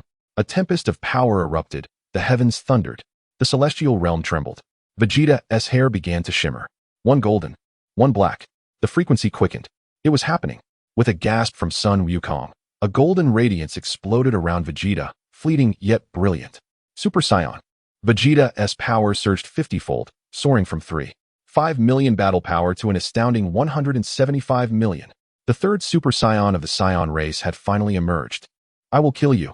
Vegeta glared fiercely at Lewis, and in an instant, he vanished. Lewis chuckled, just transformed, and you think you can fight me? The eternal second fiddle has gotten a bit too arrogant. Lewis swiftly evaded, vanishing from his original position. Sun Wukong clenched his fists, anticipating the unfolding spectacle. Bang! Bang! The sound of collisions reverberated through the void. In mere seconds, the anguished cries of Vegeta echoed forth. Vegeta, do you still dare to challenge me? No, I dare not. The next moment, Vegeta materialized from the ether, resembling a defeated dog, crashing to the ground in utter disarray. Vegeta, you ought to refrain from provoking me, huh? Lewis hovered in midair, delight radiating from his laughter. How infuriating. Next time, I shall indeed dare. Lying on the ground, Vegeta gazed upward, feeling an overwhelming sense of frustration. Despite transforming into a Super Saiyan, he remained unable to best Lewis. However, it is only natural that he, as a prospective god of destruction, would be outmatched. Yet, to be humiliated and then thoroughly beaten was truly vexing. Observing this, Sun Wukong burst into laughter from the sidelines, inexplicably finding joy in Vegeta's plight. Thus, a farce concluded. Lewis finally broached the topic with Sun Wukong, suggesting he learn instant transmission. Upon hearing this, Vegeta hastily rose from the ground, eager to express his desire to learn as well. Lewis, of course, had no objections. Instant transmission is an invaluable skill, whether for retreat or combat. The only uncertainty lies in whether Vegeta can master it. After all, in the anime, Vegeta does not possess this technique. Ding, mission released. Please sign in before Tawa. Reward, Super Saiyan full power. Chapter 50, The Catastrophe of Planet Adrat in the Celestial Temple. Lewis momentarily paused. Sun Wukong inquired, Lewis, what troubles you? Vegeta gazed at Lewis with a look of perplexity. It's nothing, Lewis replied, shaking his head. Tawa, the system had just issued a sign-in task. requiring him to sign in before Tawa, which took him by surprise. Nevertheless, the rewards were quite appealing. The full power of a Super Saiyan, distinct from the ordinary Super Saiyan, consumed significantly less energy. Previously, when he transformed into a Super Saiyan and pushed his strength to the first tier of Divine Realm, that state had been exceedingly taxing on his stamina. Fortunately, Lewis's dimensional breakthrough had elevated him to a divine level, allowing divine energy to flourish within him, which greatly nourished his body. This made it much easier for him to maintain his Super Saiyan state. However, the consumption was still considerable. Engaging in one-on-one combat posed no issue, but if he were to face off against 10 candidate gods of destruction again, although he could retaliate, he certainly could not sustain a prolonged battle. Entering full power mode would change the dynamics entirely. Lewis recalled the scenes from the anime where Sun Wukong and his son battled Cell. The energy expenditure there was remarkably low. In that state, he would undoubtedly be able to frolic across other universes. The rewards were splendid, yet how would he locate Tawa? Let us proceed to Planet Adrat, Lewis declared. Unable to devise a plan at the moment, he resolved to go with the flow, and he vanished from the celestial realm with the two of them. In the Dark Demon Realm, within the Dark Forest, Tawa, the candidate god of destruction from the 7th universe, has appeared. Go. Yes. The cosmic expanse was breathtaking, with a purple planet residing within the same galaxy as Namek. This planet was none other than Planet Adrat. From the outside, Planet Adrat appeared to be cloaked in ethereal purple clouds, a sight of unparalleled beauty. In the anime, Sun Wukong had narrowly escaped to this very place aboard the Jinyu Force's spaceship just before the explosion of Namek. Today, 3 unexpected guests had arrived on Planet Adrat. As Sun Wukong strolled through the town on Planet Adrat, he surveyed his surroundings. Lewis, is this the Planet Adrat you mentioned? Vegeta frowned slightly, stating, it is said that Planet Adrat, like Namek, is a very mysterious planet. Indeed, there exists a secret technique here known as instant transmission. Quite similar to the method I used to bring you here, Lewis explained as they walked. Both of you can transform into Super Saiyans, and once you master this technique, you will be able to travel to the Galactic Patrol headquarters and teach our kin how to transform. Sun Wukong and Vegeta nodded in agreement. Having experienced the strength of a Super Saiyan, they understood that if all Saiyans could transform, their race would become the most powerful in the universe. Especially for Vegeta. As the Prince of the Saiyans, he yearned to witness such a day for his people. Come, let us seek out the leader here. Soon, Lewis led the 2 individuals to the heart of the town, where they encountered Supa, the leader of the Yadrith Star. Inside the dwelling, Supa bowed respectfully and addressed. I greet you, Lord Candidate God of Destruction. Sun Wukong and Vegeta were taken aback. The leader of Yadrith actually recognized Lewis? Lewis glanced at Husu, who stood beside Supa. As the sage of Yadrith, Husu's awareness of Lewis's identity likely explained the recognition. Dismissing these thoughts, Lewis straightforwardly inquired, Leader Supa, might you allow these 2 to learn instant transmission? Sun Wukong and Vegeta straightened slightly, their eyes fixed intently on Supa. This is certainly feasible, Supa nodded. Husu tugged at Supa's garment, seemingly signaling something. Supa looked at Lewis, hesitating to speak. Please, share your thoughts. Since you have assisted me, I am more than willing to aid you in return. Lewis sensed the unease in Supa's demeanor and Husu's subtle gestures. Supa stammered, I do not presume to instruct the candidate god of destruction, but this matter pertains to you. Pertains to me?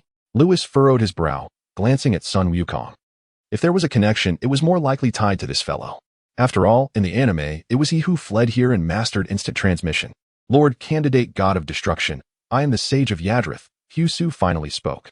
Originally, I foresaw a great calamity befalling Yadrith, and ultimately, a golden-haired warrior descending from the heavens to save us. Hearing this, Lewis felt a surge of astonishment. The Sage of Yadrith was as formidable as the Grand Elder of Namek.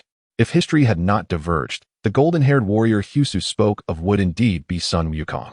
Husu continued, his tone grave. However, just over 2 months ago, this prophecy abruptly changed. The great calamity vanished, along with the golden-haired warrior. Isn't it wonderful that your great calamity has disappeared? Vegeta interjected suddenly. Sun Wukong nodded in agreement. No, Leader Supa replied. The calamity initially foretold has indeed dissipated. But the sage has since predicted an even more terrifying disaster. The atmosphere in the room grew tense. Lewis pondered. So this new calamity is related to me? Yes. If not properly addressed, not only will Yadrith be in peril, but the entire North Galaxy may suffer. Husu regarded Lewis with grave seriousness. Lord Candidate God of Destruction, I foresee that this new calamity originates from the Dark Demon Realm. No one dared to command the candidate God of Destruction. Yet this impending disaster was too dire to ignore. It was precisely because this new calamity was linked to Lewis that Hyusu and Supa dared to risk provoking him for assistance. The Dark Demon Realm. Lewis's pupils dilated sharply. Soon, he recalled the system's sign-in task, which required him to sign in before Tova. Based on his understanding of the system, it seemed that each sign-in was crucial. Indeed, it must be Tova. She is coming to the 7th universe to stir up trouble. Lewis rose from his chair, his expression dark and foreboding. What's wrong, Lewis? Vegeta exclaimed, startled by Lewis's demeanor. Is this Dark Demon Realm truly formidable? Goku inquired urgently. For Lewis, a candidate for the Destroyer, to be so alarmed indicated that the situation was indeed dire. Supa timidly remarked, a candidate for the Destroyer, this disaster. Lewis shook his head and then pointed at Goku and his companion. You two should take them to learn instant transmission. Leave the matters concerning the Dark Demon Realm to me. It was no wonder that Supa and Hyusu were willing to risk destruction to enlist his aid. Regardless of whether it was personal, the mere presence of individuals from the Dark Demon Realm in the universe necessitated his intervention. After all, the Omni King's universe and the Dark Demon Realm were opposing forces. Understood. Ultimately, Lewis departed from the planet Adrat. Chapter 51. The 6-star pentagram sealing technique. Lewis departed from the desolate expanse of Adratlat Star, venturing into a nearby barren celestial realm. According to the mission assigned by the system, coupled with Hyusu's prophecy, it was inevitable that Tova would seek him out for trouble. This implied that a catastrophic event would soon befall Adratlat Star, resulting from his entanglement. As long as he distanced himself from Adratlat Star, the calamity should be averted. Why would Tova come looking for me? Lewis spiraled through the cosmos, observing his surroundings, which remained eerily silent. Unable to fathom the situation, he resolved to linger in this desolate starry void. He feared that his wandering might inadvertently lead Tova to other locations, potentially culminating in disaster. Time slowly slipped away. 3 days passed, and the barren void remained devoid of any activity. How peculiar. Lewis furrowed his brows. Logically, the system's sign-in tasks should not extend beyond a week. Yet, 3 days had elapsed without Tova's appearance. With the mission incomplete, Lewis had no choice but to continue his vigil in the desolate expanse. Unbeknownst to him, a captivating gaze was fixed upon him from the shadows, and Lewis remained oblivious. For 3 days, Tova had been clandestinely observing Lewis. She noted that his dimensional level had reached the divine tier, yet his power had not ascended to the realm of deities. This was Tova's first impression of Lewis. What she did not realize was that Lewis was currently in his normal state. Only upon transforming into a Super Saiyan would his strength ascend to the divine realm. To the casual observer, Lewis appeared exceedingly ordinary, leaving Tova baffled. According to the journal provided by Ketra, the candidate Destroyer God of the 7th universe was enigmatic, capable of disregarding attacks. To confront him, the only viable method was through sealing techniques. Was it truly necessary to go to such lengths for a mere candidate Destroyer God? Tova silently scoffed. After observing for a considerable duration, the moment to act was at hand. Suddenly, a memory of the dark forest flashed in her mind. Remember not to falter in the gutter. Ketra had uttered those words before departing. Tova pursed her lips, inexplicably gripped by an ominous premonition. Very well. She resolved to employ the sealing technique. In the shadows, Tova extended her right hand, and a staff emerged from the dimensional void, firmly grasped in her hand. She aimed it at Lewis in the barren expanse, etching the incantation into the air, chanting the sealing spell. Buzz! The entire star domain trembled violently, and Lewis abruptly opened his eyes. Here it comes. Above him appeared a captivating woman clad in a red magical robe, exuding an alluring aura. Ding! Successfully signed in before Tova. Reward, Super Saiyan full power. A warm current surged through Lewis's body, and he instantly mastered this state. At that moment, a 6-pointed star seal descended from the heavens, bearing an overwhelming pressure that threatened to shatter the cosmic void. Immunity. Lewis's body swayed momentarily before returning to normal. Tova, in the midst of inscribing the sealing incantation, was suddenly jolted. How could this be possible? This is indeed a sealing technique capable of confining powers below the 3rd tier of the divine realm. As long as one's strength has not transcended to the 4th tier of the divine realm, they would surely find it impossible to stand firm before such a sealing art. No wonder Ketra warned against stumbling in the gutter. In that moment, Tova, the sister of Dapra and a subordinate of Demigula, realized the gravity of the situation. Lewis raised his head and let out a cold chuckle. I wonder if what I say is correct. Tova felt an intensifying sense of foreboding. hastening the intricate designs of the sealing incantation in her hands. Seeing this, Lewis's scalp prickled with alarm. He had just obtained immunity and was acutely aware of its limitations. He could disregard all worldly harm, yet sealing arts posed an insurmountable challenge. For sealing would not inflict damage upon him, but rather ensnare him, rendering his immunity ineffective. Damn it, Tova, who instructed you?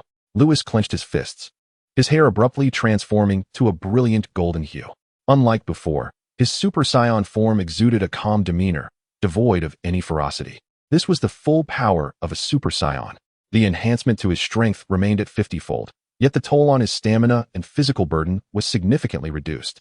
Coupled with the divine energy nourishing his body, it perfectly offset the physical strain brought on by the full power of a Super Saiyan. In essence, Lewis was liberated from any physical burdens at this moment, enabling him to maintain the full power of a Super Saiyan without constraint until his energy was entirely expended.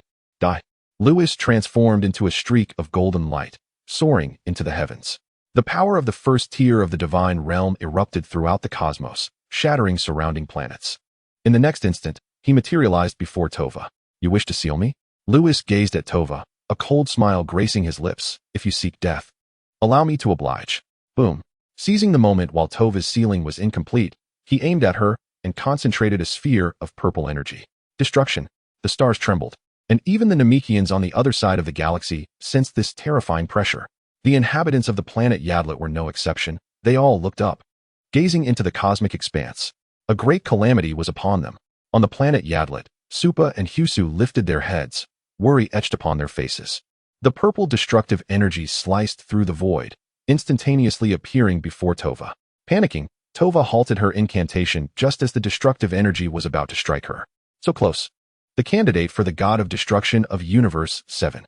She sighed in relief, offering Lewis a breathtaking smile. What? Lewis was taken aback.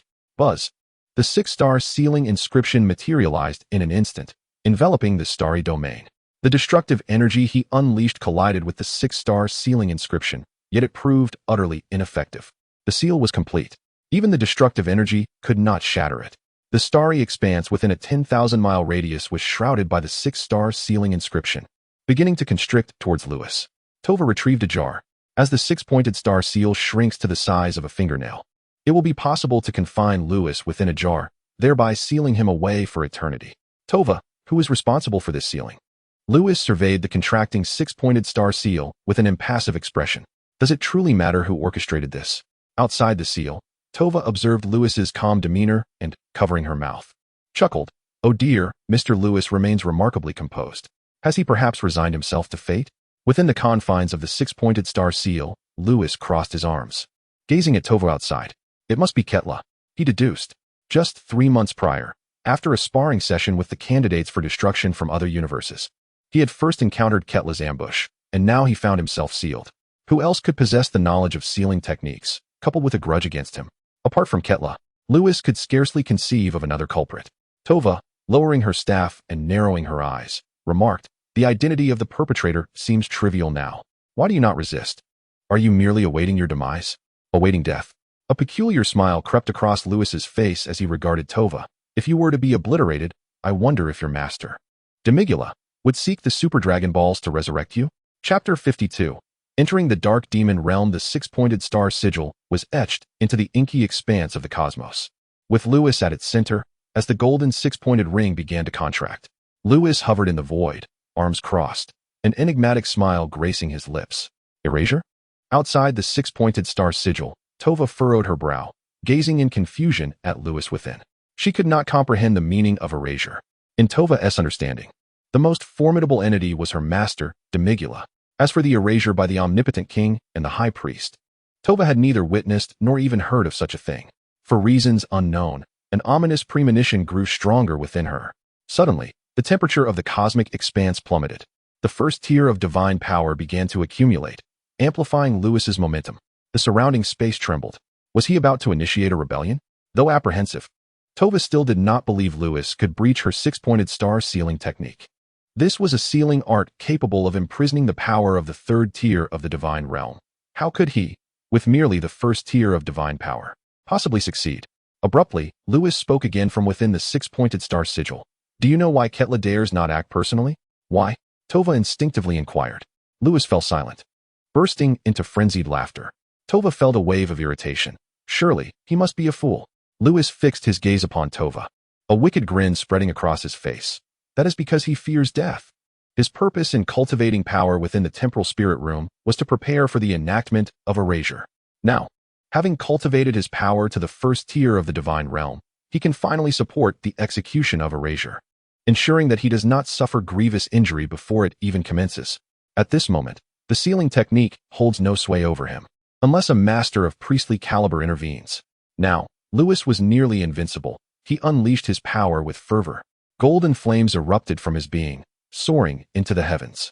The golden radiance radiated forth, akin to a newborn sun, illuminating the dark starry domain as if it had entered a realm of daylight. Ketla fears death? Tova's heart momentarily halted. She sensed the aura of death emanating from the power Lewis unleashed. Impossible. Ketla was a destroyer who had touched the 5th tier of the divine realm. Would he truly fear a mere candidate destroyer? Has this lad lost his mind? Yet, the 6-pointed star sealing technique was of no consequence. Shatter for me. Erasure. Within the 6-pointed star sigil, Lewis raised his right hand, the power within him surging forth like a deluge, coalescing towards his palm. Boom. The boundless cosmos trembled, the golden 6-pointed star sigil dimming. With a forceful sweep, Lewis unleashed a white halo that enveloped the entire sigil, as if Pangu were parting the heavens, obliterating all in its path. Tova's scalp prickled. She could no longer believe that the 6-pointed star sealing technique could contain Lewis. By the gods, this lad speaks the truth. Ketla, you have deceived me. Flee. Tova brandished her staff, and a rift in space materialized in the starry expanse. As the white halo made contact with the hexagram seal, Tova leaped into it. Before departing, Tova cast a glance back, her soul quivering with trepidation. The moment the white light touched the hexagram seal, it shattered instantaneously, and the radiant glow surged forth. Tova dared not look back again, hastening her escape from that realm. How infuriating to have been outmaneuvered. Watching Tova exit that space, Lewis seethed with rage. At that moment, Vis arrived. Lewis, why have you cast erasure again? Lewis, overjoyed, exclaimed, Vis, please help me regain my strength. After utilizing erasure, his power had been completely drained, leaving him in a state of normalcy, with barely enough energy to speak. Vis, taken aback, then waved his staff, enveloping Lewis in a silvery light, restoring him to full vitality. Vis, let us go to the dark demon realm. Lewis gritted his teeth. Damn it, to be outsmarted by a mere child is utterly intolerable. What business do you have in the dark demon realm? Vis inquired with a frown, aware that it was not a place for the faint of heart. Its depths were filled with formidable foes, including those of priestly caliber. If Lewis were to enter, it was uncertain whether he could exit unscathed. I seek to kill someone. Lewis's rage surged, clouding his judgment. Vis observed Lewis silently, and after 3 seconds, nodded in agreement. Very well. Vis yearned to reason with Lewis, but it was evident that anger had clouded his mind, rendering him impervious to counsel. It would be better to accompany him to the dark demon realm. After all, with his constitution, few could harm him, and even those below the priestly rank would dare not provoke him. Perhaps, in the end, he would need this young man as protection. After all, the power of erasure was no trivial matter. Come, I shall take you to explore the dark demon realm. With that, Vis and Lewis vanished from their location. In the dark demon realm, amidst the dark forest, Keitra remarked, Tova has gone to deal with the substitute God of Destruction from Universe 7. What of the Super Dragon Balls you promised? Speak of sealing him after you have contained that wretch, Demigura scoffed. Isn't he merely a substitute God of Destruction? Must we resort to sealing techniques? Though taunted, Keitra remained unperturbed. Had he not witnessed Lewis's ability to disregard harm, he would never have believed that such a feat was possible. Just as Keitra was about to respond, suddenly, a rift appeared in the sky above the dark forest, and Tova stumbled forth, her entrance decidedly awkward. Keitra, you deceived me. Tova returned to the dark demon realm, her face flushed with fury as she approached Keitra, demanding loudly, You said that with Beerus present, you could not act. What a lie. Confronted by Tova's fierce accusation, Keitra's eyes flashed with coldness. The denizens of the dark demon realm were as filthy as rats in the street. How dare they show him such disrespect? Demigula perceived the chilling gaze of Keitra, a surge of murderous intent swelling within him. Nonetheless, he turned his attention to Tova, inquiring with curiosity, What troubles you?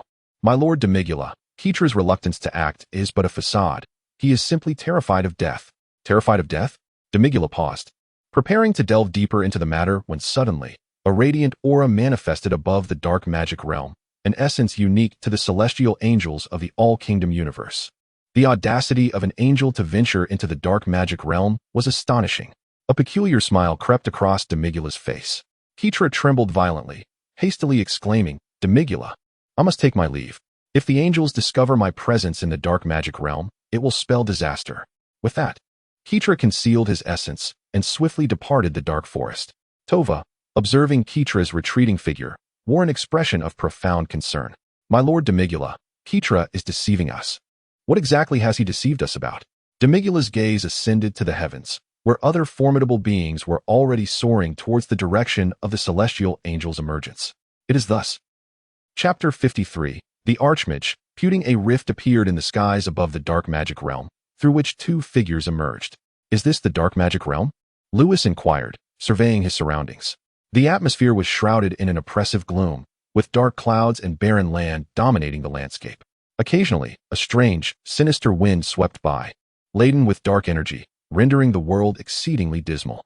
Indeed, Weiss nodded, recalling that it had been a long time since he last set foot in this place. "Be cautious. Someone is approaching," he cautioned, shaking his head slightly, realizing that it was he who should exercise more caution. Lewis sensed an overwhelming pressure bearing down upon them. In the next moment, a graceful figure emerged. She appeared youthful, clad in a form-fitting outfit, with flowing emerald hair and a staff in hand. The space around them trembled, clearly indicating the formidable strength of the newcomer. Shortly thereafter, 12 more figures soared into view, each exuding immense power. "Isn't this Mr. Weiss from the Omni King universe? What brings you to the dark magic realm?" Puting inquired, while the others silently positioned themselves behind her. "I have merely accompanied someone here," Weiss replied calmly, though he was already prepared for a confrontation.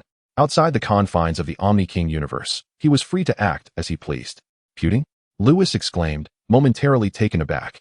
Recalling the Archmage from the Dragon Ball spin-off, Puting was a legendary Archmage from the ancient era of the Celestial Realm, who later betrayed the heavens along with Gyuribi and Demigra, aligning herself with the dark magic realm's ruler, Mechikabura. Accompanied him? Puting's gaze shifted to Lewis, noting his black hair and brown tail. A being of divine caliber, yet lacking the strength to reach the realm of gods. Wait, a destructive aura? Mr. Weiss, could this lad be the candidate for the destroyer of the seventh universe? His power seems rather lacking, Puting remarked with a smile, her sweetness sending shivers down Lewis's spine. Indeed, he is a disciple of Lord Beerus from over a decade ago. He shows promise. Puting conversed with Weiss as if they were old friends. At that moment, Weiss discreetly transmitted information to Lewis, elucidating Puting's background.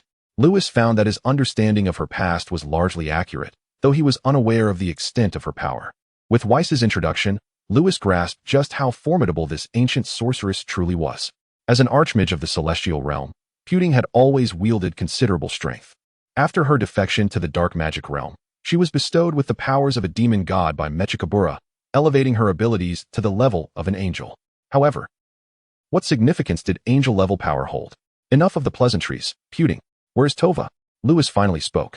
As soon as he uttered his words, the air fell into an immediate silence. Vis couldn't help but swallow hard.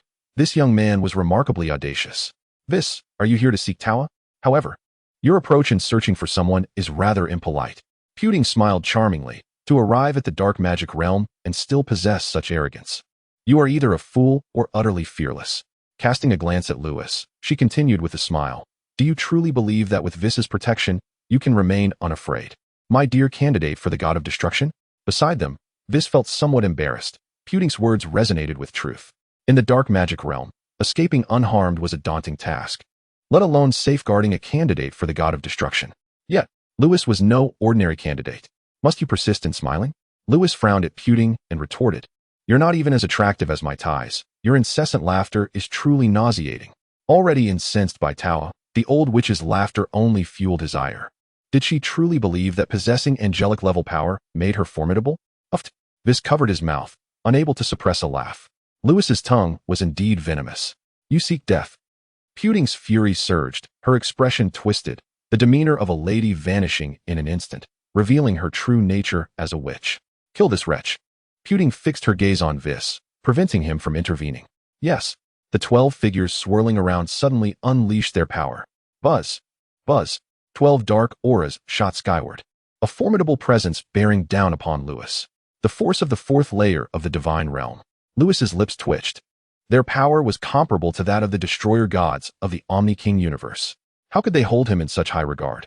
Who are they? They are the 12 demon lords of the dark magic realm, corresponding perfectly to the destroyer gods of the Omni-King universe, explained. He remained motionless, seemingly disinclined to assist Lewis, which left Putin perplexed. Was he abandoning the young man? Boom. The 12 demon lords charged at Lewis with astonishing speed, leaving him no time to react. Bang! Bang! Lewis was struck, instantly finding himself at a disadvantage. In the dark forest, Lord Demigula, the candidate for the destroyer god of the 7th universe, is truly terrifying. He possesses a technique known as erasure. What? Demigula gasped in shock. Erasure? That was a principle only those of priest rank could comprehend. How could that young man possibly grasp it? Lord Demigula, in the face of erasure. My sealing technique crumbled in an instant. Ketla deceived us, fearing for his life, which is why he urged us to act. I understand. Demigula narrowed his eyes. Tawa could not possibly lie. Thus, the truth must be as such. Ketla, how bold of you to deceive him. Amidst his anger, Demigula couldn't help but ponder. Why could a candidate for the destroyer god of the 7th universe, with merely the power of the first layer of the divine realm, comprehend erasure? Moreover, the letter bestowed by Quitella contained information regarding Lewis, stating that he could disregard any assault. To confront that young man, one could only resort to sealing techniques. What on earth is this? Fear not. When the time comes, I shall ensure that Quitella faces dire consequences. Demigula raised his gaze towards the distant sky.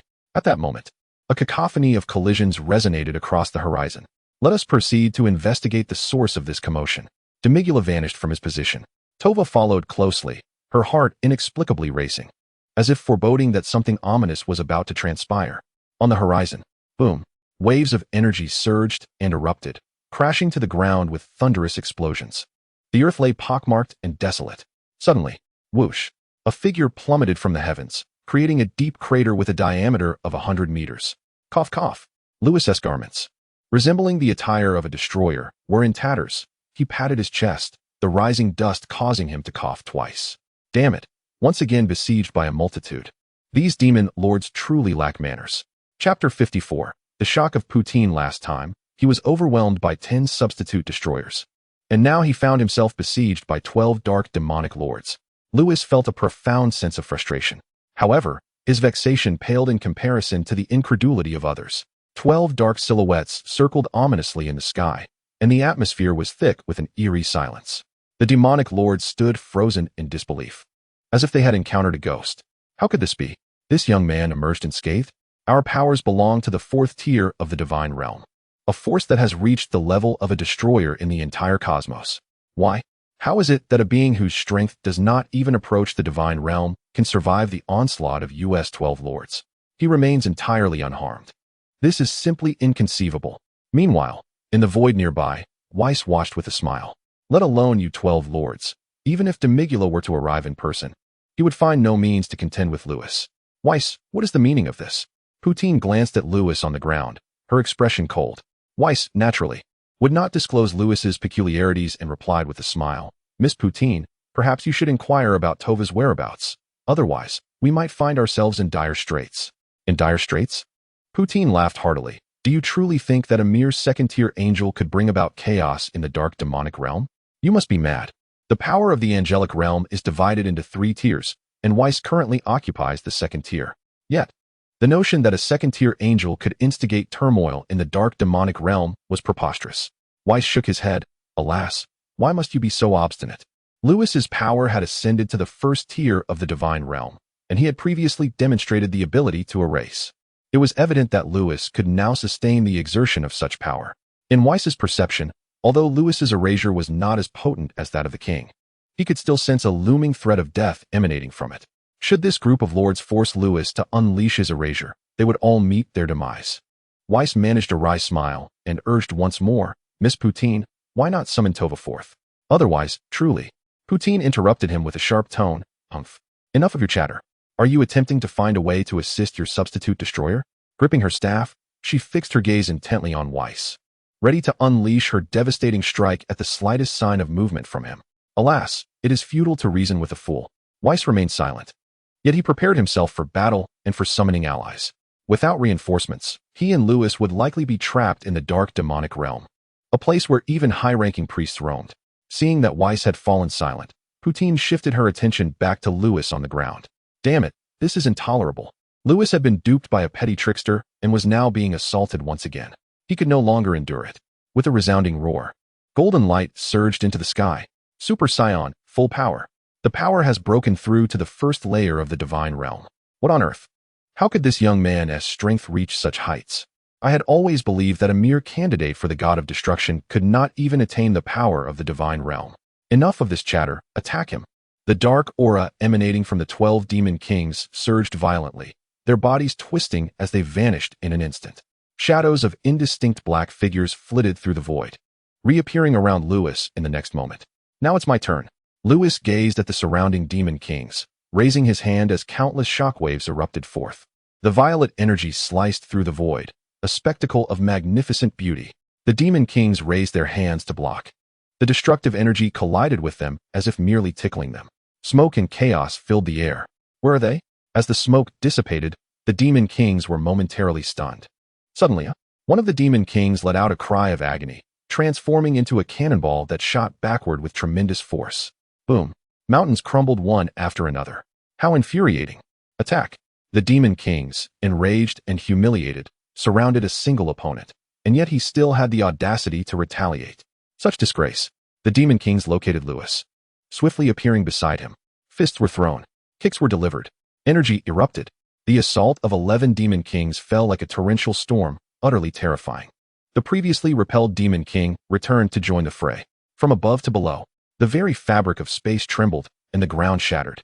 The ferocious power stirred the magnetic field of the world, unleashing an endless tempest that swept across, instilling terror in the creatures of the dark demon realm. Bang! In midair, Lewis was struck in the face, his head jolting slightly. Immunity, he sustained no damage whatsoever. Oomph, now you shall taste my punch. Lewis abandoned his defense, launching a fist towards the demon king.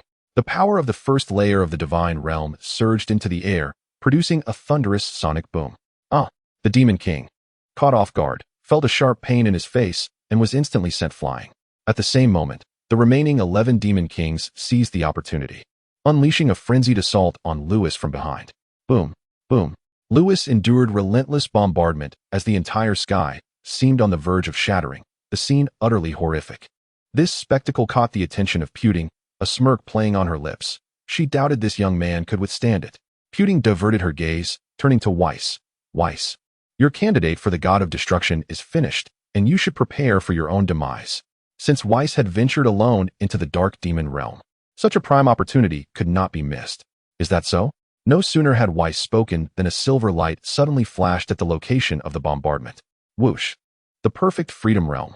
Shifting forms.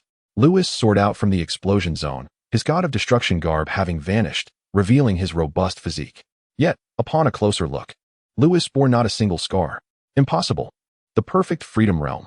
He sustained no harm whatsoever. How did he manage such a feat?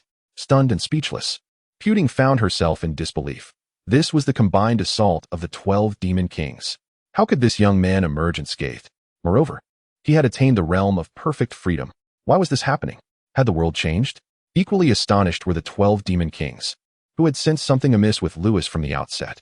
They initially presumed it was merely a protective measure bestowed upon him by Weiss, sufficient to withstand a single round. However, they soon realized their grave misjudgment. Humph, I refuse to believe this. Let me test him. With that, Puting vanished from Weiss's side, who made no attempt to hinder her. Yet, Weiss was acutely aware that trouble was imminent, prompting him to swiftly wave his staff. Summon. In an instant, a silver beam of light pierced through the dark demon realm. Puting noticed Weiss's action behind her, but chose not to intervene. After all, the dark demon realm was her territory. Unless the Supreme King intervened, the arrival of numerous adversaries would be futile. Puting positioned herself before Lewis, with the 12 demon kings gathering behind her. Together, they fixed their gaze upon Lewis, who hovered in the void with his bare upper body. Having endured 2 beatings, he had yet to find a worthy opponent. However, compared to the previous group of candidate destroyers, these 12 demon kings were significantly more formidable. Fortunately, he had honed his power to the first layer of the God realm, and his Super Saiyan form had reached full power. Thanks to the divine dimension, the divine energy within him nourished his body, and the exertion and burden of his Super Saiyan full power were minimal. This enabled him to endure for an extended period, granting him an opportunity to counterattack against the Demon King wielding the power of the fourth layer of the God Realm. Compared to the last encounter, he had made remarkable progress. Chapter 55.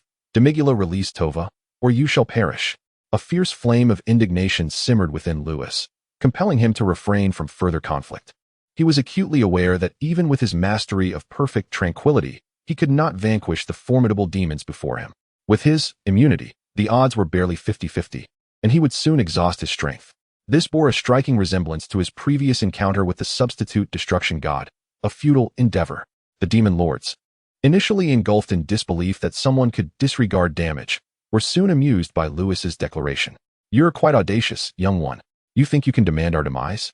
Though we are perplexed by your ability to ignore harm, your threats are sheer madness. Silence. Poutine raised her hand, instantly silencing the assembly of demon lords. To withstand the assault of 12 demon lords without a scratch, let us see if you truly possess this power of invulnerability. Her gaze was fixed intently upon Lewis. He was an enigma too perplexing to comprehend. She moved. Time and space momentarily stilled. In an instant, she traversed the dimensions, appearing directly before Lewis, delivering a crushing blow to his chest. Her strength, equivalent to the second tier of angelic power, erupted in full force, shattering the heavens, causing the very fabric of the dark demon realm to tremble. Surely, he must perish this time. The next moment, a sharp intake of breath escaped Poutine's lips. Her fist remained pressed against Lewis's chest. He was utterly unscathed. He truly could disregard damage. How is this possible? Poutine's complexion turned ashen, her demeanor shifting from that of a formidable angelic warrior to a frightened maiden, deeply unsettled by Lewis's prowess. You refuse to let Tova emerge. This is of your own making. In an instant, the silver radiance enveloping Lewis dissipated, as he exited his state of perfect tranquility and transitioned into full-powered Super Saiyan mode. He raised his right hand, aiming it at Poutine. Erasure. A brilliant white light erupted forth. Erasure? Poutine's pupils constricted in terror. This was a power only attainable by those at the level of High Priest. How could this young man possess such an ability? And the potency was undeniably real. This was indeed erasure. And no, at that moment, Demigula, who was hurtling towards the scene, felt a tremor course through his body. Was it truly erasure? Had the High Priest arrived, or perhaps the Omni King? Demigula's anxiety peaked as he took a step forward. With a resounding hum, he appeared before Poutine, witnessing a bare-chested man unleashing the erasure upon her. Relief washed over Demigula. As long as it wasn't he, the High Priest, or the Omni King, there was hope. With a sweeping gesture, he conjured a blade of dark demonic power, striking toward Lewis's erasure. Boom. The clash of two supreme forces resonated as if the very end of the world had arrived, and the remnants of their overwhelming might swept across the dark demon realm. In an instant, the realm transformed into a living hell. Demigula waved his hand once more, restoring the dark demon realm to its original state. At that moment, Poutine was drenched in sweat, his azure hair matted together, resembling a witch of old. Demigula, he will erase. I saw it. Demigula's gaze was fixed intently on Lewis. Remarkably, the residual power from the recent eruption had not harmed him. Was he immune to damage? Recalling the notes from Quitella, it dawned on him that this individual was likely the candidate destroyer of the seventh universe. At this juncture, Tova arrived, albeit belatedly. Upon seeing Lewis, her complexion turned ashen, and she stammered, Demigula, it's Lewis, he has pursued us. She had never anticipated that Lewis would follow her into the dark demon realm. If he were to catch her, it would spell disaster. Weiss had also approached Lewis, witnessing his struggle to revert to his normal state. He waved his staff, restoring Lewis's strength. The two faced off against the 15 adversaries opposite them. Demigula cast a glance at Lewis before shifting his focus to Weiss. Weiss, it has been a while. Weiss forced a smile, replying, indeed it has. Demigula remarked casually, are you feeling anxious? Weiss hesitated. His apprehension was not without cause. For Demigula was indeed a formidable figure in the dark demon realm. Why don't you stand before my father and see how you feel? Weiss retorted coolly. Upon uttering those words, the tension dissipated. Demigula's lips twitched slightly. Facing the High Priest was a different matter altogether, as his power far surpassed that of a mere priest. Demigula turned his attention back to Lewis, inquiring, Weiss, what is the story with this young man?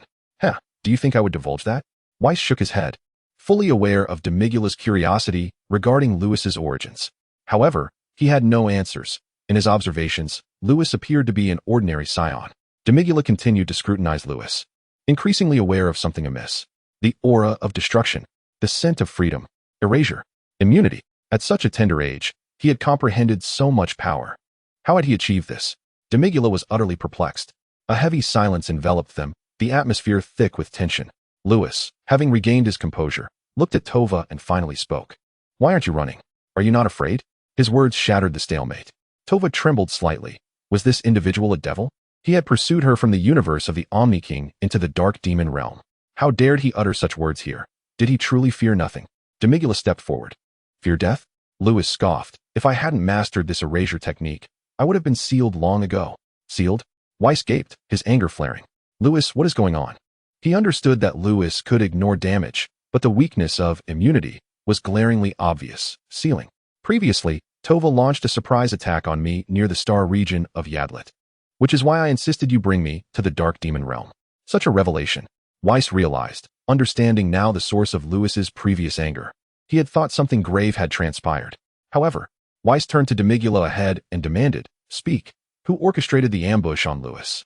From Lewis's account, it was evident that this matter was far from simple. Until now, Lewis had only employed disregard throughout the entirety of the All-King universe. The seal represents the weakness of disregard. How did the dark demon realm come to discover this? Clearly, someone is pulling strings behind the scenes. Chapter 56, Lewis vs.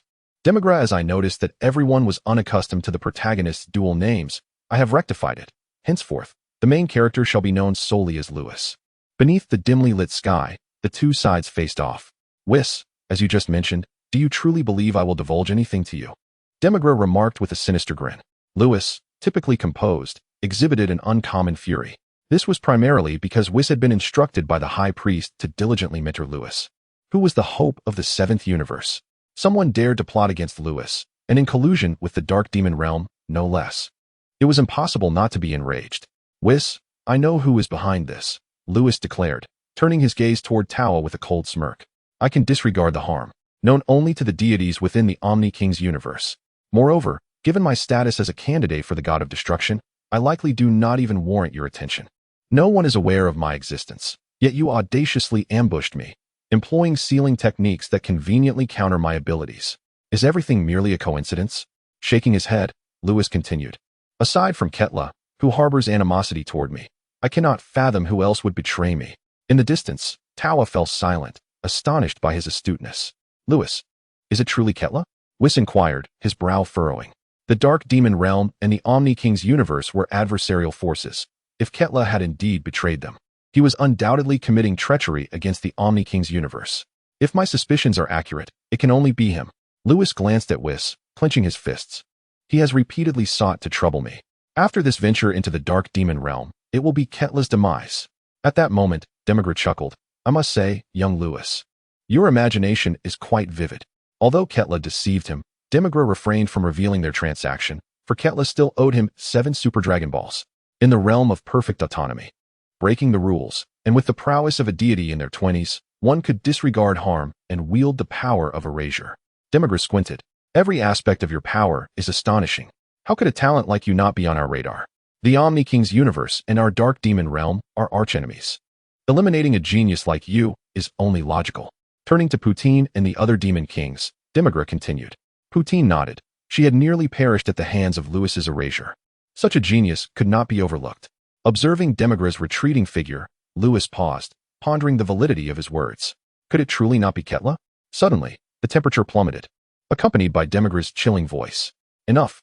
Though I am uncertain how you have comprehended such powers, it is of little consequence now." Demigra pivoted, fixing his gaze intently on Lewis, who stood before the void. "What, do you wish to kill me? Even that old hag Poutine could not bring me down. What makes you think you can succeed?" Lewis smirked coldly. "You seek death." Purton was infuriated. This fellow audaciously referred to her as an old witch. It was utterly vexing, yet there was nothing she could do. She could not kill him. Seeking death? If he desires my demise, then let him come. Humph, sharp-tongued as he is, if I cannot slay you, surely I can still seal you away. This scoundrel was no longer connected to Ketla. The moment Demigula laid eyes on Lewis, he realized that the boy must not be allowed to live. Otherwise, the delicate balance between the entire cosmic realm and the Dark Demon Realm would undoubtedly be disrupted. A palpable killing intent enveloped the atmosphere, as if the very sky were on the brink of freezing. The tension grew ever more oppressive, making it difficult for the demon lords to breathe. This was the overwhelming pressure emanating from a being of priestly caliber. VS, be cautious. In the sky, Lewis stood protectively before VS, facing Demigula alone. The tremendous pressure unleashed by Demigula was entirely absorbed by him. A warmth surged within VS. He never expected that one day he would have to rely on Lewis. You dare to wield the erasure? I can help you regain your strength. And I've already rallied support. Just hold on. To be honest, VS felt somewhat burdened by Lewis, yet he didn't mind. Instead, he felt a surge of excitement. Then I shall rest easy. Lewis erupted with a golden aura, once more entering the Super Saiyan full power state. The first tier of divine power surged forth wildly. Lewis and Demigula stood locked in confrontation. In the void, the golden flames clashed against the dark essence. The scene in the heavens was nothing short of astonishing. A being of only the first tier of divine power, a mere Karami, was actually opposing a demonic deity of priestly strength, Demigula.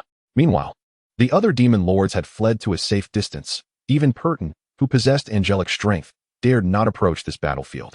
It was not that they refrained from assisting Demigula, but rather that they had already attempted to do so in the past. Other than sealing techniques, their powers had no effect on Lewis.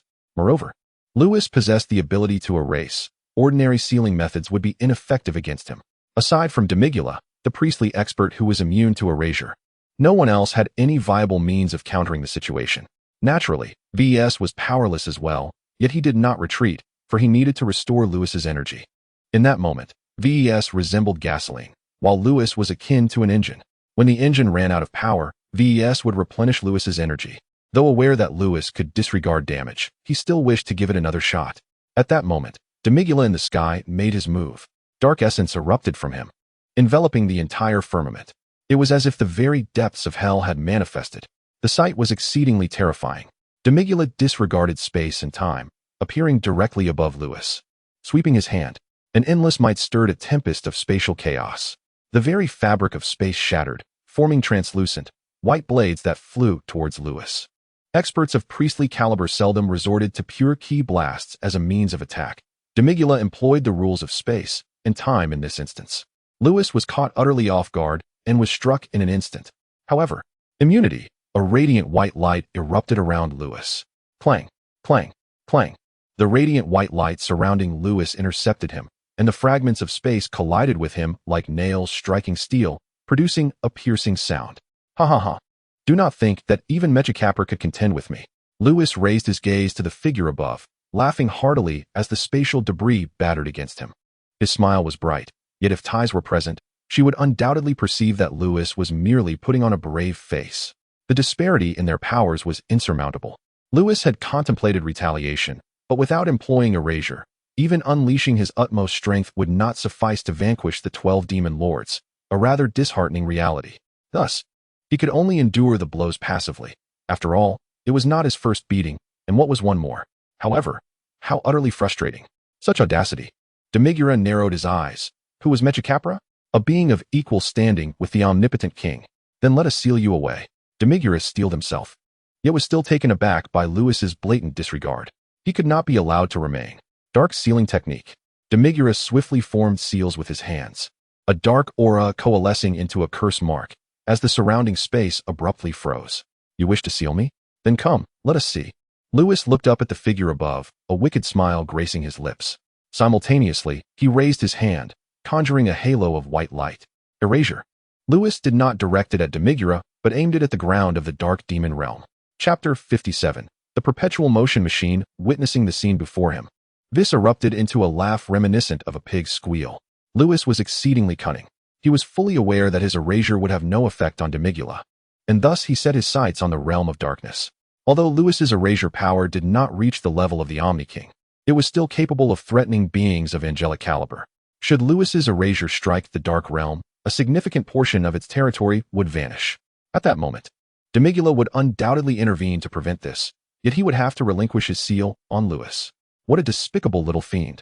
Demigula, sensing Lewis's intentions, would certainly not allow such a substantial portion of the dark realm to be obliterated. Thus, he had no choice but to abandon his seal on Lewis and instead endeavor to counteract Lewis's erasure. A brilliant white light suddenly erupted from Lewis's hand. Demigula summoned his demonic power. The two attacks were fearsome indeed. Boom. They collided, producing a sound that could rend the heavens and shatter the earth. Demigula's power was precisely calibrated. Lewis's erasure was nullified, and the dark realm remained unscathed. This is utterly terrifying. This young man possesses merely the power of the first layer of the divine realm, yet his might is so outrageous. If that erasure were to strike me, I would surely be left in tatters. Confidence is misplaced. You shall not survive. The demon kings swallowed hard, their faces etched with shock as they observed the distant clash. Pudding gritted her teeth at this sight. A formidable expert of the angelic realm like herself had been subjected to the humiliation of a mere little Kalami repeatedly. Today was unbearably frustrating.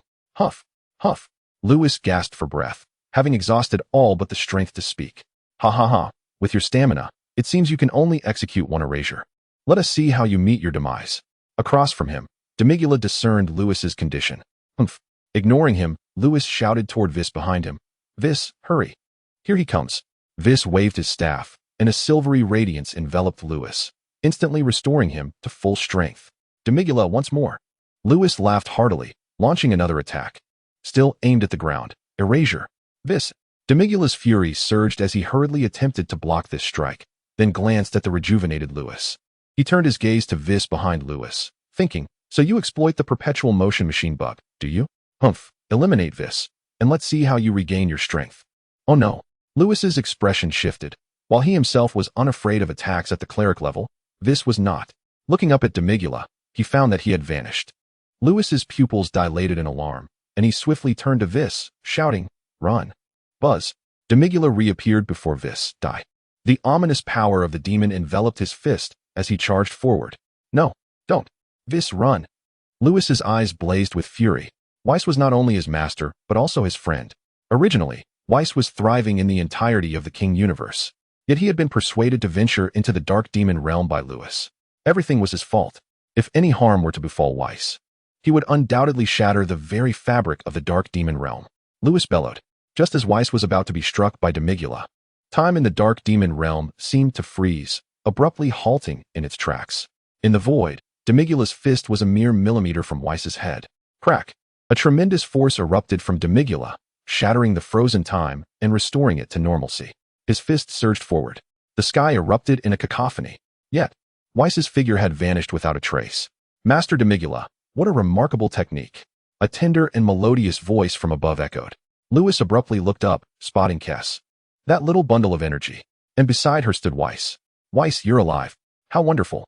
Lewis felt a wave of warmth wash over him, nearly having dragged Weiss into peril. Thankfully, Weiss's sister had finally arrived. You little rascal, do you wish for my demise? Upon seeing his elder sister, Weiss no longer harbored concerns about Demigula. He approached Lewis and affectionately ruffled his hair. This boy had been under his wing since the tender age of 6. And now he could stand against a being of Demigula-esque caliber. Weiss felt a profound sense of pride. On the other side, when did you reach this level? Demigula's pupils constricted as he gazed incredulously at the girl in the sky. It's been a few years. Kess shook her little head, giggling. Demigula swallowed hard, falling into silence. The power of a priest. Was the eldest daughter of the high priest truly so formidable? Lewis glanced at Kess, noting Demigula's astonished expression. Clearly, Kess's strength had ascended to the priestly level, her power and talent leaving Demigula utterly astounded. No wonder, among all the angels, the little bundle possessed exceptional prowess. Kess's talent was undeniably extraordinary. Oblivious to Lewis's thoughts, she flew in front of Demigula, puffed up with indignation, and declared, It seems Lord Demigula wishes to harm my brother. You may leave. Demigula shook his head and spoke directly. He had anticipated that a high priest would descend upon the dark demon realm, but he had not expected it to be Kess. With her strength now at the priestly level, and with other demon gods in slumber, he found himself at a disadvantage. As for Mechikapura, he was still. Facing Kess alone, he realized he had no opportunity to strike at Weiss again. It would be wiser to let them depart. Otherwise, a battle could erupt, threatening to devastate the dark demon realm with unleashed power. You're just going to let us go? A glint of mischief flickered in Kess's innocent eyes. Demigula exuded a chilling aura of demonic power, coldly stating, If you do not leave now, I shall reconsider my decision. Hee, Lord Demigula, what a generous spirit you have. Chris chuckled softly. Vs, let us depart. Wait. Lewis interjected. All eyes turned toward him. Hand over Tova. Lewis had not finished his sentence. Are you trying to get us killed? Move quickly. VES seized Lewis and they vanished into the dark demonic realm, while Chris smiled and followed suit, disappearing from sight.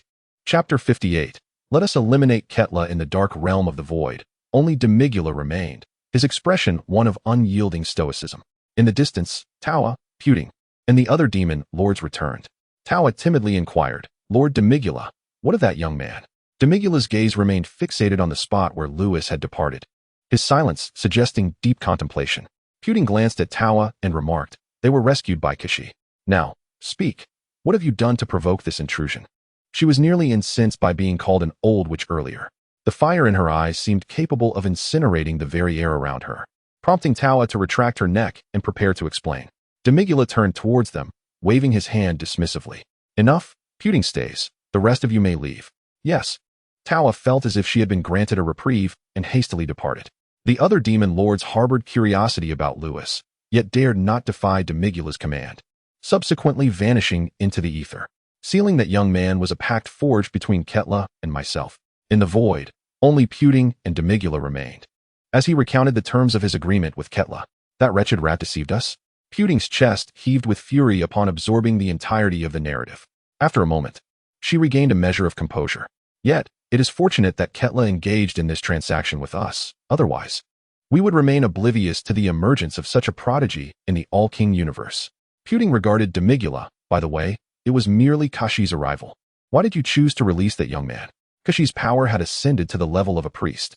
Demigula's tone was remarkably calm, yet to Puting, it resonated like thunderclaps. What? Power at the priest level? Puting was left utterly speechless. Years ago, when she defected from the ancient celestial realm to the dark demon realm, Puting's own strength was at the 5th tier of divinity. At that time, Kashi's power was also limited to the 5th tier. Subsequently, influenced by the power of the demon god, Puting had ascended to the 2nd tier of the angelic realm. Little did she anticipate that others' powers had also surged. Reaching the priest level, our other demon gods remain in slumber, and Lord Mikakapura is still sealed. Puting suppressed her astonishment and stated, currently, you are the sole pillar of the dark demon realm. It is no wonder you allowed Lewis to escape. She had contemplated Demigula's earlier concerns, for the battlefield lay within the dark demon realm. Should two priest-level experts clash, the commotion would be cataclysmic. The dark demon realm itself might be obliterated. I did not intend for you to remain for this reason.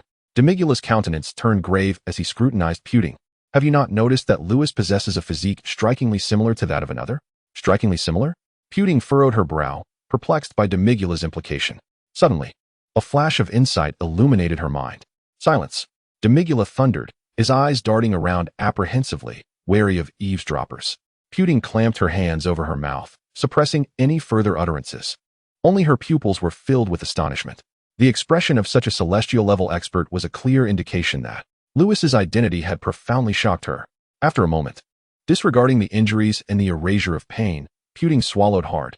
Demigula, for Lewis to possess such power at this age, he could truly be that individual.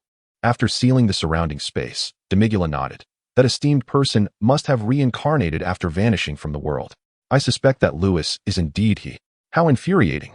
The inhabitants of the Omni-King universe must have discovered Lord Lewis's identity, which is why he has been made a candidate for the God of Destruction. Previously, Lewis's insults had seemingly been forgotten by Puting, her anger dissipating entirely, replaced by a newfound respect. Fortunately, Lewis was not present. Otherwise, he would undoubtedly have given her a harsh reprimand. The wretched old witch. Puting's fingers tightened around her staff, creaking ominously. Her exquisite visage cloaked in frost. They must be eager to recruit Lord Lewis into the Omni-King universe before he awakens. Demigula, we must bring Lord Lewis back to the dark demon realm. By the end, Puting nearly shouted. Demigula shook his head. There is no rush. What I just stated was merely speculation. I shall first inquire at the seal of Lord Mechikapura. Initially, Demigula had not reacted when facing Lewis, but now, he comprehended Puting's fervor. The strength of the dark demon realm was on par with that of the Omni-King universe. If anything, perhaps even superior. However, Kessa's power had broken through to the priest level. As for the other angels, their strengths remained concealed. And Kess was not the sole one to have ascended to such heights.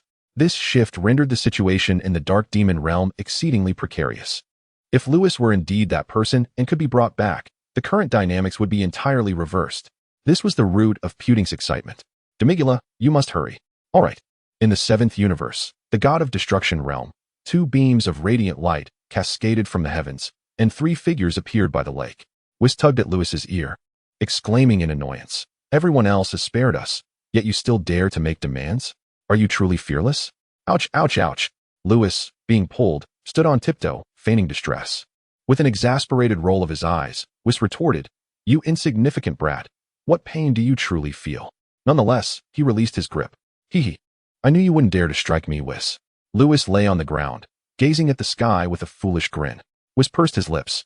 Although this fool had caused him trouble, recalling how the lad had stood protectively before him and uttered those endearing words stirred a flicker of emotion within him. It was indeed worthwhile to have taught this boy for so many years. At that moment, little one, how could you allow Weiss to take you to the dark demon realm? Kess crouched beside Lewis. Am I truly a little one? Lewis lay on the lawn, gazing at the adorable expression of the small dumpling, his lips twitching slightly. If you wish to know, you should inquire with my sister Ties.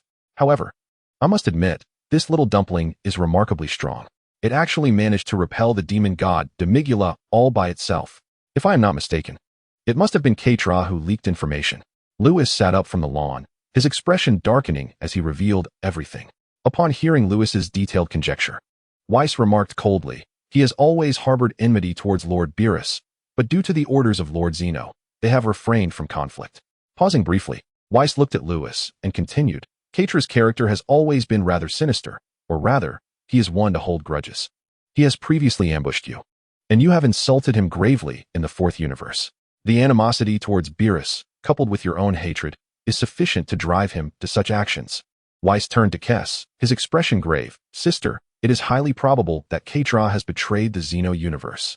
Upon hearing this, Kess replied nonchalantly, I initially believed that by preventing you from erasing Katra, your grievances would come to an end. I did not anticipate that you would encounter such a situation once more.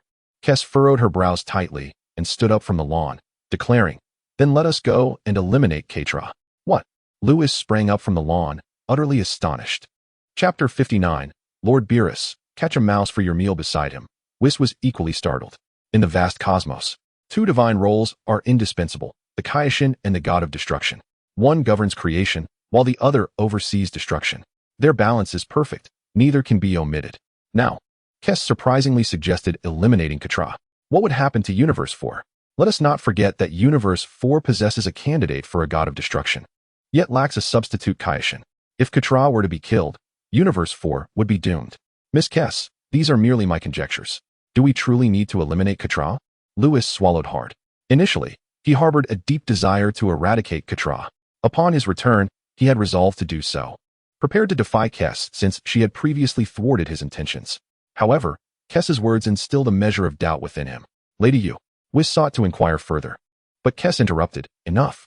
Betraying the king of all is an unforgivable sin. She then cast a penetrating glance at Lewis. Let us proceed. Lewis, oblivious to Kess's expression, felt exhilarated at the prospect of erasing Katra. You've come to harass me repeatedly, haven't you? I shall eliminate you. Lewis remained unaware of Kess's demeanor, though Whis noted it with intrigue and hesitated to speak. Kess shook her head at him, then waved her hand, transforming Lewis and Whis into a vibrant stream of light that ascended into the sky by the lakeside. In the distance, Beerus, enjoying his instant noodles, was taken aback and bellowed, Where are you 2 headed? To catch a mouse for you to eat. The echoes of Lewis's laughter resonated in the realm of destruction as he vanished from sight. Beerus paused, pondering, Catch a mouse for me? What does that mean? He was so lost in thought that he failed to notice his noodles falling to the ground. Are you even polite? Following the catastrophic events on planet Udrat, Goku and Vegeta began to master instant transmission. The Saiyans at the Galactic Patrol headquarters awaited the return of King Vegeta, confirming the authenticity of the Super Saiyan transformation. They diligently trained, aspiring to one day achieve the Super Saiyan form themselves. While everything in Universe 7 unfolded normally, Katra in Universe 4 was increasingly anxious. Within the palace of the God of Destruction, Konnik observed Katra pacing restlessly and inquired, Lord Katra, what troubles you? Beside him, Troy had been despondent since Lewis's last encounter and showed little interest in Quitra's peculiar behavior, merely existing as an unnoticed presence. Nothing is wrong. Katra shook his head. Despite his words, his uneasy expression revealed to Konnik that something indeed troubled Katra. Are you truly fine? I am fine. You may leave. Do not concern yourselves with me. Katra turned away from the two, gesturing dismissively. Very well, if anything arises, do not hesitate to inform me. Kurnik and Troy emerged from the Palace of Destruction. As they stepped outside, Ketlana's expression darkened instantly. Since his return from the dark demon realm, his heart had been racing uncontrollably. Plagued by anxiety and unease, an array of negative emotions overwhelming him. Why was this happening? Ketlana clutched his chest, the ominous premonition intensifying. Could it be that Vis sensed his presence in the dark demon realm? It was impossible. He had concealed his aura so well. Suddenly, a voice filled with murderous intent echoed throughout the realm of destruction. Come out, you wretched rat. Ketlana's pupils dilated. He had truly been discovered. Outside the Palace of Destruction, Kurnik and Troy were startled by the sudden outburst. They looked up to see a thick, colorful beam of light descending from the heavens. As the radiance dissipated, Lewis and his companions materialized before them. Sister, Vis, what brings you here? Kurnik turned his gaze towards Lewis. Furrowing his brow, what did you mean by that remark about Ketlana? Are you here to kill him? Kes, wielding a short staff, glared with her round eyes. Kurnik, do not concern yourself with Ketlana's fate. Sister, you. Enough. I shall explain later. Ketlana is doomed. Vis stepped forward. Hearing this, Kurnik trembled. What had transpired for his sister to condone Lewis's intentions against Ketlana? At that moment, Ketlana emerged from the Palace of Destruction. Good to see you, Miss Kes. Oh, is that not Mr. Vis and Mr. Lewis? Since our last encounter, our grievances have been settled. What brings you here again? Ketlana's expression remained unchanged. His tone as placid as ever. Ketlana, what have you done? Kurnik intended to inquire further, but Vis restrained him. Observing Kes's shake of the head, his heart sank. Ketlana, noticing this, narrowed his eyes.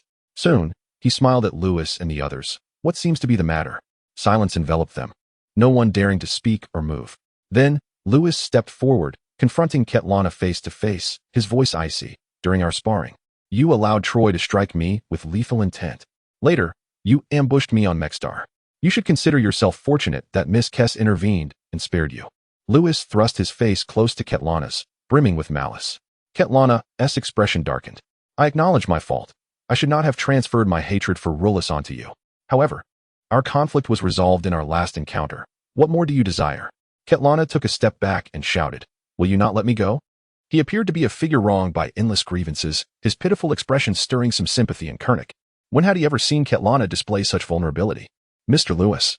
Lord Katra has acknowledged his mistakes. Shall we simply let it go? Let it go? Lewis shook his head. Despite numerous attempts on my life, he has failed each time. And now this wretched creature feigns victimhood. I could overlook that. However, the collusion with the dark underworld cannot be so easily dismissed. Lewis leaned in closer to Katra, enunciating each word with precision. Lord Katra, you agree, do you not? Chapter 60. Erasure of Katra. As Lewis's words echoed, an eerie silence enveloped the realm of destruction, broken only by the whisper of the cold wind. By the lake, a small fish leapt from the water, creating ripples upon the surface. In that very moment, the atmosphere of the fourth universe's destruction realm turned ominously tense. Beside him, Konnik trembled and hurried over, grasping Quitra's shoulder. Lord Katra, is what Mr. Lewis said true? Have you truly conspired with the dark demon realm? No. Katra shook his head vehemently, his voice resolute. It was only at this moment that he realized others had indeed uncovered his dealings with the dark demon realm. Yet, admitting to it now would surely mean his demise. Katra glanced at Klex beside him, and then at Konnik. If he denied the allegation, perhaps with Konnik's presence, he might still have a slim chance of survival. Mr. Lewis, since Lord Katra has stated so, do you possess evidence? Konnik inquired urgently. The gravity of the situation was immense. Once confirmed, Quitra's fate would be sealed. Though angels typically remained unaffected by emotions, after years of camaraderie with Katra, Konnik was loath to see him perish so readily. I have no evidence. All of this is merely Lewis's conjecture, yet the truth is likely close to it. As he regarded Konnik, Lewis furrowed his brow. Klex did not intervene. Was Konnik truly prepared to act? How can one act without evidence? Konnik had yet to finish speaking when Klex interjected, Lewis, there is no need for further discussion. Simply eliminate him. With a flick of her delicate hand, a radiant glow enveloped Kara, transferring his God of Destruction essence to the silent Troy. The scene left Konnik utterly astounded, as if he were questioning whether they were truly about to act. Could one casually extinguish a God of Destruction without evidence? Lewis and Wish shared his shock. However, upon hearing Klex's words, Lewis wasted no time and struck decisively. Erasure. Fearing that Klex might reconsider, Lewis entered a full-power Super Saiyan state. Empowered by the first layer of divine strength, tendrils of white light surged from his hands, coiling and forming a terrifying radiance. The void trembled. And no. Please. I truly have not conspired with the dark demon realm. I was wrong. Spare me. Katra cried out in desperation, sensing the nearness of death. In that moment, he was overwhelmed by profound regret. Regret for channeling his hatred towards Lewis instead of Beerus. Regret for seeking out Demigra. Stop. Konic's expression shifted, shaken by Lewis's impending erasure. As he witnessed Lewis's action, Konic attempted to intervene. But with a wave of Klex's hand, he was immobilized, unable to move. A flash of white radiance passed by. The world dimmed. As the radiance faded, Kara vanished entirely, having perished while grasping the power of the 5th level of the divine realm. The universe remained intact, yet the God of Destruction met his demise, marking an unprecedented occurrence in the realm of the Omni King. Silence enveloped the God of Destruction's domain in the 4th universe, as no words were exchanged, plunging it into a profound stillness. After a brief moment, disaster struck. Following Quitra's obliteration, Lewis collapsed to the ground, utterly drained, unable to utter a single cry. Whis, startled, approached him and inquired, "What has happened to you?" He hastily restored Lewis's strength. Lewis, having slain Quitra, felt elated, rising from the ground with a foolish grin, exclaiming, "When I departed from the 7th universe, I vowed to capture a mouse for Lord Beerus, yet Quitra has been utterly erased." Whis remained silent, as did Kes. "You have gone too far." Konic erupted in fury. After serving the God of Destruction for so many years, he could not tolerate Lewis's audacity in mocking the deceased Quitra. Lewis cast a cold glance in his direction. "What? Do you have a problem with that?" Upon hearing this, Konic was reminded of Quitra's erasure, causing him to shudder. "Enough." Kes waved her hand, transmitting Lewis's prior speculation and his identity directly into Konic's mind. "Konic, nurture Troy well." With just this instruction, she departed with Lewis and Whis from the 4th universe, leaving Konic and Troy behind. Silence enveloped the two for an extended period. Troy, gazing at the astonished Konic, asked, "What shall we do now, Mr. Konic?" Konic remained silent, still reeling from the shocking information Kes had imparted. He finally understood why his elder sister did not ask for evidence before allowing Lewis to erase Quitra. She aimed to draw him into the Omni King's camp before he awakened. "Troy, focus on your training. I will guide you in the future. But remember not to provoke anyone from the 7th universe again." Yes. At the barrier of the Omni King universe, a figure hovered, intently observing the 4th sphere of light. Quitra had indeed perished. It was unfortunate that he had died before obtaining the Super Dragon Balls. Yet, since he was slain by Lord Lewis, there was nothing I could do. This figure was none other than Demigra, who had returned from the sealed land of Mechikabura. Demigra had verified from Mechikabura that Lewis's power was identical to that of the being in question. Lewis was essentially a reincarnation of that entity. Ultimately, Demigra departed from the barrier of the Omni King universe, returning to the dark demon world. In the 7th universe, within the realm of the God of Destruction, Lewis finally exhaled in relief after eliminating Quitra, no longer needing to worry about that troublesome old rodent. He and Whis had been brought back by Kes, who then took her leave. Before departing, Lewis finally posed his lingering question. Since there was no need for evidence just now, why did they previously try to prevent him from erasing Quitra? Kes merely smiled enigmatically, saying nothing, leaving Lewis with a meaningful grin before vanishing. In truth, Weiss was equally perplexed by Lewis's confusion. It seemed that his elder sister knew everything, and even their other siblings were in the know. Yet none had chosen to divulge this information to him. The two oblivious fools from the realm of destruction exchanged glances. "Your sister, how would I know?" Weiss replied with a roll of his eyes. At that moment, a purple light soared towards them. "Lewis, what about the mouse you mentioned?" Beerus tossed the instant noodles in his hand into the lake, clearing his throat as he fixed his gaze intently on Lewis. The expression on Beerus's face suggested he genuinely desired to consume a mouse. Lewis, feeling a wave of anxiety, weakly replied, "Master Beerus, you really want to eat a mouse? It is quite normal for a cat to eat a mouse." However, Beerus was already a god of destruction. He was merely speaking casually. Why would he actually have an appetite for such a thing? Noticing Beerus's silence, Lewis sighed. "Since you enjoy mice so much, Master Beerus, I suppose I could fetch you a duck neck, or rather, a dead mouse to satisfy your craving. Would that suffice?" Chapter 61. The disappearance of Sun Wukong's loved duck neck? What on earth is that? Beerus quivered slightly at the corners of his mouth, gazing at Lewis. "Enough with the distractions. Have you ventured into the 4th universe?" A ludicrous suspicion suddenly surged within him. Could it be that Lewis has killed? Lewis fell silent, taking a couple of steps forward before turning back to say, yes, I killed Katra. Boom. Beerus's pupils constricted sharply, his mind reeling from the overwhelming impact. Just recently, he had been mocking Katra, and now, to his astonishment, Lewis had truly eliminated him. Was Lord Beerus blaming me? Lewis noticed the incredulous expression on Beerus's face and furrowed his brow. This didn't make sense. Wasn't that wretched rat his enemy? He had slain Katra. The feline should be elated. Suddenly, ha ha, blame you?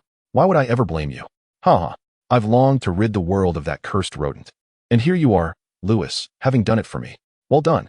Beerus capered by the lake, exhibiting behavior akin to a deranged serpent. Weiss. Lewis. The two exchanged glances. Weiss mused, is Lord Beerus truly mad? That cannot be, can it? Yet, how else can one explain such grotesque movements? It appears Lord Beerus has indeed lost his sanity. The scene in the realm of destruction was too shocking to behold, a purple feline dancing in a manner utterly distasteful. Eventually, Lewis and Weiss could no longer endure the spectacle and departed from the realm of destruction, making their way to Earth. In the palace of the Omni King. Father, I have returned. Kess entered the palace, finding the Omni King still absent. The Grand Minister stood below, observing Kess's entrance. Oh, as long as you are back, that is what matters. Father, why did you previously instruct me to stop Lewis? Kess inquired, her own confusion mirroring Lewis's. Cough cough. The Grand Minister's face flushed crimson as he cleared his throat. I merely intended for Katra to serve as a training partner for Lewis. I hadn't anticipated that the foolish boy would collude with the Dark Demon realm. Why couldn't he simply behave as a training package? The Grand Minister shook his head, adding, how disappointing. Kess stood there, astounded, as the truth dawned upon her. So, I had Lewis kill Katra on the orders of the Omni King. On Earth, Lewis and Weiss, unable to tolerate Beerus's erratic behavior, returned to this familiar realm. Brother-in-law. In the courtyard, Bulma, entwined with ties, rushed towards Lewis upon seeing him return, exclaiming, brother-in-law, where have Vegeta and Goku gone? Indeed, where could they be? Ties, having become well acquainted with the Z warriors during her time back on Earth, inquired. They have gone to learn a marvelous secret technique. Lewis approached Ties, embracing her tightly. Bulma rolled her eyes, another display of affection, I see. However, with the news of Vegeta's arrival, she could finally feel at ease and left the courtyard. As for Whis, he had descended here and had already made his way to the restaurant at Ties' place. What troubles you? Ties noticed that Lewis's demeanor was somewhat off and gently smoothed the furrowed brow with her delicate hand. It's nothing, just a dead rat bothering me. Feeling a bit drained, Lewis replied, resting his head on Ties' fragrant shoulder, the soothing scent calming his mind. Ties patted the back of the big boy and chuckled. You are a candidate for the God of Destruction. If someone provokes you, why not just eliminate them? Her heart ached seeing Lewis's troubled expression. Upon hearing Ties' words, Lewis lifted his head, cradled her exquisite face in his hands, and planted a kiss on her lips. Eliminate them, you say? I didn't realize my sister Ties had such a murderous intent. When has someone bothered you, and you didn't destroy them outright? Ties met Lewis's gaze. Both amused and exasperated. After all these years with you, my heart has become colder than a knife meant for slaughter. As long as you are happy, that is all that matters. She affectionately ruffled his hair. Lewis's heart raced. Ties' words were too enchanting. Ah, Ties, I'm so moved, he exclaimed, burying himself in her embrace. Get off me, Ties exclaimed, rendered speechless by this eternally childish boy. All right. Lewis feigned sadness, wriggling out of Ties' arms. In the next moment, when I say get off, I mean it. Come back. Ties forcefully pressed Lewis's head back into her softness, holding him tightly. In the courtyard, they embraced, and time seemed to stand still in that moment. Lewis felt an unprecedented tranquility within. After a while, Ties said, oh, a girl came looking for Kakarot. She echoed Lewis's way of addressing Sun Wukong. Who? Lewis released Ties, holding her close as they reclined on a beach chair. I think her name is Chi-Chi. Chi-Chi. Lewis sprang up from the beach chair, gripping Ties' shoulders, urgently asking, Ties, hasn't the 23rd World Martial Arts Tournament on Earth concluded? Are you referring to last year's tournament? Their battles were rather unimpressive, and in the end, the champion was that Namekian. Ties had been to Namek. Naturally, having seen what the Namekians looked like last year, Lewis finally recalled the timeline of Dragon Ball. Right. It was last year when Sun Wukong was supposed to participate in the 23rd World Martial Arts Tournament after finishing his training in the other world. Sun Wukong will meet Chi-Chi at the tournament. In the final match, Sun Wukong will face Piccolo, and then he will claim the championship. In truth, Sun Wukong did not partake in the 23rd World Martial Arts Tournament. Instead, he was taken to the North Kai to cultivate the Kaioken and the Spirit Bomb. This year, Sun Wukong was also brought to Namek by the ancient rival. Following Bardock's demise, he successfully transcended into the Super Saiyan state. To his astonishment, the love that Kakarot had lost unexpectedly returned to him. Lewis pondered silently within. Chapter 62.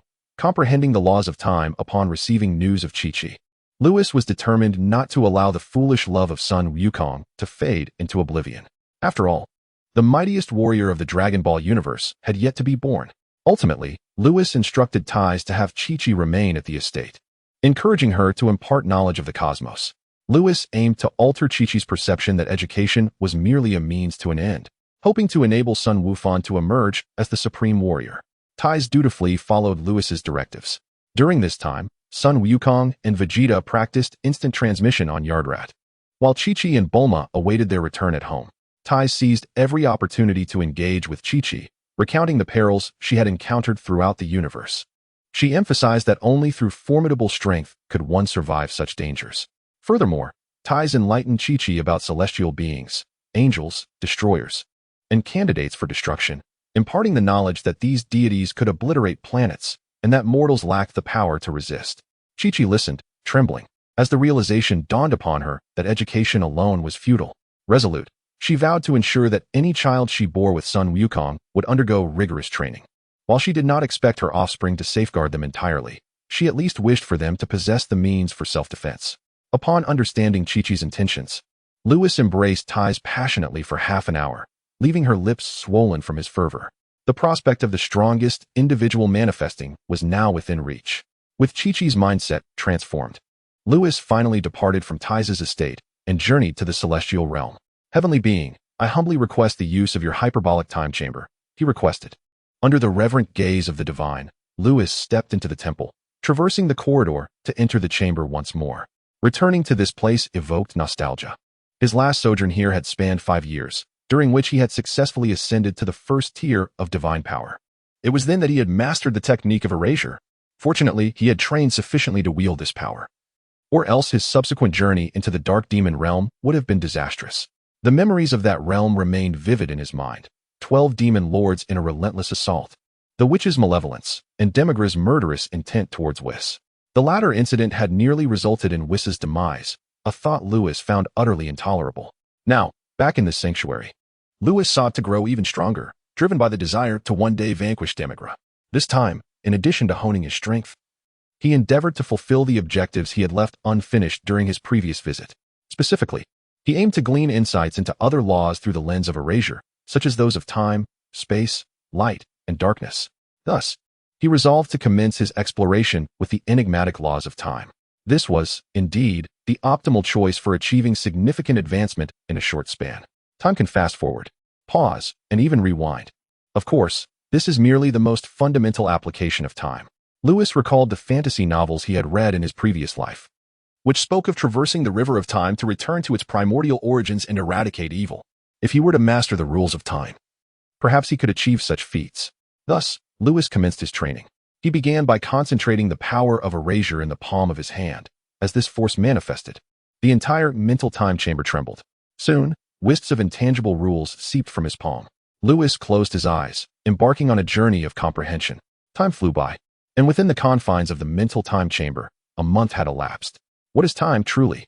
The power of erasure in Lewis's palm dissipated, and the surrounding invisible rules vanished without a trace. Exhausted from the exertion of gathering the erasure, he collapsed onto the ground. After a month of contemplation, he found himself unable to even recognize the rules of time. How could he hope to comprehend anything? Lewis gazed at the sky, unable to suppress his frustration, pondering whether his talent was simply too feeble. Upon reflection, it seemed indeed so. Every breakthrough he achieved during training was merely a result of the system's influence.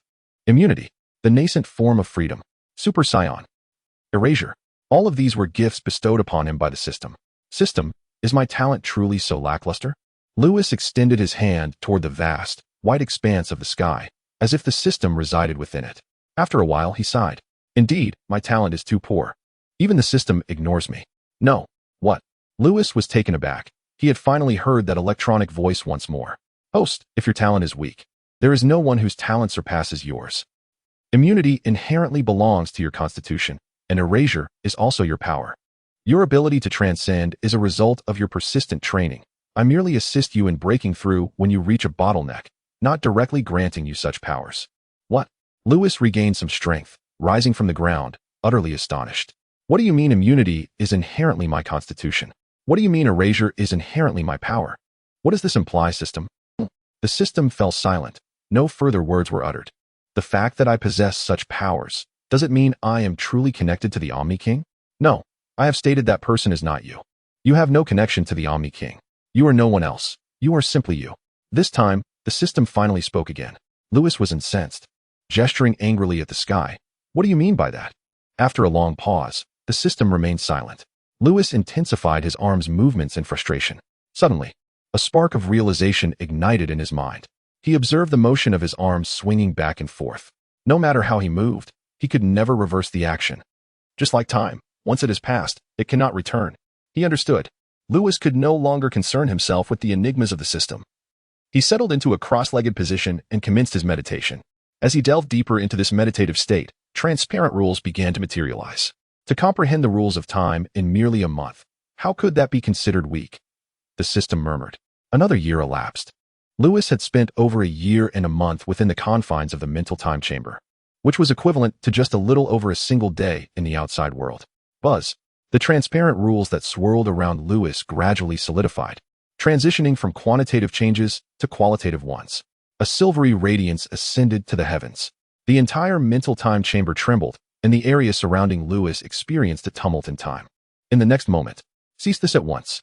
The silvery brilliance enveloping Lewis erupted violently. With a crash, the chaotic time was instantly calmed under the influence of the temporal aura emanating from Lewis. Gulp. Lewis swallowed hard. I have truly grasped the rules of time from the erasure. Ha ha ha. Might I also comprehend the rules of space? Lewis laughed joyously. Chapter 63. The discussion of spatial rules. As far as Lewis is aware, few are proficient in the intricacies of spatial rules within the entirety of the universe. Among those he knows, the Supreme Kai of Time stands out. The Supreme Kai possesses the remarkable ability to traverse freely within this universe, and can even reach the Grand Palace of the universe directly, albeit unable to venture into other universes. Furthermore, Lewis is cognizant of another divine being, one exceptionally skilled in the realm of spacetime, the fabled Supreme Kai of Time. While it is said that she masters spacetime, it would be more accurate to assert that she wields dominion over it. However, since Lewis's arrival in the Dragon Ball world, he has yet to encounter this deity, nor has he even heard the name of the Supreme Kai of Time. After this training session, he intends to inquire with Whis whether such a divine entity exists in the Dragon Ball realm. Lewis continues his rigorous training. He has only spent just over a year in the hyperbolic time chamber. Given the mention of spatial rules, it is only natural for him to aspire to comprehend them. Should he succeed in grasping these spatial rules, he might even merge them with the principles of time, thereby forming a new set of spacetime rules. This would render him the second individual after the Supreme Kai of Time to attain such understanding. In the Northern Galaxy, at the galactic headquarters, it has been a year since Frieza's demise. During this time, the Saiyans have diligently followed King Vegeta's orders.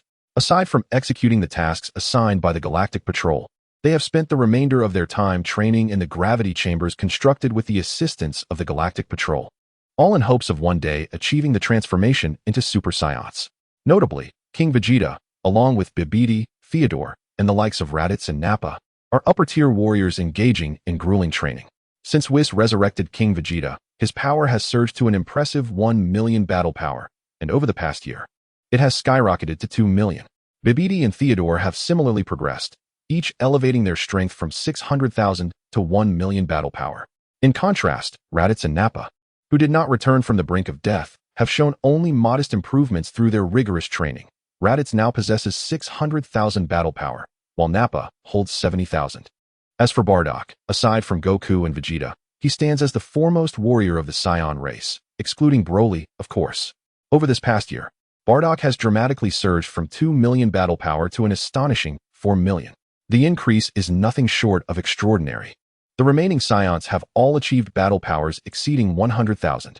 This remarkable transformation among the Saiyans is clearly indicative of the awakening of their S-cells. On this day, Gak hurriedly entered the Galactic Patrol headquarters, making his way to the top-floor office. Breathlessly, he exclaimed, "Galactic King, we are in grave danger. The forces of Gula from the eastern galaxy are advancing upon us in the northern galaxy." Upon hearing Gak's words, the colossal octopus seated in the chair trembled. "What? Gula?" The Galactic King sprang to his feet, fixing a piercing gaze upon Gak.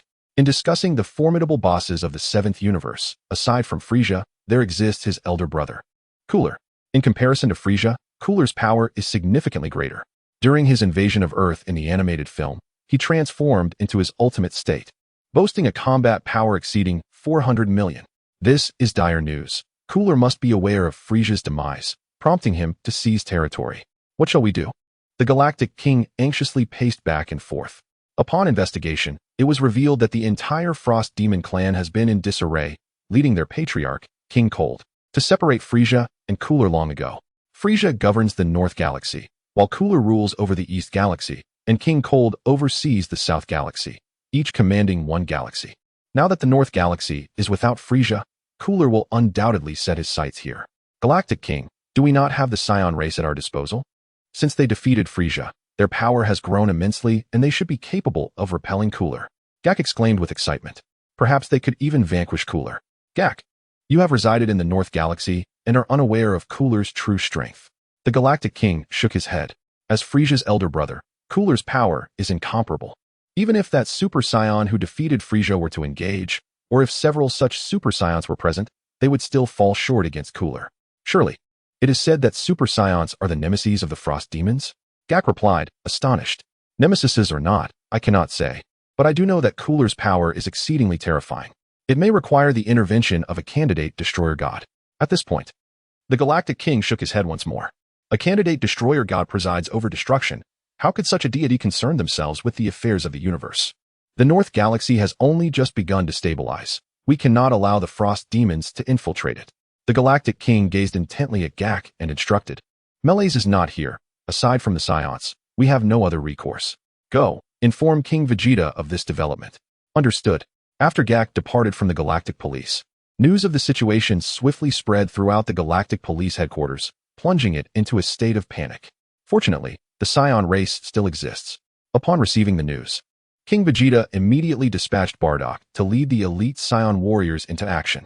Other Galactic Police officers observed this scene with a sense of reassurance. For the Saiyan race represented the strongest force of the Galactic Police, and with their involvement, victory seemed assured. On North Kai's planet, this is catastrophic. Frieza's death has indeed stirred Cooler. The North Galaxy is doomed. I must urgently inform Goku and Vegeta. In the Kaishin realm, this is grave news. Ancestor, you must come quickly. Our universe is in peril. What has occurred? The Frost Demons are poised to engage in battle with the Saiyan race.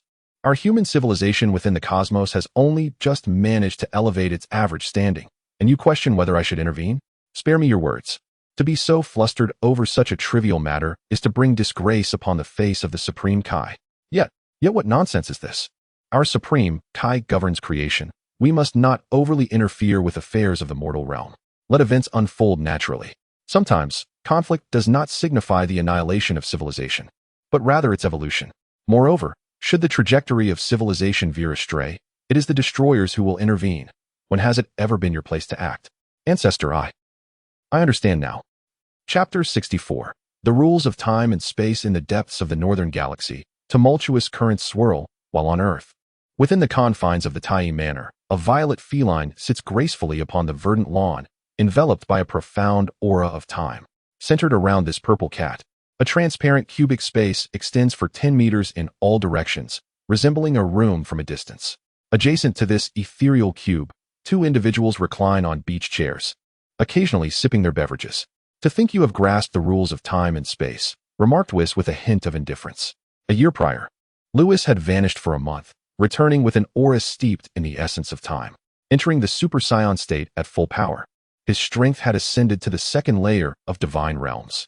This revelation startled Whis. In less than a month, how could Lewis's power have surged so dramatically? The magnitude of his strength was not the crux of the matter. Rather, the question was when Lewis had come to comprehend the rules of time and space. Whis was left astounded for 2.5 days, utterly confounded. However, considering that Lewis possessed the ability to erase, rendering him impervious to any harm, perhaps astonishment was unwarranted. It was akin to frequently encountering ghosts. When one sees another apparition, the shock diminishes. Lewis's extraordinary nature was not a recent phenomenon, and ultimately, Whis chose to face the situation with equanimity. Haha, what do you think of this time chamber I've created? Lewis chuckled. Having spent just over a month within the spirit time room, he emerged with the intention of constructing a similar chamber at the manor. Coincidentally, Beerus was making his way from the realm of destruction to Earth, and Lewis invited him to test it out. Why had Beerus flown from the realm of destruction? This harkens back to events from a year ago.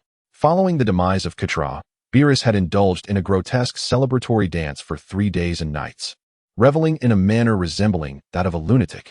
Lewis and Whis found this spectacle unbearable and opted to leave Beerus in the realm of destruction, choosing to disregard him entirely. Upon their arrival on Earth, Beerus belatedly realized his oversight and called out to Whis, only to be met with indifference.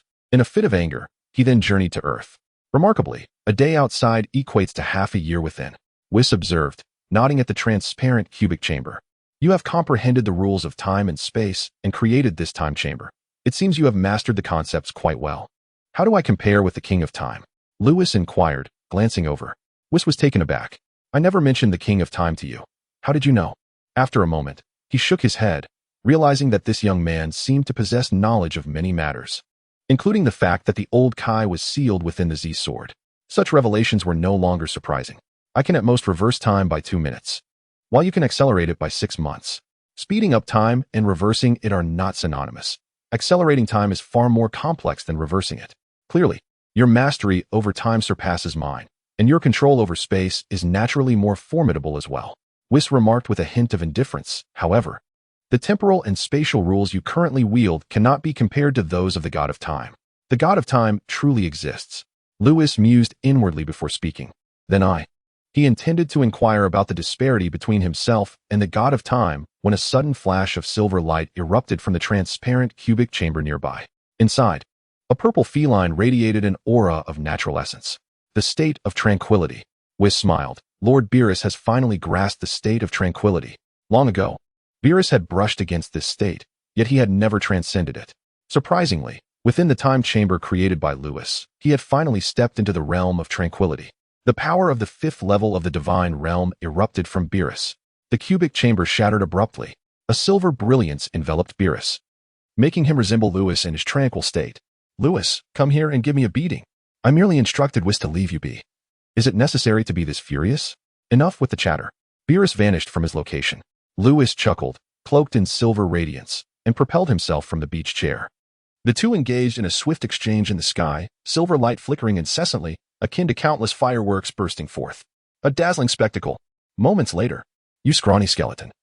You struck my face. Watch how I bring about your demise. You little rascal, how dare you employ the rules of time?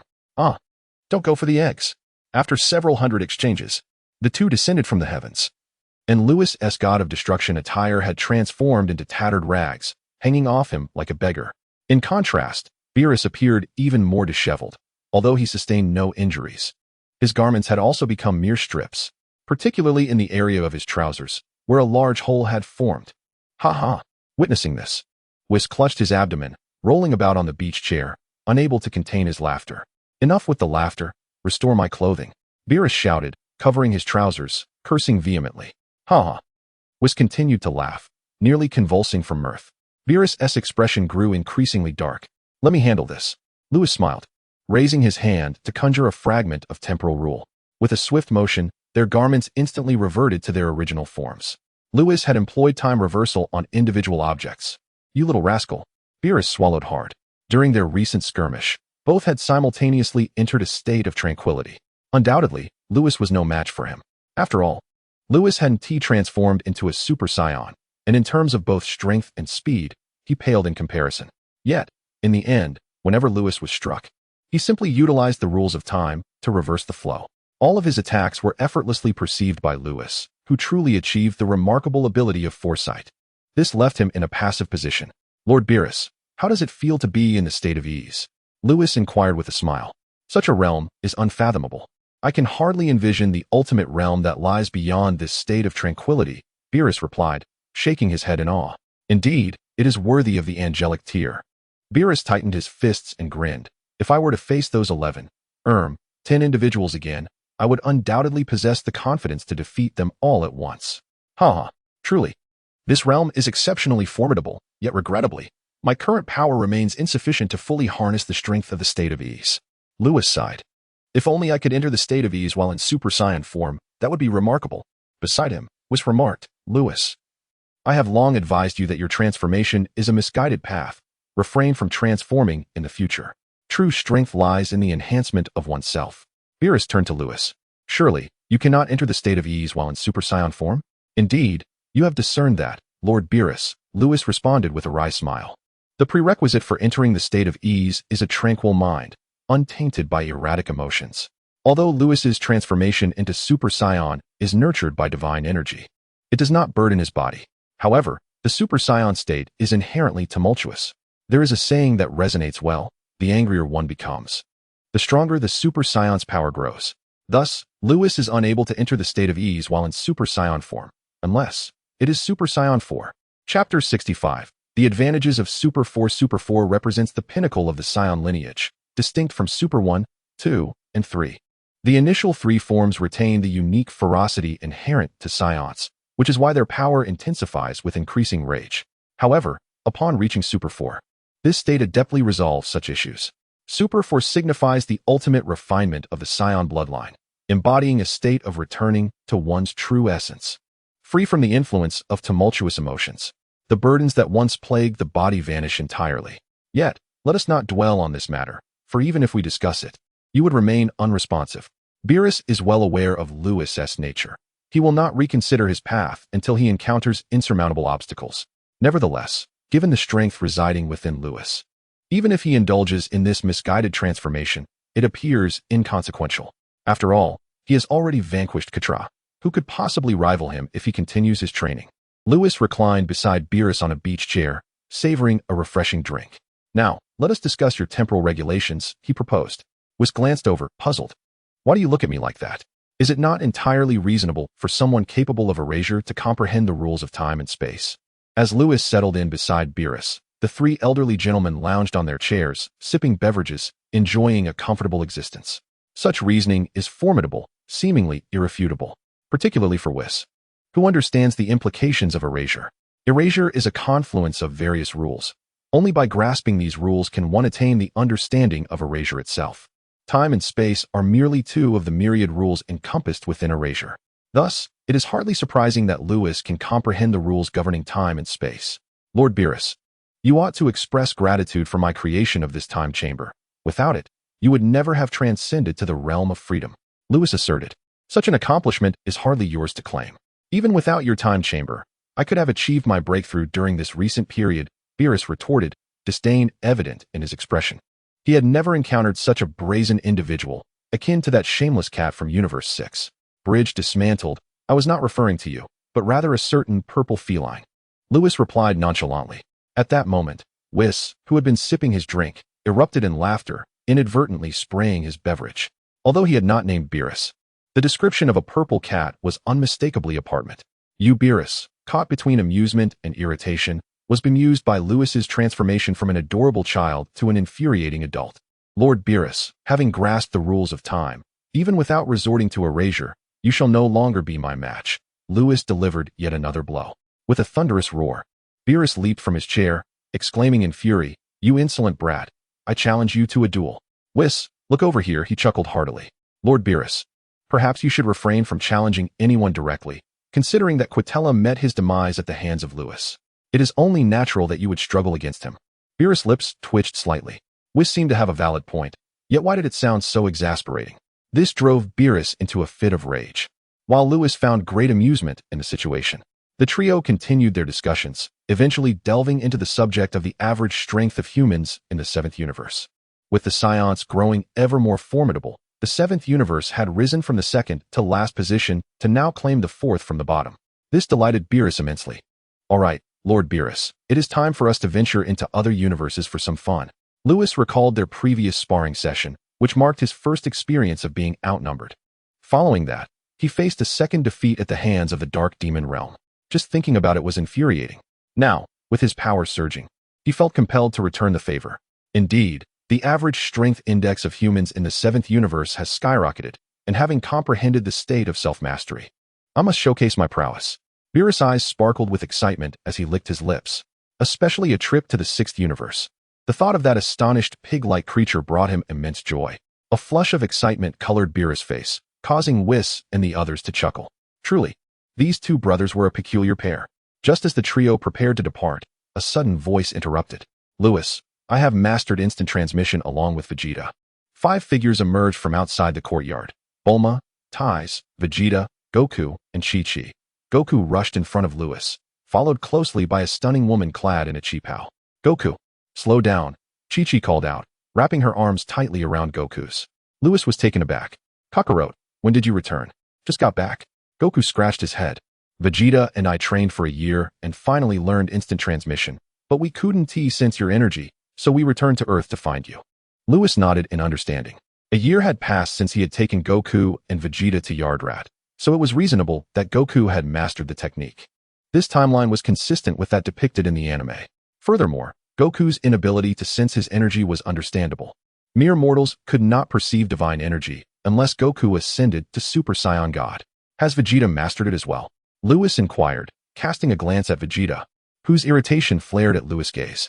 Vegeta retorted angrily, what are you implying with that look? Do you doubt my ability to learn? That shouldn't be the case. Lewis frowned. With your innate talent, it seems unlikely you would succeed. In the anime, Vegeta had not mastered this technique. A thunderous fury erupted from Vegeta. Did Lewis mean to suggest that his talent was inferior to Goku's? A disgrace, a blatant disgrace. Lewis, I challenge you to a duel. Upon hearing this, Whis and Beerus exchanged slight twitches at the corners of their mouths. Yet another individual has been emotionally compromised by Lewis. Vegeta, be quiet. How dare you speak to your brother-in-law like that?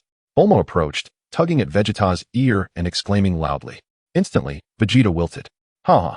Witnessing this, the crowd erupted into laughter, astonished that the proud Prince Vegeta could be so intimidated by Bulma. Lewis observed Goku laughing heartily, then glanced at Chi-Chi beside him, musing to himself, Kakarot, do not rush. You too shall soon find yourself fearing Chi-Chi. He then looked at Bulma's companion, Tais, and chuckled to himself, relieved that his sister Tais was not quite so fierce. Since you have returned, you ought to head to the Galactic Patrol headquarters to teach Bardock and the others about transformations, Lewis stated. Very well. I shall return with Kakarot in a couple of days. Vegeta nodded. No sooner had he spoken than a familiar voice resonated from above. Goku, Vegeta. We are in serious trouble. Chapter 66. The arrival of Gula beside him. Beerus furrowed his brow, recognizing that voice as eerily familiar. Lord North Kai, what has transpired? Son Goku inquired, glancing upwards. Vegeta was suddenly gripped by an ominous premonition. The others also turned their gazes skyward. Upon hearing this, Beerus had an epiphany, initially pondering whose voice it could be, only to realize it belonged to that diminutive North Kai. Silence lingered in the air. Suddenly, a gulp echoed. The sound of the North Kai swallowing nervously, followed by a stammered introduction. I have encountered Lord Beerus. His voice trembled, revealing his palpable anxiety. Lewis couldn't help but smirk. Who wouldn't he be anxious? After all, Beerus had once obliterated his home planet with a single punch. With an icy tone, Beerus demanded, North Kai, what is the matter? He had intended to visit other universes, but was irked by the interruption from the diminutive figure. Speak. It is Gula from the East Galaxy, attacking the North Galaxy. Who is Gula? Except for Lewis, the others were momentarily taken aback. Even Beerus paused in contemplation. He quickly recalled that Gula was Frieza's elder brother, the very one whom the entire Frieza clan served. Let him come. As long as Earth remains unscathed, I have no further concerns. Beerus disregarded the North Kai's words and turned to Whis and Lewis. Let us proceed to the sixth universe. Wait. Lewis halted Beerus with a smile. Lord Beerus, would you like to witness the average power level of the humans in the seventh universe surge once more? Beerus's eyes sparkled with intrigue. What do you mean by that? The dialogue between the two was lost on the others, but Son Goku sensed that something significant was unfolding. Particularly Vegeta, who understood the implications of Gula's presence. If Frieza was the emperor of the universe, then Gula was undoubtedly his brother, the emperor's sibling. Hearing Lewis's words was like receiving enlightenment. Lewis, oblivious to Vegeta's thoughts, turned to Beerus with a grin. Lord Beerus, if all our Saiyan kin were to transform into Super Saiyans, what do you suppose the average power level of the humans in the seventh universe could reach? Gasp. Beerus inhaled sharply. He was well aware that a Super Saiyan could amplify their base power by 50 times. If every Saiyan could transform. Boom. The thought sent shivers of excitement through him, and he clutched Lewis's arm tightly. Lewis, can you truly make this happen? It was no wonder Beerus was so exhilarated. The average power level of a race determined their standing in the universe. If Lewis's claims were indeed true, the 7th Universe-S ranking could experience a significant elevation, potentially even rising to the middle tier. Achieving such a feat in just over a decade was astonishing enough to leave anyone incredulous. Moreover, wasn't this the perfect opportunity to showcase their might in other universes? Such a grand endeavor would be most advantageous. Last time, Kakarot transformed into a Super Saiyan thanks to Frieza, and under my encouragement, Vegeta also managed to break through. Lewis pointed at Goku and Vegeta, then remarked, as for transforming the entire Saiyan race into Super Saiyans, that is certainly not feasible at the moment. Perhaps in a decade or so, it will be possible. Many things come gradually. This time, Gula has set his sights on the North Galaxy. Perhaps one of our Saiyan kin will transform again. Indeed. There is no rush to venture into other universes. If any more Saiyans can transform, our universe 7 will thrive. Beerus breathed heavily. Thankfully, years ago, out of consideration for Lewis, the Saiyan race was not annihilated. It turns out the Saiyan lineage possesses such extraordinary potential. Let us see what Gula intends to do. Lewis turned to Goku and Vegeta. You two should go together. Without you, Bardock and the others might meet a dire fate. A dire fate? Goku shuddered and hurriedly asked, is Gula really that strong? Bulma and the others gazed intently at Lewis, astonished by his words. Lewis waved his hand dismissively. You'll understand once you face him. Now that you've mastered instant transmission, hurry along. If you delay, Bardock and the others may truly be in trouble. All right, Goku exclaimed, turning to Chi-Chi. Chi-Chi, I'll marry you when I return. Vegeta looked at Bulma. Bulma, wait for me at home. I will return safely. Chi-Chi and Bulma nodded vigorously. In an instant, Goku and Vegeta vanished. As Lewis prepared to leave, Bulma urgently called out, Brother-in-law, could you protect Vegeta if he gets into danger? Rest assured. Lewis waved his hand. In truth, even if Vegeta and Goku encountered peril, Lewis had no intention of intervening, since Goku and Vegeta had learned instant transmission. Unless they desired to perish or faced an immensely powerful foe, no one could bring them down. Lewis departed with Beerus and Whis, leaving only Ties and the other two women behind. Ties reassured, Chi-Chi, Bulma, do not worry, Lewis is here. Yes, the two had long been aware of Lewis's identity, alleviating their concerns. At that moment, Bulma asked, by the way, Chi-Chi, how did you convince Goku to marry you? She smiled at Chi-Chi, who was dressed in a cheongsam. Ties was also curious. Chi-Chi covered her face shyly and replied, I just told him that marriage comes with a grand feast, and he agreed. Bulma. Ties. In the Kaioshin realm, Asin crouched on the grass, observing the crystal ball placed on the ground by the old Kaioshin. Ancestor, this is wonderful. Lewis and Lord Beerus have headed to the edge of the North Galaxy. With them there, they will surely be able to halt this conflict. Suddenly, alas, ancestral spirit, what are you doing? Saiyan clutched his head, crouching on the ground, emitting a cry of pain. You know nothing. The old Kai exclaimed angrily. Do you truly believe that Skinny Rib and Lewis will intervene to halt this great conflict? Skinny Rib? Fortunately, Lewis is not present. Otherwise, the old Kai would surely receive another beating. Is it not so? Saiyan timidly retorted, retracting his neck. Observing Saiyan's expression, the old Kai lamented his lack of understanding. Did I not previously express that war is not merely the annihilation of civilization, but rather the proliferation of it? Only the strong shall prevail. This is the essence of survival of the fittest. The old Kai intoned calmly. Mark my words, while the Saiyan race possesses formidable innate talent, if they cannot overcome the frost demons, neither Skinny Rib nor Lewis will intervene. This is the nature of the God of Destruction. Lewis interjected, Old Kai, please refrain from boasting while dragging me into it. If the Saiyan race were to face extinction in the past, it would have been one thing. But now, if they truly face annihilation, you shall see me spring into action. Young one, there is still much you need to learn. The old Kai, turning his back to Saiyan, concluded with a smile. Perhaps after this great conflict, our 7th universe shall soar to unprecedented heights. Chapter 67 Prelude to War at the juncture of the Northern Galaxy and the Eastern Galaxy. A colossal warship soared at the forefront, trailed by an innumerable fleet of spacecraft, resembling a swarm of locusts invading the skies. In the pitch-black expanse of the cosmos, the scene emanated an overwhelming sense of oppression. Within the massive warship, a peculiar being sat ensconced in a baby carriage. Its head was round, its eyes a striking crimson, and its lips as dark as the void itself. This being was none other than the formidable Cooler. Tap, tap, tap. Cooler's fingers rhythmically drummed against the surface of the baby carriage, producing a jarring sound that reverberated throughout the entire command chamber. At that moment, Cooler's forces had already penetrated the northern galaxy. Captain Frieza of Cooler's Mechanized Battalion reporting. Frieza said respectfully, "Do you believe that the Super Saiyans are truly formidable?" Cooler turned to gaze at the blonde-haired Frieza.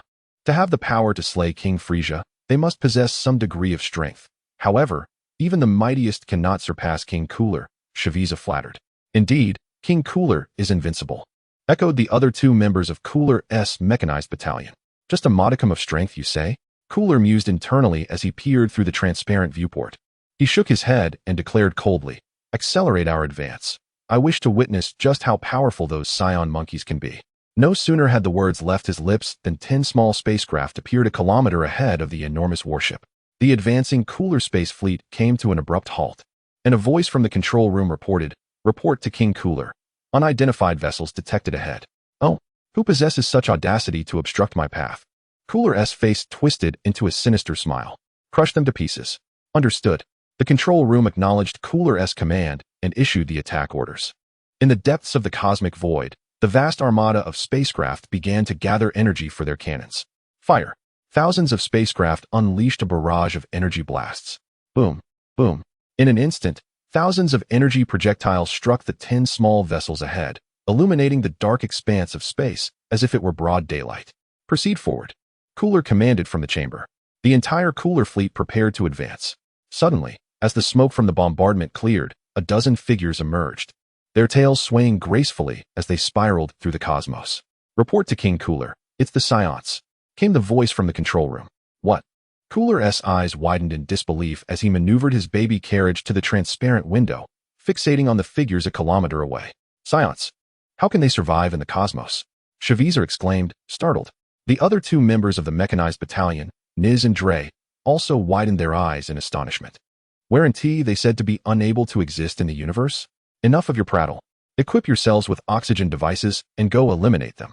Gula furrowed his brow, for he too harbored doubts within. However, he had yet to seek out the Saiyans, and now, it appeared, they had come to meet their demise of their own accord. Thus, Frieza and his companions equipped themselves with oxygen devices and soared forth from their battleship, charging toward the group of figures ahead. 1 kilometer away, 15 silhouettes hovered in the air. Bardock, Raditz, Naba, Bibert, and Theodore, accompanied by 10 other Saiyans, were gathered here. The elite warriors of the Saiyan race had converged in this locale. As King Vegeta would assert, if Bardock and his small band could not vanquish Gula, then no additional Saiyans would fare any better. They would merely be marching to their doom. Hence, only these 15 Saiyans had manifested here. Meanwhile, King Vegeta was tirelessly attempting to establish contact with Goku on Earth, knowing that without the arrival of the Super Saiyans, Bardock and his companions would be doomed. Yet, despite this bleak outlook, Bardock and his allies stood resolute. To their astonishment, the Saiyan race had indeed found a way to survive in the cosmos. Raditz conveyed through their energy, it was Lewis who made a wish to the dragon.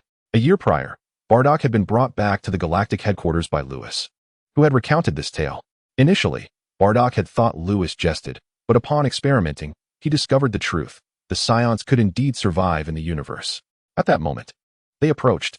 Bardock spoke, observing Frieza and his companions as they advanced, oxygen devices in tow. Upon witnessing this, Bardock sneered. These three were far too weak.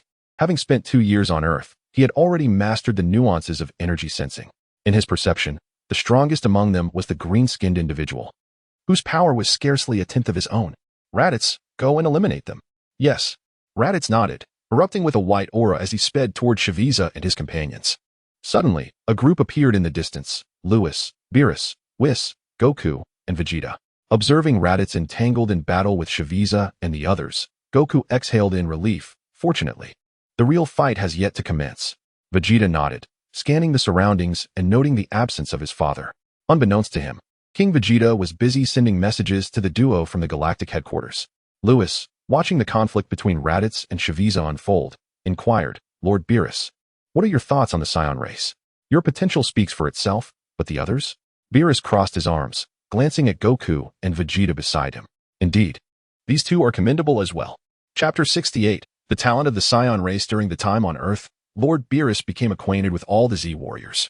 Goku's ability to defeat Frieza indeed showcases his remarkable talent. As for Vegeta, while his strength falls slightly short of Goku's, his fierce desire for battle is undeniable. However, it is evident that Vegeta's martial arts foundation is not as solid as Goku's, and in terms of mental fortitude, he pales in comparison to Goku. Is merely being competent enough? Lewis chuckled. In the Dragon Ball universe, if the talents of these two protagonists are merely adequate, then there would be no exceptionally gifted individuals in this realm, would there? Beerus cast a serious glance at Goku and Vegeta, while Whis also observed the two, quickly falling into contemplation. Their piercing gazes caused Goku and Vegeta to shudder involuntarily. What's wrong? Have we offended them? Are we in danger of being destroyed? Lewis shook his head, smiling. Lord Beerus sometimes fails to see beyond the surface. Oh, Beerus furrowed his brow. Lewis continued calmly. Isn't there a Jiren from Universe 11? In my view, he pales in comparison to these two. His voice was calm, yet it startled both Beerus and Whis. Are you certain you're not jesting? Beerus had long heard of Jiren's reputation, known as a mortal capable of rivaling the gods of destruction. He had intended to visit Universe 11 with Lewis to witness Jiren's prowess firsthand. You will find out soon enough whether I jest. Moreover, while you might perceive the Saiyan race as lacking in talent, the truth is that their potential ranks among the highest in the Omni King's universe. Initially, Lewis believed that the Saiyans were inherently malevolent. If that were the case, the S cells within them would be suppressed by their innate rage, forever unable to awaken. This was also why Lewis had previously disregarded the Saiyans. Their chaotic disposition rendered them unworthy of protection. However, Lewis later realized he had been mistaken. The Saiyans were not born evil. Rather, their environment had shaped them. Once the S factor within a Saiyan is fully awakened, every Saiyan has the potential to transform into a Super Saiyan. Imagine this. Every 6 Saiyans could merge to form a Super Saiyan God. And with the fusion technique, 2 Saiyans could unite to create a fusion warrior. What a concept. The mere thought sends chills down one's spine. At that moment, Lord Beerus, Whis, drawing his gaze from Goku and Vegeta, spoke gravely. Lewis is correct. We may have underestimated the Saiyans. Beerus's pupils constricted sharply as he turned to fixate on Whis. He cast another glance at Goku and Vegeta. Meanwhile, Goku and Vegeta listened to the discourse, feeling somewhat bewildered, especially Vegeta, who prided himself on the Saiyan race's high talent. Could it truly be as formidable as Lewis suggested? Suddenly, a resounding rumble echoed. A distant cacophony of fierce clashes reverberated through the air. A Saiyan with hair cascading to his waist battled against 3 extraterrestrial beings. Countless waves of light erupted, illuminating the pitch-black expanse of the cosmos, as if heralding the dawn. Before long, the 3 members of the Gula Mech squad were obliterated by Raditz' sheer force. When did my elder brother become so formidable? Sun Wukong gulped. Not bad. Vegeta sensed the considerable power of the trio, known as Frieza. If it were the Raditz of yore, he would surely have faltered against them. It appeared this young man had not been idle over the past year. As Vegeta's words faded, a colossal warship emerged from the void of space, revealing a figure seated in a stroller. If only Frieza had annihilated your Saiyan race back then. But alas, he did not heed my warnings. Despite the vacuum of space where sound typically cannot travel, the chilling voice of Gula resonated throughout the dark cosmos. Not good. He is incredibly strong. Sun Wukong urgently shouted, Vegeta, we must hurry. In an instant, the two transformed into streaks of light, soaring toward the distance. Only Lewis, Whis, and Beerus remained in their original position. Observing the departing figures of Sun Wukong and Vegeta, Beerus spoke. Whis, what did you mean by that? If I am not mistaken, the violent aura within the Saiyans is gradually dissipating, which may explain their newfound strength. Furthermore, I have noticed that as their chaotic energy diminishes, their power increases. Of course, this energy does not truly vanish. It only erupts when they transform into Super Saiyans, manifesting as formidable strength. My Lord Beerus, it seems the Saiyans' innate talent may surpass even that of the Frost Demons. Whis turned to Lewis, his gaze imbued with meaning, and inquired, am I correct? For years, he had followed Beerus and Lewis without truly observing the Saiyan race until this moment, when he beheld Bardock and his dozen or so Saiyans, leading him to this realization. Haha. Lewis chuckled softly, offering no further explanation. The talent of the Saiyans may indeed exceed that of the Frost Demons, but that depends on which Saiyan and which Frost Demon we are discussing. If we compare Sun Wukong's prowess to that of the Frost Demons, it is undoubtedly superior. Yet, when comparing Raditz and his lesser comrades, they would not measure up. Lewis Beerus gazed at Lewis, his breath quickening. By appointing the Frost Demons as agents, He had acknowledged their capabilities. Now, with Whis asserting that the Scion's talent surpasses that of the Frost Demons, was this truly the case? If so, Beerus contemplated the entire Scion race, comprising over 2,000 members, each surpassing Frieza, Gula, and King Cold upon transforming into Super Scions. The more he pondered, the more exhilarated he became. My Lord Beerus, you shall learn of these matters in due time. For now, simply enjoy the spectacle. Luis concluded the topic, shifting his gaze into the distance. Vilas nodded, aware of Luis's exceptional nature. The fact that Luis would say such a thing, coupled with Weiss's explanation, revealed that the Scion's innate abilities were indeed superior to those of the Frost Demons. How remarkable! The three of them gazed into the horizon. Chapter 69. A fierce battle with Gula in the pitch-black expanse of the cosmic sky. An alien seated in a baby carriage hovered before a colossal warship. Gula, with his frigid gaze, glanced at the dismembered fragments floating in space, remnants of Frieza and his companions. To his astonishment, all members of his mech squad had perished at the hands of a single Scion. It was no wonder they had been able to vanquish Frieza. They indeed possessed formidable strength. Seated in his infant carriage, Gula erupted into laughter, showing no trace of sorrow for the demise of Frieza and the others. The Frost Demons epitomized coldness and cruelty. Gula had long wished for Frieza to eliminate the Scion race, yet he had disregarded that notion. Nevertheless, now that they had slain Frieza, it was only fitting that they meet their own demise, allowing Gula to seize his territory. Gula had no intention of sending his subordinates into battle. After all, with Frieza trio gone, any further attempts would be futile. The atmosphere around Gula grew increasingly menacing. Normally, his combat power stood at 60 million. Suddenly, with a resounding explosion, the baby carriage he occupied shattered, unleashing a terrifying aura that enveloped the entire starry sky. The magnetic field became chaotic as countless ions coalesced, forming shimmering silver dragons. As the force surged, Gula's fleet of spaceships swayed violently, prompting his subordinates to retreat in haste. Be cautious. Ahead, Bardock regarded Gula with a grave expression. Gula's presence was overwhelming, akin to an ancient behemoth, and the oppressive pressure bore down upon them. Bardock was taken aback by Gula's formidable strength, sensing that this form was nearly on par with Frieza's final state. Prepare to conjure an artificial moon, he instructed, as King Vegeta was already in contact with Kakarot, hoping he could arrive in time. Gula's aura was terrifying, and Bardock's current power was a mere 4 million. Engaging Gula in his normal state would surely lead to his demise. Although transforming into a great ape would strip lower-level warriors of their sanity, Bardock could no longer afford to hesitate. Feeling the overwhelming power emanating from Gula, fear flickered in the eyes of Beppert and the other Scions, but they quickly suppressed it. Suddenly, a voice pierced through the air. Father, I'm coming. 2 beams of light raced towards them. It was Kakarot, and Vegeta was with him. A wave of joy surged through the Scions. Had these two not arrived, they would surely have met their end. From a distance, Gula paused, taken aback by the appearance of these two. More fools coming to their doom. Very well, I shall grant you this. Gula transformed into a purple streak of light and charged towards Bardock. The void trembled. Retreat. As Sun Wukong observed Gula's impending attack, he swiftly urged everyone to retreat. Vegeta, transform into a Super Saiyan. Certainly. With those words, a resplendent golden light erupted from both Sun Wukong and Vegeta, resembling 2 newborn suns, radiating an almost blinding brilliance. The overwhelming force emanated outward, causing the vacuum of space to reverberate with a thunderous roar. Once transformed, the two darted towards Gula. No, it can't be. Golden-haired state. Prince Vegeta. When did Prince Vegeta gain the ability to transform into a Super Saiyan? Is this not a fortuitous turn of events? Ha ha ha. Gula is doomed now. The retreating Scions erupted in ecstatic joy upon witnessing this transformation. However, as Gula approached, he felt an involuntary shiver run through him. Golden hair and blue eyes. Just as foretold in the legends of the Frost Demons. A Super Saiyan. Is this the legendary warrior who defeated Frieza? I shall see if the Super Saiyan truly possesses such strength. Accelerating rapidly, Gula soon engaged in fierce combat with Sun Wukong. You all fall back. I must assist them. Bardock, who had been retreating, suddenly halted. Having learned to sense energy on Earth, he could discern that Gula's power in this form was not inferior to Frieza's ultimate state. Let us not forget that Frieza could transform, and thus, Gula must also possess such capability. If Gula were to transform further, his power, Bardock felt a tremor within.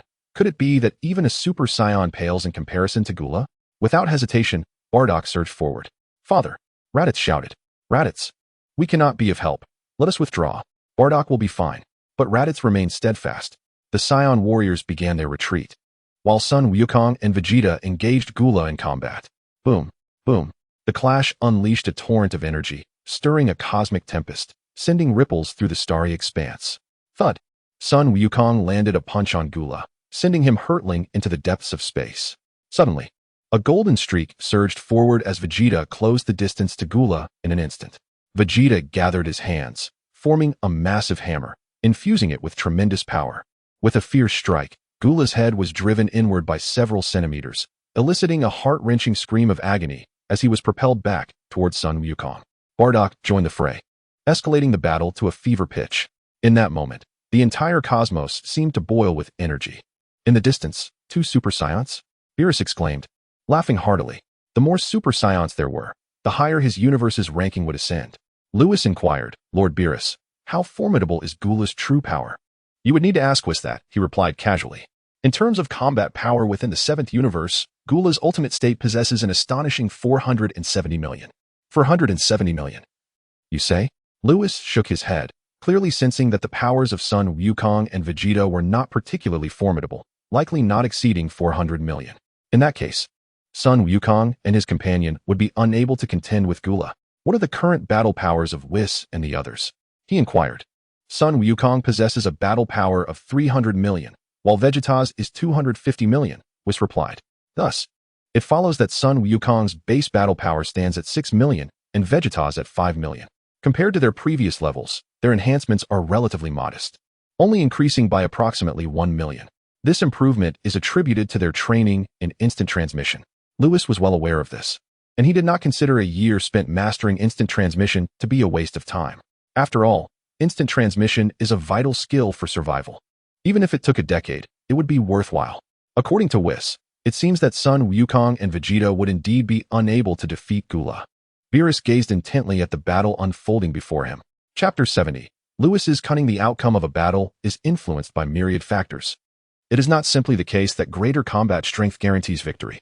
As the God of Destruction, Beerus has engaged in countless battles throughout his life and is well aware of this truth. However, given the current situation, it is apparent that Goku and Vegeta, with their revealed powers, face considerable difficulty in vanquishing Cooler. After all, the entire Frieza clan serves him, and Beerus is cognizant of Cooler's ultimate power. Lewis chuckled, remarking that while it may be challenging for the 2 Super Saiyans to defeat Cooler, what if there were another Super Saiyan? This notion left Beerus and Whis momentarily astonished. Hadn't Bardock just been pummeled? Yet, under the right conditions, fueled by sufficient rage, he could indeed transform into a Super Saiyan. Lewis continued to observe the battle ahead, casually suggesting that Whis control Goku and Vegeta, allowing them to be gravely injured by Cooler. Should his son sustain injuries, Bardock would undoubtedly be filled with fury, thus enabling his transformation into a Super Saiyan. A mischievous grin spread across Lewis's face. Upon hearing this, Beerus shuddered. What a devious schemer. Even Whis felt a shiver run down his spine. If those who had not wronged him suffered such fates, what would happen to those who did? The last individual to cross him had already been erased. In the cosmic expanse ahead, a thunderous roar erupted as an array of energy blasts surged with boundless power, streaking across the starry sky and colliding with numerous planets, resulting in a cascade of explosions. The force of these explosions swept across the entire star domain, filling the universe with rampant energy. The magnetic fields of the cosmos were thrown into chaos. Amidst this turmoil, 2 golden beams of light, akin to golden dragons, intertwined across the starry expanse, converging at the center where a bruised alien lay. In his normal state, Cooler possessed a combat power of merely 60 million. He was no match for Goku, transformed into a Super Saiyan with a combat power of 300 million, and Vegeta, boasting 250 million. Cooler was relentlessly struck, emitting heart-wrenching cries of agony. Meanwhile, Bardock sought an opportunity, landing occasional blows on Cooler. Yet, the infuriating Saiyan, as Cooler was struck by a punch, he rebounded into the cosmos above. Lewis, observing from a distance, could not help but marvel at the resilience of the Frieza clan. Cooler, with only 60 million in combat power, had endured for so long and remained unyielding. In the void of space, Cooler steadied himself, wiping the blood from the corner of his mouth, coldly stating, "Is this the power of you Super Saiyans? I must admit, it is quite formidable. No wonder you could slay Frieza." However, If this is all the strength you possess, then this day next year shall mark your demise. Cooler erupted into maniacal laughter as a terrifying aura suddenly emanated from him, enshrouding the entire star domain in a chilling malevolence, reminiscent of an abyssal ice cavern, bone-chillingly cold. This was dire. Cooler was on the verge of transforming. Quickly, someone must stop him. With a sudden assault, Bardock swiftly retreated, causing a tremor within him upon witnessing the scene. Above in the starry expanse, Goku and Vegeta were reminded of the events on Namek. This cannot be allowed. Gula must not succeed in his transformation. The trio sprang into action. Goku darted to one side, drawing his hands together at his waist, where a shimmering azure orb abruptly materialized in his palm. Vegeta remained stationary, hands converged at his chest, summoning a golden energy wave into existence. Bardock mirrored Goku's stance on the opposite side, gathering energy in his own palm. The three formed a formidable triangle.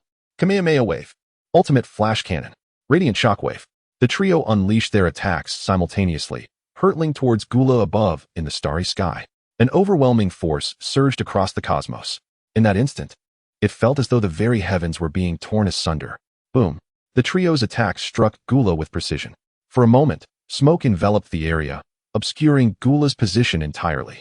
Lewis and his companions witnessed this dramatic scene unfold. Lewis, the surprises from your Saiyan kin are becoming ever more astonishing. Beerus remarked, arms crossed, his voice steady. Aside from Goku and Vegeta, that Saiyan named Bardock possesses quite remarkable talent. Whis nodded in agreement and added, indeed, he is impressive.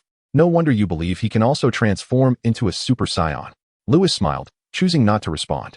As the father of Dragon Ball's protagonist, Bardock's innate abilities were undoubtedly formidable. Gula was on the verge of entering his ultimate form. Whis, do be vigilant. Lewis offered a mischievous grin, stating, at a crucial moment, ensure you restrain Kakarot and Vegeta. Do not allow them to escape with instant transmission. Bulma had instructed her brother-in-law to protect Vegeta, yet Lewis resorted to cunning tactics. Fortunately, Bulma was absent. Otherwise, she would surely confront Lewis. To facilitate Bardock's transformation into a Super Saiyan, he was resorting to unscrupulous means. Whis rolled his eyes but reassured him. Rest assured, I will keep them under control. In the cosmic expanse ahead, a thunderous roar erupted. A violet radiance soared into the heavens, dissipating the smoke in a magnificent display. Before them stood a diminutive figure, reminiscent of Frieza's ultimate form, standing poised in the void. A fourth transformation unlocked, culminating in a fifth form, battle power at 470 million. To perish beneath my ultimate state is a privilege you shall bear. Gula, hovering in the void, glared at Goku and his companions, exuding an aura of chilling malevolence that warped the very fabric of space. Gula's unparalleled strength caused Goku, Bardock, and Vegeta to tremble in response. Bardock in shock, Vegeta in fear, and Goku in exhilaration, each reacting differently. Be cautious. In their moment of distraction, Goku noticed Gula had vanished and shouted urgently. Suddenly, a purple beam danced across the starry sky. Sun Wukong and Vegeta sprang into action, swiftly engaging in a fierce battle with Cooler. After several hundred exchanges, they soon realized that they could not withstand Cooler's overwhelming might. Their stamina was rapidly depleting, and their wounds were multiplying. In stark contrast, Cooler's aura only intensified. The disparity in combat power between the mightiest Sun Wukong and the ultimate form of Cooler reached an astonishing 170 million. Ultimately, the difference in strength was insurmountable. How? How could this be? Gazing at Cooler in the sky, Vegeta spat blood, gritting his teeth in disbelief. We Saiyans are no match for the frost demons. Above them, Cooler cast a glance at Vegeta and then at Bardock. There was still one more target to eliminate. Cooler erupted in laughter, transforming into a bolt of lightning as he charged towards Bardock. His speed was so immense that Bardock had no time to react. In an instant, thud, Bardock suddenly coughed up blood, the crimson droplets scattering into the starry expanse. Suspended in the absence of gravity. Thud, Bardock expelled another mouthful of blood, gravely injured, unable to utter a word. With a mere combat power of 4 million, being struck by Cooler's 470 million was already beyond his limits without being obliterated on the spot. Father, Sun Wukong shouted urgently, teleporting to Bardock's side and quickly placing a senzu bean in his mouth. Simultaneously, he and Vegeta consumed one as well. The three of them were revived to full strength. Please leave a favorable review. Thank you all for the small gifts. Special thanks to the passerby who sent character summons and inspiration capsules. A heartfelt gratitude to the world for the inspiration capsules. And an extra thank you to the one who sent the urging talisman. Chapter 71. Bardock's transformation in the distance. Beerus was momentarily taken aback.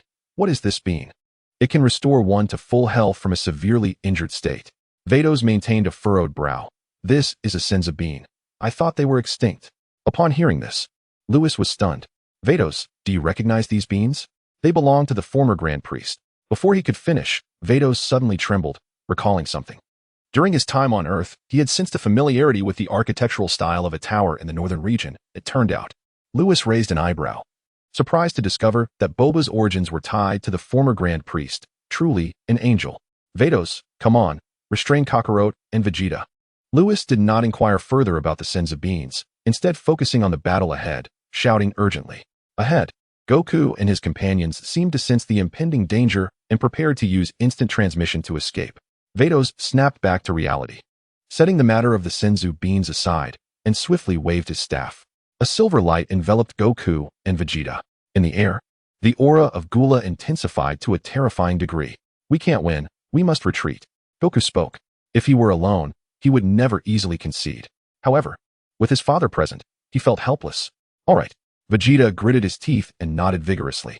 Despite their transformation into Super Saiyans, they were still no match for Gula.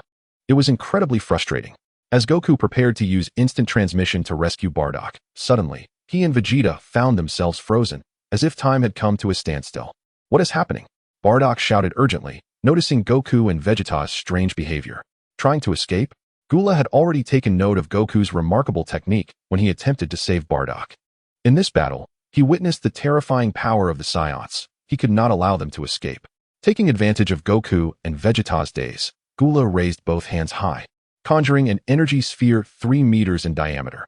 The orange radiance burst forth, resembling a newborn sun, emanating a searing heat that threatened to boil the cosmos.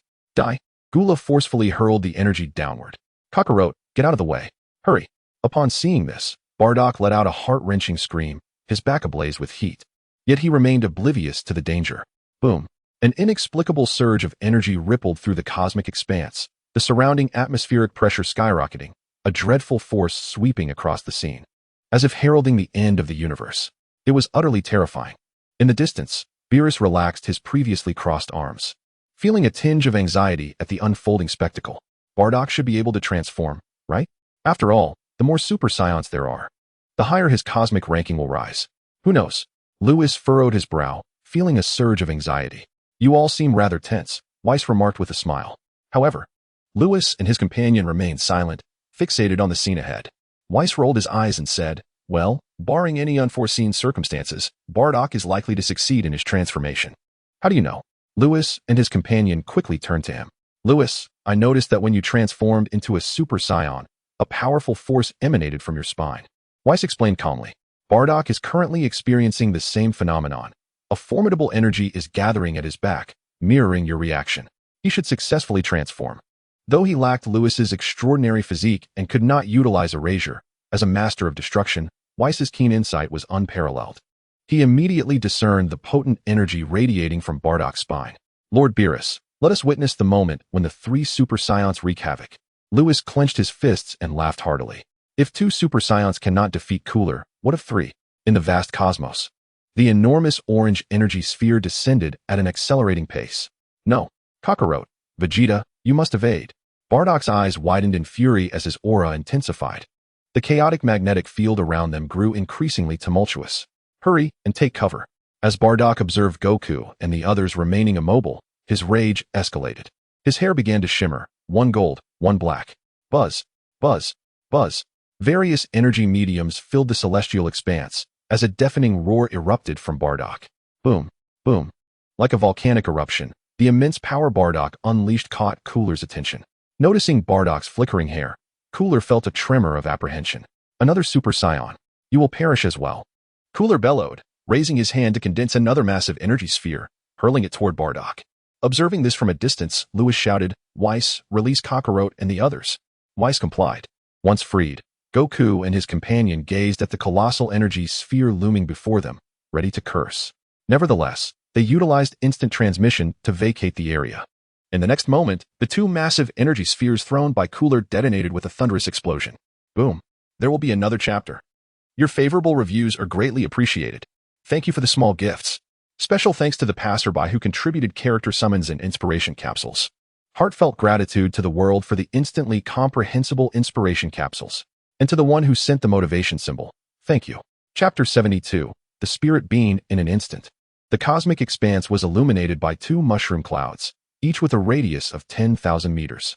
The explosive force unleashed a cacophony that reverberated through the universe, as if it were on the brink of shattering. This entire star domain was bathed in blinding light. Gasping for breath, Gula and Sun Wukong, engaged in combat with two others, had been exerting themselves to their utmost.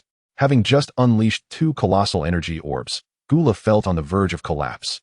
Surely, this must be the end. Gula glared at the mushroom clouds, gritting his teeth in frustration. Damn Frieza. He has left our ice clan with such a calamity. This time.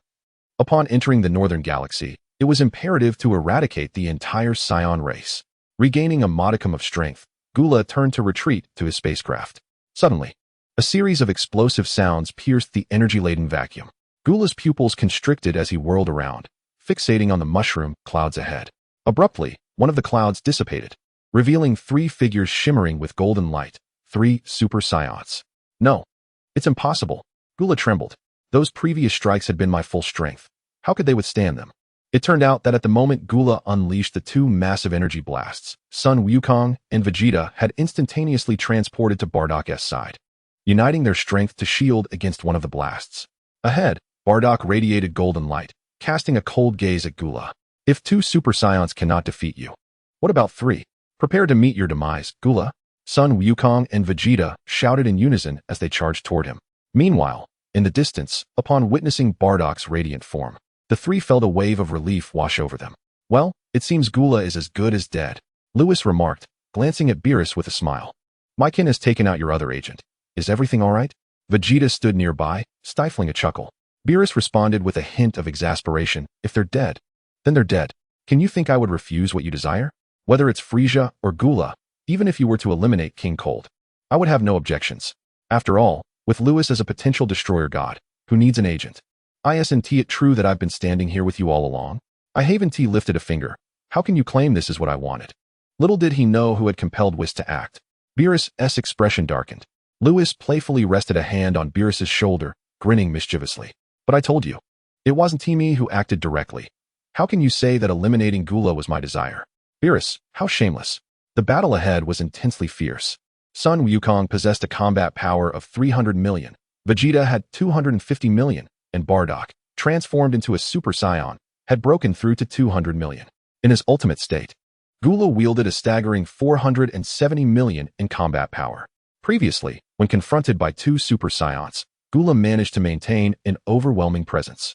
However, it was only through the exertion of his full strength that he achieved such a feat, and during his battle with Son Goku, he had nearly depleted his energy. Upon unleashing two colossal energy orbs, he was effectively drained.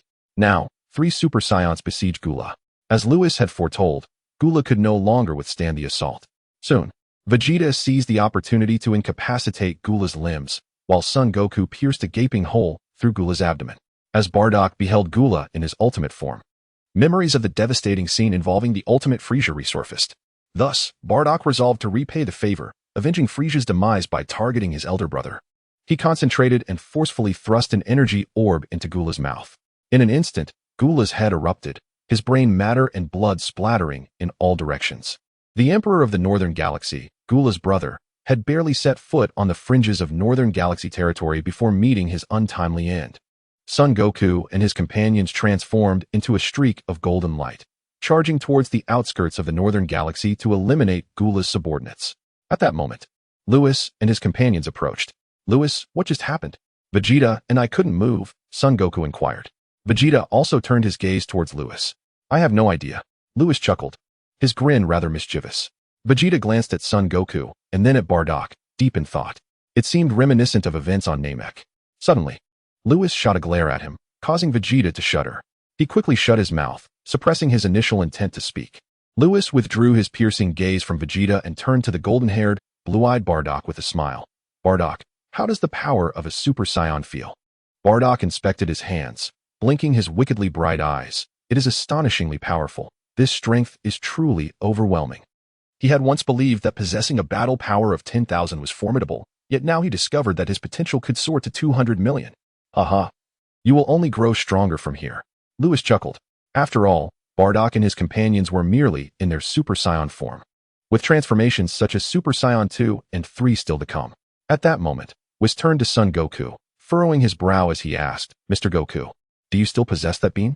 The others were puzzled by Whis's inquiry regarding the bean, while Beerus looked astonished. For Whis had inadvertently revealed that the bean was linked to the former Grand Minister. When had another former Grand Minister appeared?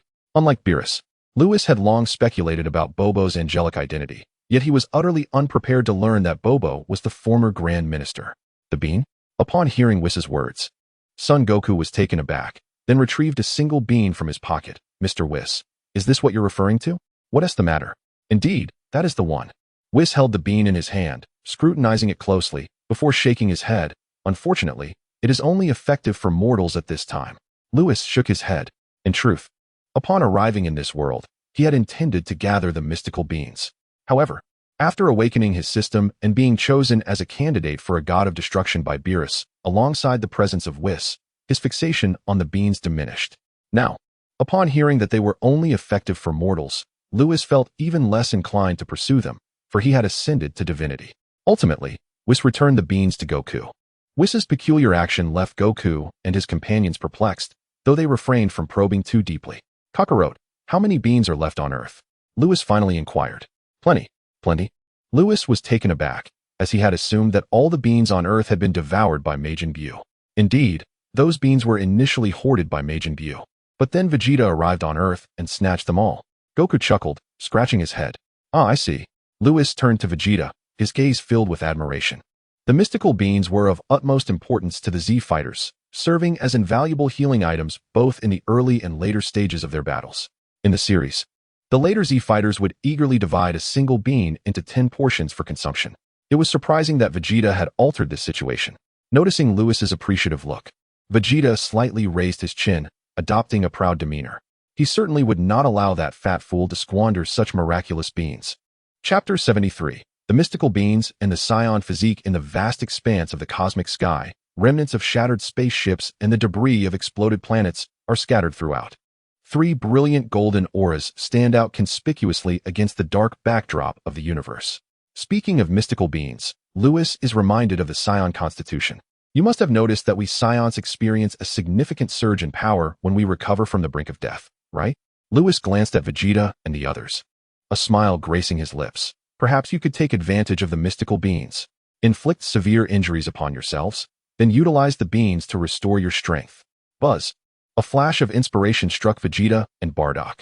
Ever since their last resurrection from death, they had come to understand the peculiarities of the Saiyan physiology. With mystical beings at their disposal, why not exploit their potential? Excitement and exhilaration surged within them. Even Son Goku recognized this notion, exclaiming with enthusiasm, Lewis, you are truly brilliant. Indeed, your intelligence rivals my own to some extent. Vegeta's lips curled into a slight smirk. Bardock, has Vegeta lost his mind? Lewis, unfazed by Vegeta's antics, waved his hand dismissively. Well, I actually do not endorse this method. There are no shortcuts in cultivation. Sudden acquisitions of great power often come with drawbacks. Like myself, who has continually faced bottlenecks in training until the system helped me break free from constraints. As for erasing those drawbacks, didn't the system say that they were originally my powers? Those do not count. The system. Lewis paused momentarily before continuing. You should travel to Yardrat to learn instant transmission. If you have not cultivated for a year, perhaps you can experiment with this approach. If Son Goku and the others had trained normally, their combat power might have already soared to 6 or 7 million. Of course, it would be wise to employ this method sparingly. Finally, Lewis declared, during this upcoming period, I will be departing from the 7th universe. The protection of Earth and the Saiyans will rest upon your shoulders. At this moment, Beerus interjected nonchalantly. It matters not if your Saiyan clan faces extinction, but do ensure that my Earth remains intact. To Beerus, even the entire galaxy pales in comparison to the significance of Earth, for the delicacies found there are simply exquisite. Whis nodded in agreement, sharing the same sentiment. Observing the reactions of Beerus and Whis, Lewis rolled his eyes. Am I not still here? Is such a statement truly appropriate? Lewis, where are you headed? Son Goku and the others were about to inquire why they should not rely more on this cultivation method. Mind your own business. Focus on your training, for with your current strength, you may not be able to protect Earth. Lewis withheld the matter regarding Cell. But his tone left Son Goku and the others momentarily stunned. Unable to protect Earth? Could it be that danger looms over it? Just as they were about to ask. Indeed, Bardock, you should be aware that transforming into a Super Saiyan requires an overwhelming fury. When the time comes, you can return to the galactic headquarters to instruct your kin. After uttering these words, Lewis and his companions vanished without a trace. In the pitch-black expanse of the cosmic sky, only Goku and his two companions remained, exchanging glances filled with mutual perplexity. At that moment, a dozen figures soared from the distance. It was Raditz and the others. Upon witnessing Bardock's golden hair transformation, everyone exclaimed, "Bardock, your hair! Have you also become a Super Saiyan? Father, have you transformed into a Super Saiyan as well?" On North Kai's planet, confronted by the simultaneous assault of three Super Saiyans, Guldo found himself utterly defenseless. They were overwhelmingly powerful. The Saiyan race had ascended to such heights. As he witnessed Guldo's defeat, North Kai could hardly contain his excitement, performing a little dance of joy on the spot. In the Kaioshin realm, Asin crouched on the ground, eyes glued to the crystal ball displaying the scene, exclaiming in exhilaration, "Ancestors, we have yet another Super Saiyan." Calm down. Though the old Kaioshin admonished him, his trembling body betrayed his true feelings. Observing Bardock's golden-haired state within the crystal ball stirred a similar excitement within him. The presence of one or two Super Saiyans might not fully illustrate the potential of the Saiyan race. However, for Super Saiyans would indeed tell a different tale. Particularly noteworthy was one of these Super Saiyans, a candidate for the God of Destruction of the Seventh Universe. What level of talent could one expect from a being of such a prestigious lineage? With the Saiyans and a candidate for God of Destruction executing planet-destroying missions, the Seventh Universe was destined for remarkable growth. It was conceivable that the average level of humanity in the Seventh Universe could ascend to the pinnacle of all universes. The more he contemplated, the more exhilarated he became. The old Kaioshin's face flushed crimson, leaving Asin beside him utterly astonished. Wasn't he supposed to remain composed? The battle at the edge of the North Galaxy was not only exhilarating for the old Kaioshin, Beerus shared in the excitement as well. As the highest deity of the Seventh Universe, he had long been rather lethargic, scarcely managing the affairs of his universe. Yet, he harbored a desire for its improvement. Especially after witnessing this battle, he beheld the tremendous potential of the Saiyan race. One could only imagine the spectacle of over 2,000 Super Saiyans swirling together. What a breathtaking sight that would be. At this moment, Lewis, having departed from the edge of the North Galaxy, returned to Earth. As for Beerus and Whis, they remained behind in the realm of destruction, awaiting Lewis's return with Ties. On Earth, in West City, Ties' room basked in the afternoon sun, casting a warm glow throughout the space, creating a languid atmosphere. A stunning woman reclined on the bed, her golden waves cascading onto the pillow, her body half-turned, beautiful eyes gently closed. Her lips parted slightly, releasing a soft sigh, resembling a sleeping beauty, exuding an irresistible allure. With a swift motion, Lewis appeared in the room, his gaze softening at the sight of the alluring woman on the bed.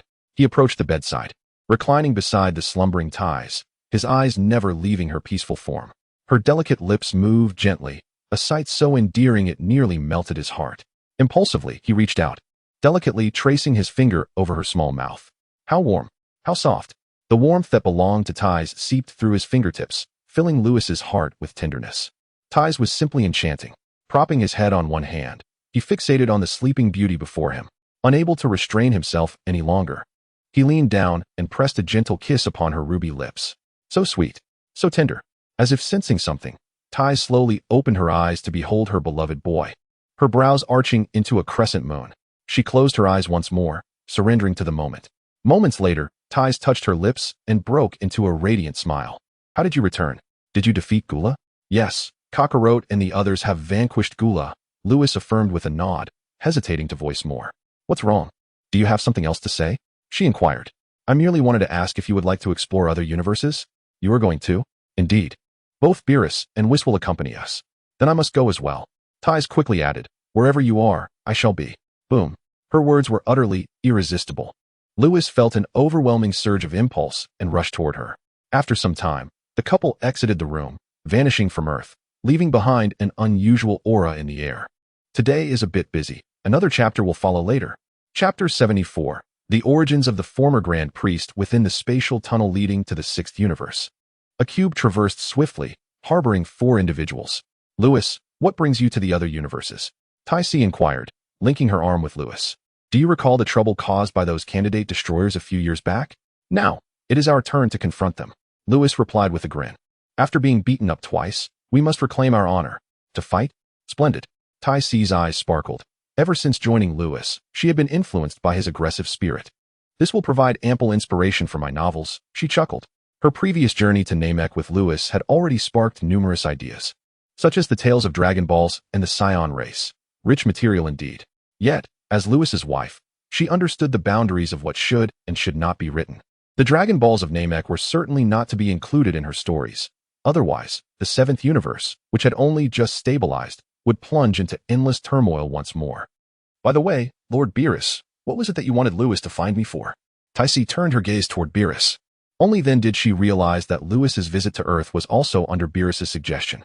He and Whis wish for you to prepare their meals, Lewis huffed in annoyance. I couldn't care less about those two. Let them feast on instant noodles laden with additives. Oh no, let Lord Beerus have his instant noodles. But I yearn for the dishes made by Tyce. Whis lamented, sporting a woeful expression. Beerus felt exasperated, while Lewis and Tyce erupted into laughter. The atmosphere within the traversing cube was lighthearted as they engaged in conversation. After a while, with some distance yet to cover to the 6th universe, Lewis suddenly recalled something and turned to Whis. By the way, Whis, regarding the former Grand Priest. Abruptly, the ambience within the cube shifted, becoming somewhat delicate. Beerus cast a questioning glance at Whis, his eyes reflecting his own confusion. Tyce looked up at Lewis and then at Beerus, sensing something peculiar in their reactions. What is the matter with you two? She asked curiously, but her inquiry went unanswered, and silence enveloped the cube. The mood grew tense. Tyce, noticing the change, tightened her grip on Lewis's arm and ceased speaking. After a moment, Whis's voice broke the stillness, carrying a serious tone. What I am about to share with you must remain confidential. You should be aware that the Omni King's universe and the Dark Demon realm are in opposition. We are aware. Lewis and Beerus nodded in affirmation. Tyce, wide-eyed and innocent, exclaimed, I had no idea. Nonetheless, she recognized that this was not the time for questions and remained silent. Whis continued, in truth, this world originally contained only 3 realms. In the realm of the Omni King, the Dragon World, and the Nest of Time. It is to be noted that the Dark Demon realm was non-existent at its inception. However, long ago, a formidable being unexpectedly succumbed to the path of darkness within the Omni King's universe. After departing, this individual established a new world beyond. As Whis recounted this tale, Lewis interjected. Are you referring to the Dark Demon realm's king god, Mechikabura? Why does Whis speak of such matters? Could it be that Mechikabura has a connection to the former Grand Priest? You are aware of Mechikabura? Whis shook his head, recognizing Lewis's uniqueness and refraining from further inquiry. He continued, I do not speak of him. Mechikabura is merely his representative. Whis, if that individual is not Mechikabura, then who is he? What is his connection to the former Grand Priest? Beerus directed his gaze towards Whis, intrigued, for this secret had never been disclosed to him. I am also uncertain of that being's identity, but it appears he has some association with Lord Zeno, Whis remarked, his eyes narrowing, his tone gravely serious. As for the relationship between the former Grand Priest and that powerful entity, Whis articulated each word with emphasis. The one whom the former Grand Priest served is, in fact, him. The revelation struck like thunder, reverberating through the air, the magnitude of the information overwhelming. Lewis and the others were taken aback, and Whis himself was astonished. This secret, which he had previously learned from his elder sister, revealed that the former Grand Priest now resided on Earth. Lewis swallowed hard, a conjecture forming in his mind. The individual served by the former Grand Priest must possess an extraordinary identity. Beerus, too, grasped this implication, left speechless. The one who is served by an angel must either be a god of destruction or the Omni King, the identity of the one served by the former Grand Priest. The stunned expressions of the others caused Tyce, nearby, to pause momentarily, bewildered by the meaning behind Whis's words. Just then, the cosmic transport cube entered the 6th universe. Now, remember, do not let this information slip, for we have arrived in the 6th universe, Whis instructed, regaining his composure. It was only then that Beerus and the others emerged from their shock. As Whis stored the cosmic transport cube and led them to the realm of the God of Destruction in the 6th universe. In the realm of the 6th universe, a purple creature resembling a pig was tirelessly running on a treadmill. Bardos, is it not time yet? I am nearly exhausted. Lord Kampa, There are still 10 minutes remaining. If you cease now, the effects of your workout will be significantly diminished. Bardos, with her graceful strides, sauntered in front of the treadmill. Suddenly, Bardos lifted her head and smiled. Who has arrived? Who has come? Kampa leaned against the treadmill, panting heavily. Lord Kampa, no slacking off. Bardos called back. The atmosphere turned abruptly cold. Xiangpa retracted his neck and continued to run on the treadmill, daring not to pause for a moment. This was primarily due to the fact that his attendant angel was exceedingly cunning. At that instant, a cascade of vibrant colors descended from the sky, landing abruptly before him. Thin skeleton? Xiangpa was momentarily taken aback, disregarding Bardos's reaction as he leapt off the treadmill and coldly inquired, "What brings you here?" He scanned the crowd and was startled to see Lewis. His eyelids twitched violently. How did this brat get here? He had received news of Quitella's erasure long before, and it was this very boy who had orchestrated it. A sense of foreboding washed over Xiangpa. Suddenly, Lewis spoke. Who is he? He bears a striking resemblance to Lord Beerus, albeit a tad plumper. Ties chuckled softly. Beerus. Lewis. Chapter 75. The adorable Kampa. Is it merely a matter of being a bit overweight? Kampa has always had a contentious relationship with Beerus. Ever since Beerus labeled him a fat pig, others followed suit, echoing that he was nothing but a gluttonous giant. At times, even Beerus's attendant, Whis, would audaciously remark on his size. Naturally, Kampa could not tolerate such slights and proposed a duel with Whis, one that would determine not only their fates, but also their standings. Thus, the scene of him running on the treadmill came to be. Kampa detested nothing more in his life than being called fat. This woman, whom he had encountered merely once on Earth, had the audacity to call him overweight. Tolerance for such insults was thin. A fat man could not endure such mockery. An icy aura of murderous intent enveloped the air. Ties shivered, clinging tightly to Lewis's arm. Kampa glared at Ties, coldly declaring, "Do you dare to show such disrespect to a god of destruction? Are you tired of living?" Lewis positioned himself in front of Ties, shielding her, and calmly retorted, "Lord Kampa, what is it? Is it not permissible for one to comment on your appearance?" Upon witnessing Lewis stand up for her, Kampa's murderous intent abruptly dissipated. However, Lewis's words about his size stung, and he could no longer hold back. Kampa bellowed, "What am I weight? I am proud of it. Better to be a robust figure than a scrawny skeleton like Beerus." At this, Beerus's expression darkened ominously. While he could overlook many insults, the mention of being a scrawny skeleton was intolerable. A formidable aura of destruction surged forth, shaking the very fabric of the Sixth Universe's realm of destruction. Beerus fixed his gaze on Kampa, their eyes locking in a tense standoff, as if a spark ignited in the air. Boom! The two destructive energies clashed, creating a scene of sheer terror. Whis and Beerus exchanged glances, both covering their faces. Whenever these two brothers collided, chaos was inevitable. Meanwhile, the instigators, Lewis and Ties, had retreated to the sidelines to observe the spectacle. Ties, snacking on seeds, cracked one and asked, "Lewis, who is this enormous pig? He bears a striking resemblance to Lord Beerus." "My dear Ties," Lewis replied, "I previously mentioned that the Sixth and Seventh universes are actually twin universes.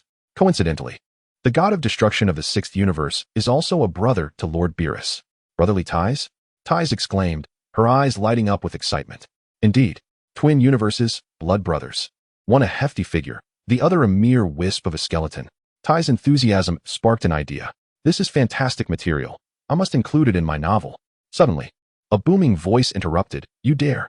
Both Beerus and Kampa turned sharply towards Ties, their voices resonating with authority. The twin roars startled Ties, causing the seeds in her hand to scatter onto Lewis's head, leaving him in a state of dismay. "Enough of this chatter. Who is this woman? What brings you here?" Kampa's voice was laced with icy fury. He would not tolerate anyone daring to label him as a hefty figure. If this woman bore no relation to Beerus, she would surely face his wrath.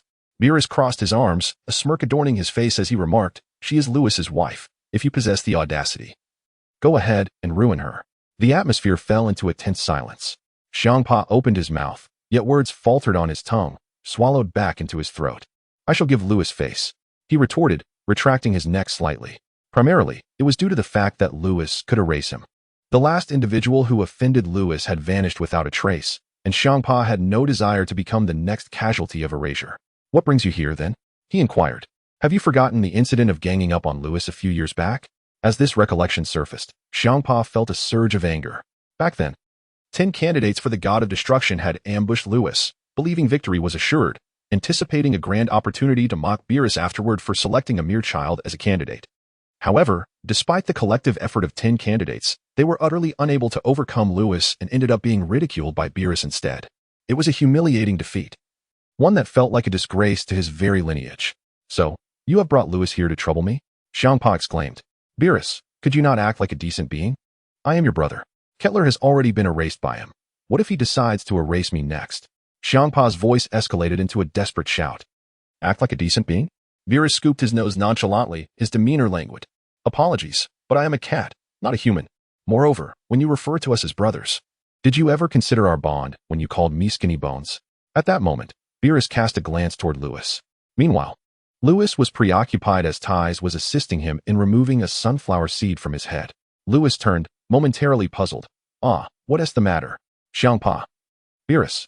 In an instant, Lewis grasped the situation, unleashing a destructive aura that obliterated the sunflower seed atop his head. His expression shifted to one of determination as he approached Xiangpa. The sound of Lewis's footsteps reverberated through the quiet realm of the gods of destruction, each step causing Xiangpa's heart to race with trepidation, fear, anxiety. Could he be erased? Xiangpa's complexion turned pale, his anxiety intensifying. You. If you wish to reclaim your dignity, I can have my universe's candidate for God of Destruction give you a good beating." Xiangpa's fearful demeanor elicited hearty laughter from Beerus. Beside them, Beerus's attendant, Whis, covered his face, utterly embarrassed. "You are Beerus's brother. Given the relationship between Lewis and Beerus, how could he possibly harm you? I truly wish I could thrash him."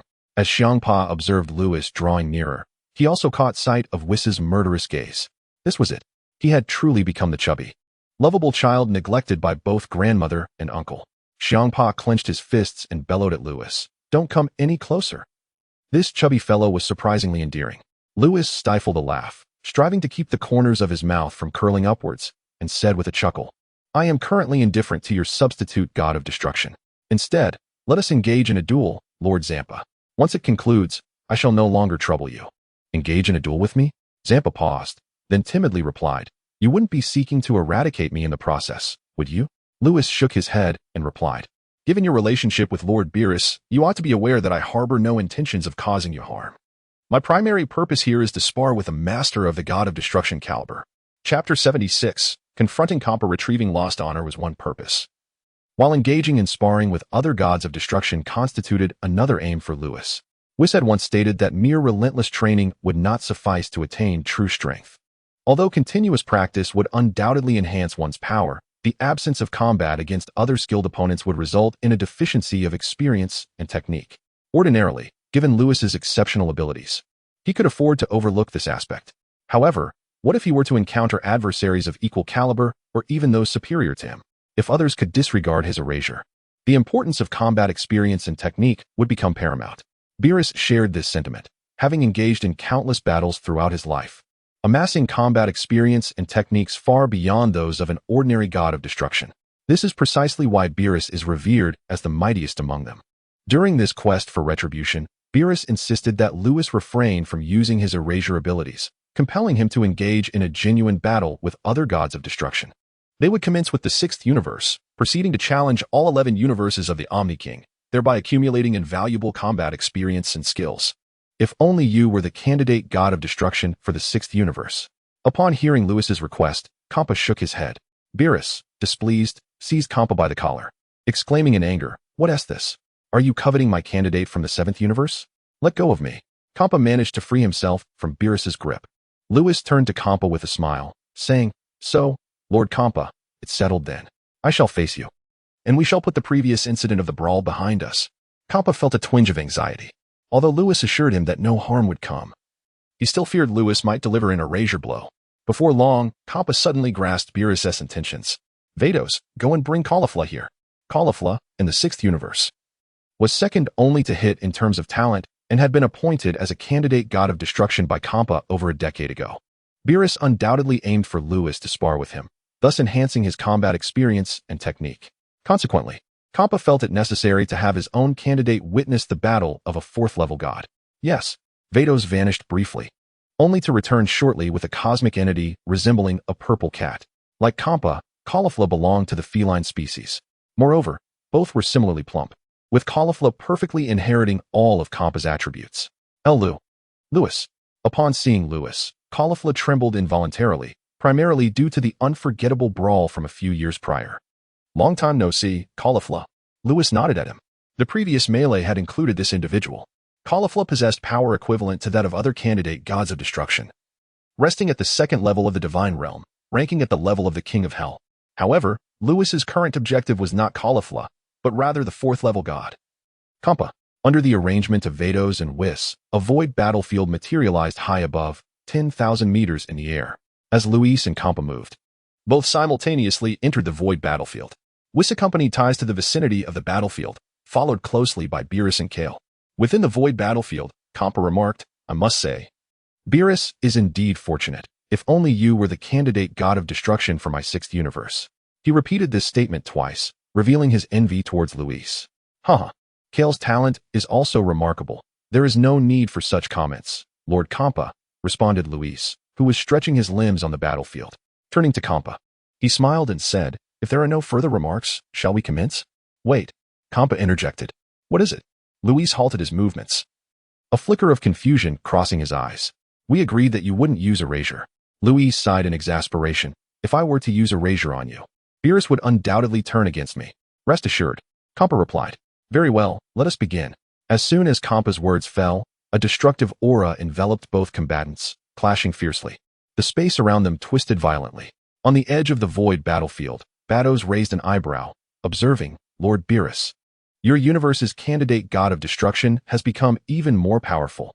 In a previous sparring match years ago, Luis had not attained the divine realm even when exerting his full strength.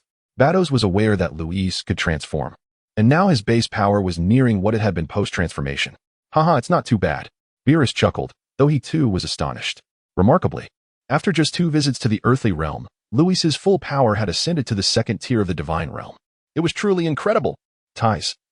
Watching the 2 combatants within the void battlefield, inquired, Whis, do you think Luis can win? Naturally, she hoped her beloved boy would triumph. However, given that Luis's opponent was a renowned god of destruction, she was uncertain about his chances against Kampa. Whis replied calmly, without erasure or other means, it would be quite challenging for Luis to defeat Lord Kampa. Should Luis resort to erasure, winning would be no issue. As for other methods, such as manipulating time and space, while he may not secure victory, he would undoubtedly gain the upper hand. It's akin to when Beerus first entered the state of tranquility and sparred with Luis. Beerus was directly caught off guard. Really? Ties gasped, concerned that if Luis were to lose, he might be very disheartened. Within the void battlefield, the arena was now shrouded in a destructive aura, with powerful forces compressing the space and producing crackling sounds. Kampa and Luis stood in a tense standoff, their auras growing increasingly formidable. Suddenly, Luis made his move. Observing this, Kampa shook his head, noting that the young man was unable to contain his impatience. In an instant, Kampa transformed into a streak of light, darting backward with a clenched fist, launching a devastating punch. The space erupted. A shadow suddenly emerged from the void, and then it fell backward. In merely one exchange, Luis found himself in a passive predicament. However, this was to be expected. In terms of power, Zampa possessed the strength of the 4th level of the divine realm, and he was aware that Luis could disregard any damage, thus he exerted his full strength. Meanwhile, Luis had yet to transform into a Super Saiyan. His base power merely grazed the 1st level of the divine realm, falling short of even reaching the 2nd level. The speed afforded by such power was utterly inferior to that of Zampa, who effortlessly anticipated Luis's movements. In terms of combat experience, the one who strikes first often finds themselves at a disadvantage. As soon as Luis made his move, Zampa discerned his intentions, allowing him to counter with ease. After all, despite Zampa's corpulence, he was a god of destruction, having engaged in countless battles. His combat experience was not something Luis could hope to rival. Chapter 77, Strength Through Adversity. How astonishing. Luis crashed down onto the void battlefield with tremendous force, springing back up like a fish, twisting his neck and limbs. His joints crackled as he surveyed the portly figure above him. In just one exchange, he discerned the vast chasm that separated the 2 combatants. Truly, he was a god of destruction. With a bellow, Luis radiated a golden light, his hair instantaneously transforming into a brilliant golden hue, enveloped in a violet aura of destruction. Gold and purple intertwined, casting an almost blinding brilliance. Super Saiyan at full power. Dimension, Divine Realm. Power level, second tier of divine realm. This was a strength he had cultivated while training in the hyperbolic time chamber, mastering the laws of time and space. His ordinary power had grazed the threshold of the divine realm, and upon transforming into a Super Saiyan at full power, his strength surged directly into the second tier of the divine realm. To conceal such power from a God of Destruction level master would be sheer folly. Lewis unleashed his full might, transforming into a streak of light that darted through the void toward Kampa. The void battlefield echoed with Lewis's voice. "Be careful, Lord Kampa. Are you using your full strength? Ha ha ha, bring it on." In the sky, Kampa licked his lips with a hint of excitement at the prospect of engaging with this seemingly indomitable opponent. Here it comes. A sphere of destructive energy hurtled toward him, causing the surrounding space to distort violently. With a resounding boom, Kampa raised his fist and smashed the purple energy sphere, which burst into a dazzling spectacle of light, scattering like fireworks from the heavens. The scene was breathtaking. However, with a sudden crash, Lewis materialized behind Kampa, delivering a sweeping kick that unleashed a powerful force, creating a tempest in the void. Kampa quickly attempted to block. Boom! It was as if he had been struck by a nuclear explosion. The power of the second tier of the divine realm erupted. Kampa's expression shifted slightly as he was forced back several hundred meters. What a remarkable boy! Just as Kampa was momentarily taken aback, Lewis vanished once more. Yet, even with the power of the second tier of the divine realm, Lewis's speed remained insufficient. Despite being momentarily distracted, Kampa could still react. Kampa twisted his body and vanished from sight. Bang! Bang! In an instant, two luminous figures entwined in the sky. Within the blink of an eye, the two had exchanged countless blows. Clang! Clang! Clang! Immunity to all, as every attack struck Lewis. The cacophony of explosions ringing out was deafening. An endless light blossomed, blinding all who beheld it, as two phantoms battled from the heavens to the earth. The energy waves from their skirmish surging forth like a deluge, expanding outward. Space warped. The magnetic field was in disarray. 10 minutes passed. Kampa grew increasingly alarmed. In these fleeting moments, Lewis had absorbed knowledge like a sponge soaking up seawater. His combat experience and technique skyrocketed. It wasn't that Whis had failed to train Lewis in combat skills before. Rather, Lewis's previous strength had been far too feeble. Previously, Lewis possessed a combat power of merely 75 billion, still within the realm of mortals. The training that Whis provided to Lewis in combat skills was merely limited to the level of a candidate destroyer god. The gap in combat prowess at the level of a destroyer god was simply too vast for Lewis to bridge. Who would have imagined that in the subsequent years, Lewis would only visit the heavenly realm twice, yet his power surged to the second tier of the divine realm? This revelation caught Whis completely off guard. On the edge of the void battlefield, the two combatants continued their duel. Lewis's growth was evident to the naked eye. Witnessing this, Kyle swallowed hard, exclaiming in disbelief. Goodness, this kid is still human. Not only was Kyle astonished, but also Bados, whose grip on her staff tightened, her knuckles paling in disbelief. In fact, a few years prior, Bados had met with the Grand Minister alongside other angels, where she learned of Lewis's unique identity, even his connection to the Omni King. Yet, just a few years later, Lewis's power had ascended to the second tier of the divine realm. After merely a few minutes of battling with Kampa, Lewis's combat skills and experience were nearly on par with Kampa himself. Whis, your Lewis is astonishing, Bados exclaimed, her mouth agape in wonder. Upon hearing this, Ties puffed up her cheeks, retorting, what my Lewis does is none of your business. Ha ha ha, this kid has always been a freak. I've grown accustomed to it. Whis chuckled lightly. It's rather average. Beerus crossed his arms, humming a cheerful tune, clearly in high spirits. No one even asked how you are. Whis and Bados' mouths twitched slightly in response. Soon, the attention of the onlookers shifted back to the void battlefield. Within it, Lewis's destroyer attire lay in tatters, revealing his robust muscles, while Kampa remained unscathed. This disparity made it evident that Lewis was being overwhelmingly dominated. In the sky, the two locked eyes once more before clashing again. A resounding thud echoed as a fist struck Lewis's face. Immunity. Lewis disregarded the damage but was forcefully sent flying. A purple beam of light streaked through the sky, rapidly pursuing him, revealing a hefty figure relentlessly pummeling Lewis. In the midst of the assault, Lewis seized an opportunity and delivered a punch to Kampa's face. Boom. Kampa's expression contorted in an instant as a fong flew from his mouth. You little. Kampa roared in fury, launching a frenzied attack on Lewis. The purple aura of destruction churned violently, resembling waves crashing against the barriers of the void battlefield, one after another. As several more minutes passed, Lewis's combat instincts had developed to a point where he could keep pace with the seasoned destroyer god. Yet, due to the disparity in power, Lewis was unable to pose a genuine threat. After Kampa managed to send Lewis flying once again, his heart raced wildly. What on earth is this freak? Ha ha ha, exhilarating. Come again, Lord Kampa. In truth, Lewis's strength was inferior to Kampa's, with the second tier of the divine realm pale in comparison to the fourth tier. Although the disparity remains vast within the realm of divinity, each layer of power is exceedingly distinct. However, the power of the second layer of the divine realm already belongs to the caliber of a candidate for the God of Destruction, qualifying one to comprehend the combat techniques of such a deity. Primarily, it must be noted that if another candidate for the God of Destruction were to engage with Xiang Pa, they would undoubtedly be annihilated. Yet this individual is Lewis. Lewis possesses the extraordinary ability to disregard any harm. Each strike he endures enhances his combat skills. As Lewis was propelled into the air, he brought his hands together. A flicker of violet light began to shimmer. The atmospheric pressure around him surged dramatically, transforming the void battlefield into a veritable pressure cooker. Destruction. A resounding crash erupted. A cascade of violet brilliance illuminating the surroundings. What a remarkable boy. Xiang Pa laughed heartily, though one of his feline fangs had vanished. His aura surged exponentially, raising one hand while his lips quivered slightly. Destruction. A vibrant hum resonated through the cosmos as two forces of destruction clashed head-on. The overwhelming breath of devastation spread forth, threatening to rupture the void battlefield itself. In the next moment, the two forces of destruction collided.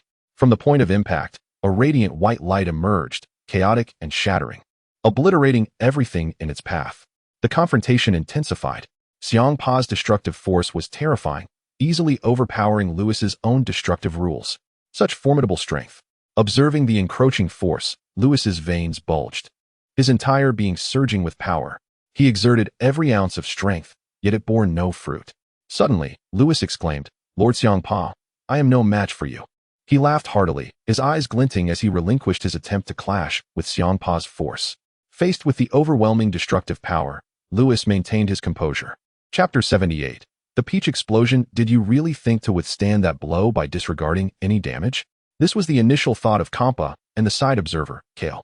However, in the void of the battlefield, Beerus and Whis suppressed their laughter. Bardos, her brows furrowed, inquired, "What is so amusing?"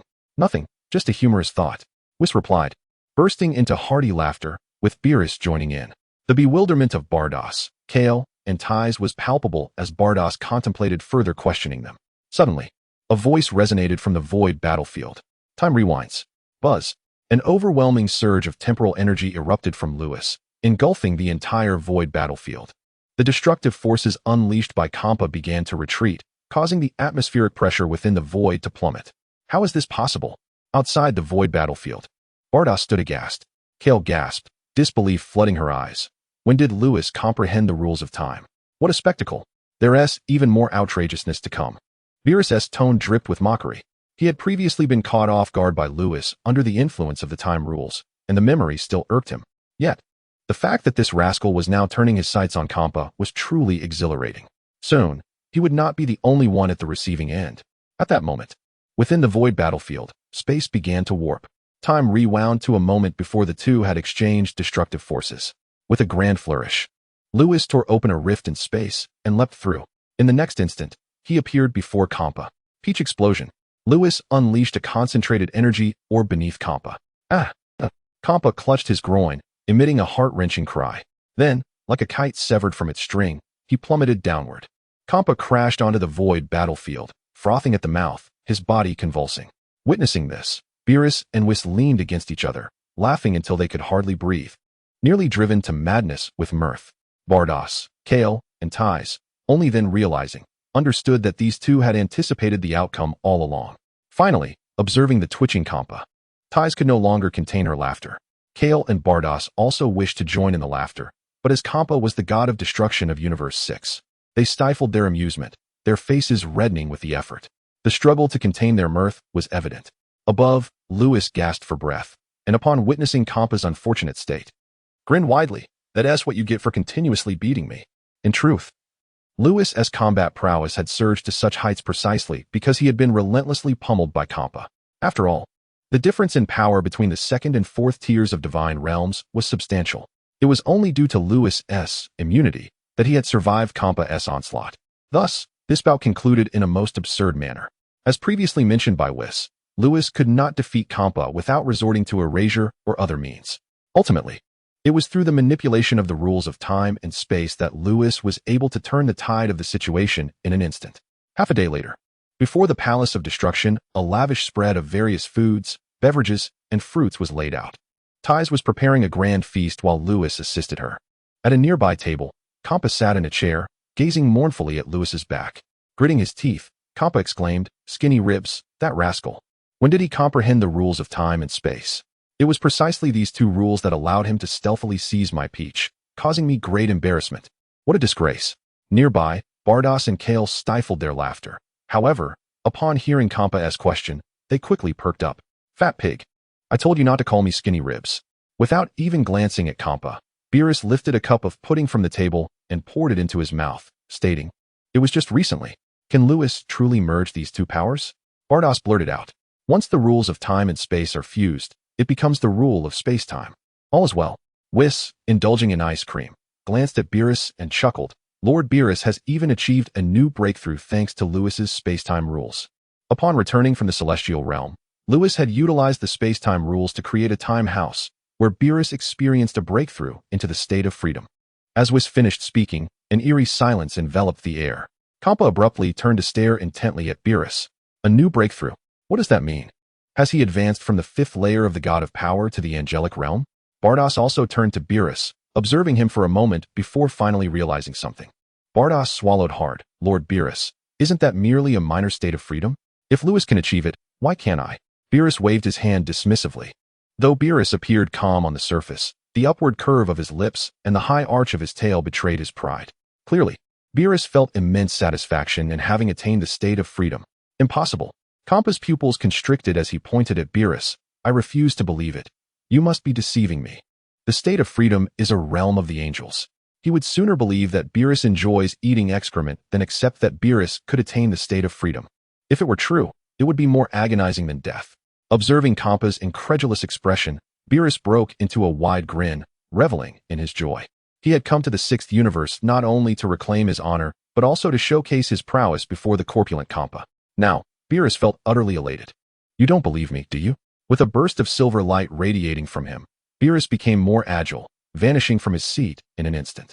The next moment, he appeared beside Kampa and gave him a sharp rap on the head. "Do you believe me now?" "Ouch." Xiang Pa cradled his head, his eyes aflame with determination. "Thin ribs, I challenge you to a duel. Dear Xiang Pa, let us first savor this grand feast, and we shall engage in battle afterward." At that moment, Lewis and Ta-Se approached, bearing the delectable dishes they had prepared. Even before their arrival, the enticing aroma of the food wafted through the air. Xiang Pa and Beerus, akin to eager puppies, had their noses twitching, eyes squinted, and tails wagging in anticipation. Lewis placed the tempura, sushi, and takoyaki crafted by Ta-Se upon the dining table. In an instant, Beerus transformed into a silvery streak of light, swiftly returning to his original position beside Xiang Pa. Once Ta-Se presented the final dish, the two brothers summoned all their strength to hastily grasp the culinary delights from the table. "Oh, how I have longed for Earth's exquisite cuisine. It is simply divine. Why is such culinary artistry absent in Universe 6? Having tasted it once, the memory lingers. Without it, how shall I endure?" As Xiang Pa indulged, tears welled in his eyes, exuding a poignant blend of longing and despair. Chapter 79. The True Power of the Dark Demon Realm in the Realm of Self-Liberation, with Rules of Time and Space, and the Essence of Obliteration. Why is this so? Zampa incessantly stuffed his mouth with food, casting a glance at Kyle beside him. My prospective God of Destruction is not even as formidable as Lewis. Despite being part of the same twin universe, my sixth universe lacks a planet like Earth. The most infuriating aspect is that this scrawny figure has comprehended the realm of self-liberation. The more Zampa spoke, the angrier he became. Shoving a few more octopus balls into his mouth as he exclaimed, "Why must all the good fortune be seized by this skinny wretch? Tiz, your culinary skills are exquisite. Perhaps I should eliminate Kyle and have you remain in my sixth universe as the candidate for God of Destruction." Zampa then turned his head, gazing pitifully at Tiz, who sat next to Lewis. Kyle, who was voraciously indulging in his meal, rolled his eyes. "I'm still here. Is it really appropriate to say such things?" "Lord Zampa, kindly silence yourself." Bados interjected, exasperated, lamenting his misfortune in having such a god of destruction. I was merely jesting, Zampa retorted, retracting his neck. Intimidated by the fierce demeanor of the female tiger. Suddenly recalling something, Zampa hurriedly asked, by the way, Ties, do you have any instant noodles left? It is the most delectable thing I have ever tasted. At the dining table, everyone wore a look of exasperation, wondering when this gluttonous individual would cease. Ultimately, Beerus could no longer endure it and tossed Zampa a universal capsule, filled with the instant noodles Lewis had given him. The hefty fellow finally revealed a satisfied smile. At that moment, Bados turned to Lewis. Lewis, what prompted you to take action against Katra? The atmosphere at the dining table shifted subtly. Zampa and Kyle, the two hefty figures, fixed their gazes intently on Lewis. They had recently received news that the fourth universe had acquired a new god of destruction, who had been eliminated by Lewis's obliteration. Obliteration, that is a supreme law. Only those of priestly rank are qualified to comprehend such power. Who could have anticipated that Lewis had mastered it? However, the reason behind Lewis's decision to kill Katra remained a mystery to both Zampa and Kyle. Lewis picked up a napkin to dab at the corners of his mouth, glancing at Zampa and the others, then at Beerus, who nodded in reassurance, indicating that this hefty figure was one of their own, and there was no need for concern. Only then did Lewis feel at ease. Indeed, despite the constant bickering between Beerus and Zampa, the bond of brotherhood between these two was unparalleled. After that spar, Katra ambushed me, and he colluded with the dark demon realm. Lewis began to speak slowly. The others at the table held their breath, captivated by Lewis's account. Lewis revealed the entire truth. Tize's heart raced as she listened, astonished to discover that her Lewis had encountered such tumultuous events. That despicable rat dared to ambush you. As Kampa rose from his seat, his gaze turned icy as he remarked, indeed, given that treacherous nature of that wretched rat, he would never tolerate the existence of a genius like you in the seventh universe. After all, he has had a long-standing feud with Beerus. In truth, it is not just Beerus who has enmity with Katra. He has had numerous minor skirmishes with Katra as well. Cats and mice are inherently at odds. Kampa settled back onto his chair, casting a glance at Lewis. I did not expect you to have ventured into the dark demon realm.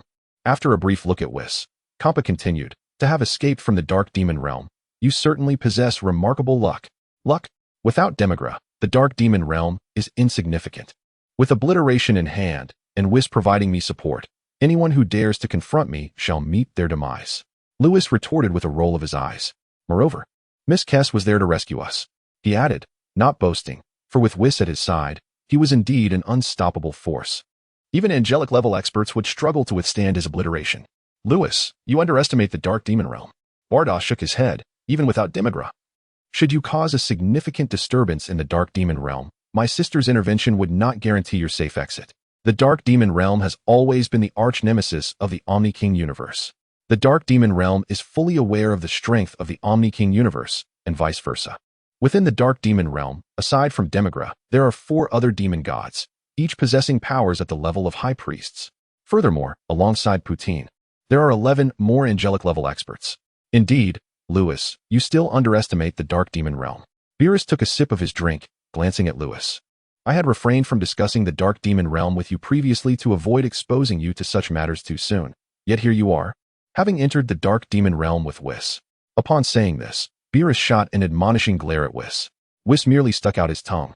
Having initially thought that Lewis would merely kill someone and leave, never anticipating the chaos he would unleash. Upon hearing Beerus and Bardos, Lewis froze, turning to Whis. Whis, is it true? What Lord Beerus and my sister said is correct. The reason we were able to leave the dark demon realm safely must be due to some occurrence there. Whis nodded, recounting the formidable experts of the dark demon realm, ultimately stating, it is highly likely that the other demon gods have entered a slumber, which is why my sister intervened, granting us the chance to escape. Whis's conjecture was indeed accurate. The other demon gods of the dark demon realm had succumbed to slumber. Gulp. Lewis swallowed hard, feeling beads of sweat forming on his back. The dark demon realm harbors 4 additional demon gods, each of whose powers rival the high priest level. Unlike angelic level beings, those at the high priest tier can easily disregard his nascent obliteration and impose a permanent seal upon him. Now you are apprehensive, are you? Perhaps you should refrain from such reckless behavior in the future. Whis chuckled, for he was merely attempting to instill a sense of caution in Lewis. It is not to say that the formidable beings of the dark demon realm are mere illusions. Rather, it is to assert that even in the absence of his elder sister, they would have found a way to escape from the dark demon realm. The individual he had summoned was his father, though it was his sister who manifested instead. Given that his father is now aware of the situation, their safety is assured. One must bear in mind that his father's power far exceeds that of a mere high priest. Upon your return from the dark demon realm, my initial intention was to expedite your ascension to the divine realm, followed by a meticulous refinement of your combat skills. For the dark demon realm has already set its sights upon you. With profound significance in his gaze, Vis looked at Lewis. Who could have anticipated that after your 2 visits to the celestial realm, your strength would have ascended to the 2nd tier of divinity? The celestial realm? The others were perplexed, questioning the nature of this celestial realm, while Xiangpa and the others were unaware of what the celestial realm entailed. Beerus had already gleaned information about the former high priest from the Sins of Beings. The former high priest resides within the celestial realm. Chapter 80. The teachings of Whis. Amidst the perplexed gazes of the crowd, Whis deftly shifted the topic of conversation.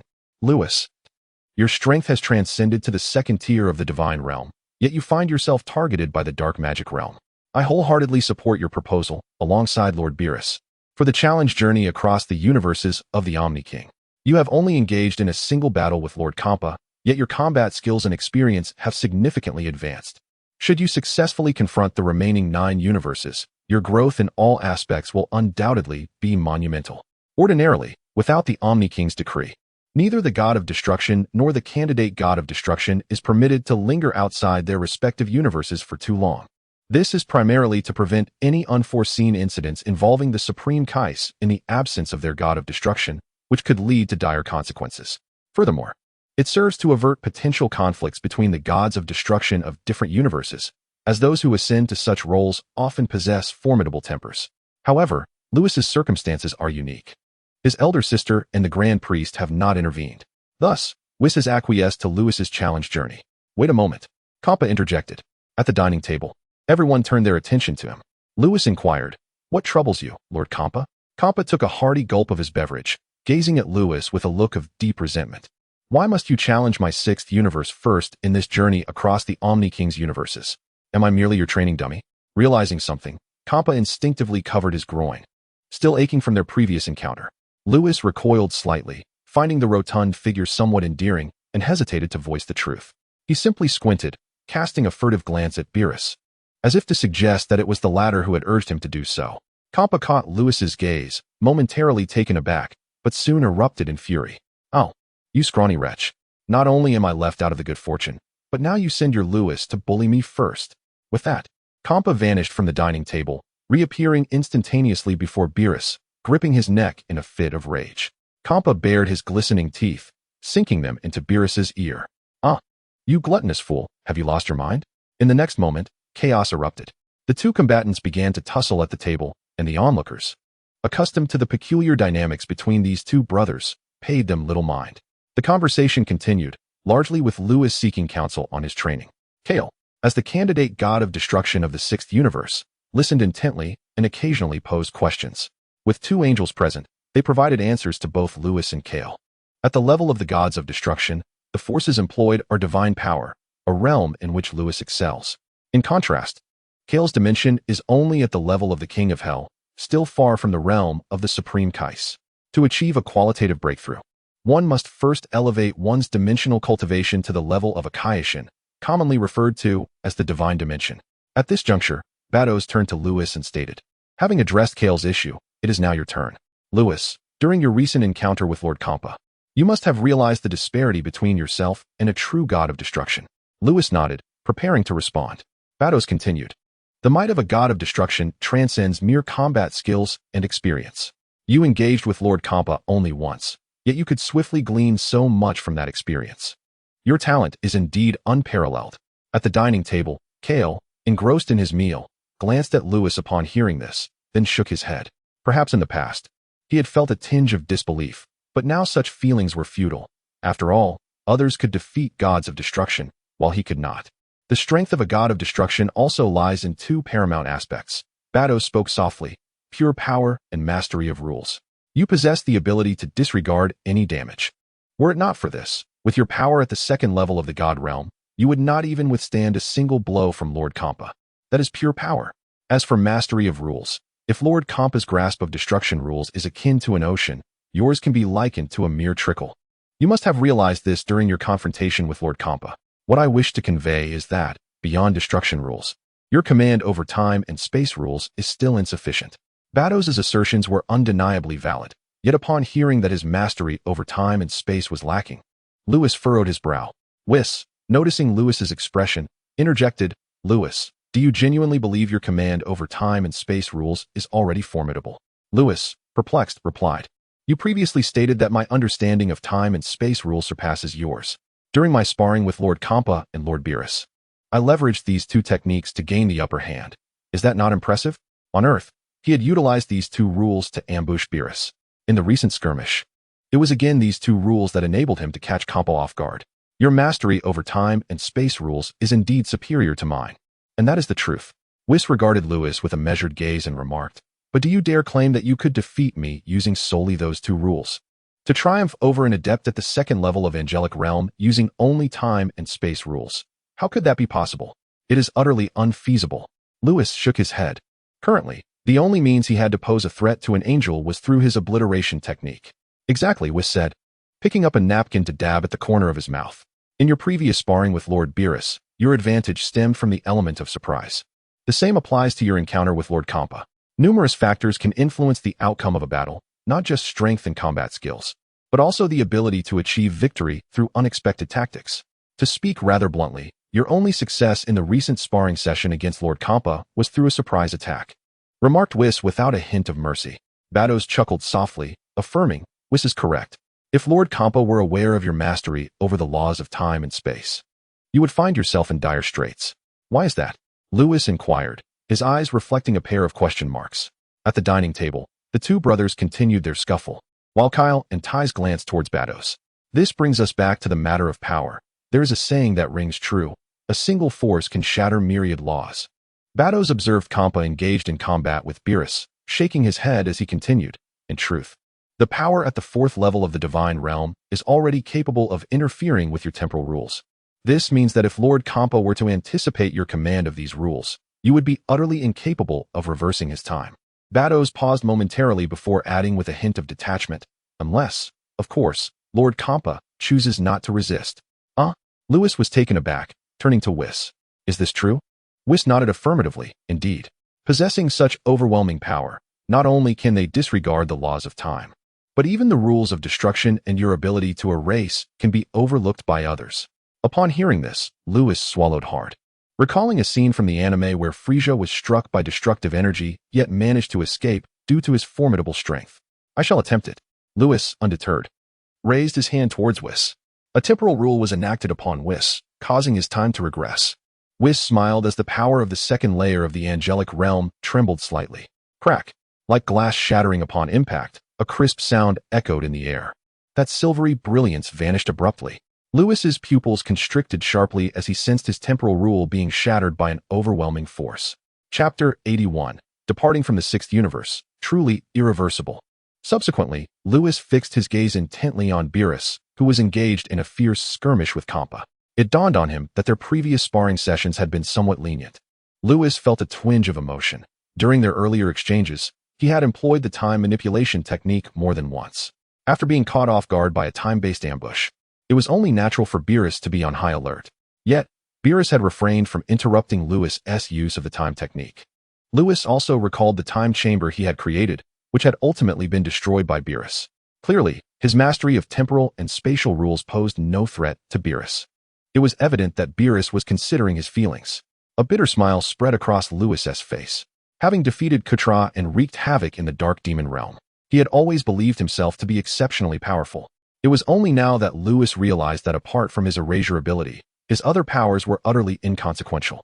At that moment, panting heavily, Beerus finally finished his battle, rising from the ground, and was taken aback by the look in Lewis's eyes. Why do you look so sappy? He exclaimed. Initially moved, Lewis rolled his eyes at Beerus's remark, prompting laughter from the others. Just then, Kampa emerged from beneath the table, his face bruised and swollen, glaring at Beerus and bellowing, "Damn you, skinny bones. If you have the guts, don't use your Ultra Instinct." The utter childishness of their brawl, employing Ultra Instinct, drew amusement from everyone present. The gathering soon came to an end. This bout and the guidance from Beerus had imparted much to Lewis. he did not hasten to depart, lingering in the 6th universe for another month. During this month, Lewis sparred several times with Kale. In various aspects, he may still fall short of a true God of Destruction, but when compared to Kale, a candidate for the role, Lewis found himself fully capable of overwhelming her. Against the 10 other candidates for God of Destruction, he was confident he would not falter. After his sparring session with Kale, Lewis also practiced with Beerus. While they trained, Beerus imparted various combat techniques, substantiating the advice he had previously shared at the dining table. Ultimately, Beerus stated that mere words were futile, mastery of combat techniques, power control, and the application of rules could only be truly grasped through practical experience. Upon concluding their sparring with Beerus, Lewis and his companions expressed their intent to depart. Their next destination would be the 1st universe. "You glutton, save some of that instant noodles I provided you," Beerus remarked, standing before the palace, eyeing Kampa. "Enough chatter. Just get lost," Kampa retorted, though his eyes sparkled with amusement. "Lord Kampa, Miss Beerus, Kale, thank you for your guidance. Until we meet again." Lewis and Tyze waved farewell to Beerus and the others. Whis waved his staff, delivering a message to Bardos before departing. And then they transformed into a cascade of vibrant colors, soaring into the sky. Upon receiving the message, Bardos's pupils constricted sharply. The former high priest had appeared in the 7th universe. Within the confines of a spatial tunnel, a shuttling cube sped through the cosmos. Beerus turned to Lewis with a smile, inquiring, "How do you find this bout, Lewis?" Lewis shook his head, acknowledging, "I underestimated the prowess of those at the 4th level of the realm of the gods." "Haha, do you believe that because you can vanquish Katra, you are truly formidable?" Whis glanced over. Lewis, feeling somewhat resigned, nodded. "Your ability to defeat Katra is attributed to your erasure techniques, indeed. Every being capable of becoming a God of Destruction should not be underestimated." Whis chuckled. "Lewis, your journey is still quite lengthy." Lewis nodded in agreement. During the month spent in the 6th universe, he came to recognize his shortcomings. In addition to his lack of combat finesse, his grasp of the rules was notably inadequate. Of course, the rules in question pertained to the laws of time and space. As for the rules of destruction, he had a commendable understanding, surpassing all other candidates for the role of God of Destruction. However, his comprehension of time and space laws left much to be desired. If the rules were categorized into 10 tiers, Lewis's understanding of destruction rules would place him at the 5th tier, barely passing. In contrast, his mastery of time and space rules barely reached the 2nd tier. To quote Bardos, "To effectively utilize time and space rules in battle, one must first cultivate these 2 types of rules to a level equivalent to that of destruction rules." Very well, let us now proceed to the 1st universe and commence our journey from there, traversing through to the 11th universe. Whis stated, "I believe that following this challenging expedition, you will experience significant growth." In the 7th universe, Lewis had been away from Earth for half a year. During this time, Goku and Chi-Chi had wed. According to the typical timeline of Dragon Ball, their marriage was delayed by a full 3 years. However, fortune smiled upon them as Chi-Chi soon conceived after their nuptials. Earth was undergoing transformations, and the North Galaxy was experiencing its own changes. The invasion by Cooler had previously plunged the North Galaxy into chaos. Nevertheless, with Bardock successfully transcending to Super Saiyan, he, alongside Goku and Vegeta, united to defeat Cooler, restoring stability to the North Galaxy. Following this triumph, the Saiyans gained increasing recognition, particularly with the legend of the Super Saiyan spreading throughout the North Galaxy and even reaching other galaxies. As members of the Galactic Patrol, the Saiyans' prestige soared to unprecedented heights. Furthermore, there was news of another boon for the Saiyans. They had welcomed yet another Super Saiyan into their ranks. Chapter 82. The individual breaking through is none other than King Vegeta. Initially, King Vegeta possessed a combat power of merely 2 million. However, spurred on by Bardock's transformation, he was profoundly motivated. Over the course of 6 months, he exerted himself to the utmost, ultimately elevating his base combat power to 3 million. Subsequently, under Bardock's influence, he entered a state of unparalleled fury, successfully transforming into the 5th Super Saiyan of the Saiyan race. The breakthroughs of Bardock and King Vegeta instilled hope in all Saiyans. Upon achieving his transformation into a Super Saiyan, Bardock declared that 2 conditions must be met to attain this form. First, one must possess a certain level of foundational combat power. Second, one must experience extreme rage. The success of King Vegeta's transformation revealed to the Saiyan race that Bardock's words held truth. Fulfilling these 2 conditions would enable one to transcend into a Super Saiyan. What the Saiyan race remained oblivious to, however, was the existence of a third condition, the activation of a sufficient number of S cells. To date, aside from Bardock, King Vegeta, Goku, Vegeta, and Lewis, the S cells within the other Saiyans had yet to be adequately activated. Consequently, in the foreseeable future, the emergence of new Super Saiyans among the Saiyan race appeared unlikely. Nevertheless, the Saiyans remained unaware of this fact, tirelessly training and striving to elevate their combat power beyond 3 million, as King Vegeta's combat power upon his transformation was precisely 3 million. On this day, in the Earth's Bowsy Mountain, Goku was accompanying his pregnant wife, Chi-Chi, while Bardock and Jine were also present. Suddenly, a voice resonated from above. Goku, trouble is brewing. Goku was momentarily taken aback. Was that not the voice of King Kai? Lord King Kai, what has happened? Last time King Kai spoke in such a tone, it heralded the arrival of Cooler. Could there be a new adversary? Goku, Bojack has appeared. King Kai's voice was laced with urgency. Who is Bojack? Goku furrowed his brow and looked up, pondering. Is Bojack stronger than Cooler? These two are not even in the same league. Soon, King Kai elucidated Bojack's identity. Bojack was a villain intent on wreaking havoc across the 4 major galaxies. Many years prior, the 4 Kai had united to seal Bojack and his minions away. Bojack and Cooler were not comparable. In fact, one Bojack surpassed 100 Coolers. King Kai exclaimed anxiously. If Lewis had been present to hear King Kai's words, he would undoubtedly have found no reason to question them. In the anime, Bojack and his 4 subordinates had been securely sealed away.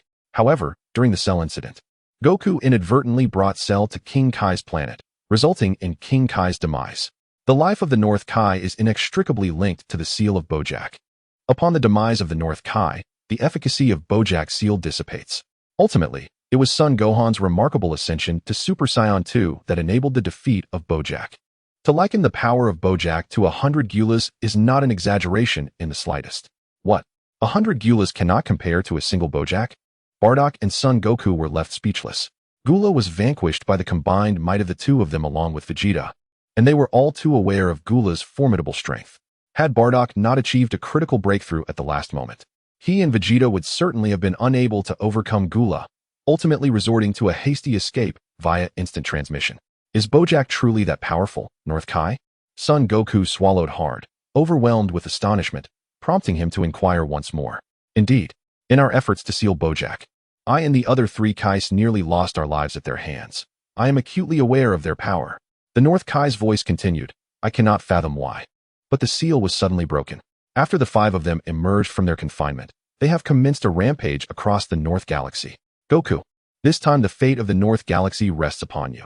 The North Kai initially intended to convey this message, but upon reflection, he reconsidered the vast disparity in strength between Son Goku and Bojack, ultimately refraining from uttering those words. The reality was that Bojack was exceedingly powerful. Allowing Son Goku to engage would be tantamount to sending him to his demise. Having initially been impulsive, the North Kai fell silent as he contemplated the potential consequences. Son Goku, puzzled by the North Kai's sudden silence, pressed his finger to his brow to sense the situation.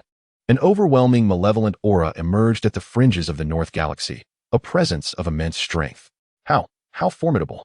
How wicked! The aura of Bojack caused Son Goku to recoil 2 steps in trepidation. What is it, Kakarot? Bardock inquired urgently. Father, the North Kai speaks the truth. Bojack is indeed powerful. A fervent glint ignited in Son Goku's eyes. Bardock noticed the expression on Son Goku's face and paused momentarily before shaking his head.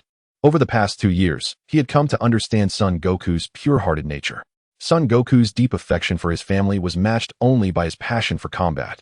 He never faltered in the face of formidable foes, embodying the essence of a true martial enthusiast. It was only when confronted with a formidable adversary that Son Goku exhibited such fervor. Clearly, this newly emerged enemy was exceptionally strong. At that moment, the North Kai interjected. Goku, you must not concern yourself with Bojack. I will devise a means with the other Kais to reseal him. You must not seek out Bojack. With that, the North Kai concluded the communication. Although the North Kai had issued this warning, the fervent glimmer in Son Goku's eyes remained undiminished, intensifying instead. Father, are you intent on battling Bojack? Bardock chuckled softly. Son Goku nodded vigorously. You possess the ability of instantaneous travel. Whenever you wish to depart, no one can detain you. Go forth, but do exercise caution. Bardock is well aware of his second son's temperament. Son Wukong then cast a glance at the expectant Chi-Chi beside him. Chi-Chi gently stroked Son Wukong's face and said, Go ahead, Just be careful. Sun Wukong, filled with delight, exclaimed, then I shall seek out Vegeta at once. Just as he prepared to utilize his instantaneous travel, he suddenly paused. Chi-Chi, you still have a few months before giving birth. I will be cautious. With that, Sun Wukong vanished from his spot. Watching the place where he had just been, Chi-Chi pressed her lips together. In the past, she would have never permitted Sun Wukong to seek out Bojack. However, Tai Si had enlightened her about the latent dangers of the universe. Many times, it is not simply a matter of wanting to escape. She agreed to Sun Wukong's quest for Bojack because it is through continuous battles that he will grow stronger. This way, he can protect their soon-to-be-born child. Only through strength can one safeguard those they cherish. This principle will also serve as her guiding tenet for the child destined to arrive. In the Dark Demon Realm, Lord Demigura, why must we proceed in this manner? Chapter 83. The Conspiracy of Demigula in the Depths of the Dark Forest by the Edge of a Lake. Tova blinked her beautiful eyes, gazing at Demigula. Did we not agree to bring Lord Lewis back? Why has Bojack been released all of a sudden? Demigula's gaze was devoid of any emotion as he glanced at Tova, emanating an icy aura that seemed capable of freezing the entire lake. Tova quickly lowered her head. By the dark waters, two figures stood at the lakeside, ethereal light cascading upon the surface, creating a shimmering spectacle. Silence enveloped the air, as if time itself had come to a standstill. After a while, Demigula lifted his eyes to the sky and remarked calmly, Lord Lewis has been chosen as a candidate for the God of Destruction by the All-King Universe. Until he awakens, who among you, aside from us few demon gods, could possibly retrieve him from the All-King Universe? Tova's realization dawned upon her. She understood that Lord Lewis was still unaware of his identity. He now belonged to the All-King Universe. The All-King Universe and the Dark Demon Realm were inherently antagonistic forces. Should they attempt to take Lewis away, other powerful beings from the All-King Universe would undoubtedly intervene. Even Lewis himself would likely resist, since he could disregard harm and erase it. No one but a demon god could feasibly bring him back. However, it was an impossible endeavor for the 5 demon gods, including Demigula, to infiltrate the All-King Universe, as they were being monitored by the High Priest. But then, Tova nodded, attempting to voice her thoughts. Demigula looked down at her, a wicked smile spreading across his face. Since we cannot retrieve Lord Lewis through ordinary means, we shall employ unorthodox methods. What do you mean? Simply awaken Lord Lewis. Demigula spread his arms wide and laughed heartily. The Dark Demon Realm was created by Lord Lewis himself. Once he awakens, he will surely recall his past. At that moment, Lord Lewis will undoubtedly return to the Dark Demon Realm of his own accord. Upon hearing this, Tova exclaimed with joy, Lord Demigula, how can we facilitate Lord Lewis's awakening? Demigula turned his head, his smile taking on a sinister edge. Awakening the Lord of the Dark Demon Realm is no simple feat. We shall simply corrupt Lord Lewis. Corrupt him? Unseal Bojack? Tova gasped, her eyes widening in realization. Quickly piecing together the two ideas, she exclaimed, Lord Demigula, do you intend to have Bojack annihilate the Saiyan clan? To provoke Lord Lewis into a state of madness? Indeed, Demigula laughed. It is impossible to corrupt a candidate for the God of Destruction through conventional means, for such a candidate embodies the very essence of ruthlessness. Virtually nothing can sway the emotions of a candidate for the God of Destruction. However, no one is without flaws. Even true gods of destruction possess weaknesses. Take Katra, for example. His narrow-mindedness is his Achilles heel.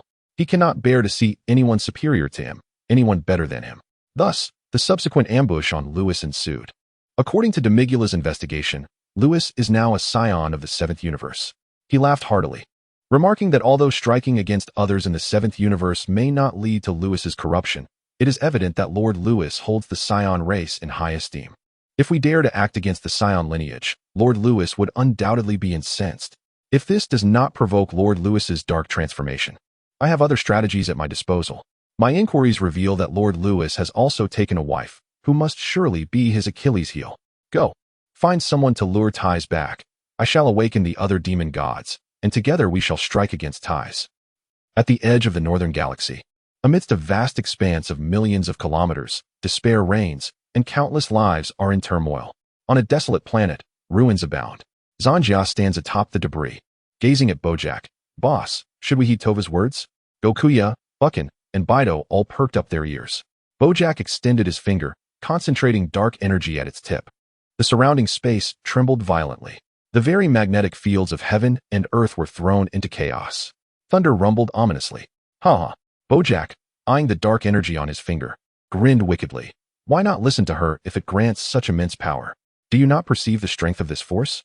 Bojack squinted his eyes and turned to regard Gokuya and the others. Powerful. Zanjia and the others erupted with a black aura, reminiscent of a cosmic explosion, their unparalleled strength obliterating half the planet. Boom. Let us seek out the Saiyan race. Bojack revealed a satisfied smile. Soon, he and his 4 companions boarded their ship, heading towards the Galactic Patrol headquarters. As their vessel soared past a barren planet, a robust young man stood firmly on its surface, staring intently at the sky. This desolate planet is named Wampa. On North Kai's planet, a diminutive figure stood before a dwelling, his antennae trembling vigorously. East Kai, West Kai, South Kai. What has happened to North Kai? At that moment, 3 other voices echoed from the heavens. This is grave news. North Kai's expression turned anxious. The seal on Bojack and his 4 companions has been broken. What? Who? Bojack, were they not sealed by us? The diminutive figure implored for clarity. The other 3 Kais swiftly inquired telepathically. North Kai, drenched in sweat, shook his head. I do not know how it came to pass. They suddenly shattered the seal and are now heading towards the center of the northern galaxy. East Kai proclaimed, if we are not dead, how could Bojack and his crew possibly breach the seal? West Kai retorted, North Kai, as the guardian of the northern galaxy, how can you be unaware of why Bojack broke free? You have truly failed in your duties as a Kai. Upon hearing these words, the Northern Realm King erupted in fury. Do you think I am unaware? They have breached the seal without any forewarning. He paused, realizing that this was not the moment for such discussions. The voice of the Southern Realm King resonated. The fact remains that Bojack and his cohort have broken the seal. As for their reasons, we shall investigate that later. For now, we must devise a strategy to confront Bojack and his followers. Many years prior, Bojack and his gang had clashed with them, and they were well aware of their formidable strength. If they did not take measures to thwart Bojack, the universe would undoubtedly descend into chaos. Chapter 84. Does Lewis enjoy picking peaches? The South King spoke wisely. We must devise a strategy to thwart Bojack and his ilk. Let us seal them once more. The East King and West King communicated telepathically. Seal them again? The North King shook his head, stating, in the past, when the 4 of us sealed them, we expended half our strength, and we have yet to recover. Do you truly believe we can seal them again? As the North King's voice faded, an eerie silence enveloped the sky. Soon, the South King had an epiphany and voiced his thoughts. Ah, North King, did not a few Super Saiyans emerge from your northern galaxy? Why not send them to confront Bojack directly? The South King's tone was laced with envy, for his own southern galaxy lacked such formidable warriors. Indeed, the other 2 kings recalled the legends of the Super Saiyans and echoed the sentiment. They cannot stop him. The North King shook his head. Those Super Saiyans are only slightly stronger than Frieza. Pitting them against Bojack would be less effective than having us 4 old-timers attempt the sealing once more. Initially, the North King had hurriedly sought out Son Goku in a moment of panic. Now, upon reflection, sending Son Goku to confront Bojack would undoubtedly be tantamount to sending him to his demise. Such a notion is utterly unacceptable for the North King. Only marginally stronger than Frieza? They certainly cannot halt Bojack. What shall we do?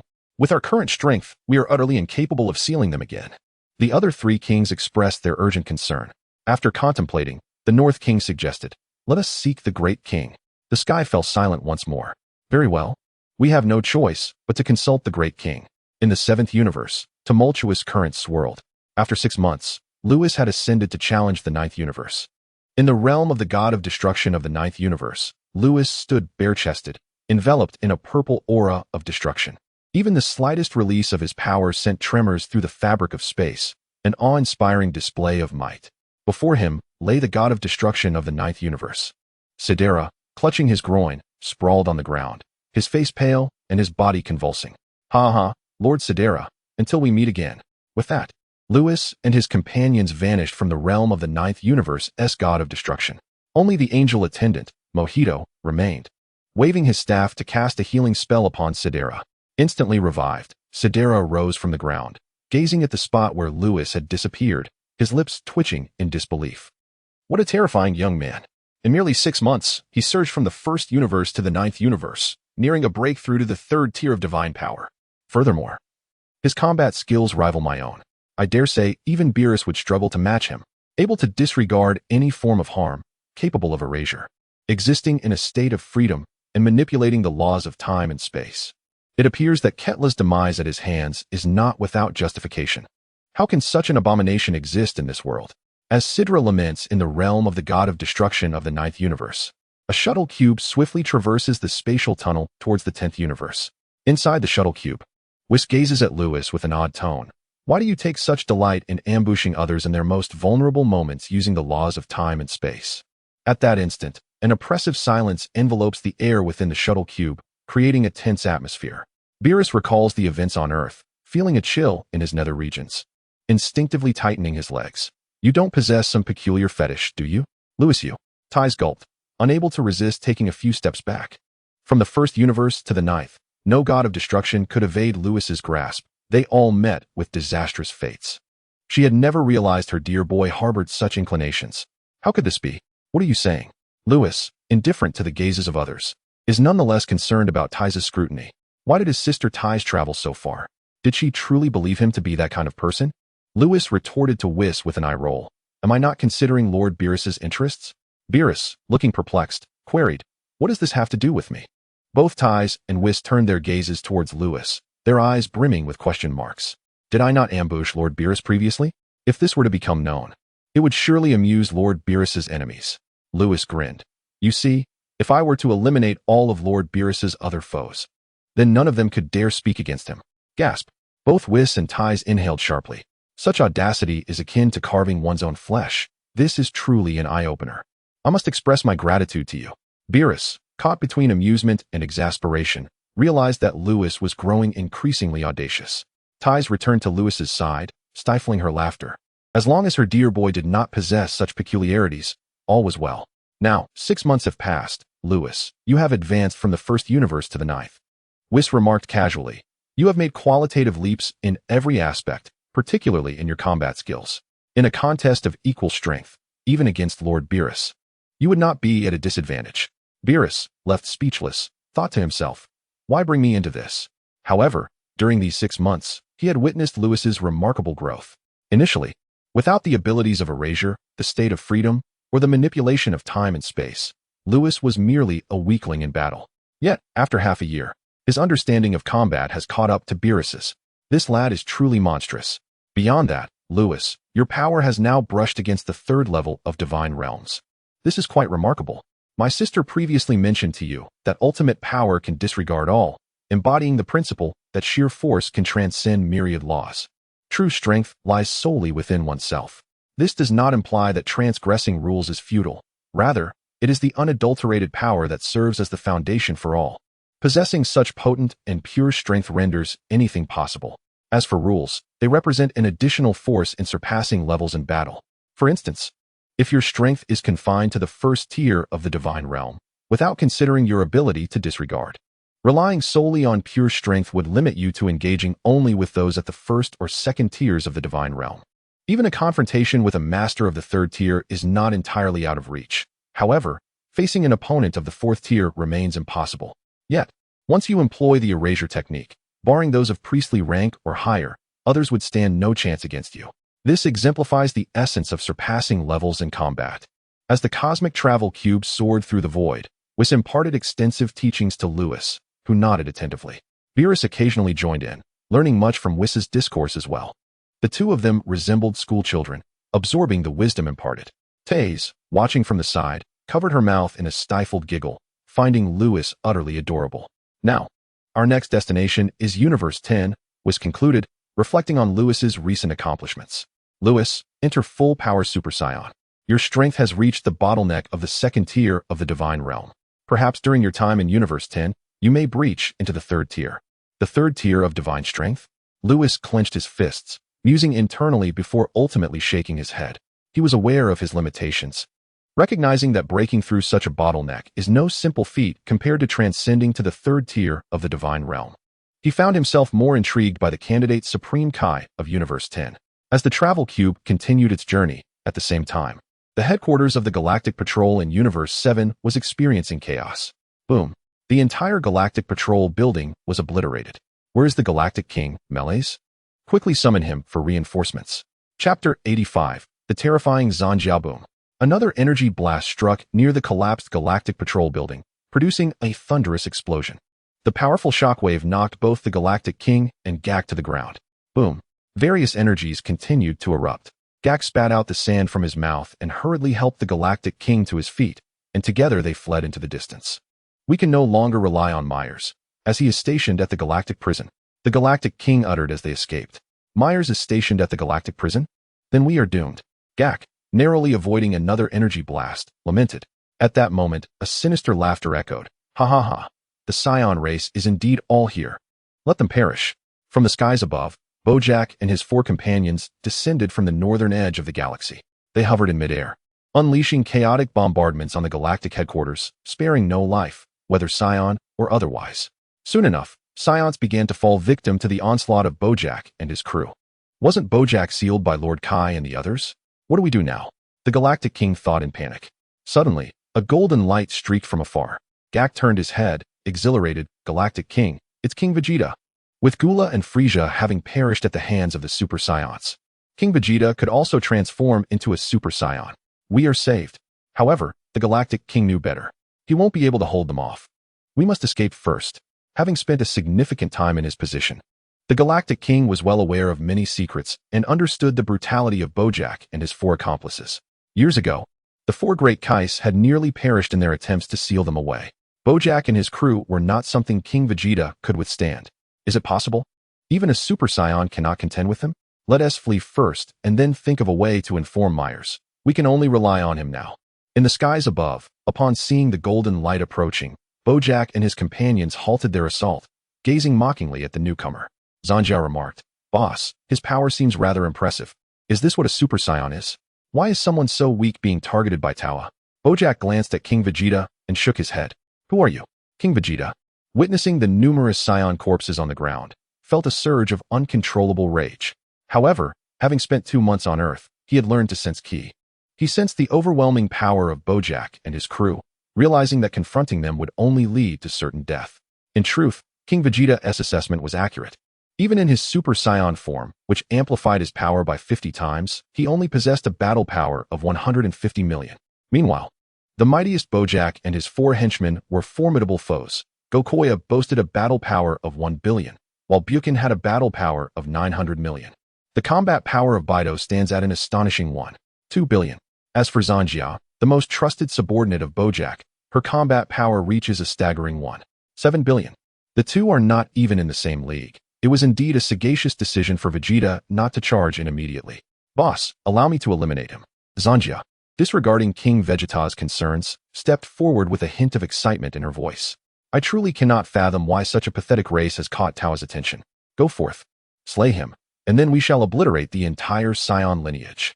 Yes, a glimmer of bloodlust flashed in Zanjia's beautiful eyes as she licked her lips, vanishing from the sky in an instant. The atmosphere turned ominously lethal. A profound sense of impending doom enveloped King Vegeta, whose scalp prickled as he struggled to perceive Zanjia's movements. With a sudden whoosh, her graceful figure flickered through the air, and King Vegeta spat out a mouthful of blood, crashing violently to the ground. Boom! A deep crater formed upon impact. Gasping, King Vegeta clutched his abdomen, blood spilling from his mouth. I am a Super Saiyan. How is this possible?